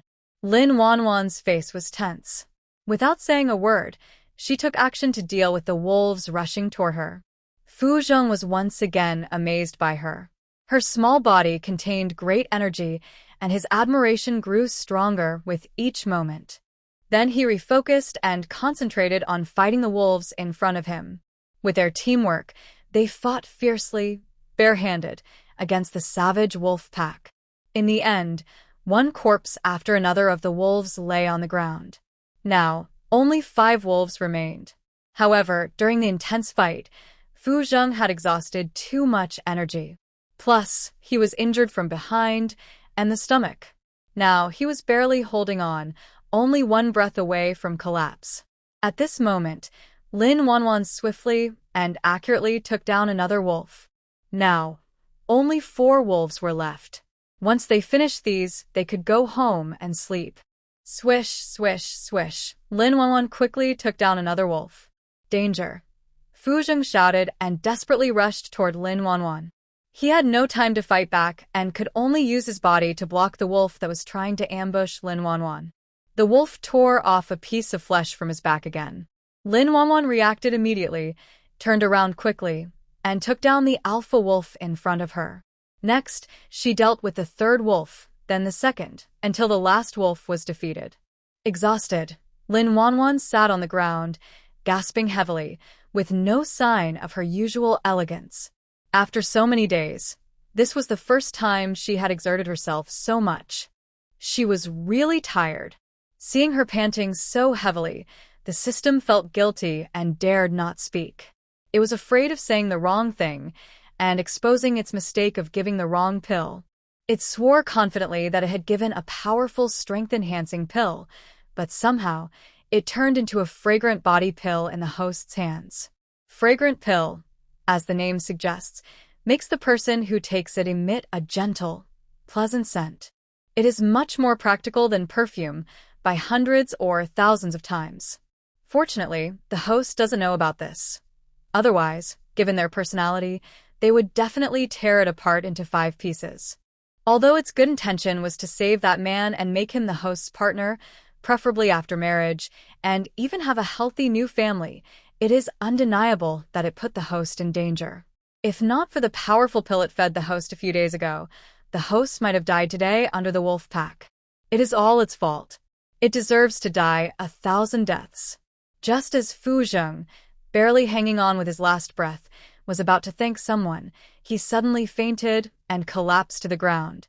His body was covered in blood and flesh, and the snow beneath him was stained red. It seemed like he was about to die, at any moment. But this man's face was undeniably handsome, sharp eyebrows, bright eyes, clear features, as if carefully carved by heaven's hand. He was over 1.8 meters tall, exuding a mature, deadly charm that far surpassed modern celebrities. Lin Wanwan's beautiful brow furrowed again, but she quickly remembered this man's military status and immediately called out the system that had been pretending to be dead. Save him. Even if Lin Wanwan didn't speak, the system would act. After all, this man was a high-quality partner it had chosen for the host, and it wouldn't let him die easily. The system then gave Lin Wanwan a healing pill and told her to feed it to the man. She looked at his tightly pressed lips, roughly opened his jaw, and fed him the pill. Grinding her teeth, she tore the new close-fitting autumn clothes her sister-in-law had made for her into strips to bandage his wounds. After ensuring the man was no longer in danger of dying, Lin Wanwan was about to leave. But the system refused to give up. After the host left, how could it still match them together? This man was truly outstanding, one of the best, so rare that even lanterns couldn't find him. It couldn't let the host leave. Host, do good until the end. Send the Buddha off to the west. There are often fierce beasts on this mountain, and you can't leave him here alone. If he gets eaten by a beast, your conscience will never be at peace. Conscience? What good is it? It can't eat or drink. I've never been one to care about conscience. Despite saying this, Lin Wanwan resigned herself and carried the unconscious man on her back, her footsteps crunching on the snow as she headed down the mountain. Just assume she was attracted by his looks. Not far behind, the system, which disliked dogs, spoke again. Host, there's a situation over there. Following the system's directions, Lin Wanwan dutifully carried the unconscious man toward the edge. The path became more and more remote until the system called a stop, and Lin Wanwan paused. The system's voice was excited. Host, there's good stuff hidden in this cave. Lin Wanwan casually dropped the man on the ground and bent down to check the situation. Thick snow and some dry branches and leaves covered the area. Without the system's reminder, Lin Wanwan might not have noticed the cave. The man she dropped on the ground, Feng Zheng, was rubbing his wound and let out a muffled sound before passing out again. Curious, Lin Wanwan, driven by the system, jumped into the cave. Walking along the long tunnel, she saw many boxes stacked together. When she opened the boxes and saw what was inside, her eyes widened in shock. Machine guns, rocket launchers, ammunition. It was clearly a weapons cache. It looked like they were planning to up several nearby teams. Lin Wanwan's face instantly became serious. Meanwhile, the team members working in the field heard the noise from the back mountain. Curious, they put down their work, ignored the scorekeeper's protests, and ran toward the back mountain. Wang Xiaoyi kept working silently, thinking only about going home to make noodles for her daughter. Yesterday, her third son somehow got 3 jean of white flour, saying it was for his little sister to eat. She had already prepared the flour, planning to make noodles for her daughter today, and save the rest for making dumplings with pork and white flour during the new year. Suddenly, Lu Yulan, who was busy working, seemed to remember something. Her face turned pale as she looked at her mother-in-law. Mother. My little sister. I think she went into the mountain today. Hearing this bad news, Wang Xiaoyi almost fainted but forced herself to speak. Why are you just standing there? Hurry up and find your little sister. If something happens to her, I don't want to live anymore. Lu Yulan. Mother, I'll go right now. The mother and daughter hurriedly ran toward the back mountain. Behind them, Li Xiaodi saw their anxious figures and secretly cursed her sister-in-law, hoping she would get into trouble soon. That way, everything the parents had would belong to her son. Lin Wanwan, carrying someone, just reached the foot of the mountain when she bumped into the team members. Everyone was frightened by Lin Wanwan, who was covered in blood. Lin Wanwan took a step forward, and they stepped back 3 steps. Sister Guohua trembled and said, Wanwan, what are you doing? Why do you look like that? It's pretty scary. Nothing much, just ran into a pack of wild wolves and saw some blood, Lin Wanwan said casually, as if she was talking about what she ate for lunch today. But her words caused an immediate commotion among the team members. Some who were more afraid trembled so much they nearly lost control, even wet their pants in front of everyone. However, in front of the panicked crowd, these details could be ignored. Remember, those were wolves. Back in the old days, a pack of wild wolves from the mountains would come down, destroy crops, and even attack people, killing several members of their group. Those bloody scenes are still vivid in their minds. They didn't expect that just a few days of peaceful life would be interrupted by those deadly wolves again. The frightened people quickly looked toward the arriving team leader and asked anxiously, Captain, what should we do? I'm fine, I don't want to die. The captain, with a stern face, scolded angrily. What's this about dying? Don't say such unlucky words. Then he hurried over to his niece, worried, and asked, Wanwan, are you hurt anywhere? As for the man on Lin Wanwan's back, he was ignored by him. Lin Wanwan replied, Uncle, I'm not hurt. Don't worry. The blood is from the man on my back. Only then did the captain realize that his niece was carrying a man, and he felt distressed enough to want to take the man himself and carry him. Lin Wanwan looked at her uncle's thin frame and shook her head. Uncle, this man is too heavy. I'll carry him. You should quickly go and ask the doctor from the neighboring team to come and bandage him. She wasn't a professional and had no medical training in her previous life, only doing basic first aid. The pills given by the system could only save his life. The detailed treatment was up to the doctor. The captain turned to the person called Sanbunzi and said, Sanbunzi, hurry and go to the neighboring team to call Dr. Li. Tell him it's a matter of life and death. I'll ask him to come. Captain, I'll go right now, Sanbunzi replied, then hurried off on his short legs to find someone. At this moment, Wang Xiui and the eldest daughter-in-law also arrived. Wang Xiui saw her blood-covered daughter and nearly fainted on the spot. Luckily, Lu Yulan, quick and attentive, caught her. Mother, I'm fine. The blood isn't mine. Don't worry, Lin Wanwan repeated what she had just said. Sure enough, after she finished explaining, Wang Xiui immediately came back to life, squinting her eyes as she looked up and down at the man on her daughter's back. Her eyes brightened repeatedly. This young man is really handsome. She had never seen someone so good-looking before. With this appearance, the young man at the collective farm is not even worthy to carry his shoes. She just doesn't know if this young man is married. Thinking all about how to bring this handsome young man home to be her son-in-law, Wang Xiui, after learning that her elder brother had already sent someone to invite a doctor from the neighboring team, quickly found 2 strong men to carry the handsome young man on her daughter's back to her house. This is called keeping the good water for her own land. If he isn't married, she will bring him home to be her son-in-law. If he is married or has a girlfriend, she's not worried. This young man looks noble and wealthy, so his family must be rich. Her daughter saved him, so she should give her a good reward. Anyway, no matter what, her family would profit greatly. Lin Wanwan still remembered the 20-plus wild wolves on the back mountain and didn't want her hard-earned wedding dress to be given away for free to others. Now, taking advantage of everyone's attention being elsewhere, she quickly sneaked up the mountain, hiding the 20-plus dead wolves under the cover of snow. On the way down the mountain, Lin Wanwan encountered several corpses along the way, but she kept a calm face and continued walking back. Suddenly, a tall, muscular man dressed in a green military coat, covered in blood, stopped her. Lin Wanwan cautiously stepped back a few paces, sizing up the man in front of her, always ready to strike him down if needed. In a panic, Jiang Chuan, upon seeing the man's face, was momentarily stunned, but he quickly regained his composure and hurriedly asked, "Comrade, have you seen a man taller and more handsome than me?"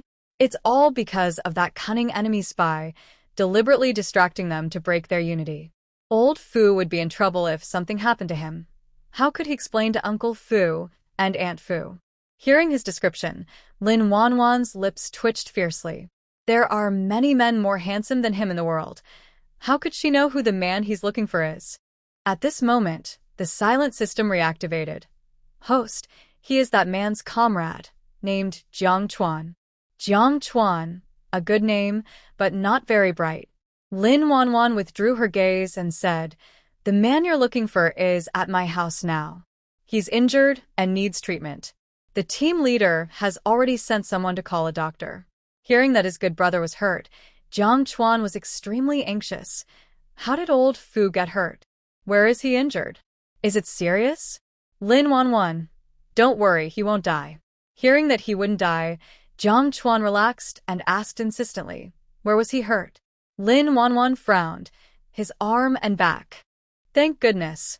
He wasn't hurt there, otherwise, old Fu wouldn't have a problem having children, but would be completely useless.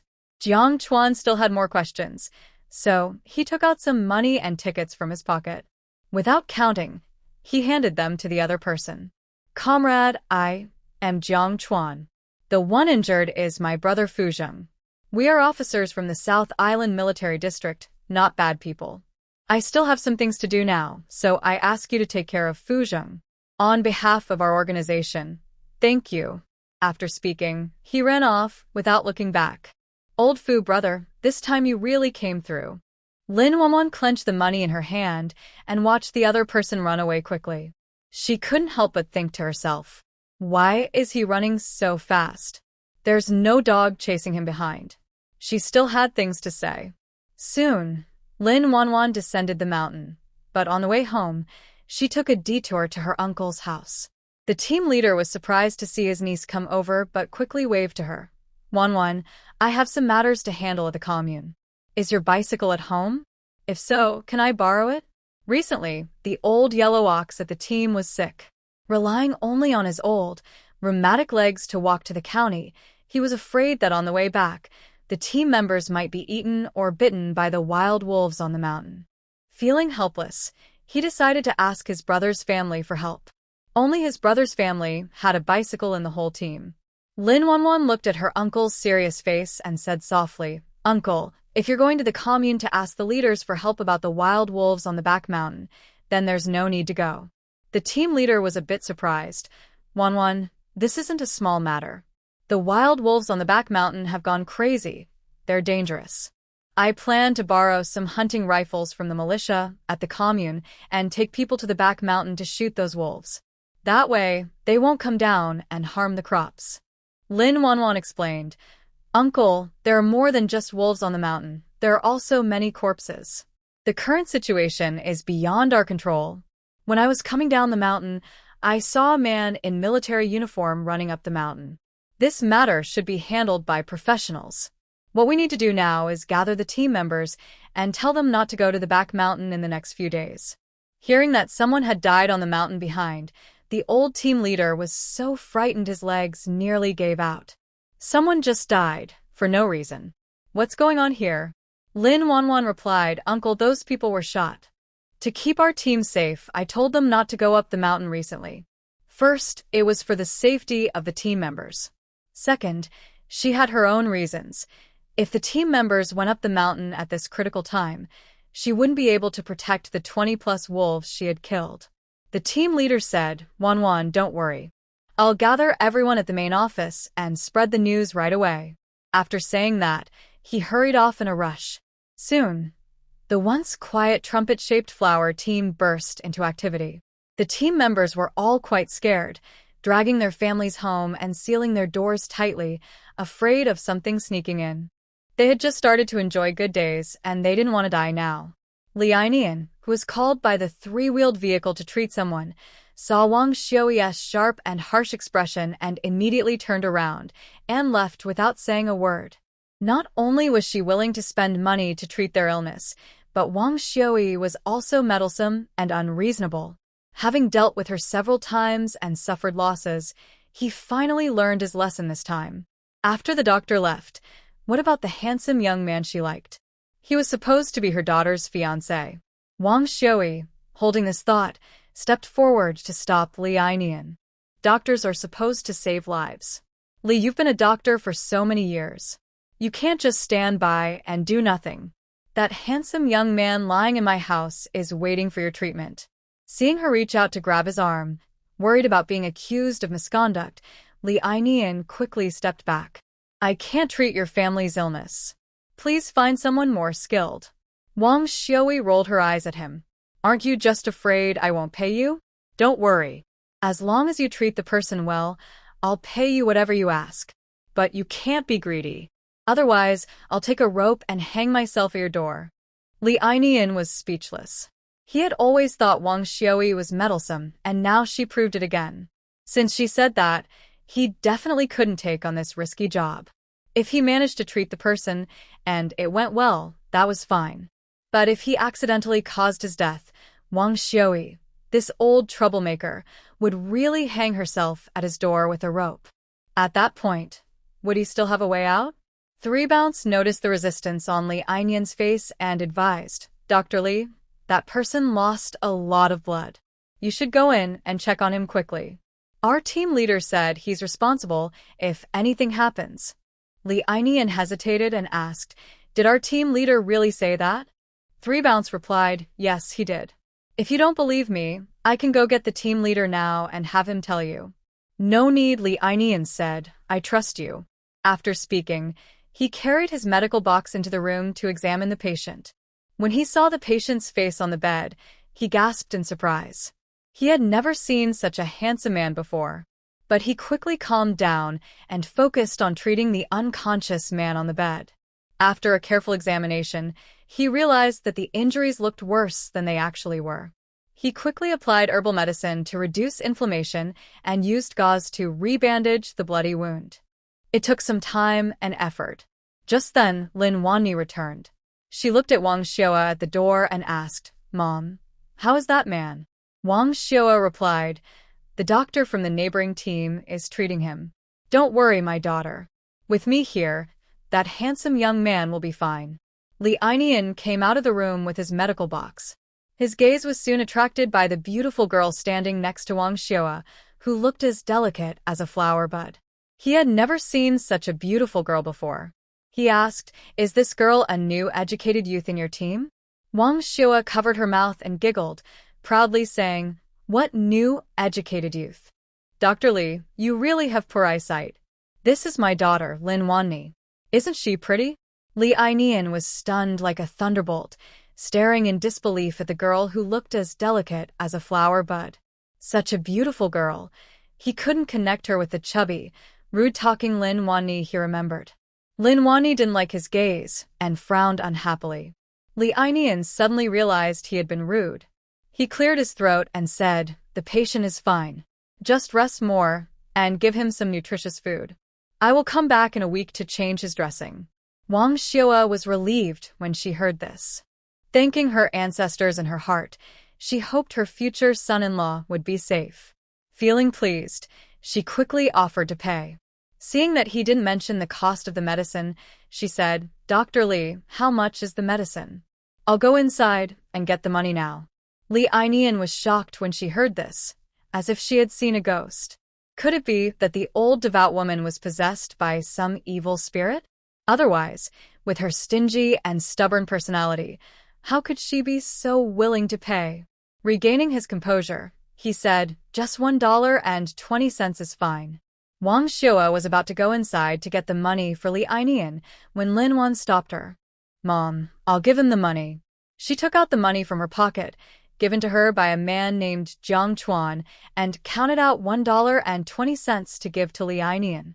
Li Ainian, holding the money, left the Lin family in a daze. As for everyone else, their eyes were focused on the thick stack of cash in Lin Wan's hand. There was so much money, probably around 1 or 200 yuan, all in large bills. Li Xiaoti's eyes lit up as she secretly thought how wonderful it would be if that money belonged to her. Wang Shua was also startled by the money in her daughter's hand and quickly asked, "Daughter, where did you get this money?" Lin Wan explained, "This money was given to me by the injured man's comrade. I'll return it to him when he wakes up. But the medical expenses will be deducted from this." Wang Shua's mind turned quickly. "Daughter, you're right. We shouldn't take advantage of others." Li Xiaoti rolled her eyes at this and almost looked to the sky in frustration. Not taking advantage of others when it's offered. What a fool. The mother-in-law and sister-in-law were truly so naive. If it were up to her, she'd say that the money belonged to her family now. Why should she return it? Fu Zheng, who was unconscious on the bed, suddenly opened his eyes and immediately met a pair of clear, bright eyes, like a spring of water, ready to draw him in completely. He was stunned for a moment, then, embarrassingly, his face turned red. As he struggled to sit up, he accidentally pulled at his back wound, causing him pain and frowning. Lin Wan watched the man trying to act tough and stepped forward to press him back onto the bed. "The doctor said you need to rest and be careful. Be honest during this time. If you accidentally pull at your wound, it will hurt a lot." They were only about a foot apart, but Fu Zheng didn't hear a word of her words. His mind was filled with the scent of the girl's nose, sweet like peach blossoms, so sweet it touched his heart deeply. His ears turned red as he said, "Thank you, miss, for saving me." "I saved you. Does that mean I get the wild wolves that were killed on the mountain?" Lin Wan asked expectantly, looking at him. Those 20 or so wild wolves, if her third brother sold them on the black market, could fetch a good price. But since this man also helped, she couldn't keep all the wild boars for herself. However, this man was saved by her from a pack of wolves. It's not too much to repay his life-saving kindness with a few wild wolves, right?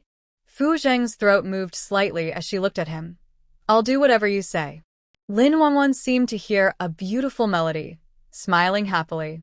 On the bed, Fu Zheng was dazzled by her smile, his dark eyes filled with almost overflowing affection. His heart was pounding loudly. Noticing his change in mood, Fu Zheng hurriedly turned his head aside, trying not to look at her, but he couldn't control his feelings. The system, which never played fair, went straight to the point. "Host, he likes you. Are you crazy? Just because I met a man and now you say he likes me? You must be sick, go take medicine." "Host, I'm serious. This man really likes you." Seeing that the host didn't believe it, the system got anxious. It dreamed of pulling this man to the host, worried that other women might beat it to him. Only this perfect man is worthy of its beautiful and intelligent host. It couldn't imagine how outstanding the host's children would be in the future. While thinking, the system sent the man's profile to the host. Name: Fu Zheng. Gender: male. Age: 27. Height: 187 centimeters. Weight: 150 pounds, with six-pack abs and a V-line. Intelligence: 99.99999. Appearance: 99.99999. Body: 99.99999. Abilities: 100. Fertility: 3. Lin Wanwan instinctively looked at the man lying on the bed. From his exposed arms, it was clear he had a good physique. But what's with fertility? A fertility rate of 3%, lower than that of Zhou Zhongwen, the beast, which made the system feel helpless. Lin Wanwan secretly felt a bit sorry for him. "Host, you are naturally fertile. Marrying him means you won't have to worry about having children. Having 10 or 8 kids is perfectly normal." Lin Wanwan replied casually, "Oh. Host, haven't you always wanted your own children? The man right now is the best match for you. His background is clean, his family is upright, and there are no criminal records in his ancestry. Most importantly, he's good-looking, capable, and young. He's already a squad leader, keeps himself pure, and stays away from women.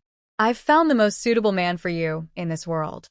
Marrying him and having children with him will produce the most outstanding and adorable kids in the world. If you really don't like him, at worst we can get pregnant and run away with the baby. With us together, I'm sure we can raise the child safely. He genuinely cares about his host." Lin Wanwan was drawn in by those words. All along, what she wanted was her own biological child. That was her regret from her past life. She wanted to experience the joy of becoming a mother. As for whether the man was involved, it didn't matter, just like the dog system said. If they divorced later, she would take the child and move on. With her 2 lifetimes of experience, she was confident she could raise her child well. Most importantly, the man in bed was very handsome. Even as someone who cares about looks, she couldn't help but admire how good-looking he was. She had never seen such a handsome man. The children they would have after marriage would definitely be very beautiful. Thinking this way, it didn't seem impossible. Lin Wanwan's gaze was intense. Fu Zheng awkwardly covered his mouth and cleared his throat. Lin Wanwan suddenly snapped out of her thoughts and said, "If you feel unwell, just tell me. Don't be polite." Fu Zheng slightly smiled and said, "Thank you. I haven't even asked your name yet." Lin Wanwan, from Qingyun sect. Wan is for the hairpin on her head. Wanwan. Fu Zheng silently repeated the name in his mind. It sounded very nice. "My name is Fu Zheng. I really appreciate what you did this time. Can you help me go to the county military team and tell them I'm here?" He was worried Jiang Chuan wouldn't find him and was feeling anxious. Lin Wanwan raised an eyebrow and agreed. Thinking about his soldier identity, she also told him about discovering the ammunition depot on the mountain. The next moment, Fu Zheng's face turned serious. "Comrade Lin, this is an urgent situation. Please go to the military team and call someone over. After the matter is settled, I will thank you properly on behalf of the organization." Lin Wanwan responded and turned to leave the house. Inside her mind, she whispered to the system, "Does this man have poor fertility? Is that area okay? Could he be a useless decoration?" Having never been with a man in 2 lifetimes, she was determined not to suffer any injustice. She just wanted to eat well and enjoy life. The system was startled by the host's boldness, but quickly started to laugh happily. Since the host asked so directly, she must be interested in that man named Fu Zheng. That also meant her long-awaited children would arrive soon. The system was so happy it almost couldn't contain itself. "Host, I swear by my system's personality, Fu Zheng will be fine until dawn. You don't need to worry about not having good things after marriage. Working until dawn, isn't that a bit too long?" Lin Wanwan feels her small body can't handle much more. Not for long. Everything is for the happiness of the host. If you're worried about not eating enough, I have medicine from the heavenly Tao. When the time comes, I'll give it to you, and you can feed Fu Zheng. It will keep him in bed for 3 days and unable to leave the house for a week. Lin Wanwan's mouth twitches fiercely. "Thank you and your family." For the first time, the system hears a thank you from a host and is moved to tears. "Host," with those words, "I am willing to face any danger for you." Today, Lin Yud went somewhere to play and didn't ride the car, which conveniently made it easier for Lin Wanwan to go to the commune. She contacted Wang Xiui, then rode her bike toward the Armed Forces Department at the commune. When she arrived, the people there were packing up to leave work. "Who is in charge here?" "Come out and talk to me." "I have something important to say." Her loud voice instantly quieted the messy room. Everyone's attention was drawn to her overly beautiful face. The unmarried men blushed immediately. Some secretly hoped they could go home after work, ask their families about this girl, and have matchmakers come to propose marriage. Such a beautiful woman should be married and become a wife. At that moment, a middle-aged man carrying a large enamel teacup approached Lin Wanwan. "Young comrade, my name is Huang Weigua. I am the director of our Armed Forces Department. Is there something you need to tell me?" Thinking of Fu Zheng's instructions, Lin Wanwan tightens her face and says, "This isn't a good place to talk." Huang Weigua, moved by her emotion, also becomes serious. He gently invites the young girl into his office. "Young comrade, there are no outsiders here. You can tell me now if you have something to say. I found a stash of weapons on the mountain. Fu Zheng is injured and can't move. He asked me to come and find help." Hearing the word weapons, Huang Weigua's face becomes very serious. When he hears that Fu Zheng is injured, his heart tightens with worry. He hurriedly asks, "Are his injuries serious? Was he taken to the hospital? Where is he now?" Lin Wanwan replies, "He's at my house. We'll talk more when you see him." All right, we're going right now." Huang Weigua quickly packs up, gets on his bicycle, and heads with Lin Wanwan to the Bellflower Brigade. When they arrived at the Lin family, Huang Weigua hurried into the house. He didn't know what he and Fu Zheng had discussed, but half an hour later, he came out. He looked at Lin Wanwan with gratitude. "Comrade Lin, I really have to thank you this time. Once we're done with our work, I'll bring people to visit and thank you. Also, Captain Fu, for now, please take care of my family." "What?" "He's a captain?" Wang Xiu exclaimed in surprise. Huang Weigua explained, "Captain Fu has been serving in the South Island Military District. He's the youngest captain in the entire district and is highly valued by the leaders above. This time, he's here on a mission." Wang Xiuya's eyes lit up even more, filled with admiration. She pushed her daughter aside and asked, "How old is he? Is he married? Who's in his family?" Huang Weigua was a bit confused but honestly gave a brief account of Fu Zheng's situation. Captain Fu is 27 years old. "He's not married yet." "As for his family, I don't know much." Upon hearing he's unmarried, Wang Xiu's smile stretched from ear to ear. It truly seemed like fate. A single man and a single woman, plus the life-saving kindness her daughter had shown him. These two young people were a perfect match made in heaven. As for his age, he's only 6 years older than her daughter. But with his handsome face and military officer status, none of that mattered. Besides, isn't marriage just about finding someone who understands and cares? Older men are more suitable for everyday life and know how to be gentle. Unlike her, who married Lin Shuisheng, 3 years younger than herself, and was always worried about everything, she didn't want her daughter to suffer like that. Fearing her mother's worried look might scare him away, Lin Wanwan quickly pulled her aside. "Mom, we have important work to do. Please don't cause trouble." Wang Xiui happily covered her mouth. "I know, I won't bother my daughter." But inside, she was already thinking about making a wedding quilt for her daughter and preparing the dowry, so everything wouldn't be rushed at the last minute. Marriage was a lifelong celebration, and she couldn't afford any mistakes. Later, Lin Wanwan took Huang Weigua to the back mountain. Following the route she remembered, they easily reached the cave where they had previously found the weapons and explosives cache.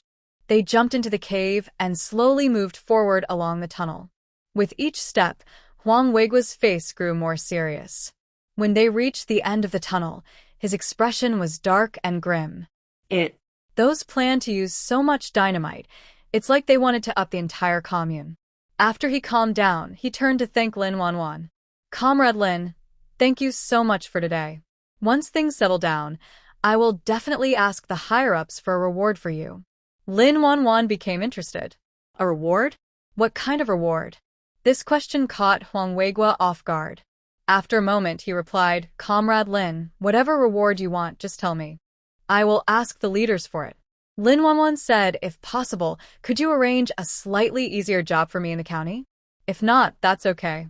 Jobs in the county are limited, and Huang Weigua wasn't confident enough to promise anything directly. He said he would try his best. Lin Wanwan didn't take his words seriously. She was just mentioning it casually. It would be great if it worked out, but if not, it was fine. However, since she had achieved such a big accomplishment, she would be upset if she received no reward from the higher-ups. On the way back down the mountain, they met Jiang Chuan, who was finishing his work.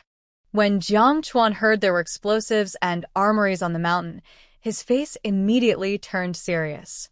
"Huang, take us there now, so we avoid any accidents from delays." After speaking, Jiang Chuan sent someone to Lin Wanwan all the way down the mountain. By then, it was completely dark. The armed personnel had already surrounded the entire mountain. Sensing danger, the team members stayed inside, trembling and praying that nothing bad would happen. As Lin Wanwan reached her door, she ran into Lin Yud, who was coming to find her. Lin Yud looked worried. "Little sister, why are you so late? Do you know third brother was almost scared to death?" "Third brother, I'm fine. Don't worry." Suddenly, Lin Wanwan remembered there were more than 20 wolves hidden in the back mountain.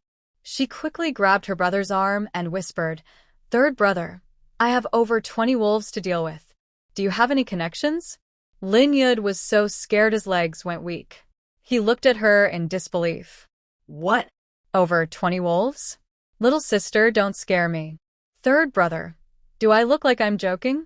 Then these wolves. I shot them. Nonsense. Always doting on his sister, Lin Yud suddenly scolded sternly, "Little sister, is it because we spoil you too much that you don't know your limits? These are fierce wolves that can eat people. Have you thought about what might happen if something goes wrong?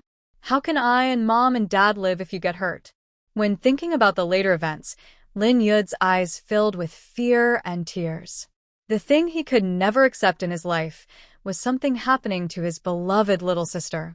Seeing her third brother crying, Lin Wonwon quickly comforted him. "Third brother, don't be angry. I won't do it again. Will there be a next time?" "No, there won't." After her repeated promises, Lin Yud's face slightly eased. He then took a moment to look her over in the moonlight. Seeing she was unharmed, his worries finally eased. Men should earn money to support the family. With me, big brother and second brother here, you don't need to worry about money, understand? "Yes, I won't do it again," she replied. "Good." Only then did Lin Yud remember the wild wolves on the mountain. "After dinner, while everyone is sleeping, we'll push the cart up the mountain and sell those 20-some wolves in the county. This must not be known to second sister-in-law, or she'll cause trouble." He really didn't like second sister-in-law, who had many bad habits and even tried to take the things he bought for his sister, not even a finger's worth of respect compared to the eldest sister-in-law.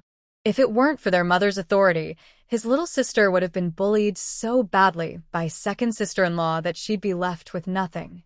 Lin Wonwon pressed her lips and said, "I'll listen to third brother." Wang Xiua saw the siblings whispering at the door and stepped forward, giving the third brother a kick. "What are you wasting time for? Hurry up and wash your hands for dinner. If you make your little sister hungry, just wait and see how I'll teach you a lesson." Lin Yud rubbed his sore, turned to complain to his little sister.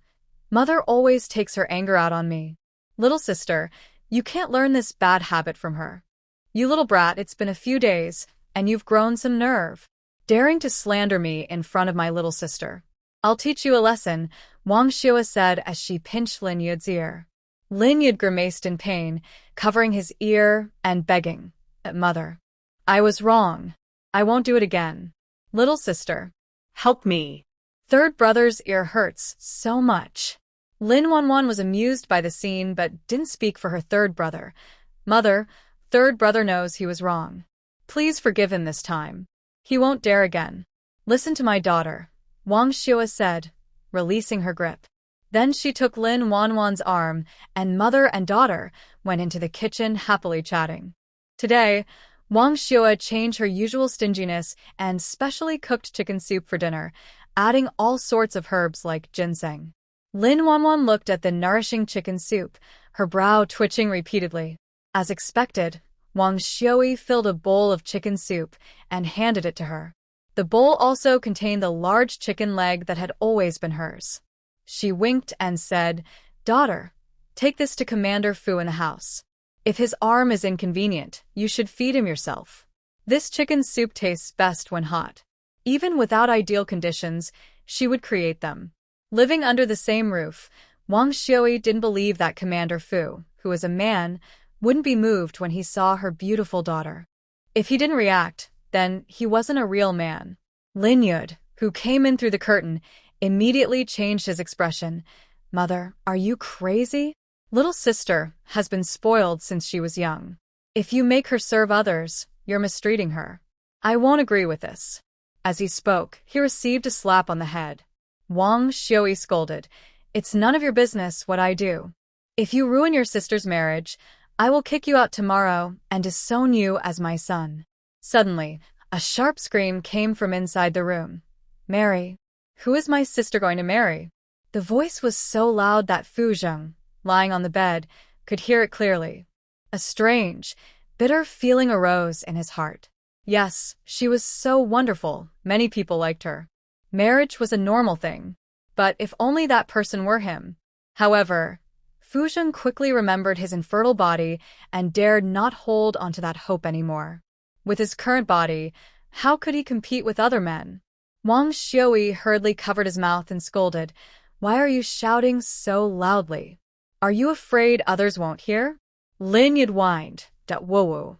Wang Xiui warned, "Shut your mouth, or I'll take you out if you keep yelling." After saying that, she released her hand. Lin Yud looked very wronged. "Mother, little sister is your own daughter. How can you let her marry someone? I don't even know what the other person looks like." Wang Xiui rolled her eyes in disgust. "If your sister doesn't marry, how can you support her for a lifetime?" "I will support my sister for a lifetime," Lin Yud said firmly, then turned to his sister. "Little sister, don't be afraid. Third brother has money. I will support you for life. When I die, my children will take care of you. If they dare be unfilial, I swear I will jump out of my coffin and take those ungrateful descendants with me." Lin Wanwan burst into laughter. Her third brother was truly adorable, just like her mother. Wang Xiu scolded and warned, "The man lying in your room is a soldier, and he's quite good-looking. He's a decent match for your little sister. If you dare cause trouble for me, don't blame me for disowning you as my son." Lin Yud shouted back, "Mom, how can you bring strangers into my room? Do you know? He was also hiding the bride price money for his little sister under the bed." "No what?" Wang Xiu squinted her eyes. "Could it be that you've secretly hidden money behind my back?" Lin Yud replied, "I dare not. All the money I earned these years I gave to you. Now I have more money than my face." "That's good. If you secretly hide money again, I will break your legs." Lin Wanwan quickly added, "Third brother, that man is the one I asked Mom to bring into your room. So, it was her little sister. That's fine." The anger inside Lin Yud instantly disappeared, but he still worried about his little sister. He risked being beaten by his mother to stay and deliver food with her. When Fu Zheng saw the appearance of the man beside Lin Wanwan, a trace of sadness flickered in his dark eyes. "Is he your boyfriend? Why is he so ugly? He's not very tall, very thin, and even less impressive than the new soldiers under his command. Can such a man protect her?" Fu Zheng felt mixed emotions inside. Meanwhile, Lin Yud, under the faint light of the kerosene lamp beside the bed, looked him over from head to toe. When he saw the man's face clearly, his mood immediately soured. He admitted that the man was a little more handsome than him, but he was not qualified to be his sister's husband. He was not like his mother, who only cared about looks. He looked at qualities like responsibility and earning ability. In short, to marry his little sister, he had to pass his test. Lin Yud forced a smile and snatched the bowl from his little sister's hand. "Little sister, I'm here. Hurry up and eat." "All right, I'll leave it to third brother." After saying that, Lin Wanwan left, glancing back at the man on the bed before she went. In that moment, their eyes met clearly. Fu Zheng quickly turned his head aside, his mind full of her earlier words, "third brother," and a strange joy filled his heart. They are siblings he had misunderstood earlier. Looking again at the man in front of him, Fu Zheng felt especially close. Even his weak body seemed a bit more formidable now. The curious system, always eager to stir trouble, whispered, "Host, he's feeling shy. Why not take this chance to send your third brother away and hurry up to settle down and have children? The sooner you marry and have kids, the better. Stop talking nonsense, or I'll slap you," Lin Wanwan snapped. Forcing herself on someone only makes her look bad. Men don't understand how to cherish her. She wants a man who will beg her to marry him. With this man's genes, having 2 children after marriage should be fine. System. The timid host thought, with her and Fu Zheng's genes, 2 children aren't enough. She wants him to say have 10 or even 8 children. Anyway, the Fu family is wealthy enough to support however many children she has. They both hope for many grandchildren. Meanwhile, at the Southern Island Military District, Fu's father was about to rest when he suddenly sneezed several times. Fu's mother looked worried. "Are you cold? There's medicine at home. Sit on the bed, and I'll get it for you." Fu's father stopped her. "I'm fine. Maybe someone is thinking about me behind my back." Seeing how lively Fu's father looked, her worries eased a lot. Probably sänger. I wonder how he's doing now. Can he come home for the new year? Li Qiufeng from the hospital told him about a marriage proposal a few days ago. The girl doesn't mind that Jinger can't have children. I plan to arrange a meeting when Jinger returns. If they get along well, we should quickly set the wedding. Jinger isn't young anymore. Fu's father frowned. How old is that girl? What does her family do? Fu's mother replied. She's 3 years older than Jinger, works at a canning factory, and is pretty. She has a delicate face. Her husband got lung cancer a few years ago and passed away. She has a 5-year-old daughter. The girl is still young and doesn't remember much. After they marry, we'll bring the child here to raise. Over time, they'll grow close, and Jinger will treat her like his own daughter. Fu's father wanted to refuse but thought of his son's health and pressed his lips together. You decide. If Jinger agrees, don't hurt the girl's feelings. Fu's mother said, I already know that. It's just that Jinger will be hurt. He doesn't even have his own child. Fu's father said nothing more. As he turned away, tears slipped down his face. Their Fu family had never done anything evil or harmful. Why was he punishing his son like this? He would rather have all this happen to him. After Lin Wanwan left, only Fu Zheng lying on the bed and Lin Yud holding a bowl and chopsticks remained in the room. The atmosphere suddenly became awkward. Fu Zheng covered his mouth and coughed softly. Third brother, I can eat by myself. As soon as he said that, Lin Yud frowned so hard it looked like he could squash a fly, and he looked displeased. I'm not your third brother. You're an old man. Why do you still like to take advantage of others? Fu Zheng. Lin Yud was getting more and more dissatisfied. An old man still wanting to eat his young sister's tender food. What a shameless person. But thinking of his military officer status, his expression softened a little. Open your mouth. Seeing the chopsticks near his mouth, Fu Zheng's face tightened. He forced himself to endure the pain and reached out. I can do it myself. Lin Yud rolled his eyes at him. You're injured and still showing off? Are you trying to risk your life? Or do you want to gain sympathy to make my sister feel sorry for you? Let me tell you, don't even think about it. He would feel sorry for himself? Fu Zheng, imagining this possibility, felt as sweet as honey in his heart. At this moment, he didn't care about the strangeness and naturally opened his mouth to eat the piece of chicken near his lips. One dares to feed, and the other dares to eat. Lin Yud looked at the big chicken leg in the bowl, feeling sour inside, like he had eaten wild berries. My mother really loves you. She even gave you my sister's chicken leg to eat. As her son, I don't get this treatment. Fu Zheng blushed. When I recover, I'll go hunting a few on the mountain. Lin Yud, when you're healed, go back quickly. Don't stay at my house. Fu Zheng was now absolutely sure that Lin Yud harbored hostility toward him, and it was quite strong. Thinking carefully about their interactions, he realized he hadn't done anything to offend him. Fu Zheng, so worried. Under Lin Yud's personal feeding, the bowl of chicken soup and 2 plain steamed buns were quickly finished. Lin Yud, with his sharp tongue, muttered, You really can eat. Fu Zheng. At the Lin family dinner table, Li Xiaodi looked at the chicken in her bowl, picking at it. Mom, is Changfu still your biological grandson? You'd rather give that chicken leg to a stranger than to Changfu. Aren't you showing favoritism? Wang Xiaoyi slammed her chopsticks on the table heavily. Who do you think I am? If you want a chicken leg, go catch one yourself in the mountain. Don't expect to eat good food if you're not capable. I don't owe you or your family anything. Li Xiaodi thought about her husband's words before leaving, saying he wanted to be united with her, and she gathered her courage. Old saying goes, Mother, our family only has one boy. In the future, he will carry on the family line for the Lin family. If he doesn't eat well.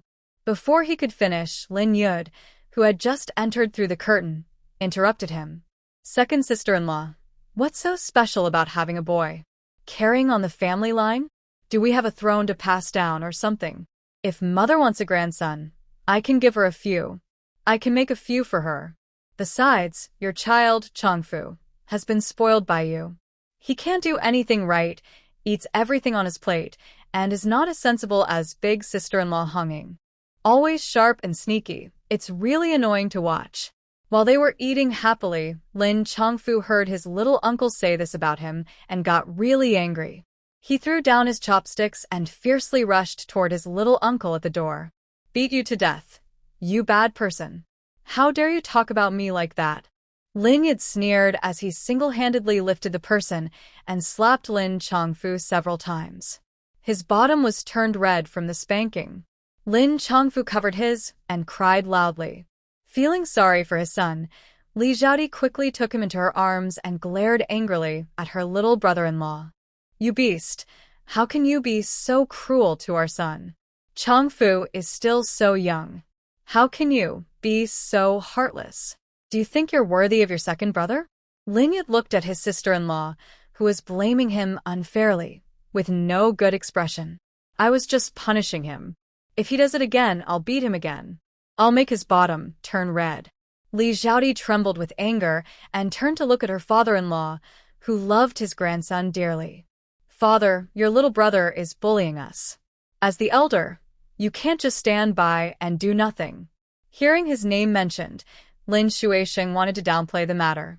Yud, no matter what, Xiaodi is your second sister-in-law and Chongfu is your nephew. This is your fault. For my sake, apologize to your sister-in-law. Let's just forget about this. Seeing his sister-in-law's smug look, Lin Yud snorted coldly. Make her apologize? Dream on. After saying that, he lifted the curtain angrily and left. The atmosphere inside the house instantly cooled to freezing. Wang Xue glanced around at everyone and finally fixed her eyes on Li Xiaodi. Eat your meal quietly. If you don't want to eat, then leave. Go as far as you can. Don't block my view. Lin Wanwen clutched the white steamed bun her mother gave her and ran out to catch her third brother. Lin Yid saw his little sister follow and was a bit surprised. Such cold weather. Why did you come out? Hurry back inside and stay warm, or you'll catch a cold. Lin Wanwen eagerly handed a steaming bun to her third brother, saying, Third brother, here's a bun for you to eat. Lin Yid looked at his cute, soft little sister and couldn't stay angry. His heart softened completely. In this world, his little sister was the one who cared for him the most. In the future, once he earned enough money, he wanted to buy her good food, nice clothes, and make her look as beautiful as the girls in the city, perhaps even more beautiful. Lin Yud wasn't picky. He chewed his bun happily, eating with gusto, as if he was eating meat. Seeing how much he enjoyed his food, Lin Wanwan asked, Third brother, do you want to split the family? Lin Yud nodded eagerly. I dream of splitting the family, but I think Dad might not agree. Lin Wanwan patted her chest and promised, if you want to split the family, I'll talk to Dad. He loves me the most. I'll tell him, and he'll surely agree. Living all together always caused conflicts and hurt feelings. Once they split up, each family could live their own small life, and her parents could relax more. Out of everyone, Dad loves you the most. If you ask him, he might really agree. The more Lin Yud thought about it, the more excited he became. He wished they could split the family right now. He couldn't stand his second sister-in-law's attitude. She always seemed to think he and his little sister were taking advantage of the family, and he didn't like how they looked at him and his sister. But she didn't know many things. In the past 2 years, he had given his mother several hundred coins, enough that even if he and his sister ate plain buns every meal, they wouldn't finish them all. But his second sister-in-law's family was different. She was lazy at work, earning less than 4 work points a day, barely able to support herself. Their family relied on second brother's labor to make a living. With so many mouths to feed, and a half-grown boy eating up their father's resources, Lin Chongfu, they would have starved if not for their parent help. Yet they still thought they had suffered a big loss. Once they split the family and lived separately, they'd realize how hard life was, but it would be too late. Lin Wanwan smiled and said, When big brother and second brother finish repairing the riverbank, I'll talk to Dad and try to split the family before the new year. Little sister, third brother will listen to you. That night, while everyone was asleep, Lin Wanwan quietly woke up Lin Shuisheng and Wang Xiui, who were sleeping nearby. When they heard about the 20 or so wild wolves in the back mountain that Lin Wanwan had killed, The old couple broke out in cold sweat, terrified and wide awake, with no sleep left. Looking worried, Wang Xiao advised, "Daughter, you can't take such risks anymore. Your father and I can't be without you." Lin Wuan replied, "Mother, I'll listen to you, but third brother is still waiting for us at the foot of the mountain. Let's hurry over." "You're right, daughter. We need to go quickly, or else the others in the team will find us and take our things. All the supplies on the mountain belong to the team. Usually, chopping wood or digging wild vegetables is fine, but hunting animals must be shared with the team. The team gives you work points, but those points don't buy good meat." Wang Xiao doesn't want her daughter's brave hunt for wild wolves to be taken by others. While they spoke, the three of them tiptoed out of the yard. As a former scout, Fu Zheng heard the footsteps and smiled slightly. He was actually grateful for the wild wolves he encountered on the mountain today. Otherwise, he wouldn't have met these two. Even if their meeting was brief, he was willing. Wuan, the name means braided in Qingyan teachings. It's a beautiful name. Fu Zheng kept silently repeating the word Wuan in his mind. For some reason, Lin Yud, pushing a cart, was hiding at the empty foot of the mountain and feeling scared. His legs trembled as he silently prayed for his sister to bring their parents quickly. Just when he was feeling hopeless, he suddenly heard some rustling footsteps nearby. Looking up, he saw his sister bringing their parents over. Lin Yud's eyes filled with tears of excitement. He quickly waved to them. Once they met, Wuan started dividing the work. "Mother, you stay here and watch the cart. I'll take Dad and third brother down the mountain to carry the wolves. We'll finish early and go home. Be careful when going up and down the mountain." "Okay." Then Wuan led her father and third brother up the mountain.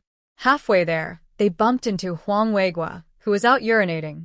Seeing the man suddenly appear, Lin Shuisheng and Lin Yud looked a bit panicked. They instinctively looked at Wuan. She calmly greeted him. "Big brother Huang, it's so late. You're still working?" "Thank you." Huang Weigua replied, "It's nothing. It's not hard at all. Honestly, today's work is thanks to you. Otherwise, even in 10 more years, we wouldn't find out there's still something hidden on the mountain. By the way, why aren't you at home sleeping? Why are you coming up the mountain? The mountain is dangerous." Wuan honestly made up a story. "It's a good night for a walk, so I came up to enjoy the night."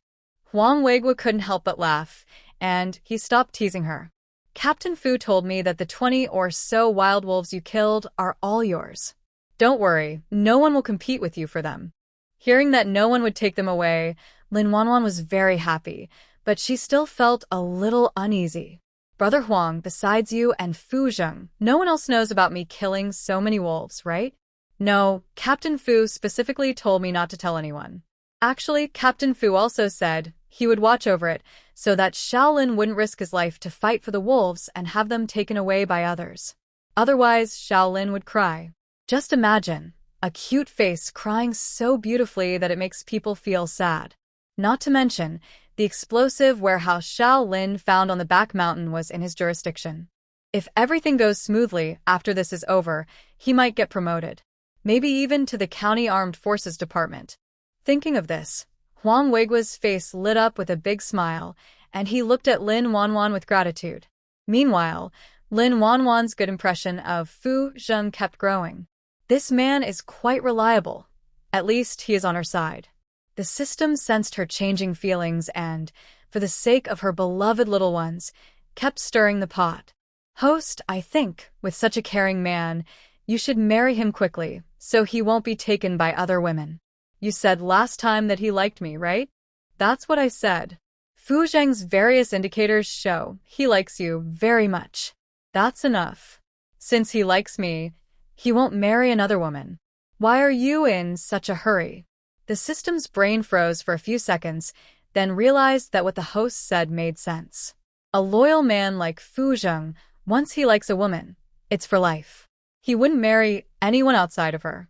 But if they keep delaying, her little ones might have to wait forever. If the host waits until her 40s or 50s to marry, wouldn't the system be waiting in vain? And Fu Zheng, as a man, shouldn't he be more proactive in front of the woman he likes? Like using a passionate kiss, throwing money, kneeling on one knee. Any of those tactics could work to touch the host. After all, those scenes are common in boss romance novels where the male lead chases after the female lead. The heroine is moved by his assertiveness, and they end up getting married in front of friends and family, then have a bunch of adorable little ones. Lin Wuan, who communicates with the system, said, "Later, you should stop reading those messy books. They're all lies. Using force to pursue love is just a crime. Kissing someone forcefully is also inappropriate. If anyone dares to kiss her forcibly, she will slap him twice and make him realize that women with attitude are not to be messed with." Got it. The system looks aggrieved. However, those so-called messy books that Lin Wuan secretly reads are quite addictive. After ending the conversation with the system, Lin Wuan looks up at Huang Weigua in front of her. "Brother Huang, my mother is still waiting at the foot of the mountain for us to come down. We'll leave first. Do you need my help?" "No, you go ahead. We'll finish up soon." "All right, if you need anything, just tell me." Don't be shy. After saying that, Huang Weigua hurriedly leaves. He is indeed busy and can't spare time now. The items hidden in the cave need to be counted and sent back to the county town tomorrow morning. Tonight will be a sleepless night. After Huang Weigua leaves, Lin Yud, who is too frightened to breathe properly, asks, "Little sister, do you know that man?" Just met him today. "How did you meet him?" "The man Lin Yud just mentioned is also known. He is the head of the Armed Forces Department of the Commune, responsible for dozens of people. Very impressive. But when talking to his little sister, he was very polite, which is unusual. After all, his little sister is just a girl from the countryside, and their family doesn't have that kind of connection." "Third brother, this is a long story. I'll tell you after we finish our work. First, let's get those 20 wolves down the mountain, so our mother won't worry." "All right, I trust you." Lin Wuan takes her father and third brother to the place where she hides the wolves. The location is very hidden and unnoticed by others. Seeing the pile of wolf carcasses that looks like a small mountain, Lin Shuisheng and Lin Yud are still very shocked. Lin Shuisheng, "My daughter is amazing." Lin Yud, "With the ability to kill wolves, my little sister won't be bullied by her in-laws when she gets married. As her older brother, I can only work harder to earn money for her." Seeing his sisters staring blankly, Lin Yud urges, "Dad, third brother, hurry up and work. We need to push the cart to the county later." The two come back to their senses and quickly start working.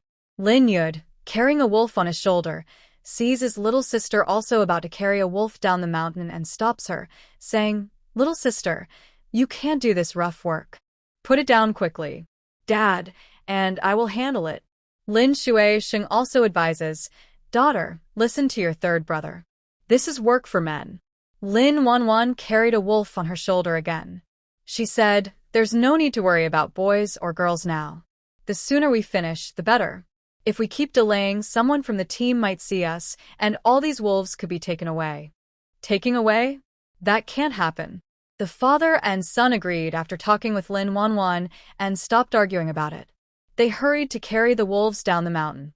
Wang Xiui, who had been waiting patiently, saw the three of them carrying wolves from afar. She quickly stepped forward to take the wolf on her daughter's shoulder. She said with concern, "My girl, you must be tired. You stay here, and I'll carry the wolves." Lin Wuan waved her hand. "Mom, I'm not tired. You stay here. We just need to do 3 or 4 more trips and we'll be done." After saying that, she strode quickly up the mountain. The three of them made several trips up and down the mountain to bring down all 25 wolves. The small cart was packed full, almost unable to hold everything. Fortunately, Lin Wuan had prepared beforehand. Her older brother brought some ropes, and they covered the wolves with corn stalks, tying them tightly to prevent any from falling. Now, their task was to transport this cart of wolves back to the county town. Lin Wuan turned to her mother. "Mom, go home and wait for us. If we're not back before dawn, go find the team leader and ask for a day off for Dad."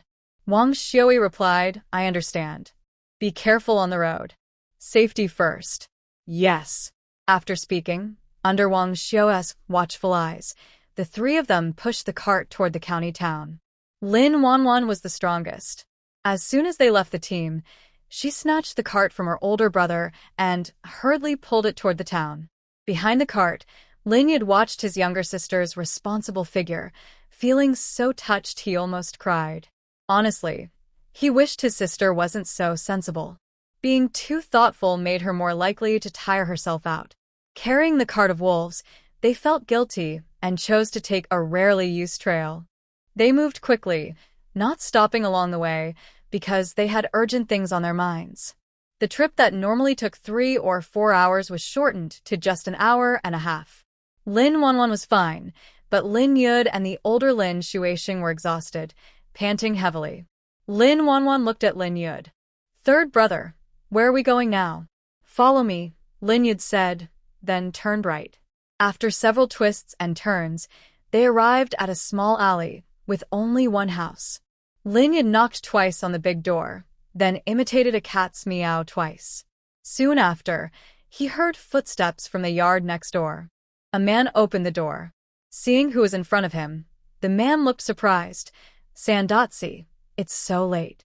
Why are you here?" Lin Yud pointed to the cart behind him. "Let's go inside and talk." The man understood immediately and quickly opened the other half of the door, allowing Lin Yud to pull the cart into the yard. They all went inside to talk. The man's eyes swept over the girl across from him, and he was so amazed he couldn't speak. "Wow. She's so beautiful. Just like the fairy in the picture book." Lin Yud, as a brother, felt a bit guilty for hiding such a pretty girl and not telling him. He protected his younger sister behind him and glared at Ding Laoda. "If you don't want to see, just look away." Ding Laoda rubbed his hands and chuckled. "Sandatsi, where did you meet this girl? Do you have more? If yes, introduce one to me too. I'm getting older now and should be married soon. You probably don't want to see me stay single, right?" He had no other hobbies, just loved making money and beautiful girls. His biggest dream was to marry a pretty girl and then have a bunch of chubby babies. Lin Yud looked serious. "It's not about girls. This is my sister." Ding Laoda looked incredulous. "Where did you find a real sister? I remember you only have one sister and she's pretty chubby, and also..." Before he could say the word ugly, he caught Lin Yud's deadly glare and quickly swallowed the word back. Lin Yud said, "My sister has always been this beautiful. Since she was little, everyone said she was pretty." Lin Wanwan couldn't listen anymore. She tugged on her brother's sleeve and reminded him, "Third brother, let's get to the main point. Mom is waiting for us at home." Lin Yud nodded. Right. We still have important things to do today." He then took Ding Laoda into the yard, removed the corn stalks from the cart, revealing more than 20 wolves. Ding Laoda was so scared he trembled and stammered. "So many wolves. Where did you get them?" "That's none of your business. I just want to know if you want to buy them. If not, I'll go find someone else." Lin Yud, who was very clever, wouldn't let his sister be exposed. He knew people's hearts are complicated. If someone else took an interest in his sister, something might happen and he couldn't bear the consequences. Old Man Ding saw Lin Yud was about to leave and quickly stopped him. Hold on, I'll take it." "What's the price? You know wolf meat isn't tasty and doesn't sell for high prices, so..." "So what?" "I can offer at most 30. Lin Yud's nose crooked in anger. "Old Man Ding, I consider you a brother and you're treating me like a fool. Is this how you do business? If you don't want to do this deal, just say so. I can find someone else. There's more than one person in this town who buys this stuff." Old Man Ding didn't want to miss this deal, so he quickly forced a smile. "Then tell me your price." 50, not a cent less. That's too expensive. If you lower it a bit, I might buy all the wolf pelts on this cart." "Expensive? Not at all. Wolf pelts are rare. If you sell them in the provincial capital, each can fetch 20 yuan, not to mention the meat on the wolf. With a quick hand, you could make a lot of money. But it's still too costly. I also have to pay someone to skin the wolves. Poor quality pelts won't sell for much. We've known each other for so many years. You should let me earn a bit. I shouldn't work for nothing." Lin Yud lowered his head and thought deeply. Old Man Ding didn't dare to disturb him. Inside the house, Lin Shuixing, who couldn't hear outside noises, felt uneasy. "Girl, do you think we can make this deal? Will your third brother ask for too much and scare them away?" Lin Wanyang comforted him. It'll be fine. We need to trust my third brother. She realized that the Lin family's best at business, and her third brother was the most promising. As for the eldest brother, he was too honest. Honest people tend to get bullied in business. Second brother was timid. He could handle small fights, but he wouldn't make a big impact. After some struggle, Lin Yud spoke. 45, no credit, no IOUs. I want cash. If you think it's too expensive, I'll find someone else. Old Man Ding was overjoyed and quickly agreed.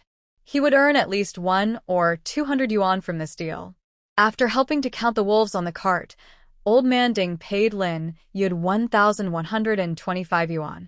Lin Yud counted the money, confirmed it was correct, and then put it into his inner pocket. He turned to Lin Wanyang, sister, let's go home. Old Man Ding tried to persuade him. It's not easy to come all this way. Why leave so hurriedly? Rest at home for a bit. When it's dawn, I'll treat you to a meal at the state-run restaurant. He said this, but his gaze kept lingering on Lin Wanyang. He kept thinking to himself how beautiful Sandetzi's sister was. Lin Yud glared at him. Don't think I don't know what you're up to. I tell you, no way.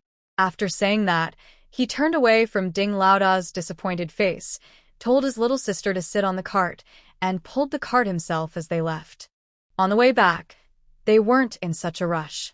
Lin Wanwan sat on the cart, with Lin Shuisheng and Lin Yud taking turns pulling it. Thinking about the money they earned from selling things today, all three of them smiled. When they arrived home, it was just dawn. Lu Yulan, who was getting up to cook, saw her father-in-law, younger brother-in-law, and younger sister coming back from outside. Although confused, she didn't say anything. She went inside, poured a cup of warm water, and brought it to her younger sister-in-law. Big sister-in-law, thank you. Lin Wanwan was really thirsty, so she drank the water all up. Lu Yulan smiled. Go wash your face and rest for a while. When dinner is ready later, I'll call you. Okay. After not sleeping all night, Lin Wanwan was truly tired. As soon as she went inside to sleep, Wang Xiui hurried out of the toilet, holding up her pants. Where is your little sister? She went back inside to sleep. Hearing that her daughter was sleeping, Wang Xiui quickly pulled her little son into the room to talk. All the money from selling things is here, a total of 1,125 yuan. Wang Xiui looked at the large sum of money, her face smiling like a sunflower. She quickly grabbed the money into her hands. That was your little sister risking her life to earn. As her brother, you can't take her money. Lin Yud, hearing his mother say that, was anxious.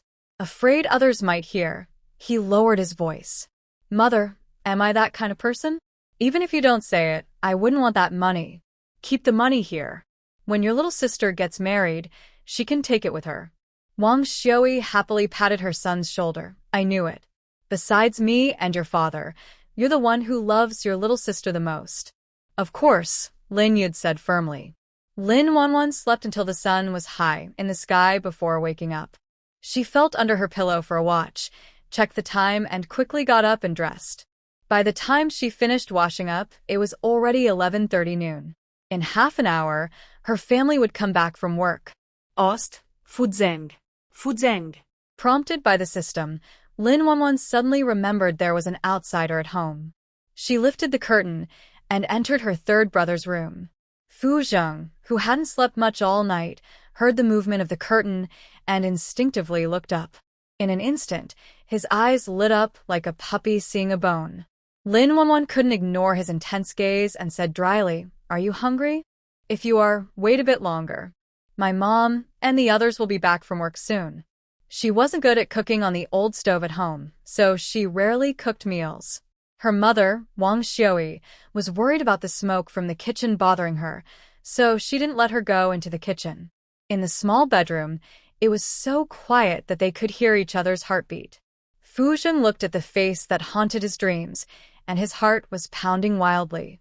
His face turned red with embarrassment. Not hungry. Auntie made me eggs and pancakes this morning. What he didn't say was that Wang Xiui was afraid he wouldn't be full, so she kept stuffing him with large white flour pancakes. He couldn't refuse, so he just kept stuffing them into his mouth. Later, Lin Yud, feeling sorry for wasting food, found an excuse to send Wang Xiui away, saving Fu Zheng from eating until he was full to the point of choking. The atmosphere fell into silence again. The system watched as the clueless host and the wooden Fu Zheng made no progress and was so anxious it was scratching its head. If things continued like this, the little one it longed for wouldn't even be a dream, and in 100 years, it would definitely be the worst in the system's assessment.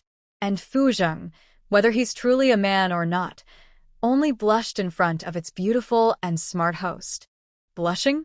Ridiculous. Blushing won't help him marry a wife. Such a wimp, not acting like a real man. Fu Zheng also sensed the awkward atmosphere. He covered his mouth and coughed softly.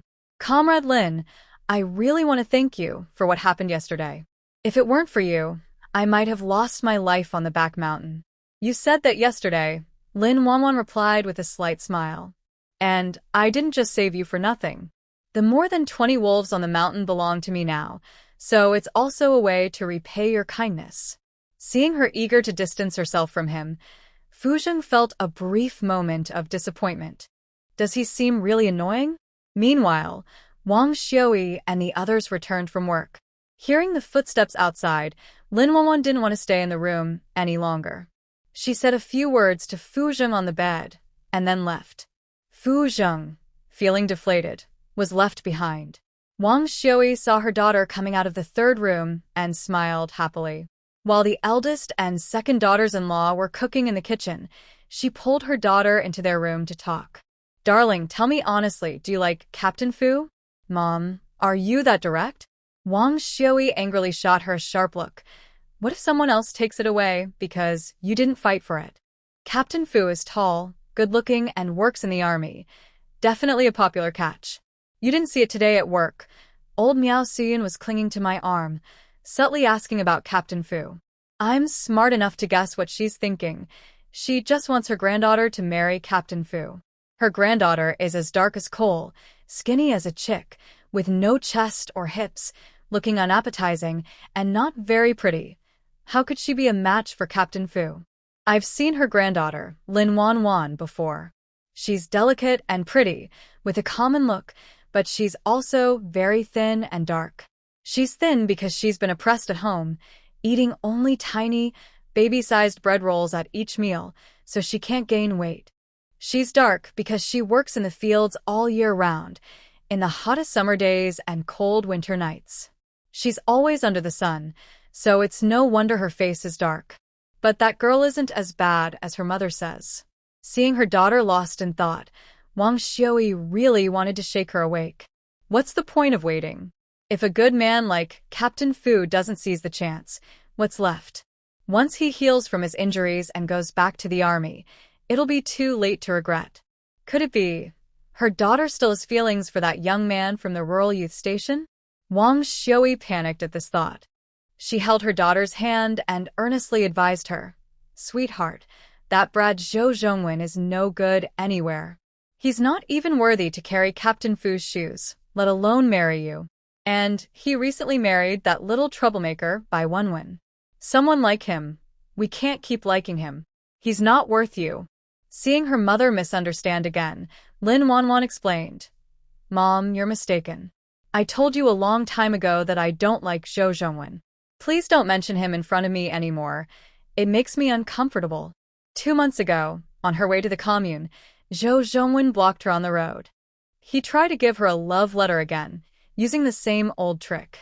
He even said proudly, "I was just tricked by that troublemaker Bai Wenwen. I don't like her at all. I only like you. Wait for me. I'll find a chance to divorce Bai Wenwen and marry you." He rambled on, but she didn't want to listen. She waved her hand and slapped him several times. That face was beaten to look like a pig's head, and her body was covered with injuries caused by her. It would take at least 10 days or half a month for her to heal. Since that time, Zhou Zhongwen, that scoundrel, had not appeared in front of her again. Wang Xiui looked suspiciously and asked, "Really?" Lin Wanwan raised her hand and swore, "Really, if I lie, I'll be struck by lightning." Wang Xiui spat and said, "Bah, bah, bah, stop saying unlucky things. You're your mother's daughter, I believe you. Who else would I believe? Soon the topic shifted back to Fu Zheng. Girl, I won't hurt you. If you get together with Captain Fu, you'll have to follow the army later. Then you'll be an officer, and no one will dare to look down on you. Mother, with you here to protect me, no one will look down on me, Lin Wanwan said, pulling her mother's arm and acting cute. That can't be the same. I'm an old woman whose legs are almost buried in a coffin. I can't protect you forever. The urgent thing now is to find you a good man while I'm still alive, so you can marry happily and proudly. By then, even if I die, I can close my eyes peacefully. She said this, but just thinking about her daughter getting married made Wang Xiui feel very sad. A daughter-in-law's family is never as good as her own daughter, especially since her daughter has been spoiled and pampered since she was little. If she gets married and is bullied by her in-laws, she would feel heartbroken. Lin Wanwan comforted her. Mother, don't talk like that. You are very lucky. You will live a long life. Wang Xiui wiped her tears and said, Yes, I want to see you get married and help you raise your children. I don't want to die so early. Lin Wanwan nodded cooperatively. You will definitely live a long life. Then tell me honestly, do you like Captain Fu? If you like him, I can arrange for you two to have a wedding tomorrow. The system heard this, and its eyes lit up brightly. It knew that her mother also understood. The process would be so fast. Tomorrow the wedding, the day after that, she would be pregnant, and in a few months she would give birth. Ideally, 2 children in 3 years, 8 in 5 years, 10 in 8 years, and a whole bunch in 10 years. But it didn't know if the host was willing. Anyway, it was very willing. Lin Wanwan was once again shocked by her mother's words. Under her mother's urging, she said, I don't dislike him. I even want to have children with him. The system provided information about Fu Zheng, and aside from his fertility being not ideal, everything else was excellent. This man, who is 99% perfect, is hard to find again once missed. The most important thing is that his face is also very attractive. Even in modern times, it's rare to see such a handsome face. With such good genes, the children born after marriage will definitely be very good-looking. I've even started to hope a little. Wang Xiua is happily smiling, patting her thigh and saying repeatedly, good, good, good. Wanting to have a baby just means you like it. Not liking to have a baby is just nonsense. Right now, her daughter's situation is settled, and now she's waiting to see about Captain Fu. With a life-saving favor and her daughter's good looks, Wang Xiua dares to confidently say that even in Jing City, there's no girl as beautiful as her daughter. With these 2 reasons, she doesn't believe Captain Fu wouldn't be interested in her daughter. Lin Yud's room was taken over by Fu Zheng, and the 1.5-meter-wide bed couldn't fit 2 grown men. Besides, 2 men squeezing into one bed is strange no matter how you look at it. In winter, Lin Yud, who couldn't sleep on the ground, went to his uncle's house to stay. At night, after everyone finished eating and went to sleep, Wang Xiua quietly went to the 3rd brother's room. Looking at Fu Zheng on the bed, she felt very satisfied. Uncle's wife, Fu Zheng greeted casually, with a much friendlier smile on his usually aloof face. That smile reached his eyes. If Jiang Chuan were here, he would say Fu Zheng had been possessed by some dirty spirit. Wang Xiua sat on a small stool beside the bed and smiled, saying, Are you feeling uncomfortable anywhere? If you are, just tell your auntie. I'll ask someone to bring the doctor from the neighboring brigade to check on you. I feel much better now. Thank you, auntie. Why are you still being so polite with me? From now on, just treat this place as your home. Whatever you are at home, that's how you should be here. For some reason, when Fu Zheng heard this, his heart felt as sweet as eating candy. Little Fu, I'm here. I heard that you're not married yet, is that right? Do you have a girlfriend? Not married. And no girlfriend. As he spoke, Fu Zheng instinctively straightened his back. I looked at you, and you're not young anymore. Why don't you find someone? Your family isn't worried, not worried. Fu Zheng's parents and grandparents, who were anxious, but didn't say anything, looked confused. Have you just not met the right person? Yeah. Then what do you think of my daughter? Suddenly, Fu Zheng's mind exploded.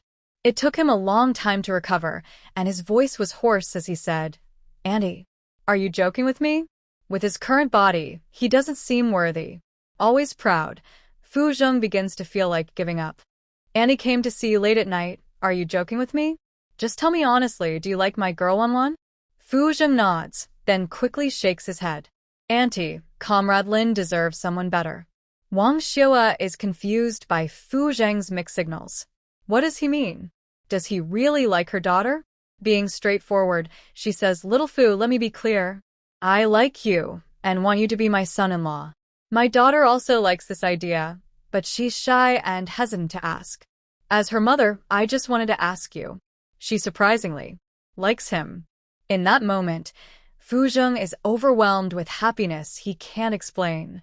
His mind is full of the fact that she likes him.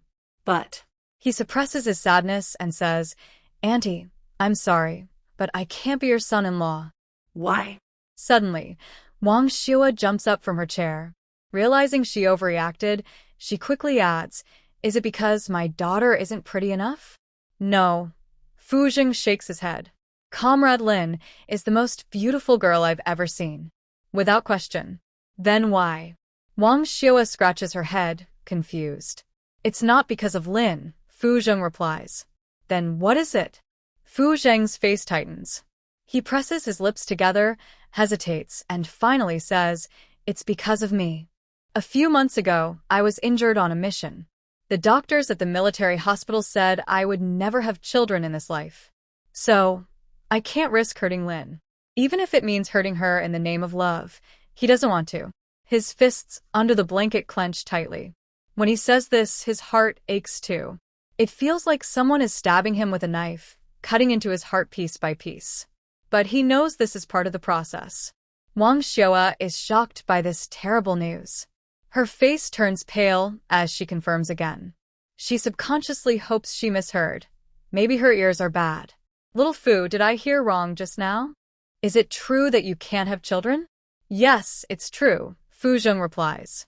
Suddenly, Wang Xiua's heart breaks. There's some matter I need to attend to. I'll go now. Rest well, and if you need anything, just call me. I'll ask your uncle to come over. After finishing her words, Wang Xiui staggered away. Her mind was full of worries about Fu Zheng's inability to have children. Men can have children. Why would he need to? Her daughter's life was so hard. She finally found a good man, handsome and with a good job. Why did she become unable to have children? Back in her room, Wang Xiui started crying. She cried because her daughter's life was so unlucky. Late at night, she suddenly let out a loud cry, which startled Lin Shuixing awake. Old lady, weren't you going to talk to Captain Fu? Why are you crying for no reason? Hubby, our daughter's life is so hard, she replied tearfully. Whenever it involved her daughter, Lin Shuixing would become serious. Don't cry yet. Tell me what's wrong with our daughter, he said. Wang Xiui wiped her tears and, with a thick sob, explained Fu Zheng's problem of not being able to have children. Lin Shuixing felt his head buzzing. He sat silently on the bed, smoking a dry pipe, secretly cursing the unkind heavens. No matter which man it happened to, it was hard to accept. Not being able to have children just meant he was not capable. If he wasn't capable, it meant he wasn't a real man. And if he wasn't a man, what's the point of still being alive? Fu Zheng, I just can't have children. I'm not incapable.